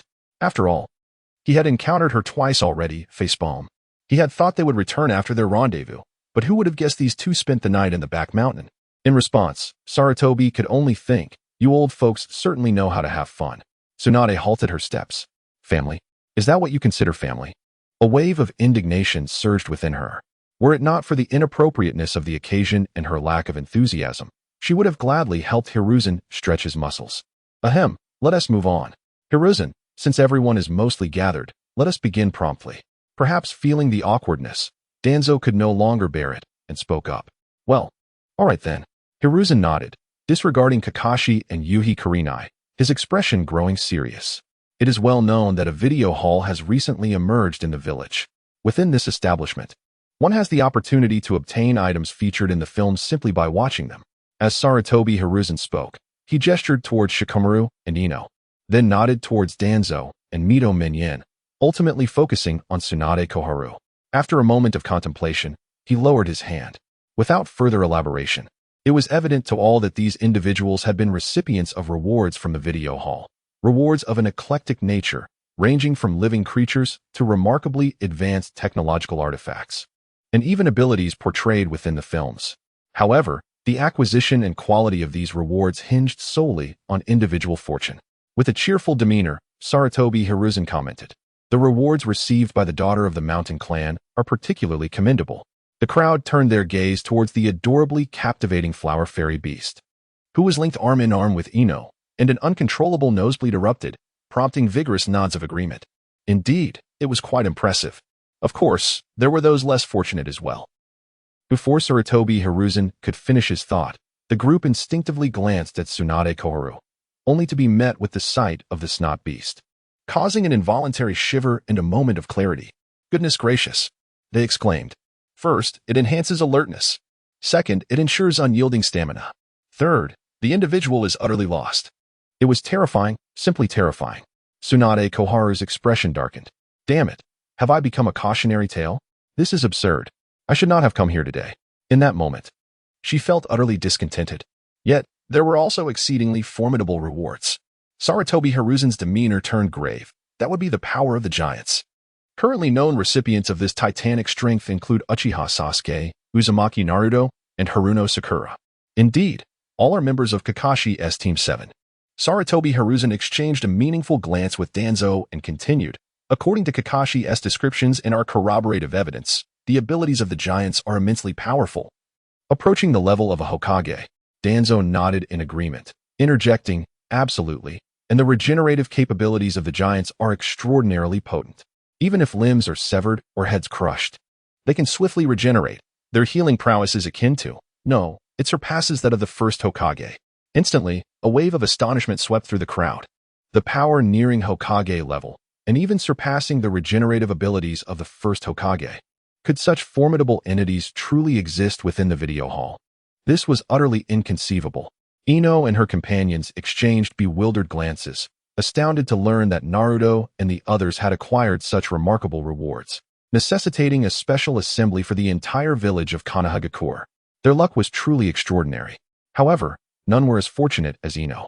Upon achieving ultimate evolution, the flower fairy beast's prowess would far exceed that of an average Hokage, rendering the challenge of confronting giants a relatively manageable affair. Yet, Dingxi appeared rather melancholic.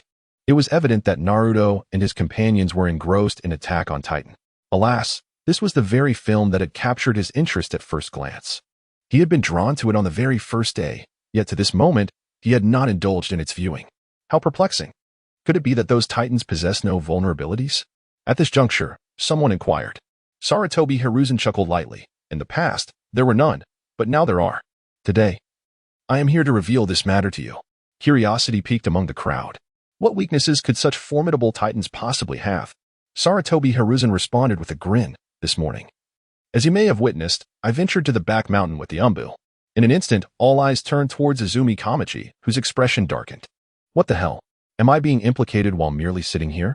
This matter could not be overlooked. Sarutobi Hiruzen, feeling somewhat awkward, clarified. Ahem. That is not the topic at hand. This morning, I visited the back mountain and finally gleaned the Titans' weaknesses from Naruto and Sasuke. Oh, would those two willingly divulge their own weaknesses? Queried Jonin. Haha, they are indeed the remarkable heirs of the will of fire. Sarutobi Hiruzen laughed heartily. However, the true situation was 500,000 Ryo, in addition to 10 forbidden techniques, Naruto declared, hands on his hips. Goodness, you little rascal. Do you truly dare to ask for that? And do you think forbidden techniques are as common as cabbages? 10 types all at once. Unacceptable. I'll offer you 100,000 Ryo and 10 C-rank jutsu, Sarutobi Hiruzen countered. Cough, old man. The illustrious third Hokage is rather stingy, isn't he? Such a harsh negotiation. No, it must be at least 300,000 Ryo, and for the forbidden techniques, 5 types will suffice. Hey, you little brat. I am the Hokage. And what of it? Just an old lecher. Don't think I'm unaware of that crystal ball you possess. Sarutobi Hiruzen coughed, hastily covering Naruto's mouth. If this were to be revealed, how would he maintain his standing in Konoha? Did he not care about his reputation? All right, I shall say no more. 300,000 Ryo and 2 A-rank techniques. Will that suffice? Give me a straightforward answer. Let us settle on the jutsu. But the money is far too little. I must visit the video hall daily, and it costs 5,000 Ryo each time. That's simply one T-do. You must increase the amount. Naruto refused to budge. 500,000 Ryo. No way. 150,000 Ryo. Excessive. What could a mere child need with so much money? 70,000 Ryo. No more than that. If not, I shall go watch the film myself. Threatening me. Old man, do you even have the time to watch? The video hall is quite small. Do you think you can secure a spot? No more talk. 100,000 Ryo, or you may take your leave, Naruto sneered. Sarutobi Hiruzen's head nearly smoked with frustration. He had never realized just how cunning this little brat could be. Sarutobi Hiruzen ultimately relented. It's not easy for an old man like me to save some money. How about this? 500,000 Ryo in silver notes, along with a new house, fully furnished and decorated, with all utilities covered. I will also provide you with a monthly stipend of 6,000 Ryo. You can simply move in with your belongings. How does that sound? Agreed. With a firm handshake sealing their pact, both parties exchanged certain costs to obtain what they desired, immediately turning away with triumphant grins. Naruto's initial plan had been to earn 300,000 Ryo, sufficient to acquire a B-rank jutsu. But he had not anticipated that the third Hokage was indeed immensely wealthy. As for the giant's weakness, he mused, their vulnerability lay in the nape of their necks. But we could employ hardening techniques. The third Hokage would never see this coming. This deal was remarkably profitable. Sarutobi chuckled, you foolish boy, you still underestimate the Hokage. That house was already yours. I merely handed it over on behalf of Minato. And as for utilities and the stipend, which Hokage has not enjoyed such privileges? You didn't see this coming, did you? This deal is far from a loss. It's a tremendous gain. At that moment, both erupted into laughter like fools. Meanwhile, in the video hall, oh dear, my kidney Sasuke lay on the ground, clutching his waist, his face contorted in agony and devoid of color. Relax. It's just kidney deficiency, Naruto chuckled. Every man goes through this phase. Damn you. You're the one with kidney deficiency, your entire family suffers from it. Why? I have never indulged in anything excessive. I have yet to even experience it. Why am I suffering from kidney deficiency? No, from what I gather, this phenomenon seems less like kidney deficiency and more akin to stones, Kakashi mused, stroking his chin like a detective. Stones?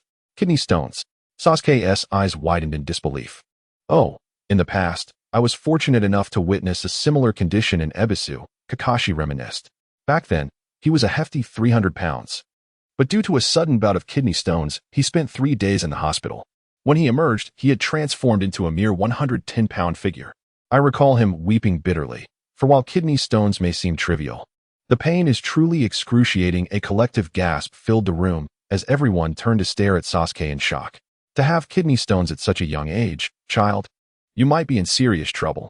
No. Sasuke roared in protest. He was already slim. If he lost any more weight, he would vanish entirely. He attempted to rise.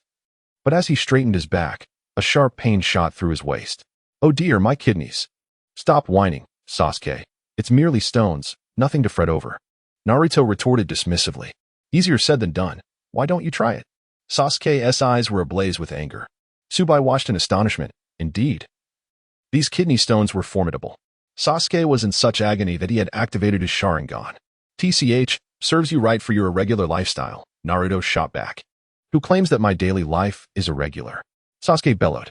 I consistently sleep a mere 5 hours each night and train for 17 hours daily. Moreover, I never eat breakfast. How is that considered irregular? Wow, that's intense. Ino exclaimed, smirking. Honestly, it might be best if you stop talking. Truly, you seem beyond redemption. Perhaps you should contemplate your last words. Indeed, Naruto chimed in. As the saying goes, why let good fortune flow to outsiders? Instead of that, you should just hand over all your assets to me. How dare you? Sasuke retorted, his frustration palpable. I have only just extorted 500,000 from the Hokage. You cannot possibly be thinking of targeting my wealth.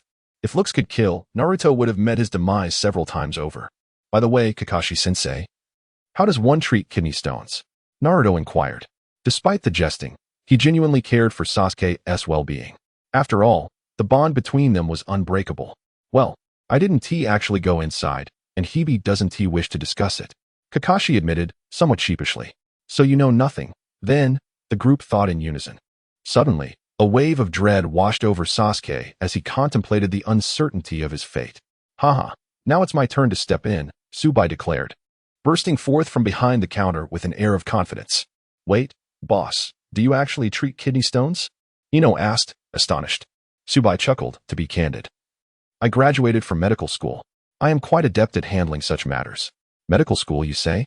Kakashi gasped. Oh my, Naruto exclaimed. The boss truly is omniscient. Boss, we rely on you, Kurenai smiled. Not at all. Considering Sasuke is paid, I must ensure he enjoys this treatment thoroughly, Su Bai remarked nonchalantly.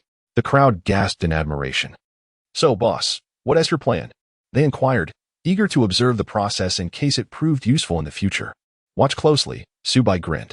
After some preparation. Boss, is everything all right? The onlookers gasped as they beheld Sasuke pinned beneath a large stone. I have never heard of any hospital employing such a treatment method. Ino remarked uneasily. Boss, this won't cause any harm, will it? You're not a novice, are you? Naruto persisted. Please, just hand over your inheritance to me. He added, undeterred. Sasuke shot back. Get lost. Su Bai smiled calmly. Rest assured, I am quite skilled in treating kidney stones. This method is infallible. Really? The crowd remained skeptical. Indeed. Do you not trust me? Su Bai laughed. Sakura suddenly recalled her own chilling transformation into a giant and the recent incident where Su Bai had escorted Kakashi and the others to the back mountain. Doubt crept into her mind. Could he truly be trusted?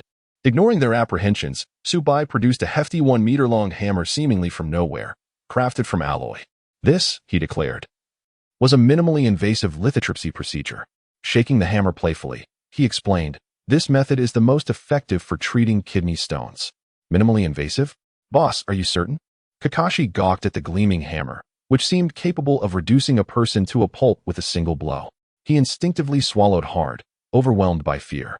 Rest assured, my skills are exceptional. Despite Su Bai's cheerful demeanor, a chill permeated the atmosphere, particularly for Sasuke, who watched the hammer swaying ominously before him. As if it were poised to strike, a wave of dread washed over him, filling him with the foreboding sense that his life was in peril. All right. I shall commence now, Su Bai announced. Ball more sacks. Boss, you're not going to shatter my kidney with that strike, are you? Sasuke exclaimed in panic. What are you thinking? Su Bai replied with a nonchalant smile. Even if one breaks, you still have another, don't you? With that, he raised the alloy hammer high above his head, prompting Sasuke to gasp in horror. What does this mean, boss? Ball more sacks, ball more sacks. Sasuke shouted desperately for a halt, but Su Bai had already brought the hammer down with a mighty force. Boom. The impact reverberated through the entire recording hall. Crash. The massive stone crushing Sasuke crumbled to the ground, leaving him bloodied, his eyes vacant, and a ghastly pallor enveloping him. Occasionally, he twitched, a grim spectacle indeed. He felt, without a doubt, that this time, his kidney was irretrievably lost, shattered beyond recognition. A chill gripped the hearts of all present. Was this truly how he became to be? Indeed, kidney stones may seem trivial, but when the pain strikes, it is nothing short of lethal. From now on, regardless of whether they fell in battle, starved, or were pierced by shuriken, they would resolutely avoid such an affliction. Enough of that. Let us now turn our attention to the other rewards. Su Bai stretched lazily, feeling quite content. After all, occasionally engaging in some physical activity proved rather delightful. The others gazed at Su Bai in terror. Are you a demon? Do not look at me like that. Look, his kidney stones are genuinely gone. Su Bai raised his hands in a gesture of surrender. As for his current state, he shrugged dismissively. Those who suffer from kidney stones are experienced. He is not equipped to handle it. Sasuke, lying on the ground, wore a dark expression, filled with sorrow. What have I done to deserve this? Why must I endure such treatment? Tears of frustration streamed down his cheeks. Come, let us behold the rewards bestowed by Hinata. Su Bai clapped his hands to rouse the crowd, then retrieved a dark crimson pill from a sphere of light before him. Instantly, Sakura and Hinata turned their gazes toward him, their curiosity piqued. Previously, they had inquired about this mystery from their teacher, Hinata, who had remained enigmatically silent, intensifying their intrigue. Now, witnessing their mentor produce a pill only deepened their bewilderment. A pill? They could not recall anything of the sort from the world of Charlotte. What is this, boss? Sakura inquired. Su Bai chuckled. This is the concentration pill. Concentration pill? Why have we never heard of it? The rewards you receive stem from the cinematic realm. Which means that even if it hasn't appeared in the film, it does not imply its non-existence, Su Bai elucidated. Truth be told, had it not been for the system's explanation, even he would have been oblivious to the nature of this concentration pill. Concentration pill, from Charlotte, upon consumption, grants a temporary superpower called concentration, lasting for 60 minutes. Oh, I see now, Sakura exclaimed, enlightenment dawning upon her. Hinata took the concentration pill from Su Bai's hand and asked, Boss, what is the purpose of this item? Although she was aware of receiving a reward, she remained uninformed about its effects. Su Bai replied, in simple terms, this pill allows you to acquire a superpower, enabling you to master it to an extraordinary degree, albeit for a mere hour. Though brief, this pill bears no side effects. A superpower. The crowd's interest was piqued. Boss, what exactly is the superpower? Hinata asked. Her curiosity heightened. Concentration. Concentration? Hinata paused. What sort of superpower is that? Su Bai responded with a smile. As the name suggests, this superpower possesses no offensive capabilities. It merely enhances your judgment and focus, sharpening your mental agility. The group remained silent, awaiting Su Bai's further elaboration. Based on their previous experiences, unless their luck was exceedingly poor, the rewards from this recording hall were unlikely to be without merit. Sure enough, Su Bai continued. While this superpower may not offer strategic advantages, it harbors a hidden ability for knowledge of the future. What? For knowledge of the future? No way, that defies all scientific reasoning. Indeed, how could that be possible? Even Sasuke, who lay feigning death, was startled by Su Bai's proclamation, rising to his feet with clenched teeth. One could only imagine the extent of their astonishment. Su Bai chuckled coldly. You dare speak of believing in science? Orochimaru has fled the village. And here you are discussing science with me, a representative of the new generation. How absurd. Boss, you can't possibly be deceiving me, can you? Taking this pill will allow one to foresee the future? Why, hi, Kurenai inquired, her small mouth agape in astonishment. Not at all. I assure you, I am no charlatan. Upon consuming this pill, you will indeed gain the ability to glimpse into the future, as concentration vastly enhances your judgment and cognitive speed, enabling you to momentarily perceive certain future events based on your current circumstances. Even illusions cannot obscure it, Su Bai asserted with conviction. Of course, this is not true foresight. Rather, it is a remarkably precise prediction of events that will transpire within the next 5 minutes, a nascent form of future vision, if you will. Use it with confidence. If you remain skeptical, I shall offer myself as collateral, allowing you to bind me to your side, Su Bai jested. Kurenai's cheeks flushed slightly. Why does the boss persist in uttering such frivolous remarks, especially with students and colleagues present? Oh dear, my authority is dwindling by the moment. At that moment, however, all attention was riveted not on the two of them, but rather on the concentration pill, which promised the extraordinary ability to foresee the future. Gasps of astonishment filled the air. The onlookers regarded Kurenai with envy. Sakura and Hinata suddenly comprehended why their teacher had always seemed so enigmatic. This was indeed a rare and valuable boon. Though the experience lasted merely 60 minutes, if utilized wisely, it could serve as an unparalleled trump card and a means of survival. A wave of sour discontent washed over the crowd, akin to vinegar in a jar. Why was it that everyone was human, yet Kurenai's rewards were so exceptional? Was it a matter of character? Yet, they too possessed commendable qualities. Suddenly, they recalled how the boss seemed particularly fond of Kurenai, constantly her. In an instant, they began to piece together the implications. Could it be that the boss was exercising favoritism? Su Bai vehemently protested, "This is utterly unjust. I have no power to influence anyone's fortune. I can't even sway my own luck, else I wouldn't have drawn the abhorrent, innocent giant transformation card. Thus, this is purely a testament to Kurenai's good fortune, which others cannot envy." Kurenai carefully placed the concentration pill into her ninja tool pouch, sealing it with utmost caution. Once all was in order, she patted it reassuringly. This was indeed a precious reward. She mused, should she encounter peril or engage in a life-and-death struggle. Consuming this pill would allow her to effortlessly discern her opponent's every move, granting her the upper hand in any confrontation, whether in flight or in battle. Its efficacy would be remarkable. Ah, how splendid! Kurenai beamed, thoroughly pleased with her newfound prize. Although her strength was not particularly high among the elite shinobi, her prowess in illusion techniques was commendable. Yet, during missions, she often found herself vulnerable to danger. In this moment, with the acquisition of the concentration pill, she has gained an additional layer of assurance. Well, as long as you are happy, Su Bai remarked. So, are you ready to receive your second reward? He said with a smile directed at Sunset Red. What? There's actually a second reward? The crowd was taken aback. To receive 2 rewards from watching a single film, what extraordinary fortune that is. They glanced at themselves, and despair washed over them. Ah, why am I not blessed with such good luck? Naruto exclaimed, covering his head, his words laced with envy. How is this possible? The Uchiha clan's luck has never been eclipsed by anyone. Just wait, I too shall attain 2 rewards in one go. Ugh, my kidneys hurt, Sasuke grimaced, baring his teeth. Heh, boss, let's be honest. Did you pull some strings for our teacher, Sunset Red? Kiba's gaze flitted between Sunset Red and Su Bai, sensing an underlying story between the two. Sunset Red's face suddenly flushed. What on earth is this child saying? I must teach him a lesson in due time, she thought, resolutely deciding to do so. Poor Kiba remained blissfully unaware that he had just been placed on the priority training list by the guiding Jonin, and remarkably, he appeared to be the sole occupant of that list. Su Bai smiled faintly and said, I possess no such ability to influence your fates. It is simply your teacher, Sunset Red, who has been fortunate. Congratulations, Red. I never anticipated your luck would be so splendid, Kakashi remarked, extending his congratulations. Sunset Red nodded with a smile, feeling quite elated herself. At this moment, the only one who felt a sense of balance was Sakura, as she too had received 2 rewards. Reflecting on the situation, she felt a twinge of jealousy. It turned out that the object of her previous disdain was merely inflatable. Ah, how infuriating. If only I had been brave enough to crush it underfoot, my mimicry progress would surely have improved significantly. Yet that thing was truly repulsive and terrifying. Who could possibly be so heartless as to create such a monstrosity? No, I must exercise self-control in the future. For the sake of my mimicry progress, I must persevere. By the way, boss, what exactly is Sunset Red's second reward? Naruto inquired at that moment. Su Bai chuckled softly. Oh, It's nothing much, just a mass of energy. As he spoke, a sphere of light materialized before the crowd, a soft blue hue with a delicate, pearlescent tail trailing behind it.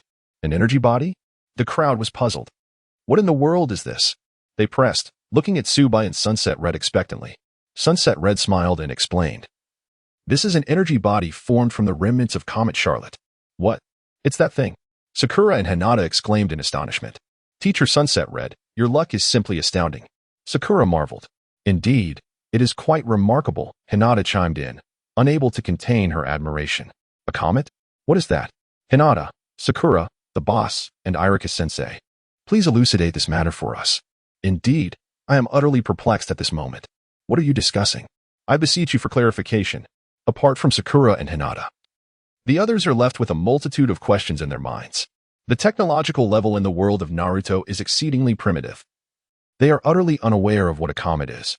To their current understanding, the celestial bodies consist solely of white clouds, the sun, the moon, and shooting stars. Su Bai chuckled and explained, a comet is a celestial body that orbits the sun, whose brightness and shape fluctuate with its proximity to the sun, exhibiting a unique, misty appearance. As it approaches the sun, the comet disintegrates under solar radiation, forming a comet head and tail, resembling a broom. Sasuke, Kakashi, Hinata, Kiba, Shino, is this the feeling of being forgotten? Little one, do you have many questions? Oh, I see now, impressive. Suddenly, Naruto clapped his fists together, appearing as though he comprehended. The others scoffed at him. Ha, what a joke. Don't think we can't see through your facade. With your intellect, if you truly understood, we would all be doing handstands while eating Oreos. Ignoring their jibes, Sakura continued Su Bai's explanation. The film we are watching, Charlotte, revolves around supernatural abilities, which stem from a comet named Charlotte. This comet approaches Earth once every 75 years, during which unknown particles from the comet descend and affect the human body. If the individual absorbing these particles is in their adolescence, they will develop special abilities, known as supernatural powers. Irika nodded in agreement. However, as one ages, these powers will gradually fade after puberty. This means the comet Charlotte only affects the youth. Rest assured, though, Su Bai interjected, the rewards you receive from me will not diminish with age. The supernatural abilities you acquire will be permanent. Sakura and Hinata sighed in relief, their final traces of worry dissipating. So, this energy entity must be a fragment of the Charlotte comet, Kakashi pondered. Indeed, Irika affirmed. Then, might this comet's energy entity influence us, leading to the spontaneous emergence of certain supernatural abilities? Kakashi speculated, his curiosity piqued. He too longed for such powers. Sakura's ignition, Hinata's gold, and the transient focus that Irika had just acquired, all were incredibly formidable. Especially for him, as his energy reserves were rather meager. This type of ability, which required no energy expenditure, seemed tailor-made for him. If one could acquire a superpower, perhaps they could even breach the barriers of the Shadow Realm. Instantly, everyone turned their gaze towards Su Bai. Kakashi's thoughts mirrored those of the others. Su Bai shook his head with a chuckle, remarking, although your idea is commendable, regrettably, the nature of this energy entity does not serve that purpose. The Charlotte Comet energy entity, formed from fragments of the Charlotte Comet, harbors considerable energy. Once modified by the system, it can be directly absorbed by the user. Upon absorption, it enhances the user's chakra by 200, significantly improves their physical prowess and mental fortitude, and provides immunity against conventional genjutsu. Upon sharing this information with Kurenai and the others, it incited a wave of fervent excitement. An increase in chakra, enhanced mental strength, and improved physical condition. Along with immunity to ordinary illusions, this represented a qualitative leap in power for ninjas. Any ninja would undoubtedly be captivated. In that moment, their gazes towards Kurenai brimmed with envy. The two rewards were simply too enviable. Come now, swiftly absorb this energy. It cannot be preserved for long, Su Bai urged. Understood, Kurenai replied lightly, placing her palm upon it. Instantly, the comet's energy entity was absorbed into her being. She felt a surge of warmth coursing through her, fervently nourishing her body and augmenting her chakra. On the surface, it appeared as though nothing had changed. However, only Kurenai understood the profound transformation she had undergone. How do you feel, Kurenai? Kakashi inquired. Excellent, truly remarkable, Kurenai smiled. I feel an unprecedented strength. To be honest, I sense my power has skyrocketed. I could at least match Kakashi evenly now. Alas, Kurenai's fortune was undeniably enviable, Not only had she received 2 rewards, but both were immensely useful and formidable. How I envy her. Naruto lamented, his head drooping in disappointment. Humph. Sasuke scoffed, yet within, he felt overwhelming envy. If only he were fortunate enough. He could have sought vengeance against that foe by now. Do not lose heart. One day, you too shall have your turn, Kurenai reassured them. At that moment, Su Bai interjected once more. Hasten, Kurenai. I trust you are aware of what your 3rd reward entails. What? A 3rd reward? What on earth does that mean? There is a 3rd reward. His words set off a storm of commotion. With that single statement, chaos erupted among them. No one could remain composed. Sasuke was even startled, feeling a twinge of discomfort.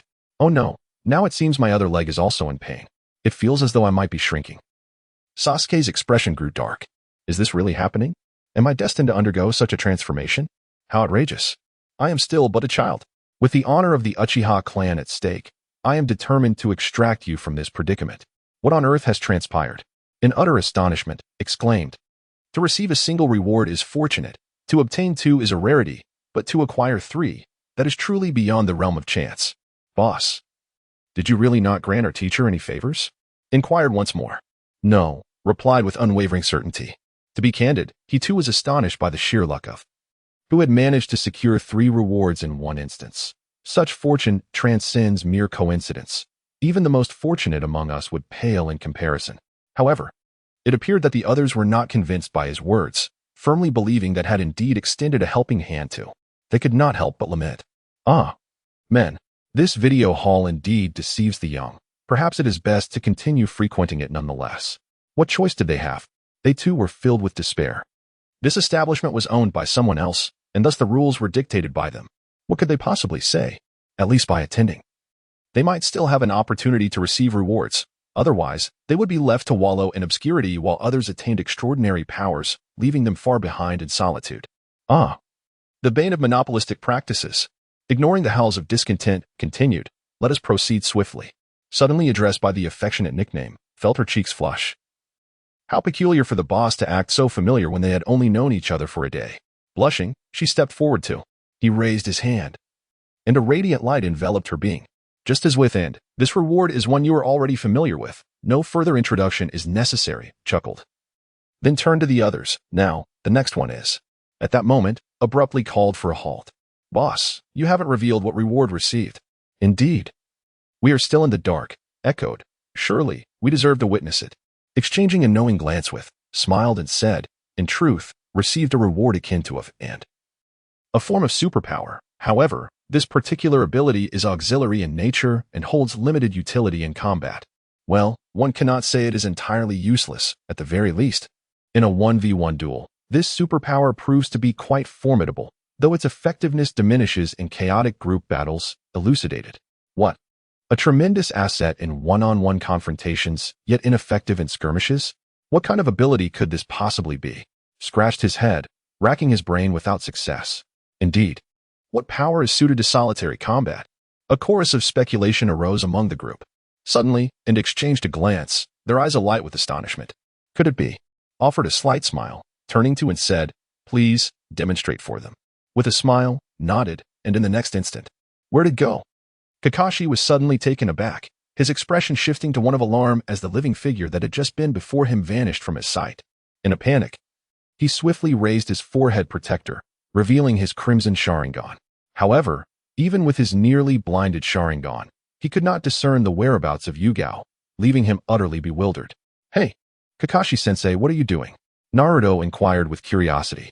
Isn't Yugao-sensei right in front of Boss Su? Indeed, added Kiba. You've been acting strange since earlier, Kakashi-sensei. Are you feeling unwell? The others looked at Kakashi with expressions of confusion, unsure of what was transpiring. What are you all saying? Yugao is with the boss? Kakashi exclaimed in astonishment, hastily glancing around. Yet, he saw nothing. Cold sweat broke out on his forehead. What on earth is happening here? Ha. At that moment, Su Bai suddenly erupted into laughter, dispelling Kakashi's speculations. No need to ponder, this is Yugao's superpower, invisibility. This ability, belonging to the female protagonist in Charlotte, allows her to disappear from the line of sight of a designated individual, though she can only target one person at a time. Thus, it is nearly ineffective in group battles. However, in one-on-one confrontations, it proves to be remarkably potent. Indeed, Yugao reappeared within Kakashi's line of sight, grinning. This is my third reward. What do you think? Isn't it marvelous? As expected, Sakura and Hinata exchanged knowing smiles, having anticipated something of the sort. They had not expected Yugao-sensei to be so formidable, receiving 3 powerful rewards in succession, even acquiring the superpower of the film's heroine. Could it be that Yugao-sensei just vanished from Kakashi-sensei's gaze? Kiba marveled. I had no idea how she accomplished that. It certainly appears so, Shino remarked. Well, to think it was invisibility, Naruto exclaimed. That's just incredibly amazing. Sasuke clenched his fists, his breath quickening. The ability to designate one person to disappear from their line of sight, even the Sharingan could not penetrate it. If he were to obtain this reward, this power, and apply it against Itachi, then it would become effortlessly feasible to eliminate that man and avenge everyone. Indeed, it could be accomplished with relative ease. As this thought crossed his mind, a sickly excited smile crept on his Sasuke's face. Su Bai silently chuckled to himself, fully aware of Sasuke's thoughts. However, if Itachi could be so easily defeated, then he would not be the formidable Itachi. Not to mention, whether invisibility could evade the scrutiny of the Mangekyou Sharingan remained an unanswered question. Meanwhile, Kakashi was deep in contemplation. To disappear from another's line of sight, akin to the ability of intangibility. No, it was far superior to intangibility. Even the Sharingan could not unveil it, and it could persist indefinitely. In a direct confrontation, this would indeed pose a significant challenge. However, it can only vanish from a single person's gaze. This is the inherent flaw of this ability. Indeed, it seems that anything is possible with certain capabilities. It appears that this video haul is truly extraordinary, Kakashi pondered. All right, let us hasten our pace, Su Bai suggested, hinting that concluding swiftly would allow Kakashi and the others to enter and enjoy the film sooner. What they were about to witness could certainly be described as something quite risky. One involved a same-sex relationship, and the other, a forbidden romance. Alas, the imagery was too enchanting to even contemplate. Look over here, look over here.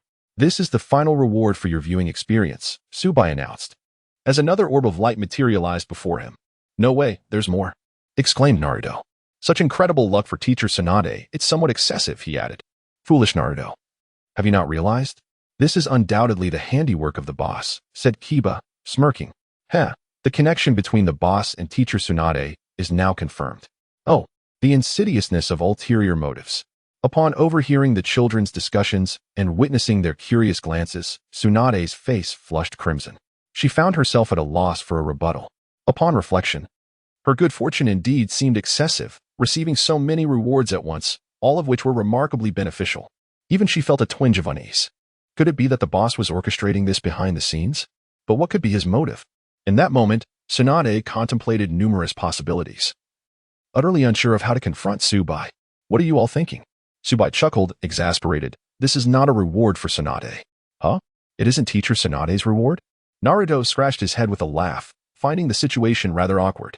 Haha, if it isn't Teacher Tsunade's reward, then it must be mine. How delightful. At that moment, Kiba burst forth, his dog Akamaru barking excitedly. After waiting so long, it's finally my turn. Boss, what is my reward? Kiba inquired, brimming with enthusiasm. For a moment, everyone wore peculiar expressions. Is there anyone who remains oblivious to their reward? Su Bai cleared his throat. Kiba, don't be too eager.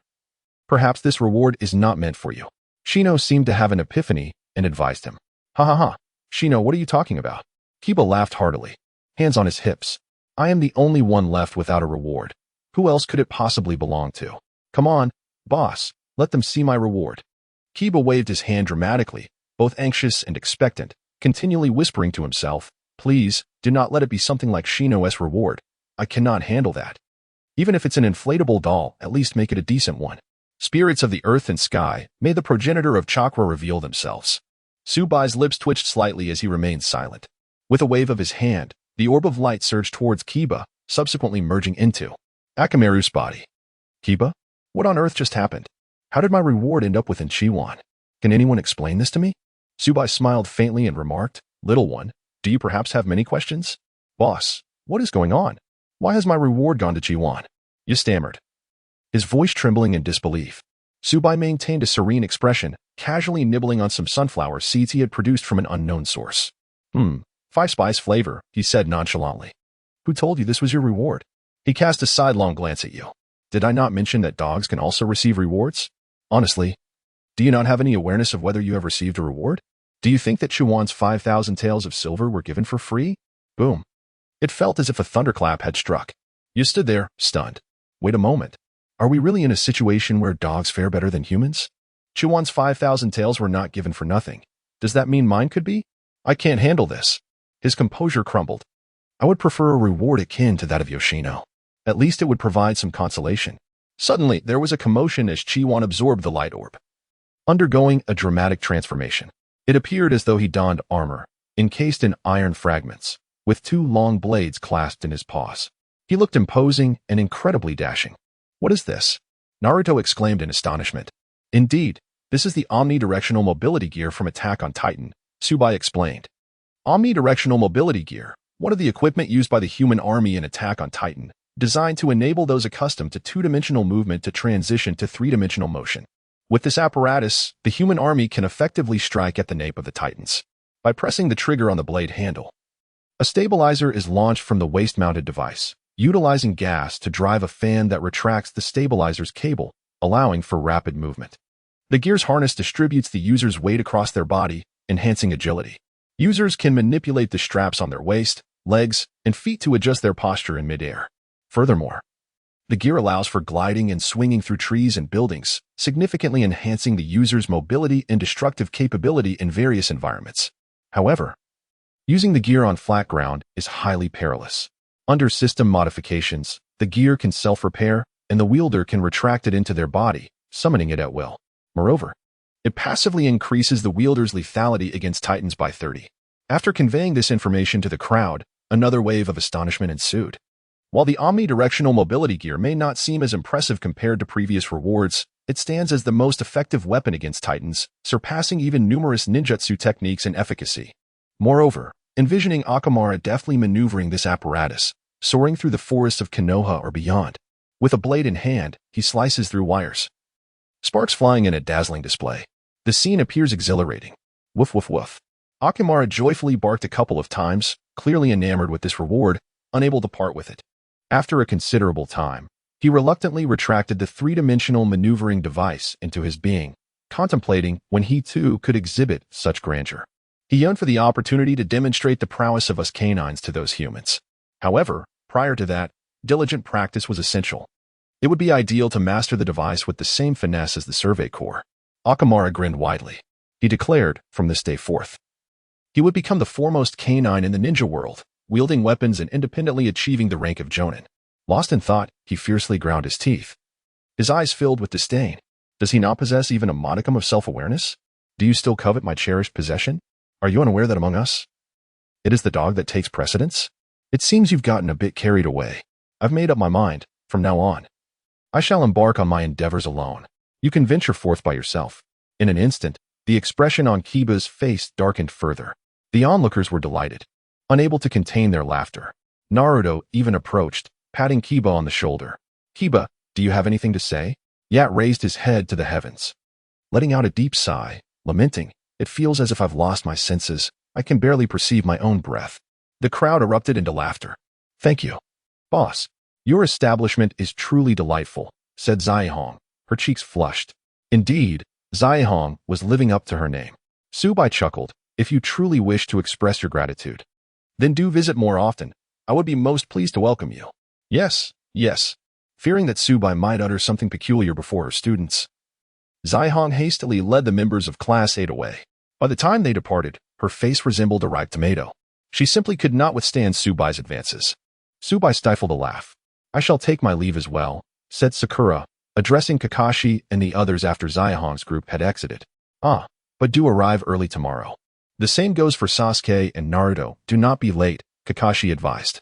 Instantly, 3 pairs of eyes glared at Kakashi as if they were ready to kill. Not again. Do you wish to ensnare us once more? How outrageous. The eyes of the 3 individuals burned with intensity, directed towards Kakashi, laden with hostility. In an instant, cold sweat trickled down Kakashi's forehead as he hurriedly waved his hands in denial. No, you are misunderstanding. There is indeed a matter to attend to tomorrow. I believe your current skills are sufficient. You can forego some simple D-rank missions. Therefore, tomorrow, I intend to take you to meet Lord Third Hokage. To explore any suitable C-rank missions, Kakashi elucidated.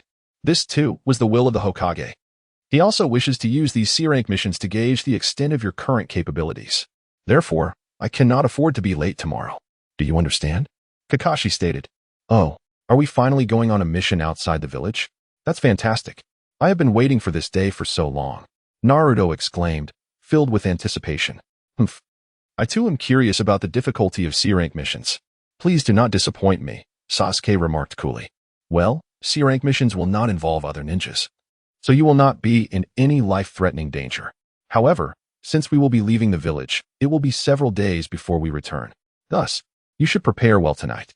After we accept the mission tomorrow, we will set off immediately, Kakashi reminded them. What? Several days? Does that mean we won't be able to come to the shop to watch films for a long time? Naruto's enthusiasm immediately waned. Sasuke frowned slightly, clearly reluctant. Sakura's expression also changed. For them, the fastest way to enhance their strength was to watch films here, and if they could not come for an extended period, they might soon be surpassed. Indeed, they had become quite attached to the video hall. Suddenly, the three began to ponder whether to forego their opportunities to visit the video hall for the sake of this C-rank mission. Well, that's how it is, Kakashi said. However, although this is an order from the Hokage, whether or not to accept these missions ultimately depends on your own decision. If you oppose it, you are more than welcome to remain in the village. Think it over carefully, Kakashi shrugged, as the atmosphere fell into silence. On one hand, there was the long-desired opportunity for an outdoor mission. On the other hand, the chance to significantly enhance their strength at the video hall. It's such a difficult choice, Naruto cried, holding his head. Su Bai observed the scene with indifference, slightly astonished. Were they really about to embark on the mission to the Land of Waves so soon? Being familiar with the storyline, he could naturally guess the nature of Naruto and his friend's mission, but he had not expected it to arrive so quickly. It seemed his presence had indeed brought some subtle changes to the world of Naruto.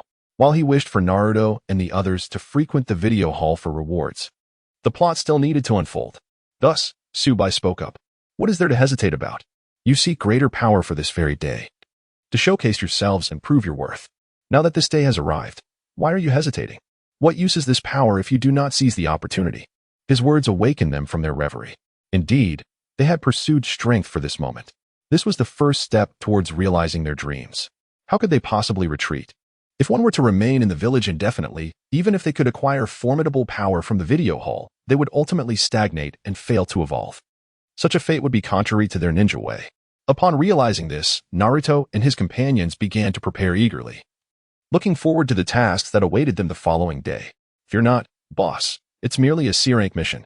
We shall complete it swiftly and return, Naruto declared, thumping his chest with confidence. Indeed, Sasuke concurred. Exactly. Thank you for the reminder, boss. We will give it our all, Sakura chimed in joyfully. Haha. It's great to see you all coming to terms with this. Do put forth your best effort for this mission, Su Bai encouraged. Hi. The trio exclaimed in unison.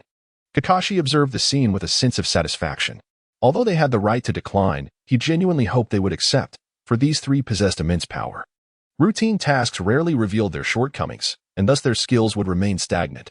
Kakashi, being older and more seasoned, understood that while the capabilities of the video hall were remarkable, relying solely on such extraordinary abilities while neglecting their own strengths would prevent them from becoming truly independent ninjas. Rationally speaking, had they not just recently achieved the rank of Genin, he might have directly petitioned the third Hokage to assign them B-rank missions. I hope this task will prompt them to confront their own issues, Kakashi mused.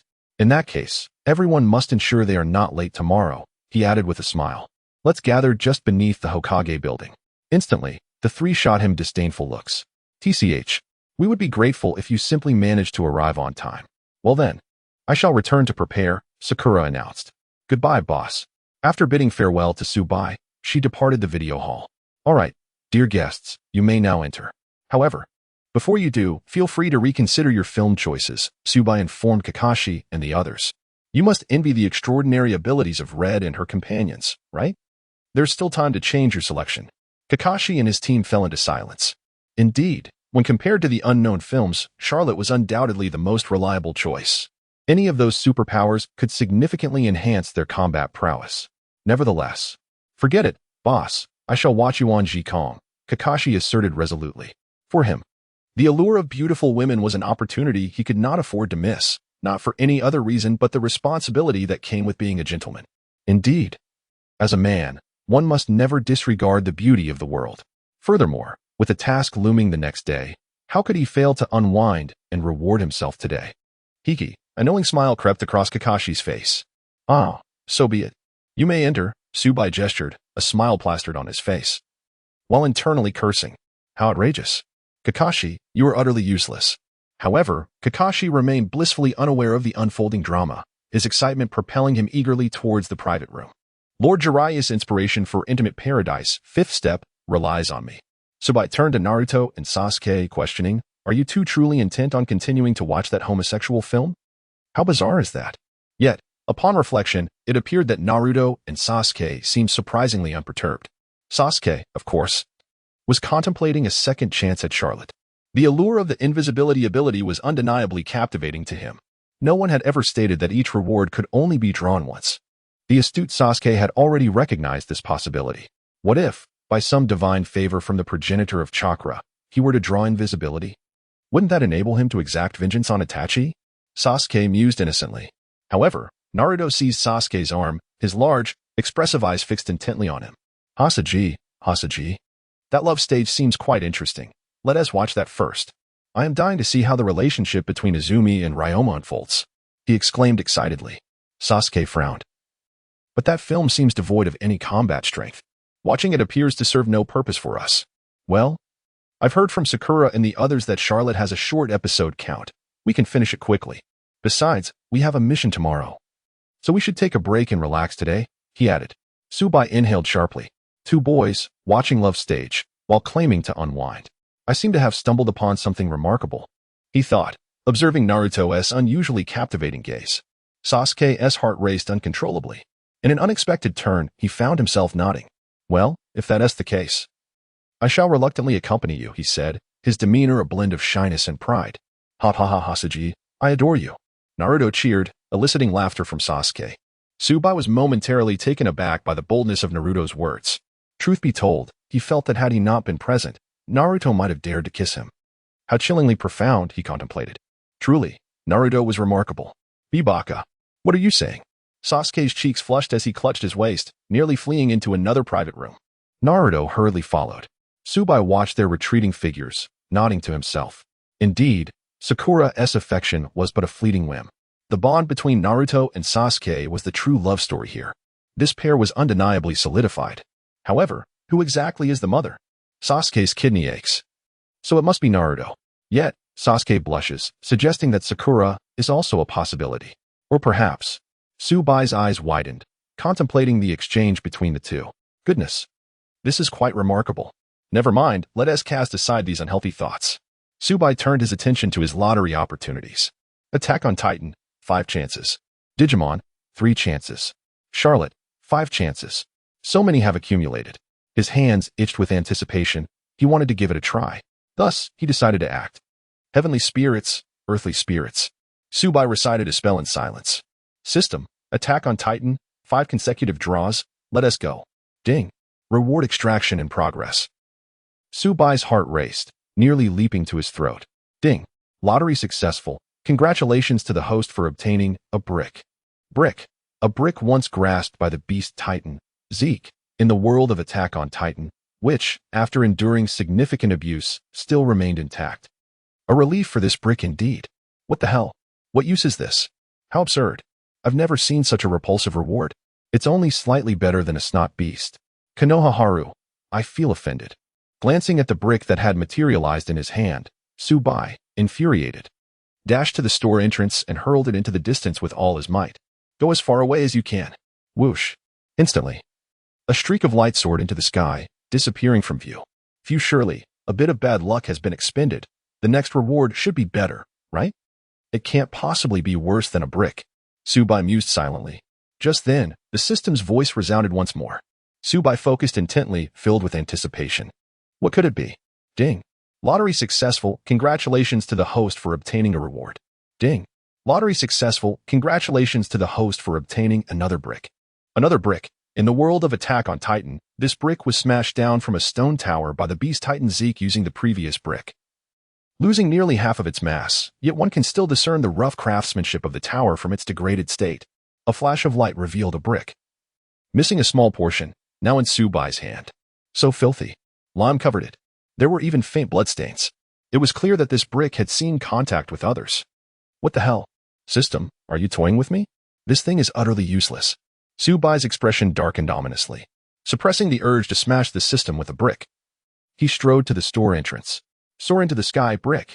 Su Bai furiously tossed this brick, which also transformed into a shooting star, vanishing into the heavens. Damn it, what kind of nonsense is this? Su Bai cursed under his breath. Ding. At that moment, the third prompt sounded. Su Bai was once again filled with hope. The misfortune from the first 2 brick rewards had nearly exhausted his luck. This time, it truly is a remarkable item. Ding. The lottery has been successfully drawn. Congratulations to the host for receiving the reward, another brick.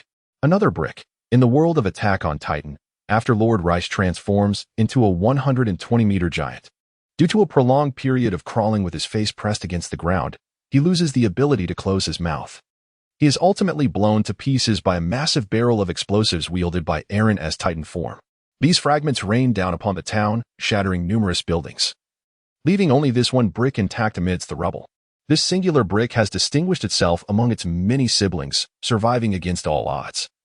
A poignant testament to the capriciousness of fate that evokes both admiration and reflection. Let us raise a toast to this resilient brick. What the heck? Damn it. System. Are you taking a grudge against bricks today? Or is it me you're targeting? This is infuriating. What a ridiculous situation.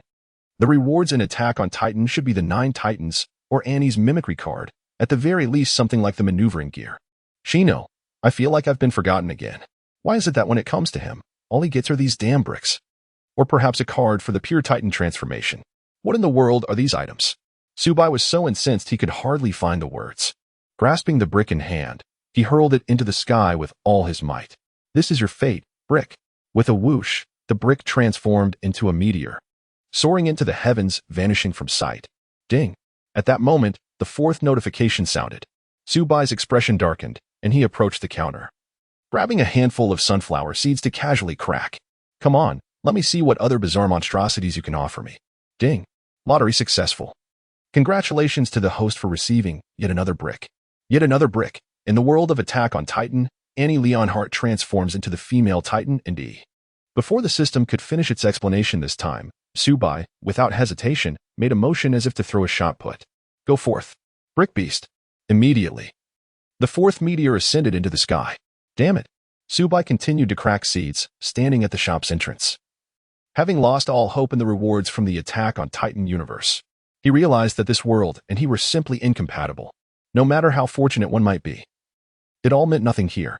He had come to understand that he only needed to be ready to throw the shot put at any moment. The Chimera Beast, perched on the 2nd floor window, quivered at the sight of Su Bai relentlessly hurling bricks. Who on earth has provoked this esteemed individual? Best not to incur his wrath. Otherwise, suffering an unprovoked beating would be an utter loss. Perhaps even his wages would be deducted. With this thought, the Chimera Beast dared not delay. Wielding a cloth in one hand, a mop in another, a broom in yet another, and a dustpan in the last, fervently cleaning, flapping its wings, it put in every effort. Only then did it comprehend the advantages of having multiple hands. In my heart, I felt an overwhelming joy. Realizing that I truly am a master of household chores, I hummed a tune, singing the diligent little bee. I am a diligent little bee. If you ask me what is most honorable, I will tell you that labor is the most glorious. How pitiful the Chimera Beast is. Having come to the world of Naruto, reduced to a mere servant. Ding. Please prepare, host. At that moment, the 5th prompt sounded. Su Bai chuckled softly. Still trying to deceive me? If you manage to draw something good, I'll eat it upside down. Ding. Lottery successful. Congratulations to the host for acquiring Annie Leonhardt. Before Su Bai could finish his bravado, he was abruptly silenced by the unexpected delight. What did you say? Annie Leonhardt? No way. Is this real?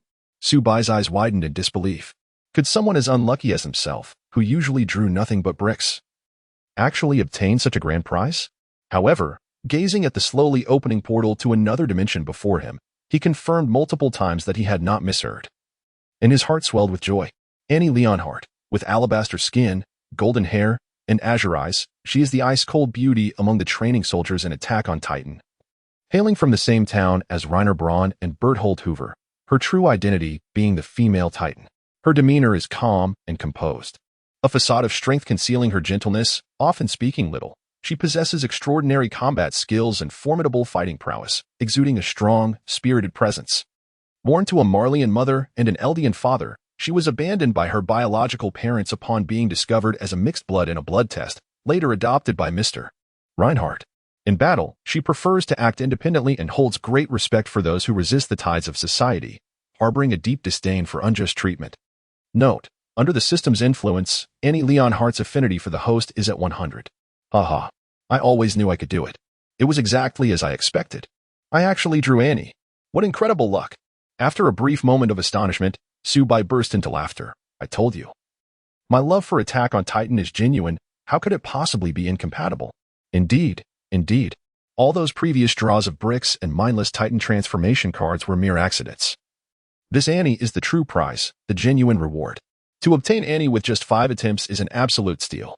For a moment, he felt fortunate that he had refrained from uttering his earlier bravado. Otherwise, he would have been left with a face full of humiliation. Now, as long as I haven't finished my sentence, it doesn't count as being slapped in the face. Yet, what does a 100 affinity mean? Su Bai paused momentarily. Suddenly, realization dawned upon him. Could it be? I have drawn a wife? At that moment, a figure slowly emerged from the dimensional portal. As the gateway to the other realm gradually opened, accompanied by the sound of footsteps, a familiar silhouette gradually stepped forth, standing before Su Bai. So, you are the one who summoned me to this world. A crisp female voice resonated. Su Bai turned to look. Dressed in a form-fitting outfit adorned with the insignia of the gendarmerie, her figure was sculpted to perfection. She possessed striking features reminiscent of a Russian lineage. With icy blue eyes that surveyed her surroundings with an air of indifference, her fair complexion radiated a frosty demeanor, as if she harbored little interest in the world around her. However, a rare softness flickered in her gaze when it fell upon Su Bai. Su Bai, fully aware of this nuance, allowed a subtle smile to grace his lips, internally exclaiming, "Well done, system," to which the system replied with a chuckle, recalling how differently he had spoken before. "Ah, man, you are merely lusting after her form. How base of you," it teased. "Indeed. It is I who summoned you to this realm," Su Bai remarked. Ani approached Su Bai without any hint of trepidation, locking her gaze with his. A hint of a smile playing upon her lips. "Well then, it is only gentlemanly to explain the current predicament to a lost lady." Su Bai responded with a faint smile. "Of course, the world you now inhabit is known as the ninja world. Here, ninjas abound, and numerous ninja villages flourish, primarily categorized into 5 great villages." He proceeded to impart all pertinent information regarding the ninja world to Ani, including the existence of video halls, thus providing her with a comprehensive understanding. However, he refrained from mentioning the system. Such matters were too delicate to disclose. The notion that rewards could be obtained merely by watching films was utterly astonishing. Even someone as composed as Ani widened her eyes in disbelief. She had been extracted from the realm of giants, which was merely a film. Had Su Bai not conveyed this information, she would have dismissed it outright. Yet, because it was Su Bai who spoke, she believed it wholeheartedly. This was the remarkable power of a perfect rapport. Ani now harbored an unconditional trust in Su Bai. Even if he were to suggest a physical examination, she would not hesitate.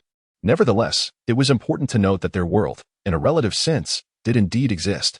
There was no need for her to ponder the significance of her own existence.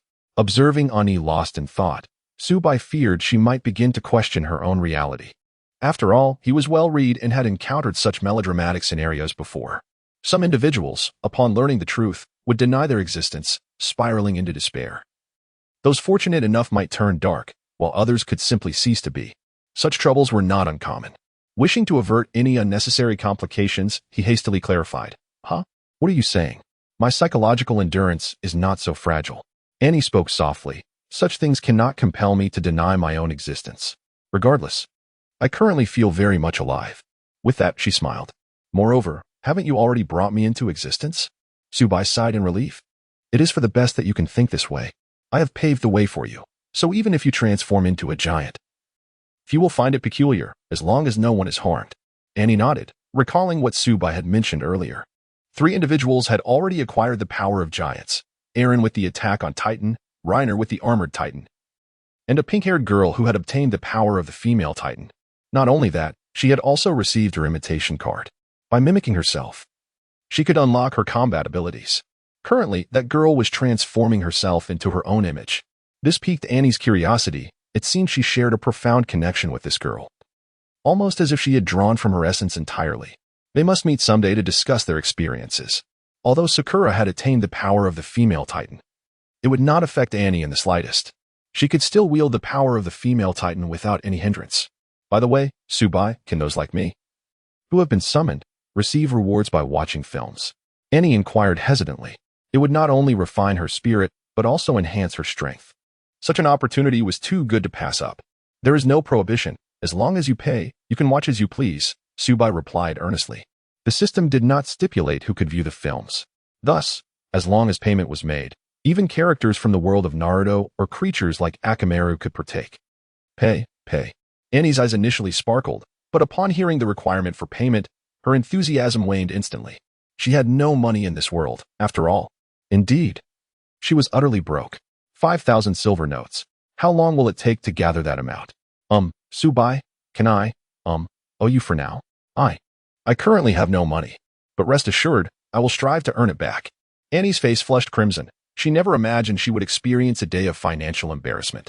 Su Bai shook his head firmly. Annie, I'm afraid we cannot allow any form of credit at our viewing hall.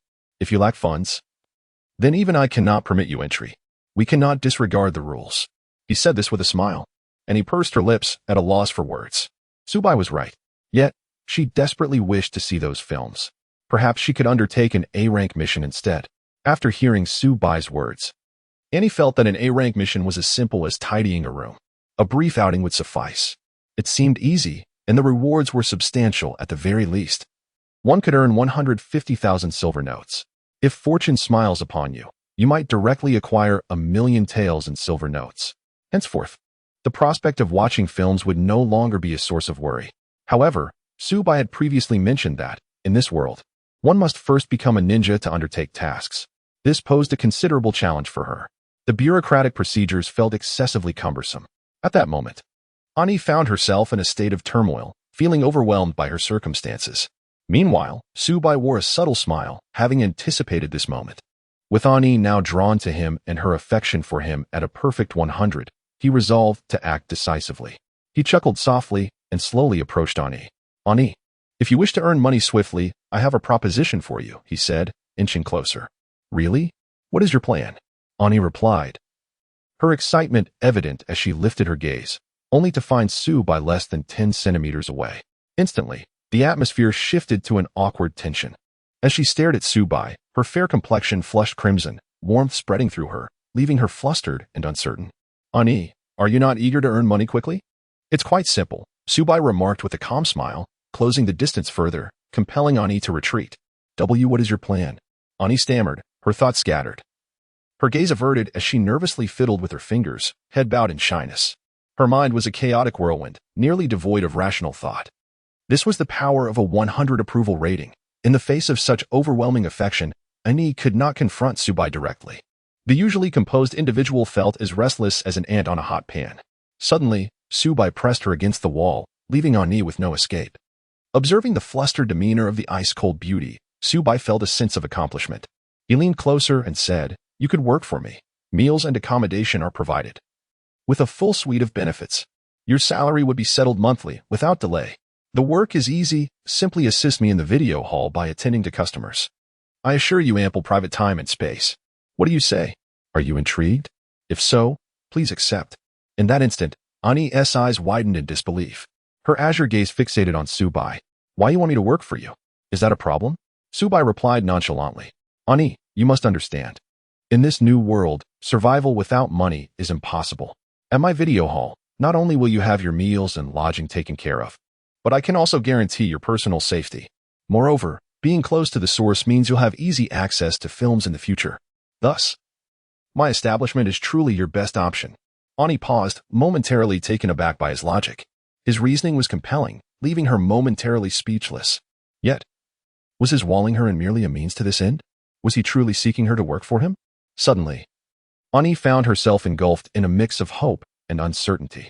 Surprisingly, I forgot to respond to Su Bai. Su Bai chuckled softly. What is the matter? Are you unwilling? If that is the case. As she spoke, Su Bai leaned in closer. The two were nearly touching. All right, I agree. Is that satisfactory? Ani exclaimed. Her face flushed. Just moments ago, her heart had nearly leaped from her chest. Casting a glance at Su Bai, she thought to herself, I am already yours. Where else could I possibly go? Su Bai nodded, a triumphant smile gracing her lips, her gaze toward Ani becoming increasingly audacious. Witnessing this scene, Ani felt an unsettling sensation creep into her heart, a foreboding sense of dread. At that moment, Su Bai fixed her gaze on Ani and said slowly, Ani, since I am now your boss, I trust you won't refuse the unspoken rules, will you? Ani's eyes widened in disbelief. The unspoken rules. Indeed. Su Bai replied with a light laugh. Such rules are quite normal between a superior and a subordinate. Don't you think you would accept them? Ani's mind was a whirlpool of confusion, her face burning like a sunset.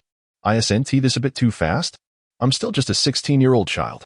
I didn't say it had to be right now, Su Bai said nonchalantly. Instantly, Ani's face reddened even more. Did that mean it was inevitable eventually? What should she do? The tension was palpable. Should she agree now, later, or perhaps at a future date? Oh, how perplexing. Suddenly, Ani felt a weight on her head. A hand gently rested atop it. In an instant, she shivered.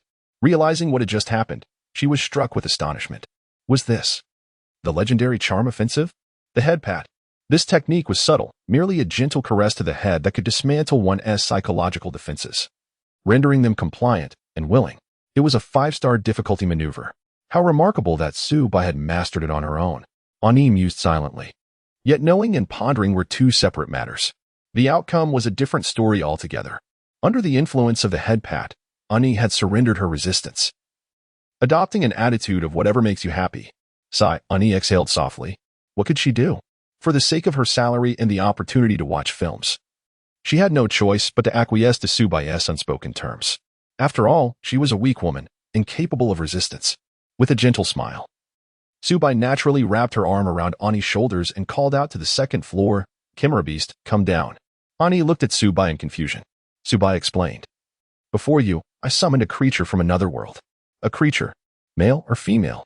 Ani immediately became alert.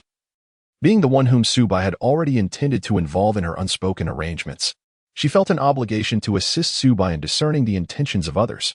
Indeed, it was imperative to prevent any nefarious women from approaching him. Su Bai, perceiving her thoughts, found himself both amused and exasperated. Rest assured, this fellow is a male creature. A male. At once, Ani's gaze sharpened, recognizing the gravity of the situation. Just then, the Chimera Beast, adorned in a caretaker's attire, swooped down from the second floor. Each of its 4 hands wielded a duster, humming the tune, I am a diligent little bee. Ani's expression was peculiar. Yet upon seeing the Chimera Beast, she felt a sense of relief. Do savor the moment, Su Bai remarked, his face darkening as he heard the creature's song. Master, how may I serve you? Whatever your command, I, little Kiki, would traverse mountains or cross seas without a hint of hesitation. The Chimera Beast proclaimed, patting its chest with the hand that held a cloth. You would do well to reconsider your name. Otherwise, I wouldn't object to conducting a neutering procedure. Su Bai replied coldly. The Chimera Beast was taken aback, sensing a chill in a certain part of its anatomy, tears of bitterness welling within. Must my very gender be suppressed? How outrageous. This is quite burdensome. I summoned you down to inform you of a few matters, Su Bai continued. The Chimera Beast promptly began to listen attentively. Su Bai nodded in satisfaction and gestured toward Ani, saying, she is someone I have just summoned from another realm, starting today. She will reside with us. Understood, Master. I shall prepare a room for our new guest. The Chimera Beast responded eagerly. However, as soon as the words left its mouth, Su Bai's expression darkened. With a swift kick, he sent the Chimera Beast sprawling, startled and flustered. The creature was bewildered as to why it had incurred the master's wrath again. Cautiously, it forced a smile, inquiring, Master, what seems to be the issue? While maintaining a cheerful facade, it inwardly cursed. What did I do to deserve this? How did I end up receiving a kick upon arrival? This is infuriating. If only I could match your strength. How dare you question me? Su Bai scoffed. It has come to my attention that your emotional and intellectual quotients are quite concerning. It seems I must engage a tutor for you. With that, Su Bai waved his delicate hand, and 2 hefty tomes materialized in the air, radiating a dazzling light. In this recording hall, he was omnipotent. Mere practice exercises were beneath him. Before you find a tutor, these 2 books shall serve as your daily tasks. Complete 10 pages from each every day, Su Bai commanded imperiously. Upon seeing the two books, the Chimera beast's complexion drained of color, its body trembling uncontrollably. Even Ani gasped in astonishment, exclaiming that Su Bai was indeed proficient. The titles of the books were none other than 5 years of college entrance examination, 3 years of simulated tests, and Tianli's 38 sets. What on earth? You expect me to do problems? Every day, 10 pages must be completed. The Chimera beast wept bitterly. Devil, are you truly a devil? To him, that thick stack of paper represented the chasm between life and death. Indeed, upon completion, he would be finished. Why? Why must I endure such treatment? I am but a complete child. Of course, he dared not voice this in front of Su Bai. Otherwise, he was uncertain whether Su Bai would take pleasure in roasting him for dinner. Thus, he pleaded, Master, spare me, I implore you. The Chimera beast lay prostrate on the ground, pounding its chest and lamenting, as if it had suffered an immense injustice. Even Ani felt a pang of sympathy. The punishment imposed by Su Bai was excessively harsh. To use this review material as a form of punishment was nothing short of a death sentence. After all, who has not experienced the terror of being overwhelmed by insurmountable assignments? Oh, spare you? Su Bai inquired, puzzled. What are you talking about? This is for your own good. You are the flower of the video hall. I am nurturing you. Do you not see it that way? No, no, no, the little Chimera stammered. I appreciate your good intentions, but my head has always been a bit off. It has been opened up before, and there is merely a puddle of water inside. I cannot bear such a blessing. The Chimera beast forced a smile, one more grotesque than its tears. Little Lala. Su Bai's expression turned peculiar. And for a moment, he found himself admiring the Chimera beast's creativity in naming.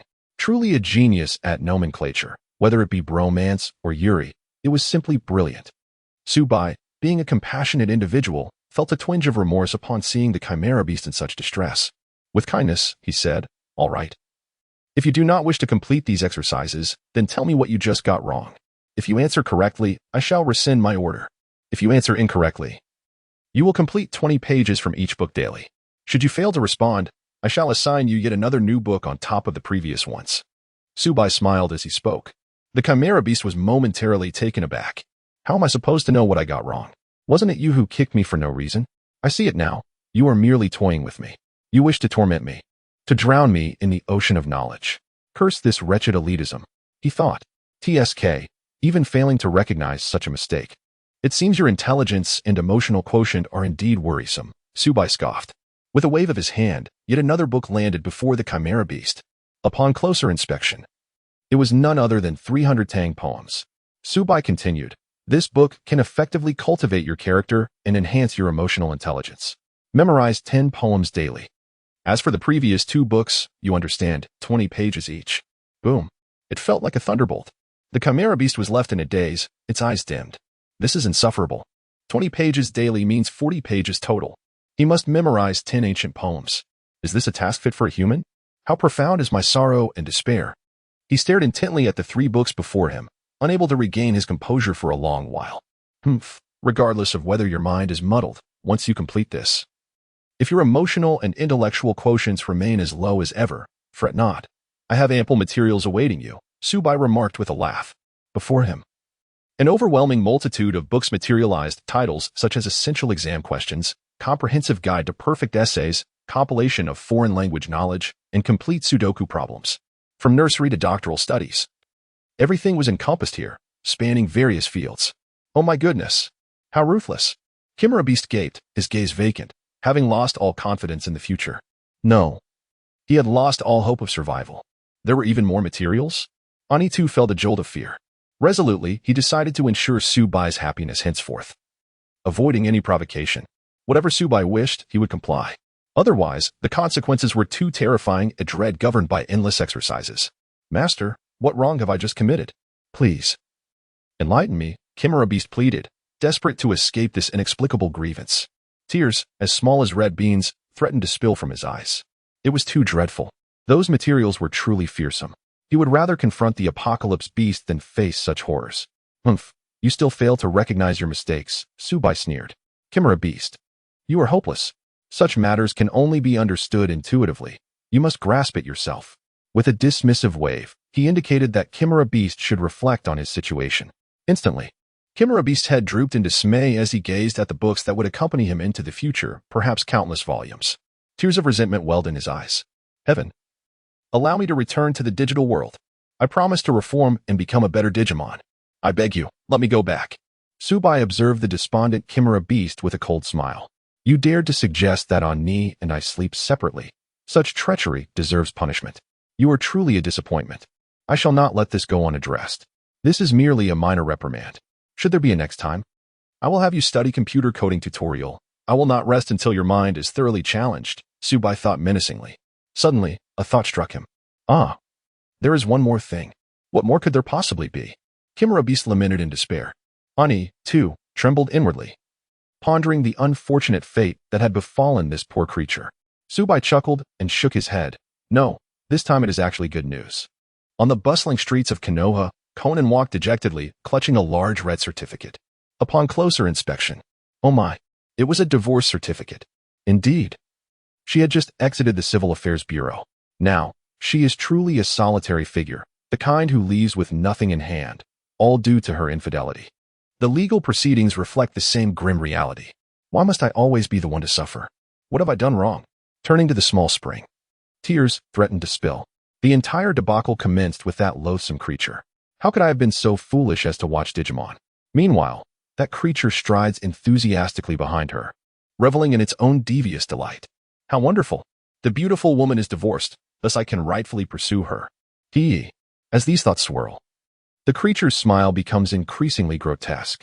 Dear lady, do not be disheartened. Let us dine together, shall we? I shall treat you to my favorite pink delicacy, it proclaims, brandishing a snack with feigned sincerity. Bystanders gasp in shock, pointing and whispering. Look, there goes the infamous green-hatted fool. Indeed, how could one associate with such a being? They say they are off to enjoy a snack together. The decline of morals in society is appalling. This is a true distortion of human nature. How unfortunate for her husband. What the hell? As she listens to all this, Small Spring nearly faints from rage. This creature has such a ruthless heart. Brazenly mocking her in front of everyone. How outrageous. Get away from me. I never want to see you again. Go. The farther, the better. She screams, her heart torn asunder. This creature has truly made her existence unbearable. Can one imagine the plight of wrapping oneself tightly in blankets just to sleep? Even in their own home? It's excruciating. Now, her reputation lies in ruins, infamous and ridiculed, all because of a divorce. Yet, this creature continues to torment her. What a despicable being. The creature feels a chill at her words. Tears well up in its eyes, a long tongue drooping dismally to the ground as it feebly inquires. Dear lady, do you no longer want me? Small Spring's face flushes with anger. I never wanted you at all. Do you not understand the gravity of this situation? Get lost. Your presence is unbearable. With that, she turns and storms away, leaving the creature standing there, forlorn. It watches her retreating figure with a sigh, departing in the opposite direction, resembling a heartbroken loyalist. Even in the absence of the creature, Small Spring finds herself the subject of gossip and scorn. The stigma of her unconventional infidelity has firmly entrenched itself in the minds of others. Every word she hears along the way is laden with disdain. This scandal is not one that will easily fade away, is it? She was consumed by rage, cursing vehemently. Gradually, a dark transformation began to take shape within her. How despicable! I shall make the world feel pain. With gritted teeth and a fleeting internal struggle, TK Kasumi tore her divorce certificate to shreds, seized the kunai she always carried, and made a decisive cut across her Leaf Village forehead protector. It was as if she had resolved to embark on a new path. She strode toward the outskirts of the village, declaring, Humph, when I return, those who have mocked and betrayed me shall face their rightful fate. For now, I shall leave this place of turmoil. Just wait and see. Grasping the forehead protector, now marred by the kunai, a wicked smile crept across her lips. Suddenly, an unexpected occurrence transpired. Whoosh! From the distant horizon, an enigmatic object plummeted downwards, its target being none other than TK Kasumi. A palpable aura of menace enveloped her. Startled, she steadied herself, her sharp gaze fixated on the sky. Indeed, she discerned a hidden weapon. Is there truly someone in the Leaf Village attempting to assassinate me? Damn it! Have my intentions been revealed to Hizashi and the others? The Root and Umbu are acting with such swiftness. Frustrated, she resolved to vacate the area post-haste. In that instant, a multitude of thoughts surged through her mind, her eyes brimming with lethal intent. Chakra coalesced in her hands. With a resounding clap, she unleashed. Wind release, gale palm. Boom. A tempestuous gust of wind erupted from her center, but most of its force was directed towards the descending weapon. Bang. The hidden projectile was cleaved in two by her gale palm, debris cascading before her. As TK Kasumi glanced at the remnants, she was taken aback, her eyes widening in disbelief. What in the world? A brick? She could hardly fathom the absurdity. Who employs a brick as a hidden weapon? This is not the method of Azashi or Danzō. No, this cannot possibly be a weapon intended for murder. Could I have misjudged? Was this merely an accident? Is there no one out to harm me? She pondered skeptically. Just as these thoughts crossed her mind, another projectile whizzed through the air. A menacing aura. Kasumi jumped back in alarm. Almost simultaneously, a chunk of brick, now missing a significant portion, crashed down where she had just stood, creating a sizable crater. Her expression turned grave. The sheer force contained within that brick was astonishing, and it had been aimed at her with pinpoint accuracy. There was no doubt. Someone indeed wished her harm. Yet, she had failed to notice the unusual disturbances around her. Clearly, her adversary was a formidable jonin, skilled in concealment techniques and adept at long-range assassination. When had such an individual emerged from the ranks of Hizashi and Danzō's subordinates? No, that was of little consequence now. Hizashi, Danzō, since you show no regard for old ties, I shall not hold back either. Just when I needed an excuse to join that organization, I decided to eliminate this unknown jonin first, thought Tsurun Koharu coldly. The so-called dark transformation was threefold stronger. At that moment, Tsurun Koharu felt as if she had returned to her youth. Chakra surged ceaselessly, and she moved with the grace of a swallow. Her strength was steadily on the rise, drawing ever closer to the level of a shadow. With a powerful push of her legs, she propelled herself forward. Boom! A terrifying whirlwind accompanied by explosive force erupted forth. The swelling chakra flowed wildly, and the ground cracked open, revealing a massive pit. Tsurun Koharu had already vaulted into the air, although her vision appeared somewhat clouded. Her gaze remained piercing as she began to search for the individual covertly throwing bricks. However, strangely, everything seemed normal. How could this be? Tsurun Koharu's observational skills were exceedingly sharp. In an instant, she had thoroughly scanned her surroundings. Yet, she found no suspicious figures. Could it truly be just an illusion? Tsurun Koharu murmured, increasingly perplexed. Was it merely an accident? She decided it was best to leave this place quickly. As she landed on a rooftop, she turned to gaze at the village entrance. Farewell, Konoha. Suddenly, she felt a heavy blow to the back of her head. Stars erupted before her eyes, and she became dizzy. She collapsed. In her final moments, she glimpsed a blood-stained brick descending alongside her in free fall. Instinctively, she uttered, "Damn it, thud." Tsurun Koharu fell to the ground, unconscious. Little did she know, after she lost consciousness, another brick plummeted from above, striking her squarely on the face. Yet, she had no chance to discover this, for the final brick possessed a special effect. Yet another brick, in the world of Attack on Titan. During the battle where Annie Leonhardt transformed into the female Titan and clashed with Eren, many innocent residents were harmed, and their resentment inadvertently coalesced within this brick, endowing it with an evil aura. Thus, this brick's unique one-time passive ability, 100 chance to eliminate the opponent. Yes, this fourth brick that fell was the one Su Bai had failed to read about. And this time, it fortuitously struck Tsurun Koharu. Therefore, cough. Tsurun Koharu perished without suffering. She left this world unaware of her own demise. Meanwhile, at the Hyuga Clan's residence, in the training room, the command rang out, "Continue. Do not allow the battle to cease." The gentle fist technique channels one's chakra into the enemy, damaging their chakra pathways and internal organs through martial arts. It is not merely about clashing head-on with the opponent. Once more, I have repeated this countless times. Position, pay attention to your positioning. The gentle fist is not meant for idle standing. Hyuga Hizashi, clad in training attire, urged the members of the Hyuga clan to practice diligently. Ranging from as young as 5 to those around 13 or 14, some among them had already achieved the rank of genin. However, unless on a mission, this regular evening training was mandatory. All of this was aimed at fortifying the Hyuga clan's strength. Hizashi wore a serious expression, treating everyone equally without the slightest leniency for the 5-year-olds due to their tender age, nor any indulgence for the older children who were already ninjas. His sternness instilled a palpable fear, leaving no room for error. Among the crowd, Hanabi, also dressed in training clothes, sweated profusely. Her expression earnest as she threw punches with unwavering determination. Her movements were astonishingly skilled, displaying no signs of hesitation. Many clan members had already fallen to her prowess. Observing her performance, Hizashi nodded in approval. This was commendable. This was indeed his cherished child. How could the main family members be outdone by those of the branch? Hizashi held great confidence in Hanabi, unlike Hinata, who had always exhibited a timid and self-doubting demeanor. Hanabi, on the other hand, brimming with confidence and a strong sense of pride, had once defeated Hinata, who was 5 years her senior. Hisashi was well aware that Hinata had hesitated during her final strike. Yet, a victory is a victory, and a defeat is a defeat. Hinata was undeniably inferior to Hanabi. Consequently, the elders and higher-ups of the Hyuga clan believed that Hanabi's potential surpassed Hinata's from the very beginning. He too shared this sentiment, thus investing more effort into Hanabi's training, as Hinata was simply not suited to be the heir of the main family. Hanabi did not disappoint.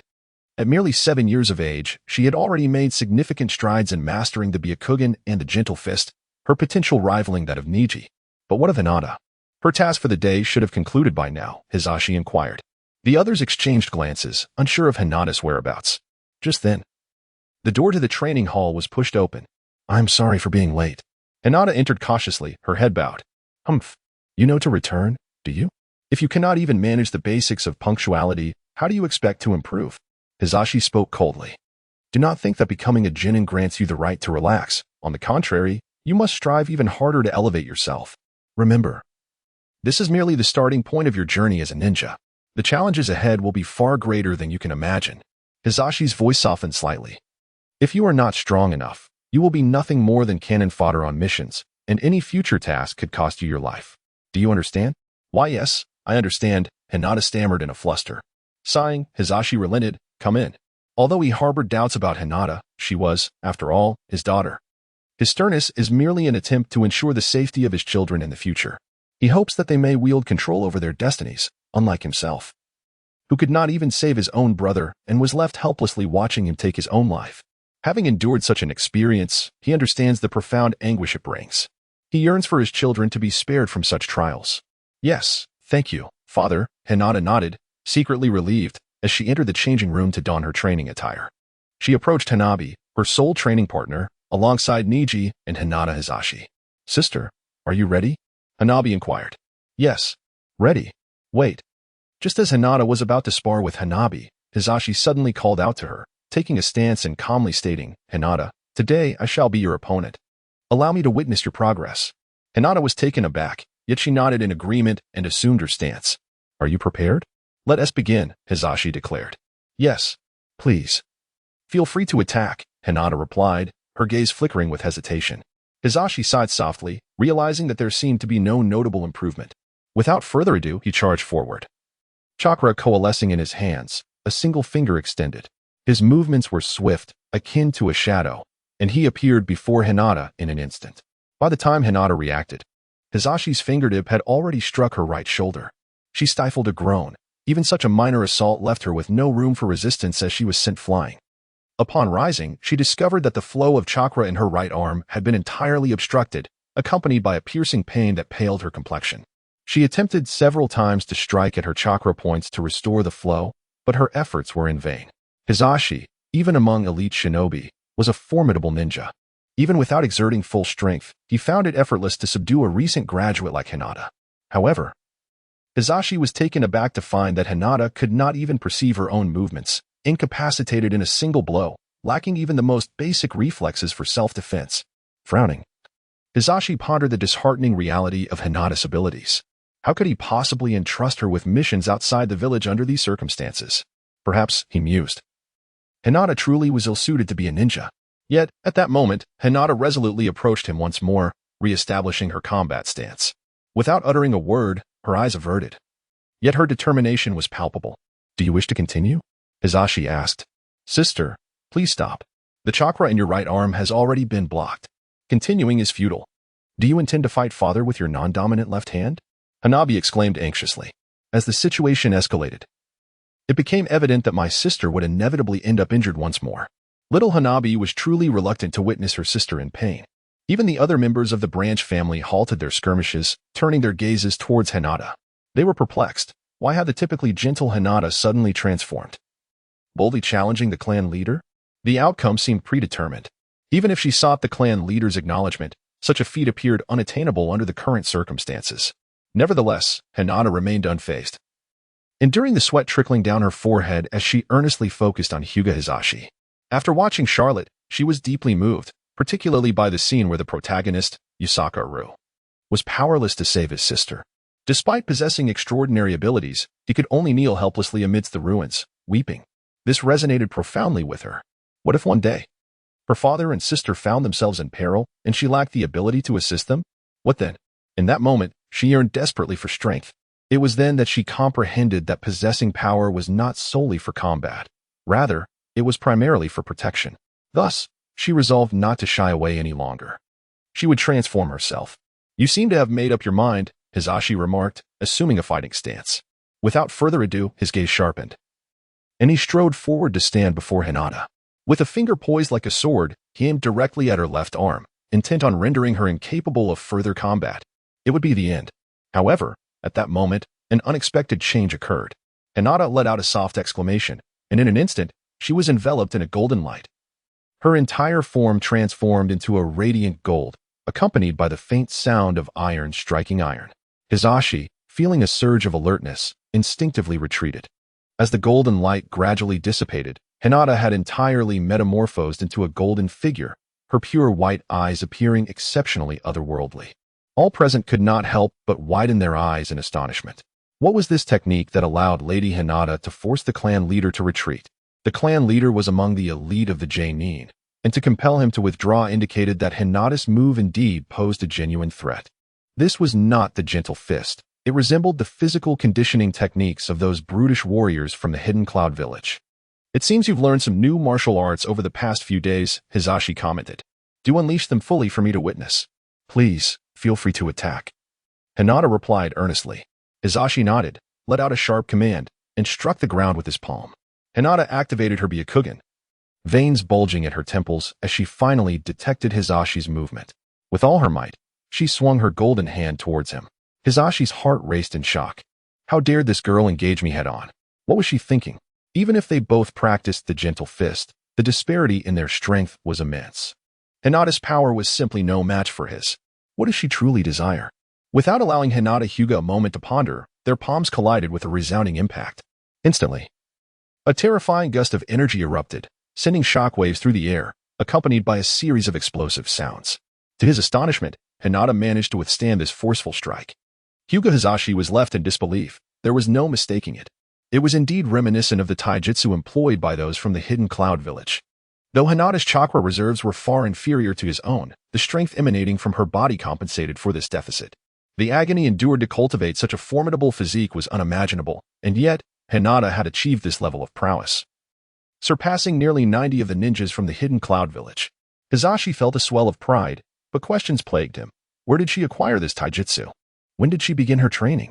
How could he have been so oblivious? Clearly, he had not shown enough concern for Hinata. However, he couldn't help but frown at the thought that she had focused on physical conditioning while neglecting her gentle fist training. He felt a twinge of dissatisfaction. Did his daughter find the gentle fist lacking in appeal? With that thought, he declared aloud, Hinata, you are doing exceptionally well. Yet, while this physical training is impressive, our gentle fist is the nemesis of all taijutsu in the ninja world. With a swift motion, he propelled himself to stand before Hinata. You must understand that our gentle fist is not designed to inflict external injuries. Rather, it targets the opponent's internal organs. No matter how formidable the taijutsu, it cannot fortify the internal body. Therefore, once struck by the gentle fist, anyone faces a fatal consequence. As he spoke, he unleashed the 8 trigrams, 32 palms. In an instant, it seemed as though countless arms were striking at Hinata in rapid succession, the speed so great that afterimages appeared. In mere moments, he had struck all 32 of Hinata's chakra points. Even with her Byakugan activated, she found it exceedingly difficult to keep pace with Hisashi's movements. This was the prowess of a jonin. Just as Hisashi believed Hinata had lost her capacity to continue fighting, a golden hand imbued with chakra suddenly struck out. Hisashi's eyes widened in disbelief as he was sent flying. At that moment, the chakra in his right arm was disrupted. This was Hinata's way of avenging herself. Such a level of confinement could hardly restrain Hisashi. With a slight exertion of chakra, he broke free from the binding. However, what truly astonished him was the question that lingered in his mind. Why had Hinata's chakra not been interrupted? How was she unharmed? Hinata's heart danced with mischief.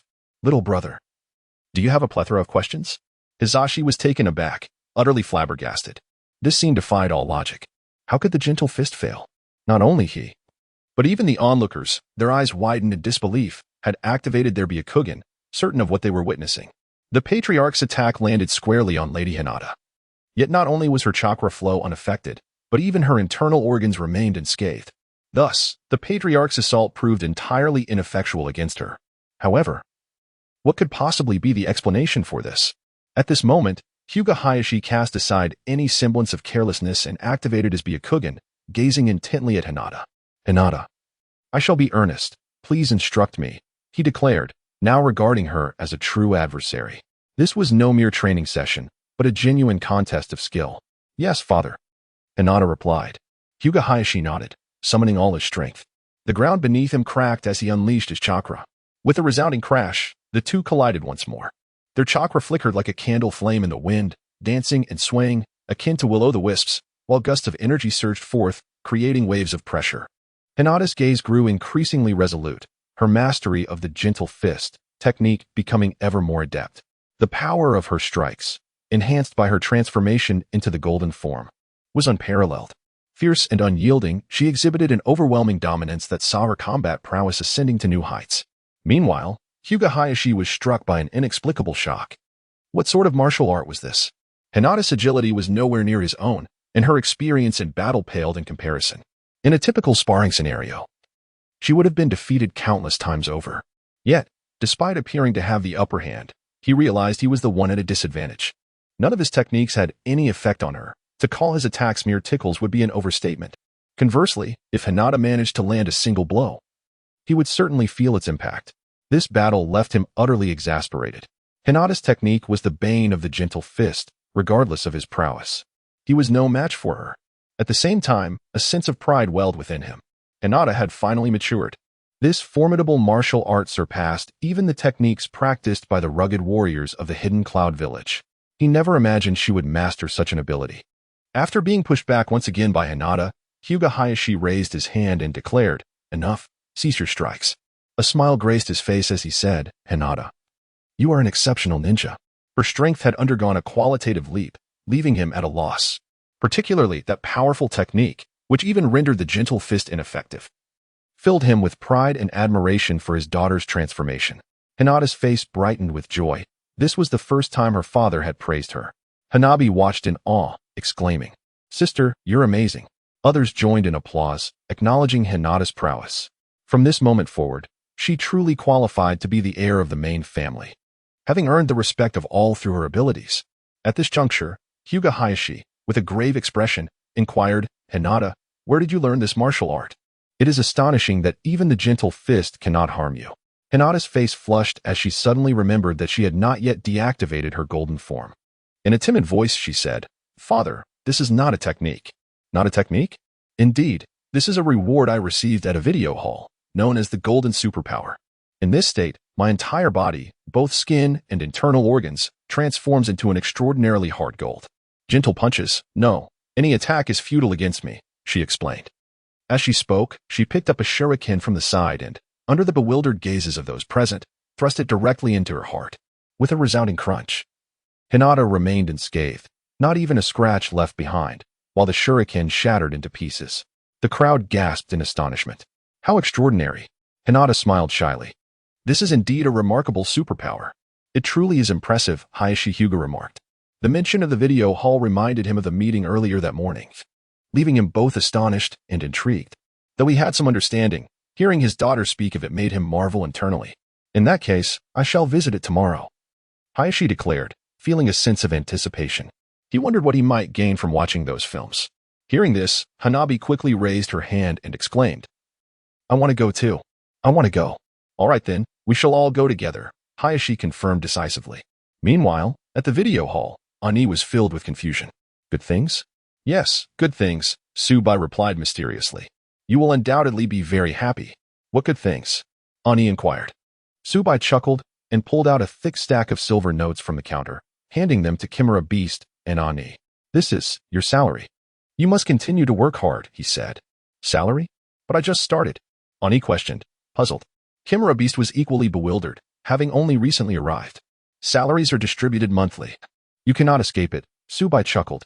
Chimura Beast and Ani accepted the money without further protest. Su Bai was indeed correct. They had no means of avoidance. With that realization, they felt a sense of relief. Suddenly, Chimura Beast shouted, "Wow, why is your salary so much?" He stared at the large stack of silver notes in Ani's hands, which must have numbered around 800 or 900, then glanced at the few notes he held. His mind swirling with questions. Su Bai cleared his throat and explained, "Ani is my secretary, so she has more responsibilities, naturally earning a greater reward, 9,000 silver notes each month. As for you, are you not aware of your own salary?" Ani's face flushed. For reasons unknown, she felt as if Su Bai were teasing her, and the evidence was undeniable. Chimura Beast, at that moment, finally grasped the situation. Wow, so the newcomer is a secretary. No wonder. No wonder I was inexplicably kicked and subjected to such inhumane treatment. How ironic that she turned out to be a secretary. In that moment, he comprehended everything, and a torrent of regretful tears welled up within him. Why had he spoken out of turn? Moreover, he felt an overwhelming sense of injustice. He earned a mere 250 taels of silver a month, while she garnered an astonishing 9,000 taels. What did this signify? It indicated that his monthly earnings paled in comparison to what she made in a single day. Oh, the cruel era that judges by appearances. Suddenly, he thought that perhaps being a woman had its advantages. A thought struck him as he glanced at the silver note in his hand. "Master, this silver note seems incorrect." Su Bai was taken aback. "What do you mean?" The Chimura Beast, bewildered, counted the notes and replied, "Master, isn't my salary 250 taels? Yet, this is only 190 taels. Did you perhaps make a mistake?" "Mistake?" Su Bai shook his head. "That is not the case." "Then why?" Su Bai chuckled. "Have you forgotten the 3 books I previously mentioned?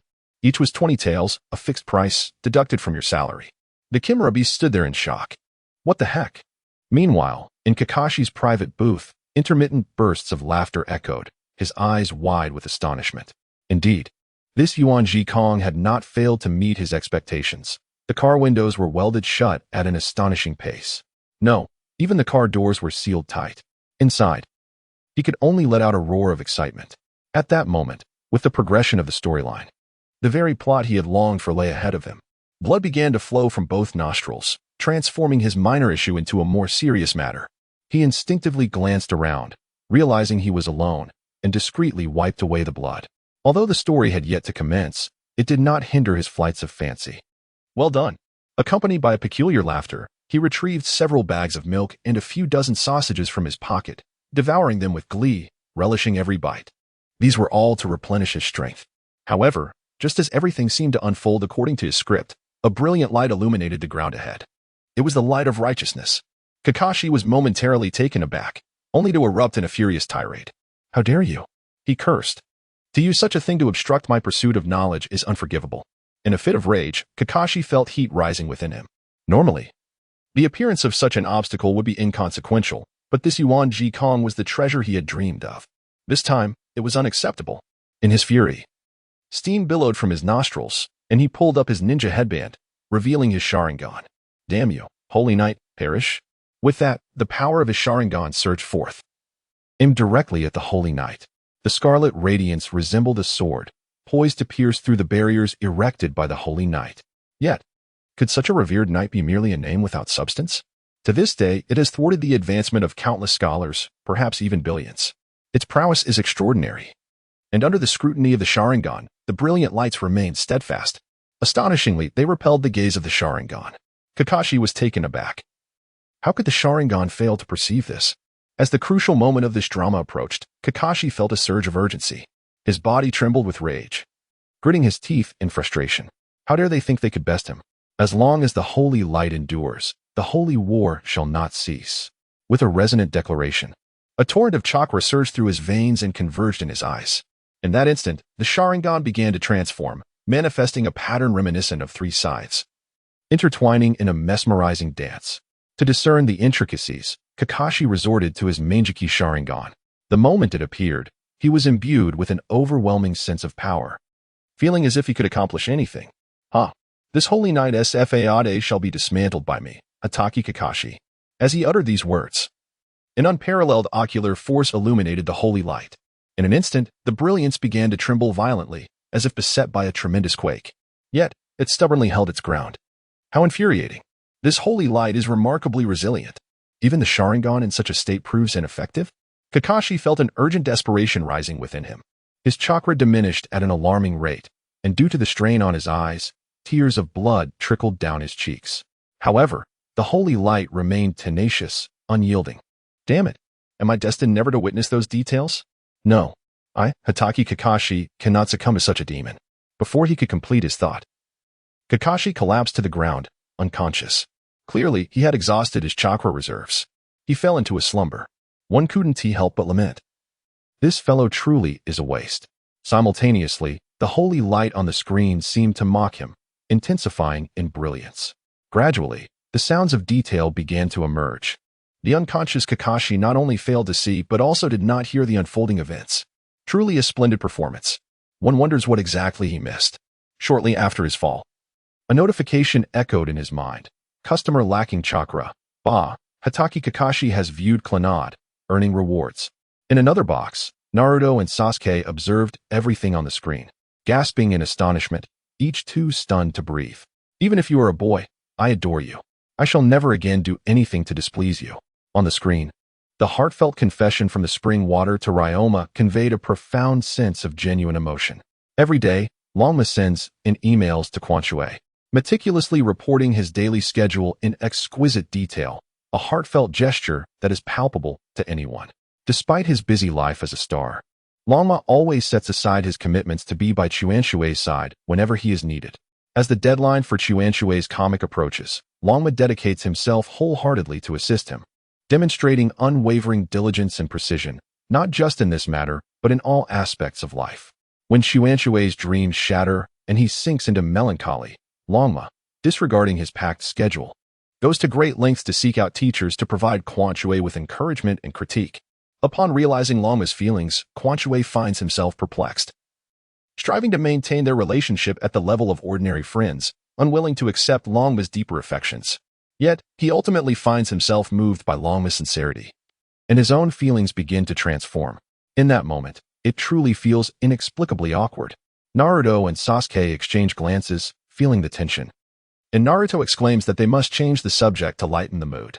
Suddenly, Naruto questions why Sasuke agreed to watch this film with him.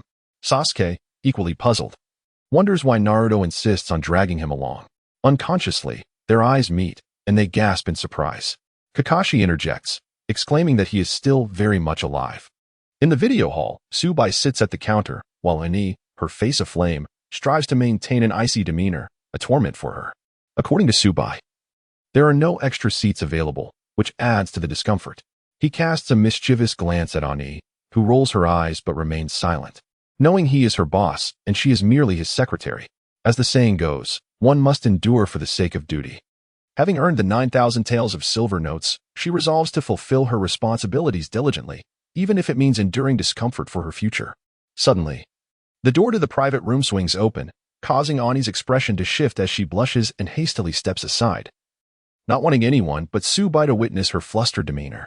Su Bai stifles a laugh at this different, rather endearing version of Ani, contrasting sharply with her usual composed self. He turns his gaze towards the open room, where Naruto and Sasuke are present. How's it going? Enjoying yourselves? Su Bai inquires, prompting Naruto and Sasuke to redden, quickly avoiding each other's gaze.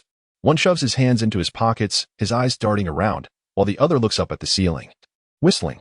It seems things are progressing well for them, though Su Bai quips that they will not receive any rewards this time, adding in his mind, however, what you have gained is love. Ah, we are aware. Sasuke remarked nonchalantly, then he and Naruto stood together, awaiting Kakashi's arrival. Suddenly, Naruto's attention was drawn to Ani, who stood beside Su Bai. After a brief moment of astonishment, he exclaimed, You are Ani Leonhardt? What? Sasuke was taken aback, quickly following Naruto's gaze. Indeed, he beheld the golden-haired Ani, clad in the attire of the military police brigade.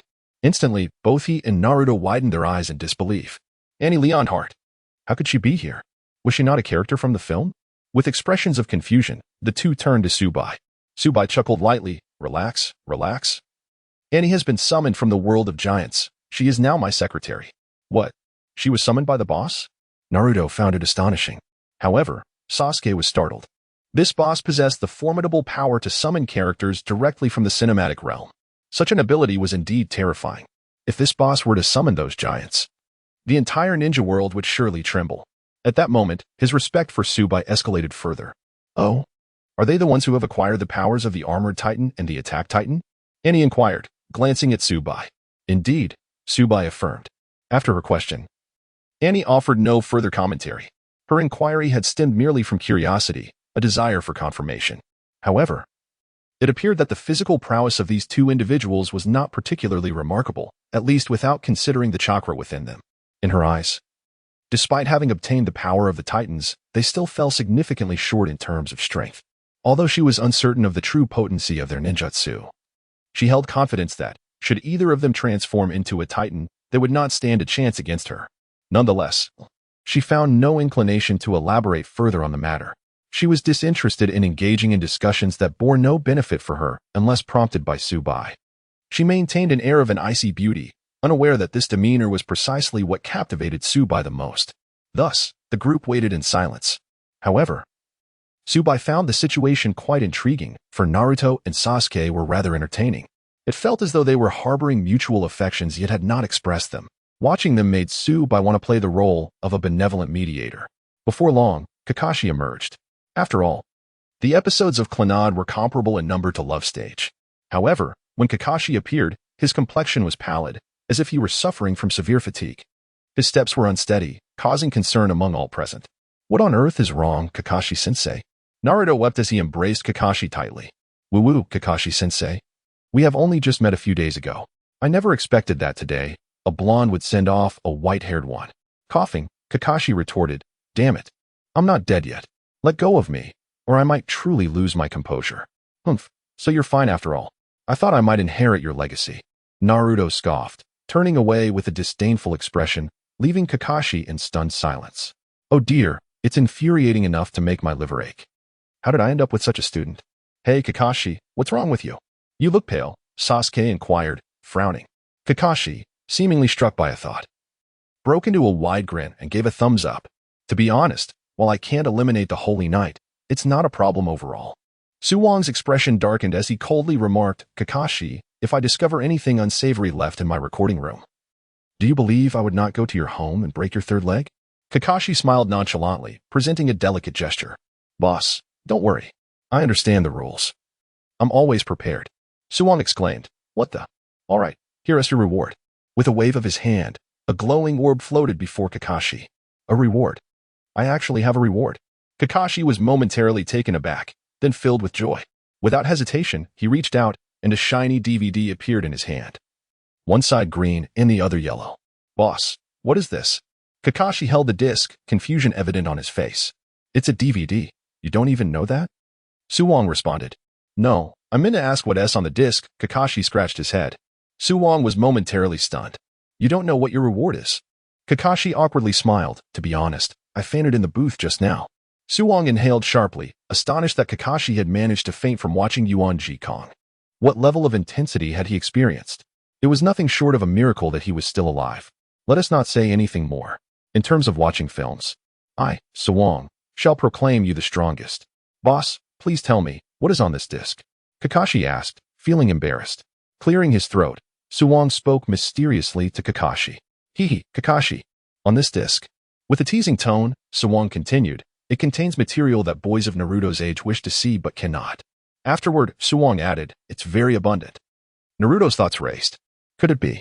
Suddenly, Kakashi realized something, his eyes gleaming with excitement, as blood rushed from his nose once more. An irresistible urge lingered in the air. Ultimately, it was Su Bai's concern for the cleanliness of the floor that roused him from his reverie. However, once this disc was opened, it would no longer be a solitary viewing experience, so caution was warranted. Kakashi chuckled softly, carefully stowing the disc away, and solemnly assured Su Bai, rest easy, boss.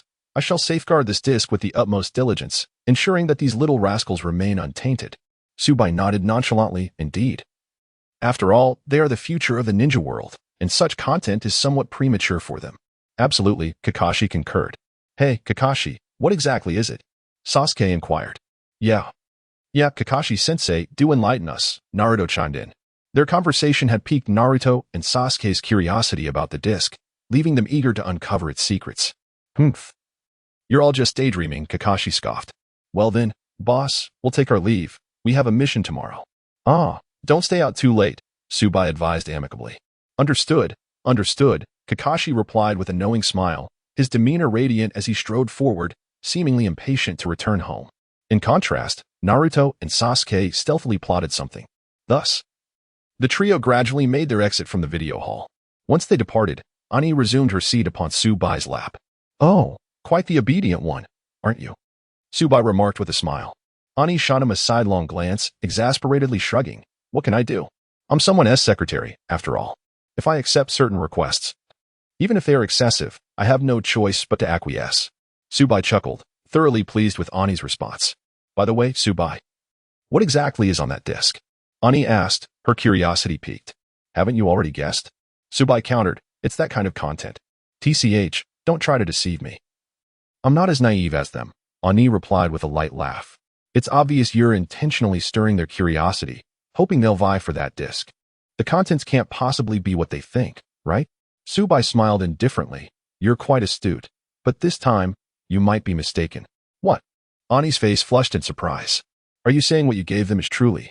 Su Bai smirked enigmatically. Oh no, there is still a slight difference. I wonder what expressions they LL wear when they see what's on that disc. How delightful to anticipate. All right, it's quite late now. We should rest. Su Bai declared, waving his hand, which promptly closed the doors of the video hall. He then cast a mischievous glance at Ani. She froze momentarily before her face blushed profusely. Today, Su Bai had not arranged for the Chimera beast to prepare her room. In that moment, Ani lowered his head.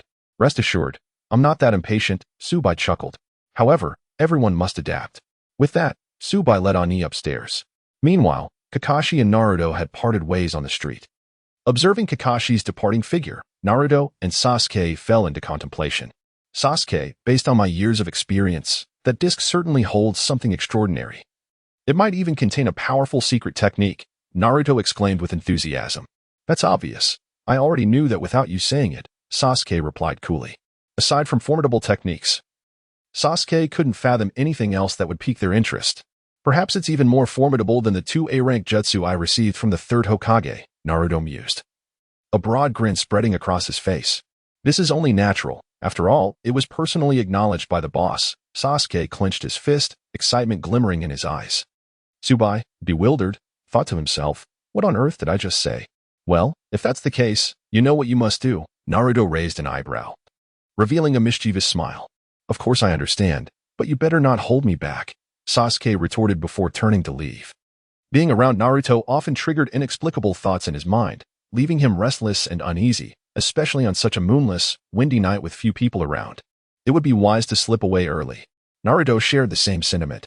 Relieved by Sasuke's departure, he hurried home to gather what he needed for the night.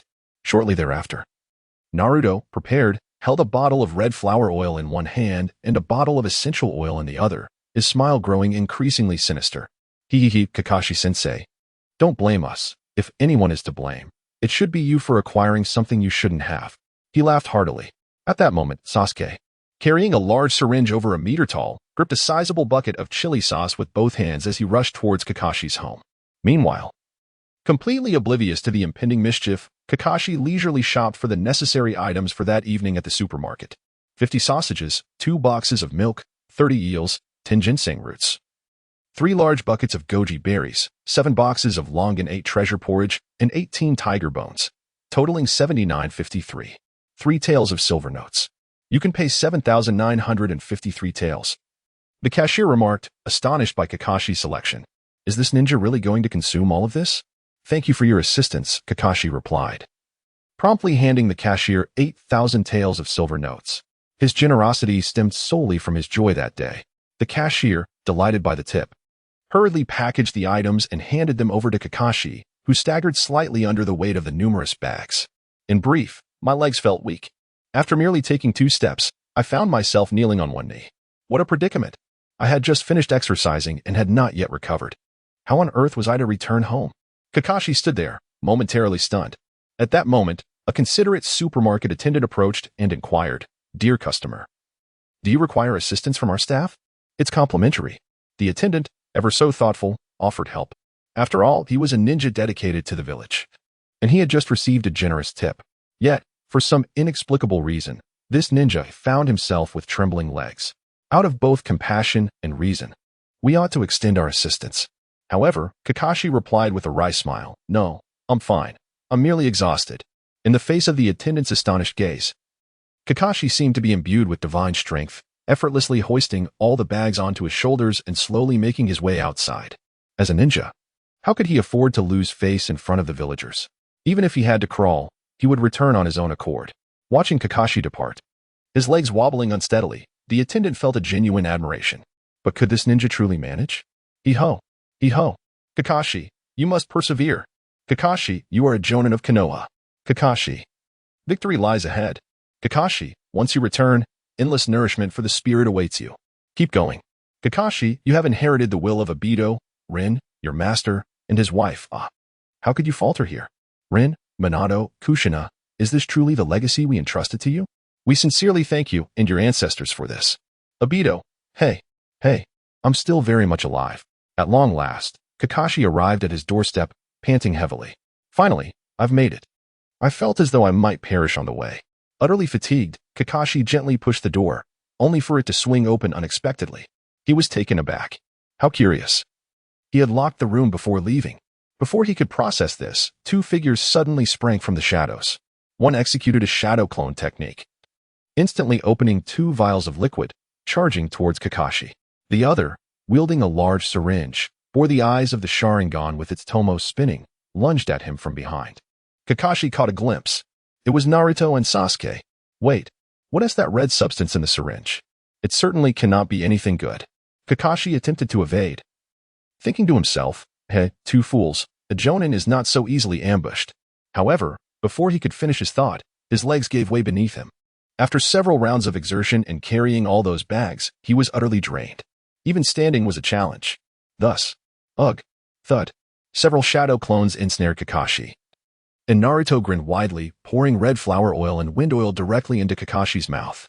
Simultaneously, Sasuke, utilizing his two-tomo Sharingan, expertly inserted a needle filled with chili sauce into, well, Kakashi's sensitive area. Instantly, Kakashi let out a piercing scream, his agonized wail echoing throughout the village of Konoha. Writhing on the ground, his face flushed like a monkey's backside, tears streamed down his cheeks as he covered his mouth with one hand and his rear with the other, squirming like a worm. He repeatedly banged his head against the floor, consumed by despair. Good grief. The wind oil and red flower oil poured into my mouth, and chili sauce injected through such a thick needle into my. Now, my entire body is ablaze with a fiery sensation, swollen, burning, and intensely painful. As if I could breathe fire. Such a feeling is beyond description. Why must I endure this torment? I curse your ancestors for generations. The greatest regret of my life is accepting you two as students, betraying my teacher, and seeking profit at the cost of life. You beasts, you two wretched creatures. How cruel-hearted you are. Is this how you treat your teacher? Woe is me. However, no matter how much Kakashi shouted and cursed, Naruto and Sasuke remained unmoved. At that moment, they had already removed Kakashi's ninja pouch and retrieved the disc within, exchanging glances that revealed an indescribable smile. This was indeed their purpose for this endeavor. They could hardly believe everything was proceeding so smoothly.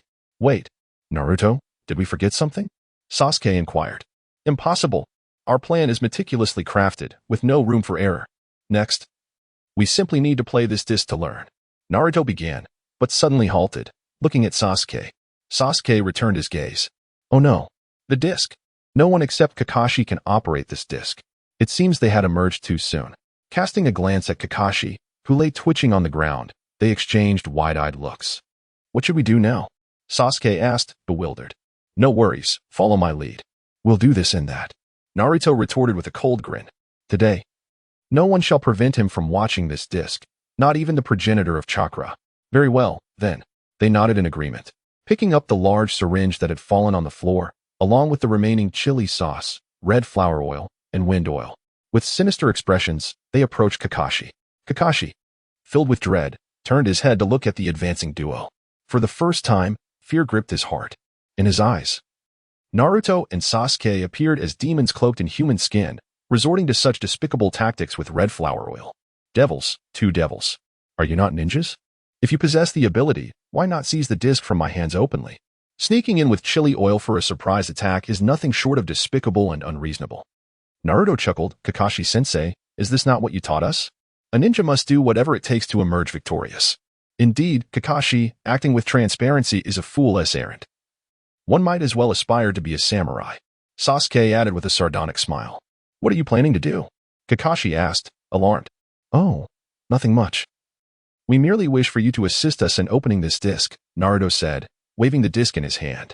Kakashi's expression turned grave. I, Kakashi, would rather starve, endure pain, or even be burnt alive than acquiesce to your demands. Hee, Kakashi-sensei, it's not up to you anymore. Don't worry, it won't hurt, Naruto assured. Yes, Kakashi, it will be over in an instant, they echoed. Kakashi trembled violently. Stay back. I said stay back. A few minutes later, Kakashi, his gaze vacant, was led into a room by Naruto and Sasuke, tears streaming down his face as he opened the DVD and inserted the disc.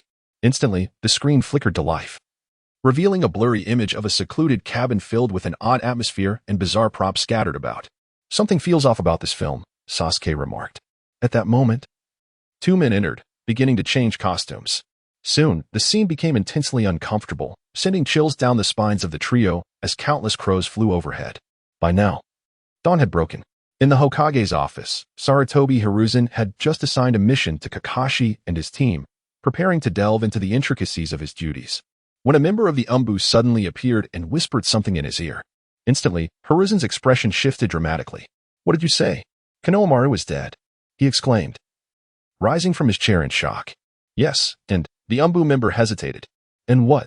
Hiruzen pressed. It appears she intended to defect from Konoha. What? Hiruzen was at a loss. The notion that Konohamaru had been quietly killed in Konoha was troubling enough, but the idea of her betraying the village was unfathomable. She was a consultant for Konoha. What gain could there be in such treachery? Hiruzen felt his mind swirl in confusion. Does anyone else know about this? He inquired, recognizing the gravity of the situation. We have contained the information as much as possible. However, those in the route may have been informed. Hiruzen nodded. You have done well. The fewer who are aware of this matter, the better. As a prominent figure in Konoha, Konohamaru's every action represents the village's stance. Should word of her intended defection spread, it would undoubtedly incite widespread unrest. Take me to see her. As the members of the Umbu shrouded the scene in secrecy, Sarutobi Hiruzen arrived at the site of the incident. Upon his arrival, all Umbu operatives respectfully parted to grant him passage. Entering the area, he was met with the serene visage of Uzumaki Komatsu, who had evidently departed from life some time ago, her expression tranquil as if she had succumbed to death unawares. Beside her lay 4 fallen bricks, while her Leaf Village forehead protector was clutched tightly in her hand, marked with a notable slash. Hiruzen was engulfed in confusion. How had Komatsu met her demise? Could it truly be that she was struck down by these bricks? Surely, such a notion was preposterous. What ninja could possibly be vanquished by mere bricks? Moreover, was the mark on her forehead protector genuinely inflicted by her own hand? The air was thick with suspicion. At that moment, Danzō arrived with his root members in tow, and to Hiruzen's surprise, a portion of the Umbu did not obstruct their entrance. It was as though Hiruzen had anticipated this turn of events, remaining unperturbed. What is the situation? Danzō inquired as he approached. You may observe for yourself. Hiruzen gestured towards Komatsu's lifeless form. Danzō crouched down and, after a prolonged moment of contemplation, rose with a grave expression. Setting aside the question of whether Komatsu intended to betray the Leaf Village, it appeared she had been entirely unprepared at the time of her death, likely incapacitated before being killed. Yet, Komatsu was one of our comrades, and we were acutely aware of her capabilities. Even a shadow-level ninja would struggle to subdue her swiftly. Thus, 2 possibilities emerged. Danzō's countenance darkened. Either it was someone she trusted implicitly, or a formidable adversary of unimaginable strength struck her down in an instant, leaving even a ninja as adept as Sakura unable to react. Hiruzen interjected, indeed. Danzō nodded, continuing, however, as far as I am aware, within the Leaf Village, only one individual possesses the strength to achieve such a feat. Hiruzen's eyes narrowed slightly. Are you implying the proprietor of that video store? Danzō affirmed, precisely. He is the only one in the entire ninja world with the capability to do so. One could not help but admire Danzō's astute deduction, as he had indeed uncovered the true perpetrator, albeit the culprit remained oblivious to their own crime. This is not something to be spoken of lightly, Hiruzen remarked coolly. Unless absolutely necessary, we must avoid antagonizing him. Danzō fell silent, sharing in that concern. Suddenly, Hiruzen continued, moreover, I believe the likelihood of that proprietor's involvement is exceedingly slim. Why do you say so? Danzō queried. Hiruzen replied, from what I know, Not only does that proprietor possess exceptional spatial ninjutsu, but he is also highly skilled in medical ninjutsu, setting aside any potential motive he may have. Do you truly believe such a reclusive master would resort to using bricks and act so beneath his dignity to harm another? With a mere flick of his hand, a jutsu would render Tsurugi Sho completely invisible, making it impossible for us to detect her presence. This, Danzō pondered, realizing that perhaps he had overthought the matter. Tsurugi Sho, what the hell? The murderer is him. Beautiful lady, where are you? Beautiful lady, beautiful lady. Do not hide. I have caught your scent. At that moment, a creature resembling a green slug came rushing towards us. From a distance, it spotted Tsurugi Sho lying on the ground, and a sense of foreboding crept into its mind. Ignoring the obstructions from the umbu and root, it forcefully squeezed through. Beautiful lady, what has happened to you? The snot beast trembled as it spoke to Tsurugi Sho. Stop calling her. She is dead, Sarutobi Hiruzen said with a slow exhale of smoke. The snot beast was taken aback, clutching Tsurugi Sho's lifeless form while wiping its tears and snot and saliva. Truly a sight to behold. Perhaps Tsurugi's death could be seen as a form of release, Sarutobi Hiruzen and Danzō mused inwardly, taking a collective step back. Fear not, beautiful lady. The snot beast will surely find the culprit and avenge you. The snot beast, from an indescribable place, produced a piece of excrement and hurled it violently to the ground. Its gaze ablaze with fury. Yet, this very act sparked a sudden realization in both Danzō and Sarutobi Hiruzen. They immediately summoned two individuals to discreetly inquire about something. Moments later, the summoned pair retreated, and Sarutobi Hiruzen exchanged knowing glances with Danzō, both wearing faint smiles. They had overlooked a crucial detail. In truth, there existed a third possibility for Tsurugi's demise, an unexpected ambush by someone she deemed harmless. A moment of inattention leading to a fatal blow. Instantly, the two men regarded the snot beast with cold smirks. Sarutobi Hiruzen remarked, after parting with Sho, he bore a grudge. Danzō replied, smashing someone with a brick is not so different from hurling excrement. Sarutobi Hiruzen continued, lacking strength, yet having an opportunity to approach Sho. Danzō added, such a disgraceful method of attack could only be employed by this fellow. They exchanged knowing smiles. The motive was established, and the method of attack aligned. There were no solid alibis, and the relationship with the victim was intricate. Thus, the truth was singular. Heh. The murderer is the snot beast. Someone apprehend this creature. With the united command of Sarutobi Hiruzen and Danzō, the umbu and root cooperated for the first time. Numerous ninjas executed this technique, with a series of stone pillars rising from the ground, ensnared in a web of lightning. The snot beast was completely imprisoned, unable to allow even a fly to pass. What is happening? Why are they capturing me? Wait, you've got it wrong. I am not the murderer. The snot beast cried out desperately. Tuanzo let out a cold laugh, remarking, villains seldom acknowledge their own wickedness. It appears you truly are the one, snot beast. The snot beast, taken aback, bellowed in indignation, I am a villain. Indeed, I am. Tuanzo smirked once more. See, you've admitted it. Indeed, you are the snot beast. The snot beast exclaimed. What the hell? Sarutobi Hiruzen chuckled. Call him what you will. Seize this rascal and prepare for his execution on a later date. The snot beast cried out. Let go of me, let go of me. Once they departed, a member of the umbu gazed at the brick on the ground and then at the snot beast being taken away. The expression beneath his mask turned ashen, and he spoke to another umbu beside him. Brother, lend me a hand. Use water release to wash my hands. Why? Came the reply. No questions, just hurry. Yes, apply more force. In the video hall, Su Bai opened the shop early. Chimura Beast was tidying up, while Ani was preparing a meal. This was the advantage of having someone to care for the place. Su Bai no longer had to resort to instant noodles every morning. Just then, Ino and Flower Fairy Beast arrived at the video hall. Good morning, boss, they greeted. Oh, it's Ino and Flower Fairy Beast. Is it just the two of you today? Su Bai inquired, noting that typically, Shikamaru and Choji would accompany them. Ino set a flower basket on the counter, expressing her frustration. There is no helping it. Shikamaru and Choji usually don't get up this early, so I had to come alone. I see, replied Su Bai, accepting the flower basket and placing it on the counter, eliciting a secret delight in Ino. Boss, this is a special preparation by Ino, who woke up early. Flower Fairy Beast eagerly added, it made me miss my beauty sleep. Ah, Flower Fairy Beast, what are you saying?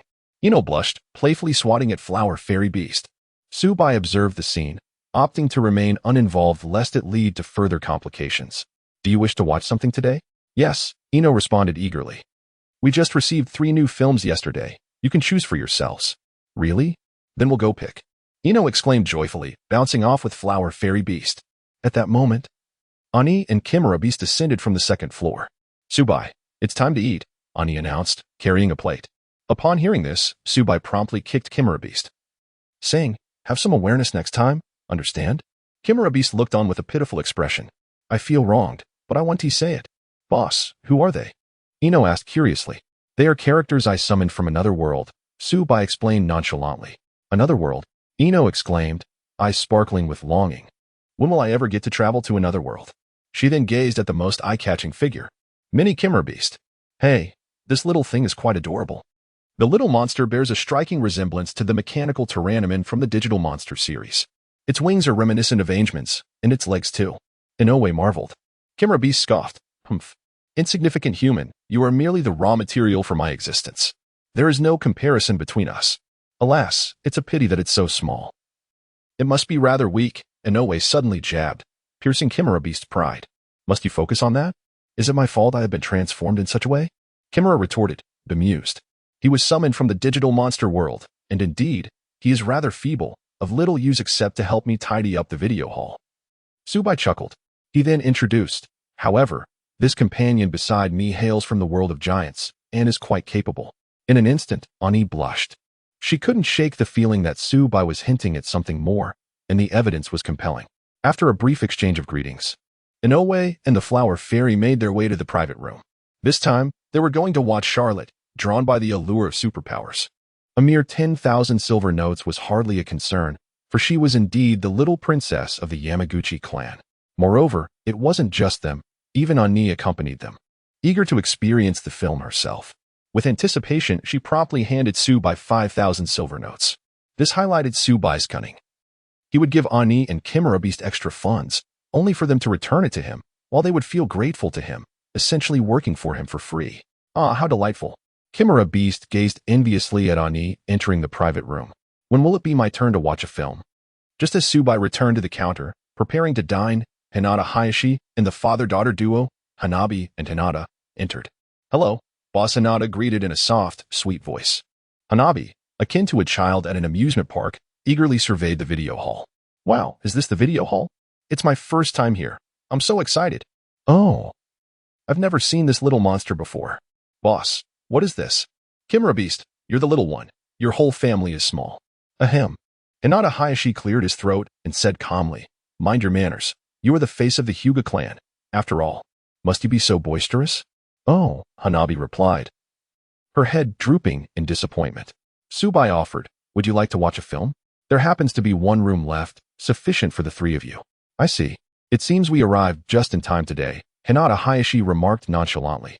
Do you have any film recommendations? Why does everyone feel compelled to ask? Can't they choose for themselves? Su Bai thought to himself, gesturing towards the poster wall. The summaries of the films currently available are right there. Feel free to select. I see. Here's the money. Hinata. Hanabi, let us go. Hinata Hayashi paid 15,000 taels and approached the poster wall, scrutinizing the selections with utmost seriousness. As a discerning individual, he knew that choosing a film was no trivial matter, for the choice directly influenced the rewards. This Yuan Ji Kong appears to be quite intriguing. Su Bai chuckled softly, realizing that the elderly were often quite similar in their preferences. Hinata Hayashi, I must admit I misjudged you. No, father, this film seems utterly unremarkable.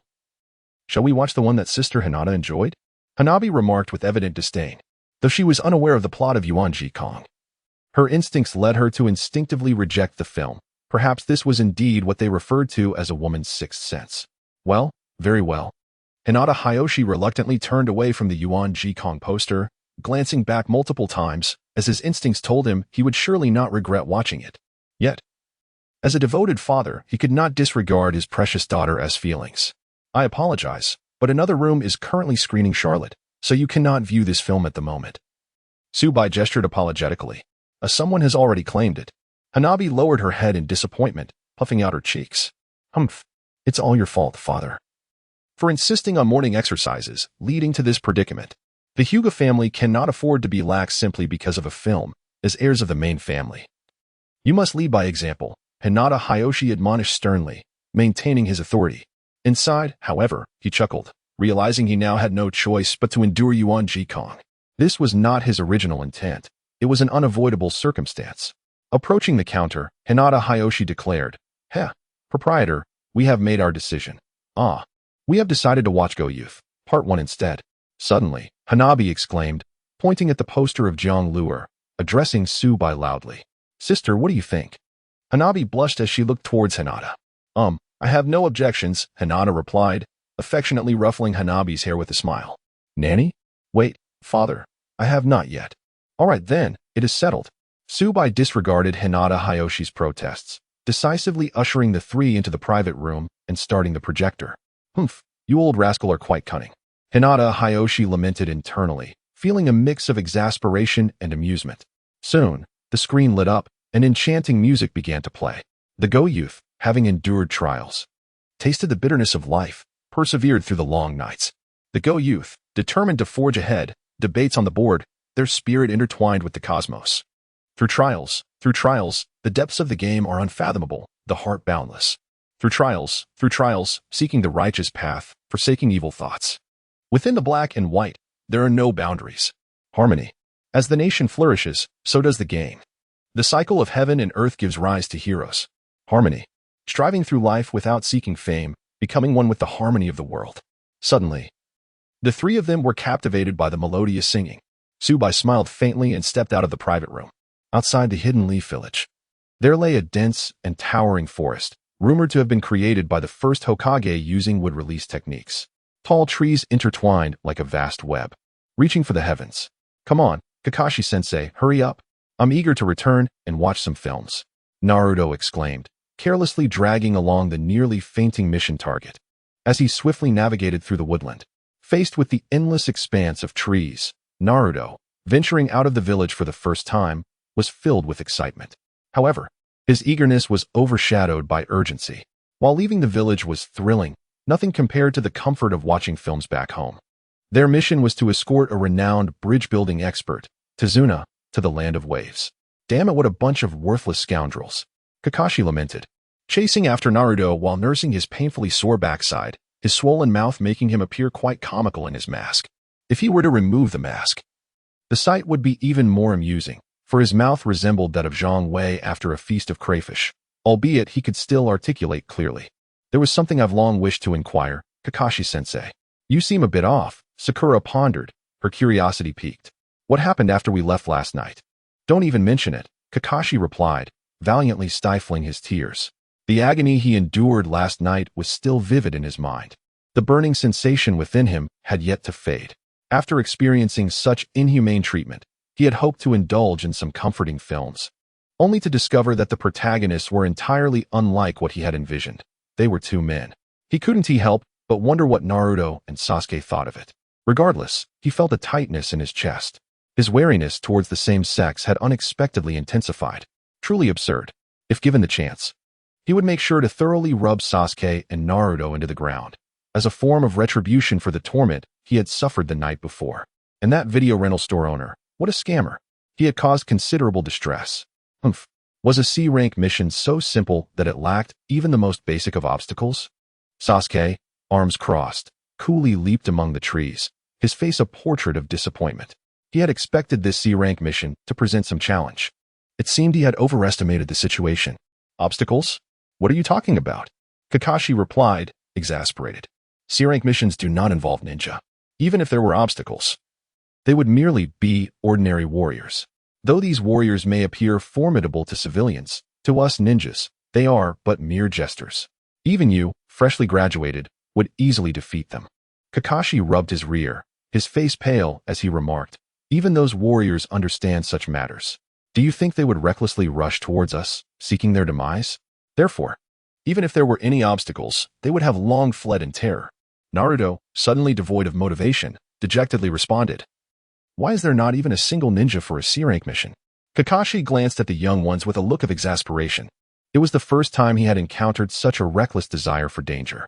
They must have become excessively arrogant with the newfound powers of giants. Damn it! How could he make them truly recognize their shortcomings? They needed to train adequately. Rest assured, ninjas are not as common as cabbages. After all, Ninjas are a form of military strength used to restrain various nations. Small countries like the Land of Waves do not possess ninjas. This mission is quite safe. Kakashi stated indifferently. TCH. Not even a ninja, Naruto scoffed, casting a disdainful glance at the bridge builder, Tazuna, whom he held in his hand. His expression gradually transformed to one of utter discontent.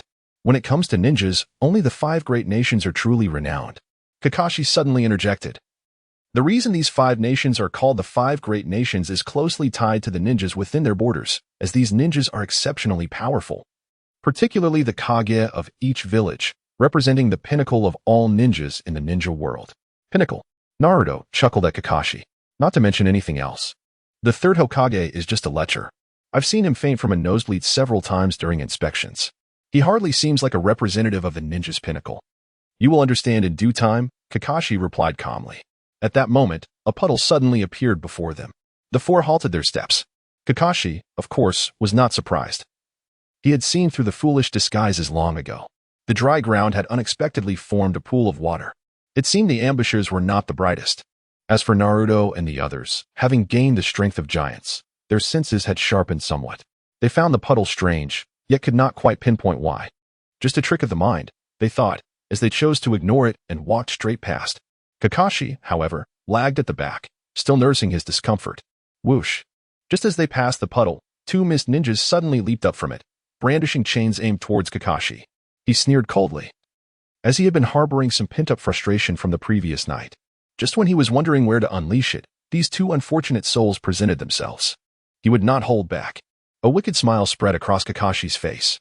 No one could discern how he accomplished it, but in an instant, the 2 mist ninjas lost sight of Kakashi. To their astonishment, they suddenly felt a chill beneath them. Looking down, they beheld Kakashi grasping a kunai in each hand, aimed menacingly at their most vulnerable spots. The kunai glimmered with an eerie sheen, seemingly coated in an unidentifiable liquid.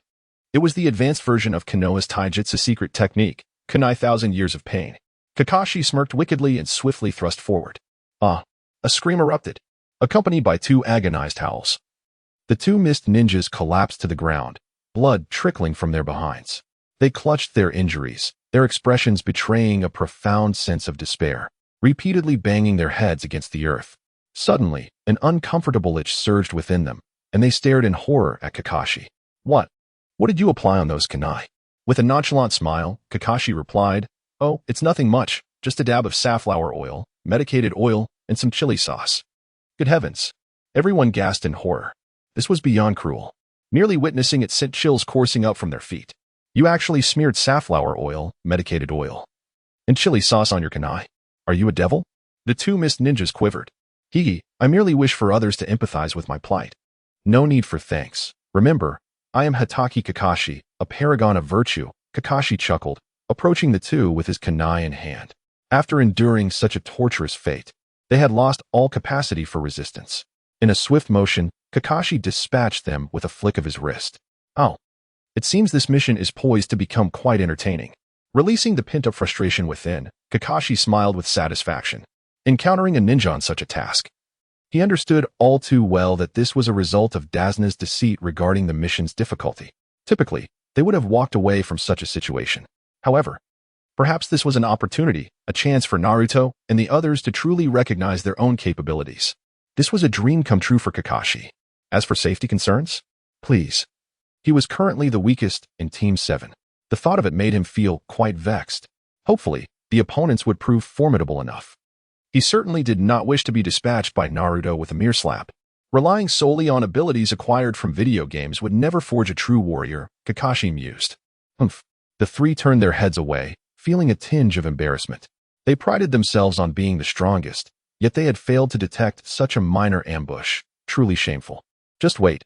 Next time I shall strike first, Sasuke declared coolly. Indeed, we shall not repeat such an error, Naruto concurred. Then let us proceed, Kakashi commanded. Humph. It appears this mission may finally hold some intrigue, Sasuke scoffed, hastening forward, in their eagerness to save time and return to their viewing pleasures. The 4 completely disregarded Dazuna's sentiments. They hastily made their way towards the Land of Waves. For those who trivialized the lives of ninjas by falsely reporting mission difficulties, merely continuing with this task was commendable. As for any satisfaction surveys, to hell with them. Their speed was remarkable. and soon they reached the border of the Land of Waves. TCH, aside from those first two, there haven't been any other ninjas along the way. Naruto lamented with his dead fish eyes. This is so boring. I should have just turned back earlier, Sasuke spat. Finally, we're about to complete this. Receiving a reward would be nice, Sakura said with anticipation. Sasuke possessed all the assets of the Uchiha clan, and Kakashi-sensei, being a jonin, was not short on money.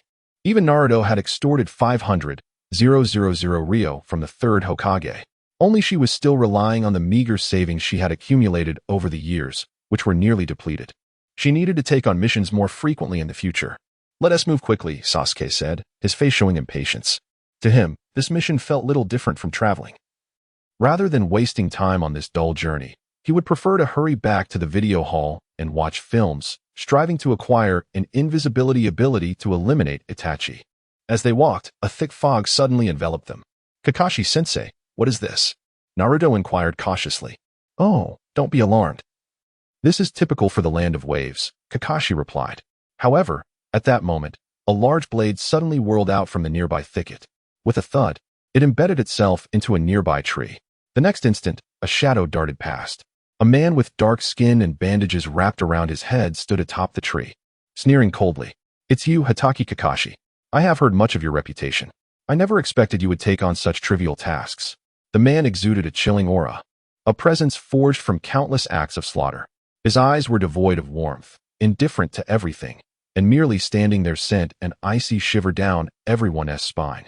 You are Zabuza Momochi. Just as Naruto and the others encountered Zabuza in the video hall, Su Bai also heard the system's voice in his mind. Customer Ani Leonard is watching Charlotte. Reward received. Energy barrier. Energy barrier forms a protective energy shield around oneself with formidable defensive capabilities, which will increase as the user's strength grows. It can be used for both defense and offense. Su Bai's expression turned peculiar.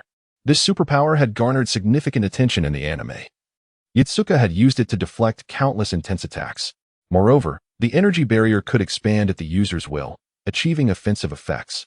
However, compared to its offensive capabilities, this superpower leaned more towards defense. In an instant, Su Bai's expression became increasingly strange. Once again, a defensive ability emerges. How is it that this recording hall generates such formidable defensive capabilities? First, there was the Colossal Titan, followed by the Golden One, and now yet another energy barrier. Is this a hint of some sort? As Su Bai surveyed his surroundings, enveloped in an aura of invincibility, he fell into deep contemplation. After a lengthy pause, devoid of any enlightening thoughts, he relinquished his musings and redirected his attention to the system's activities. However, after a considerable amount of time had elapsed, the system remained as stagnant as a still pond, devoid of any ripples. At that moment, the door to the private room swung open, and Inoue, along with her companions, emerged hand in hand. Was it only Ani who received a reward? Su Bai pondered, a tinge of disappointment creeping into his heart. After all, this meant fewer opportunities for him to draw rewards. It seemed that luck had not favored Inoue and the Flower Fairy today. Nevertheless, it was better than if Chuchin Xiaokong had obtained a sniveling beast. In that case, Su Bai would have undoubtedly eliminated those rewards without hesitation. At that moment, the three of them joyfully approached the counter, particularly Ani, who, having been inside for only a short while, had already bonded with Inoue and the others. Resembling sisters from different parents, engaged in laughter and conversation. Su Bai was taken aback. Was this truly the aloof Ice Queen he had known? Indeed. As a great person once said, women are the most enigmatic creatures in the world. With a radiant smile, Ani looked at Su Bai, her eyes sparkling. I got it, she said. Su Bai, choosing not to elaborate further, waved his hand. A cascade of light descended from the void, enveloping Ani in its brilliance. Inoue and the Flower Fairy gazed at Ani with envy, yearning for a superpower of their own. Fear not. With time, you too shall receive such a gift.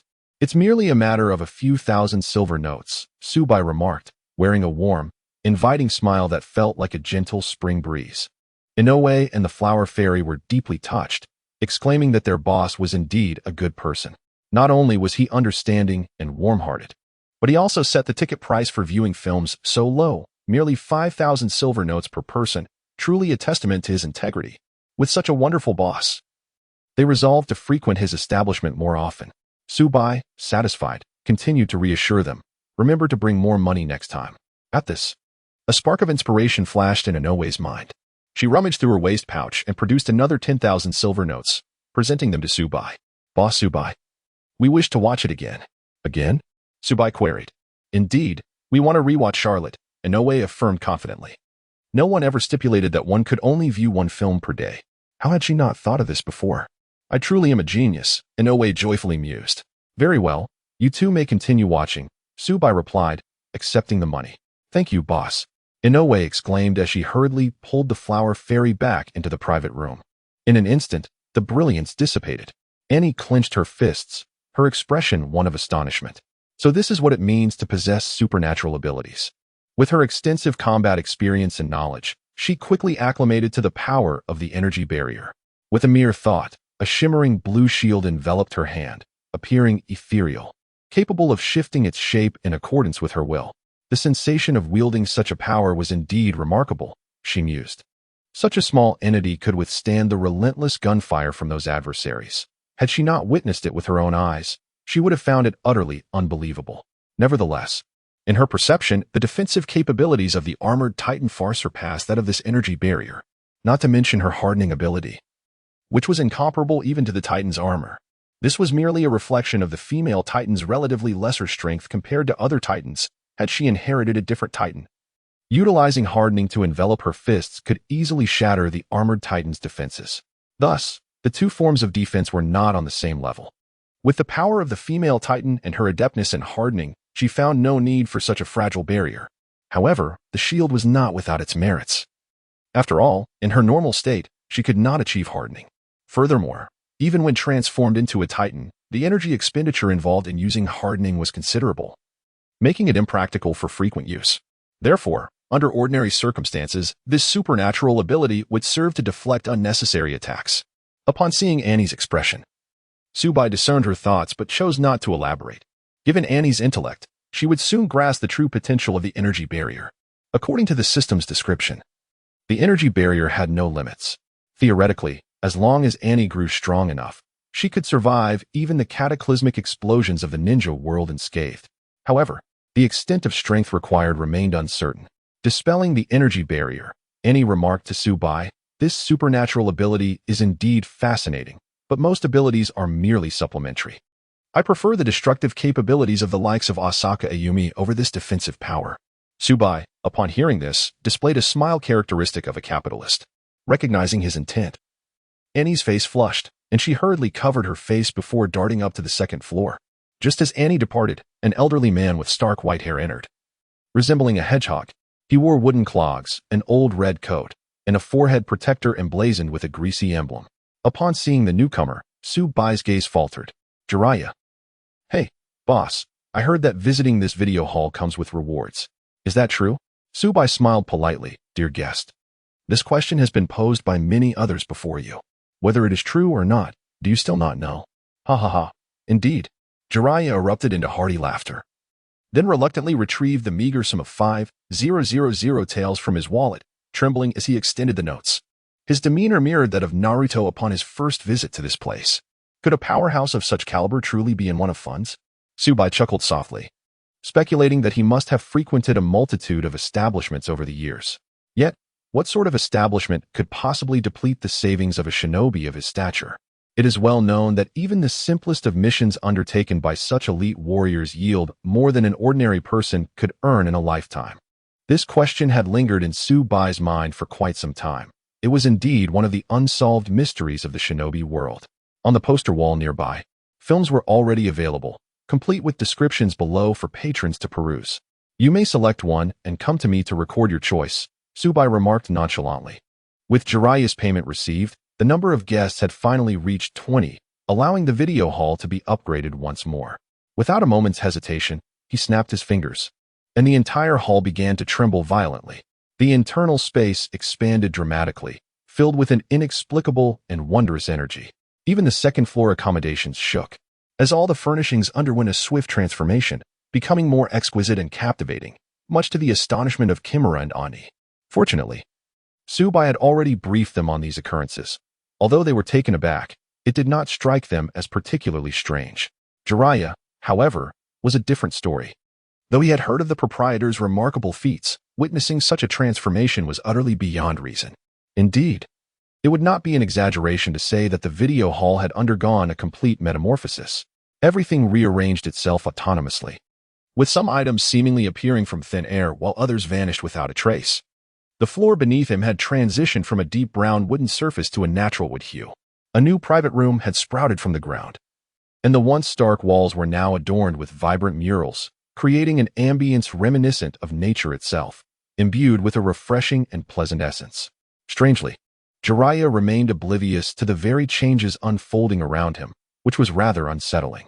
Disregarding the stupefied Jiraiya, Su Bai reclined in a chair and closed his eyes. After all, what was there to behold in an old man? Jiraiya inhaled deeply, suppressing his astonishment as he approached the poster wall. After perusing the 6 posters from beginning to end, he let out a slight sigh. Alas, are there no thrilling films available? I suppose I must settle for ones that enhance my abilities.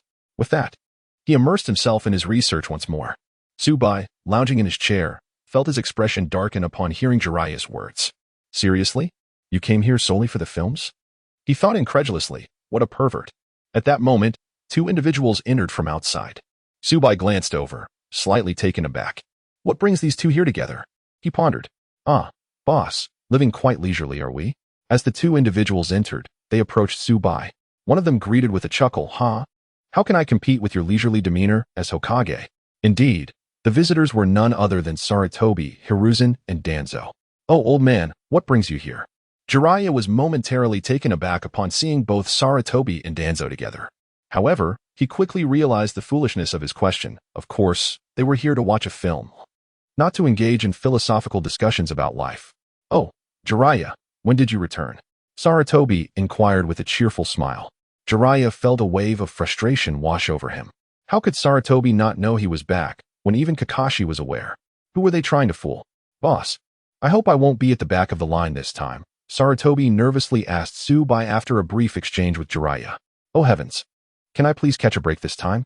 It's been 95 chapters, and I still haven't secured my position as Hokage. I haven't even had the chance to view anything. Well, your timing is quite fortunate. The cinema has just been renovated. If Jiraiya agrees, the 3 of you can indeed watch a film together, Su Bai replied nonchalantly. Really? That's wonderful, Sarutobi exclaimed, swiftly placing 5,000 ryo into Su Bai's hands and striding towards Jiraiya. Danzō looked on, slightly taken aback. What the hell, Hiruzen? Are you really that stingy? You can't spare a mere 5,000 ryo? Last time, I covered the expenses for Minion and Korin. With this kind of penny pinching, it's no wonder Konoha has been declining. With your miserly approach, how could the village possibly thrive? Humph, my thoughts were correct. One day, I will pull you down from your Hokage position, Danzō remarked darkly, handing Su Bai 5,000 ryo as he made his way to the poster wall. Sarutobi smirked internally, thinking, you think you can make me spend money? Dream on. Cough, cough, little Jiraiya, what film do you wish to see? Sarutobi inquired as he stood in front of Jiraiya, his amiable demeanor inciting a hint of unease within Jiraiya. Old man, let me remind you that I was the first to select this private room. If it weren't for me, you might still be on your way back, Jiraiya retorted. Taking a step back, Sarutobi chuckled, but I am your teacher. I exchanged a month's worth of allowances for this privilege. I am nearly out of money and on the verge of eating dirt. Haha, I am your teacher. You should show some courtesy to your elder. After all, I've returned to the village after such a long time. Do you not feel any shame? Haha, I am your teacher. I swear. Jiraiya nearly erupted in frustration. Can we please discuss something else? Sarutobi Azashi chuckled lightly, proclaiming, I am the Hokage. Jiraiya, visibly irritated, waved his hands in surrender, conceding to Hizashi's decision on what to watch, lamenting internally about his misfortune in having such a teacher. With a mischievous grin, Hizashi eagerly reached for Digimon. Having long envied that girl from the mountains, he had always dreamt of acquiring a flower fairy beast to bring some solace to his twilight years. Today, he finally had the opportunity. However, at that moment, Danzō, witnessing this scene, felt a jolt of alarm and bravely stepped forward. Hizashi, with so many new films available, why must you choose Digimon? Have you forgotten about Konohamaru's tragic fate? Oh, Jiraiya's eyes brightened, his curiosity ignited. What happened to Konohamaru?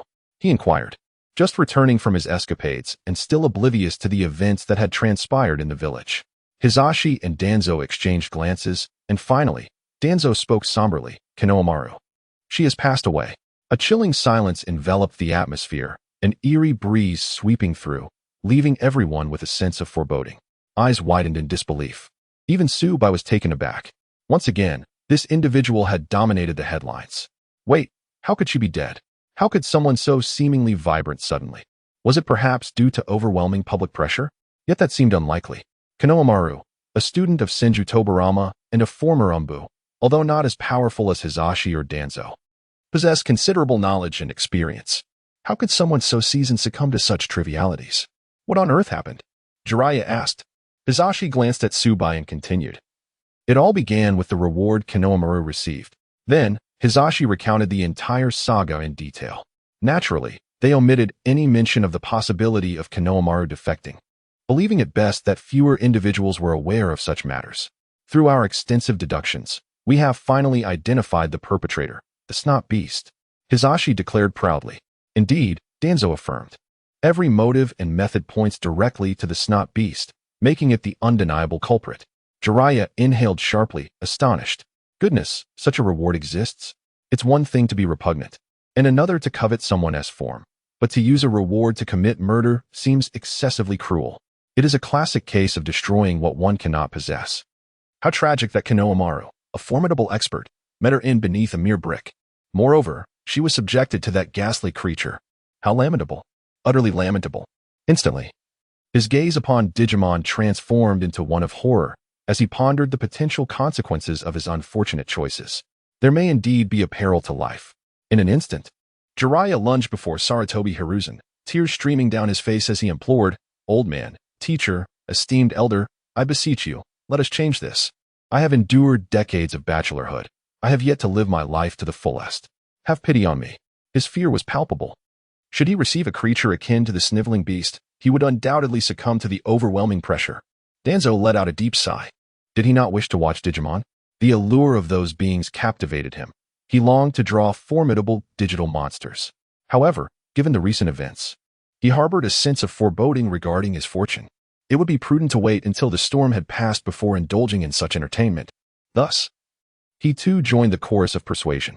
Among those present, one individual's expression shifted peculiarly upon hearing the entire tale. Indeed, that person was Su Bai.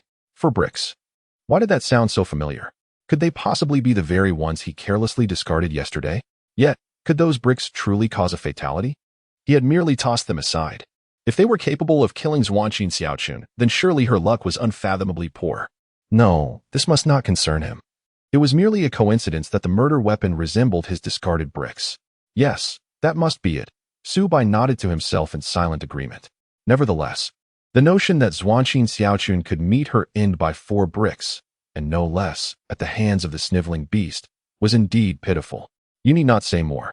My resolve is firm, Sarutobi Hiruzen declared, unmoved by the entreaties of the two. Today, he was determined to witness Digimon. Humph, Hiruzen, this expenditure is not yours alone to bear, Danzō remarked, his countenance sour. Huh, I am the Hokage. This 5000 Ryo note. I am the Hokage. Damn it. Even if your mother were here, I would still be the Hokage, the one appointed by my teacher, Sarutobi Hiruzen retorted dismissively. Jiraiya, witnessing Danzō's inability to dominate his own teacher, felt his heart race as he nervously approached Su Bai. Boss, may I have a refund? Su Bai smiled faintly. What do you think? Instantly, Jiraiya's expression morphed into one more grotesque than weeping. The weight of authority was indeed crushing. Today, Su Bai finally witnessed this firsthand. In his gaze, Jiraiya and Danzō reluctantly followed Sarutobi Hiruzen into the private room, their legs trembling. Meanwhile, Sarutobi Hiruzen chuckled gleefully. At the border of the land of waves. You are the demon, Momochi Zabuza. Kakashi narrowed his eyes, instantly recognizing the notorious figure. His demeanor shifting to one of seriousness as he assumed a combat stance. In his understanding, Zabuza Momochi was a rogue ninja from the mist, infamous for his failed assassination attempt on the Mizukage, and was also one of the legendary 7 ninja swordsmen. His prowess was formidable, marked by a path of relentless bloodshed, having slain countless foes, earning him a notorious reputation even among Jonin. The mere fact that he could retreat unscathed after failing to kill the Mizukage spoke volumes about his capabilities. Unfortunately, Kakashi was unaware of the Mizukage's manipulation. Had he known, his thoughts would have been vastly different. Zabuza leaped down from the tree, grasping his executioner's blade and pointing it menacingly at Kakashi. If possible, I would prefer not to engage in battle with you. However, let me be clear, the individual behind you is mine. Surrender him, and you may leave. Otherwise, with a swift motion, Zabuza cleaved through several towering trees, their trunks severed with such precision that the cut surfaces gleamed like mirrors, sending plumes of dust swirling into the air. Otherwise, those trees will be your fate. As his words hung in the air, an overwhelming aura of murderous intent radiated from him. Kakashi, witnessing this, turned his back to Naruto and the others, offering a wry smile. Do you see? This aura is formidable. Merely possessing the rewards from the video hall does not equip one to contend with such a level of malice. Truth be told, he had not anticipated that this mission would unfold with such intensity, with Zabuza, a ninja of his caliber, making an appearance. If he could showcase the clash between two jonin, it would surely illuminate their shortcomings. Kakashi pondered. It is time for these disrespectful brats to witness the true strength of a jonin. This shall serve as their inaugural lesson in practical experience. Just as he prepared to unleash his own murderous intent to enlighten his companions, a far more powerful presence erupted behind him. The ferocious aura crushed Zabuza's, rendering it as feeble as a newborn infant, adrift like a solitary boat on stormy seas. A sudden shock surged through Zabuza's heart. How could such an aura exist?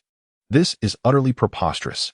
Before Zabuza could fully process this, Sasuke emerged, exuding an impatient demeanor, his eyes swirling with the Sharingan's tomo.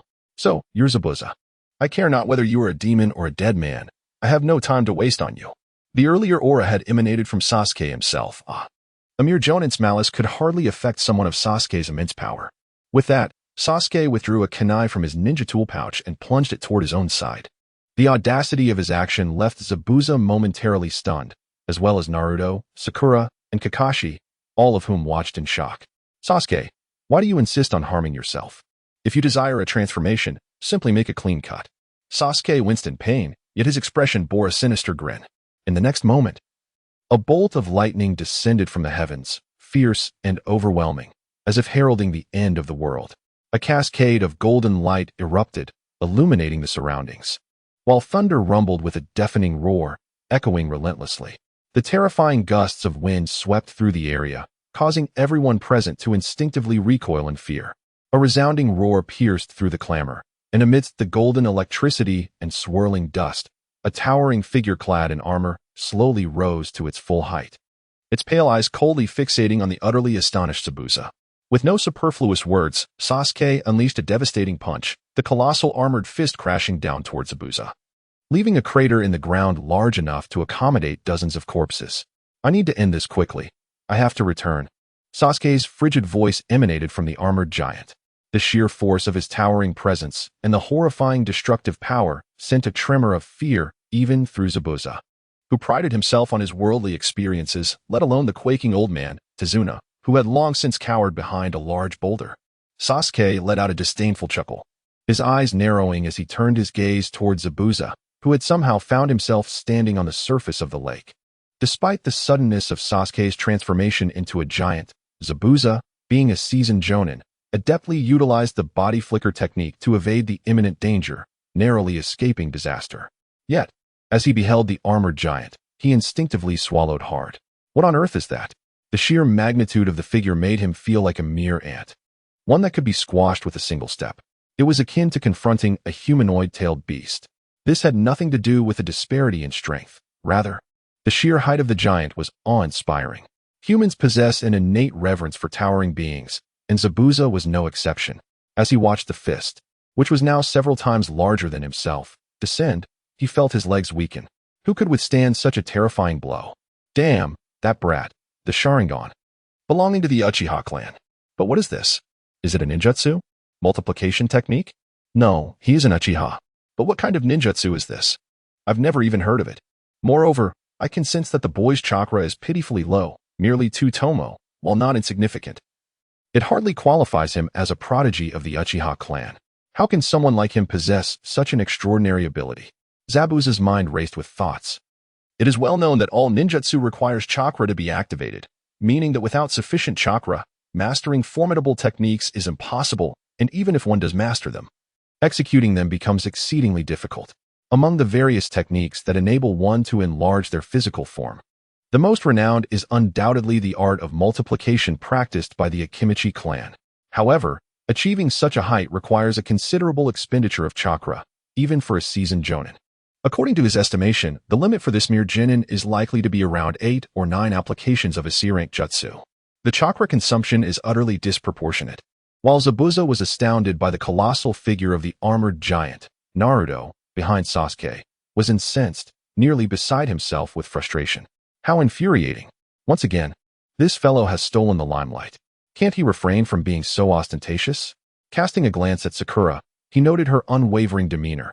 She was not looking at Sasuke. Her expression disturbingly placid and devoid of emotion, a stark contrast to her usual self. This only fueled Naruto's desire to act.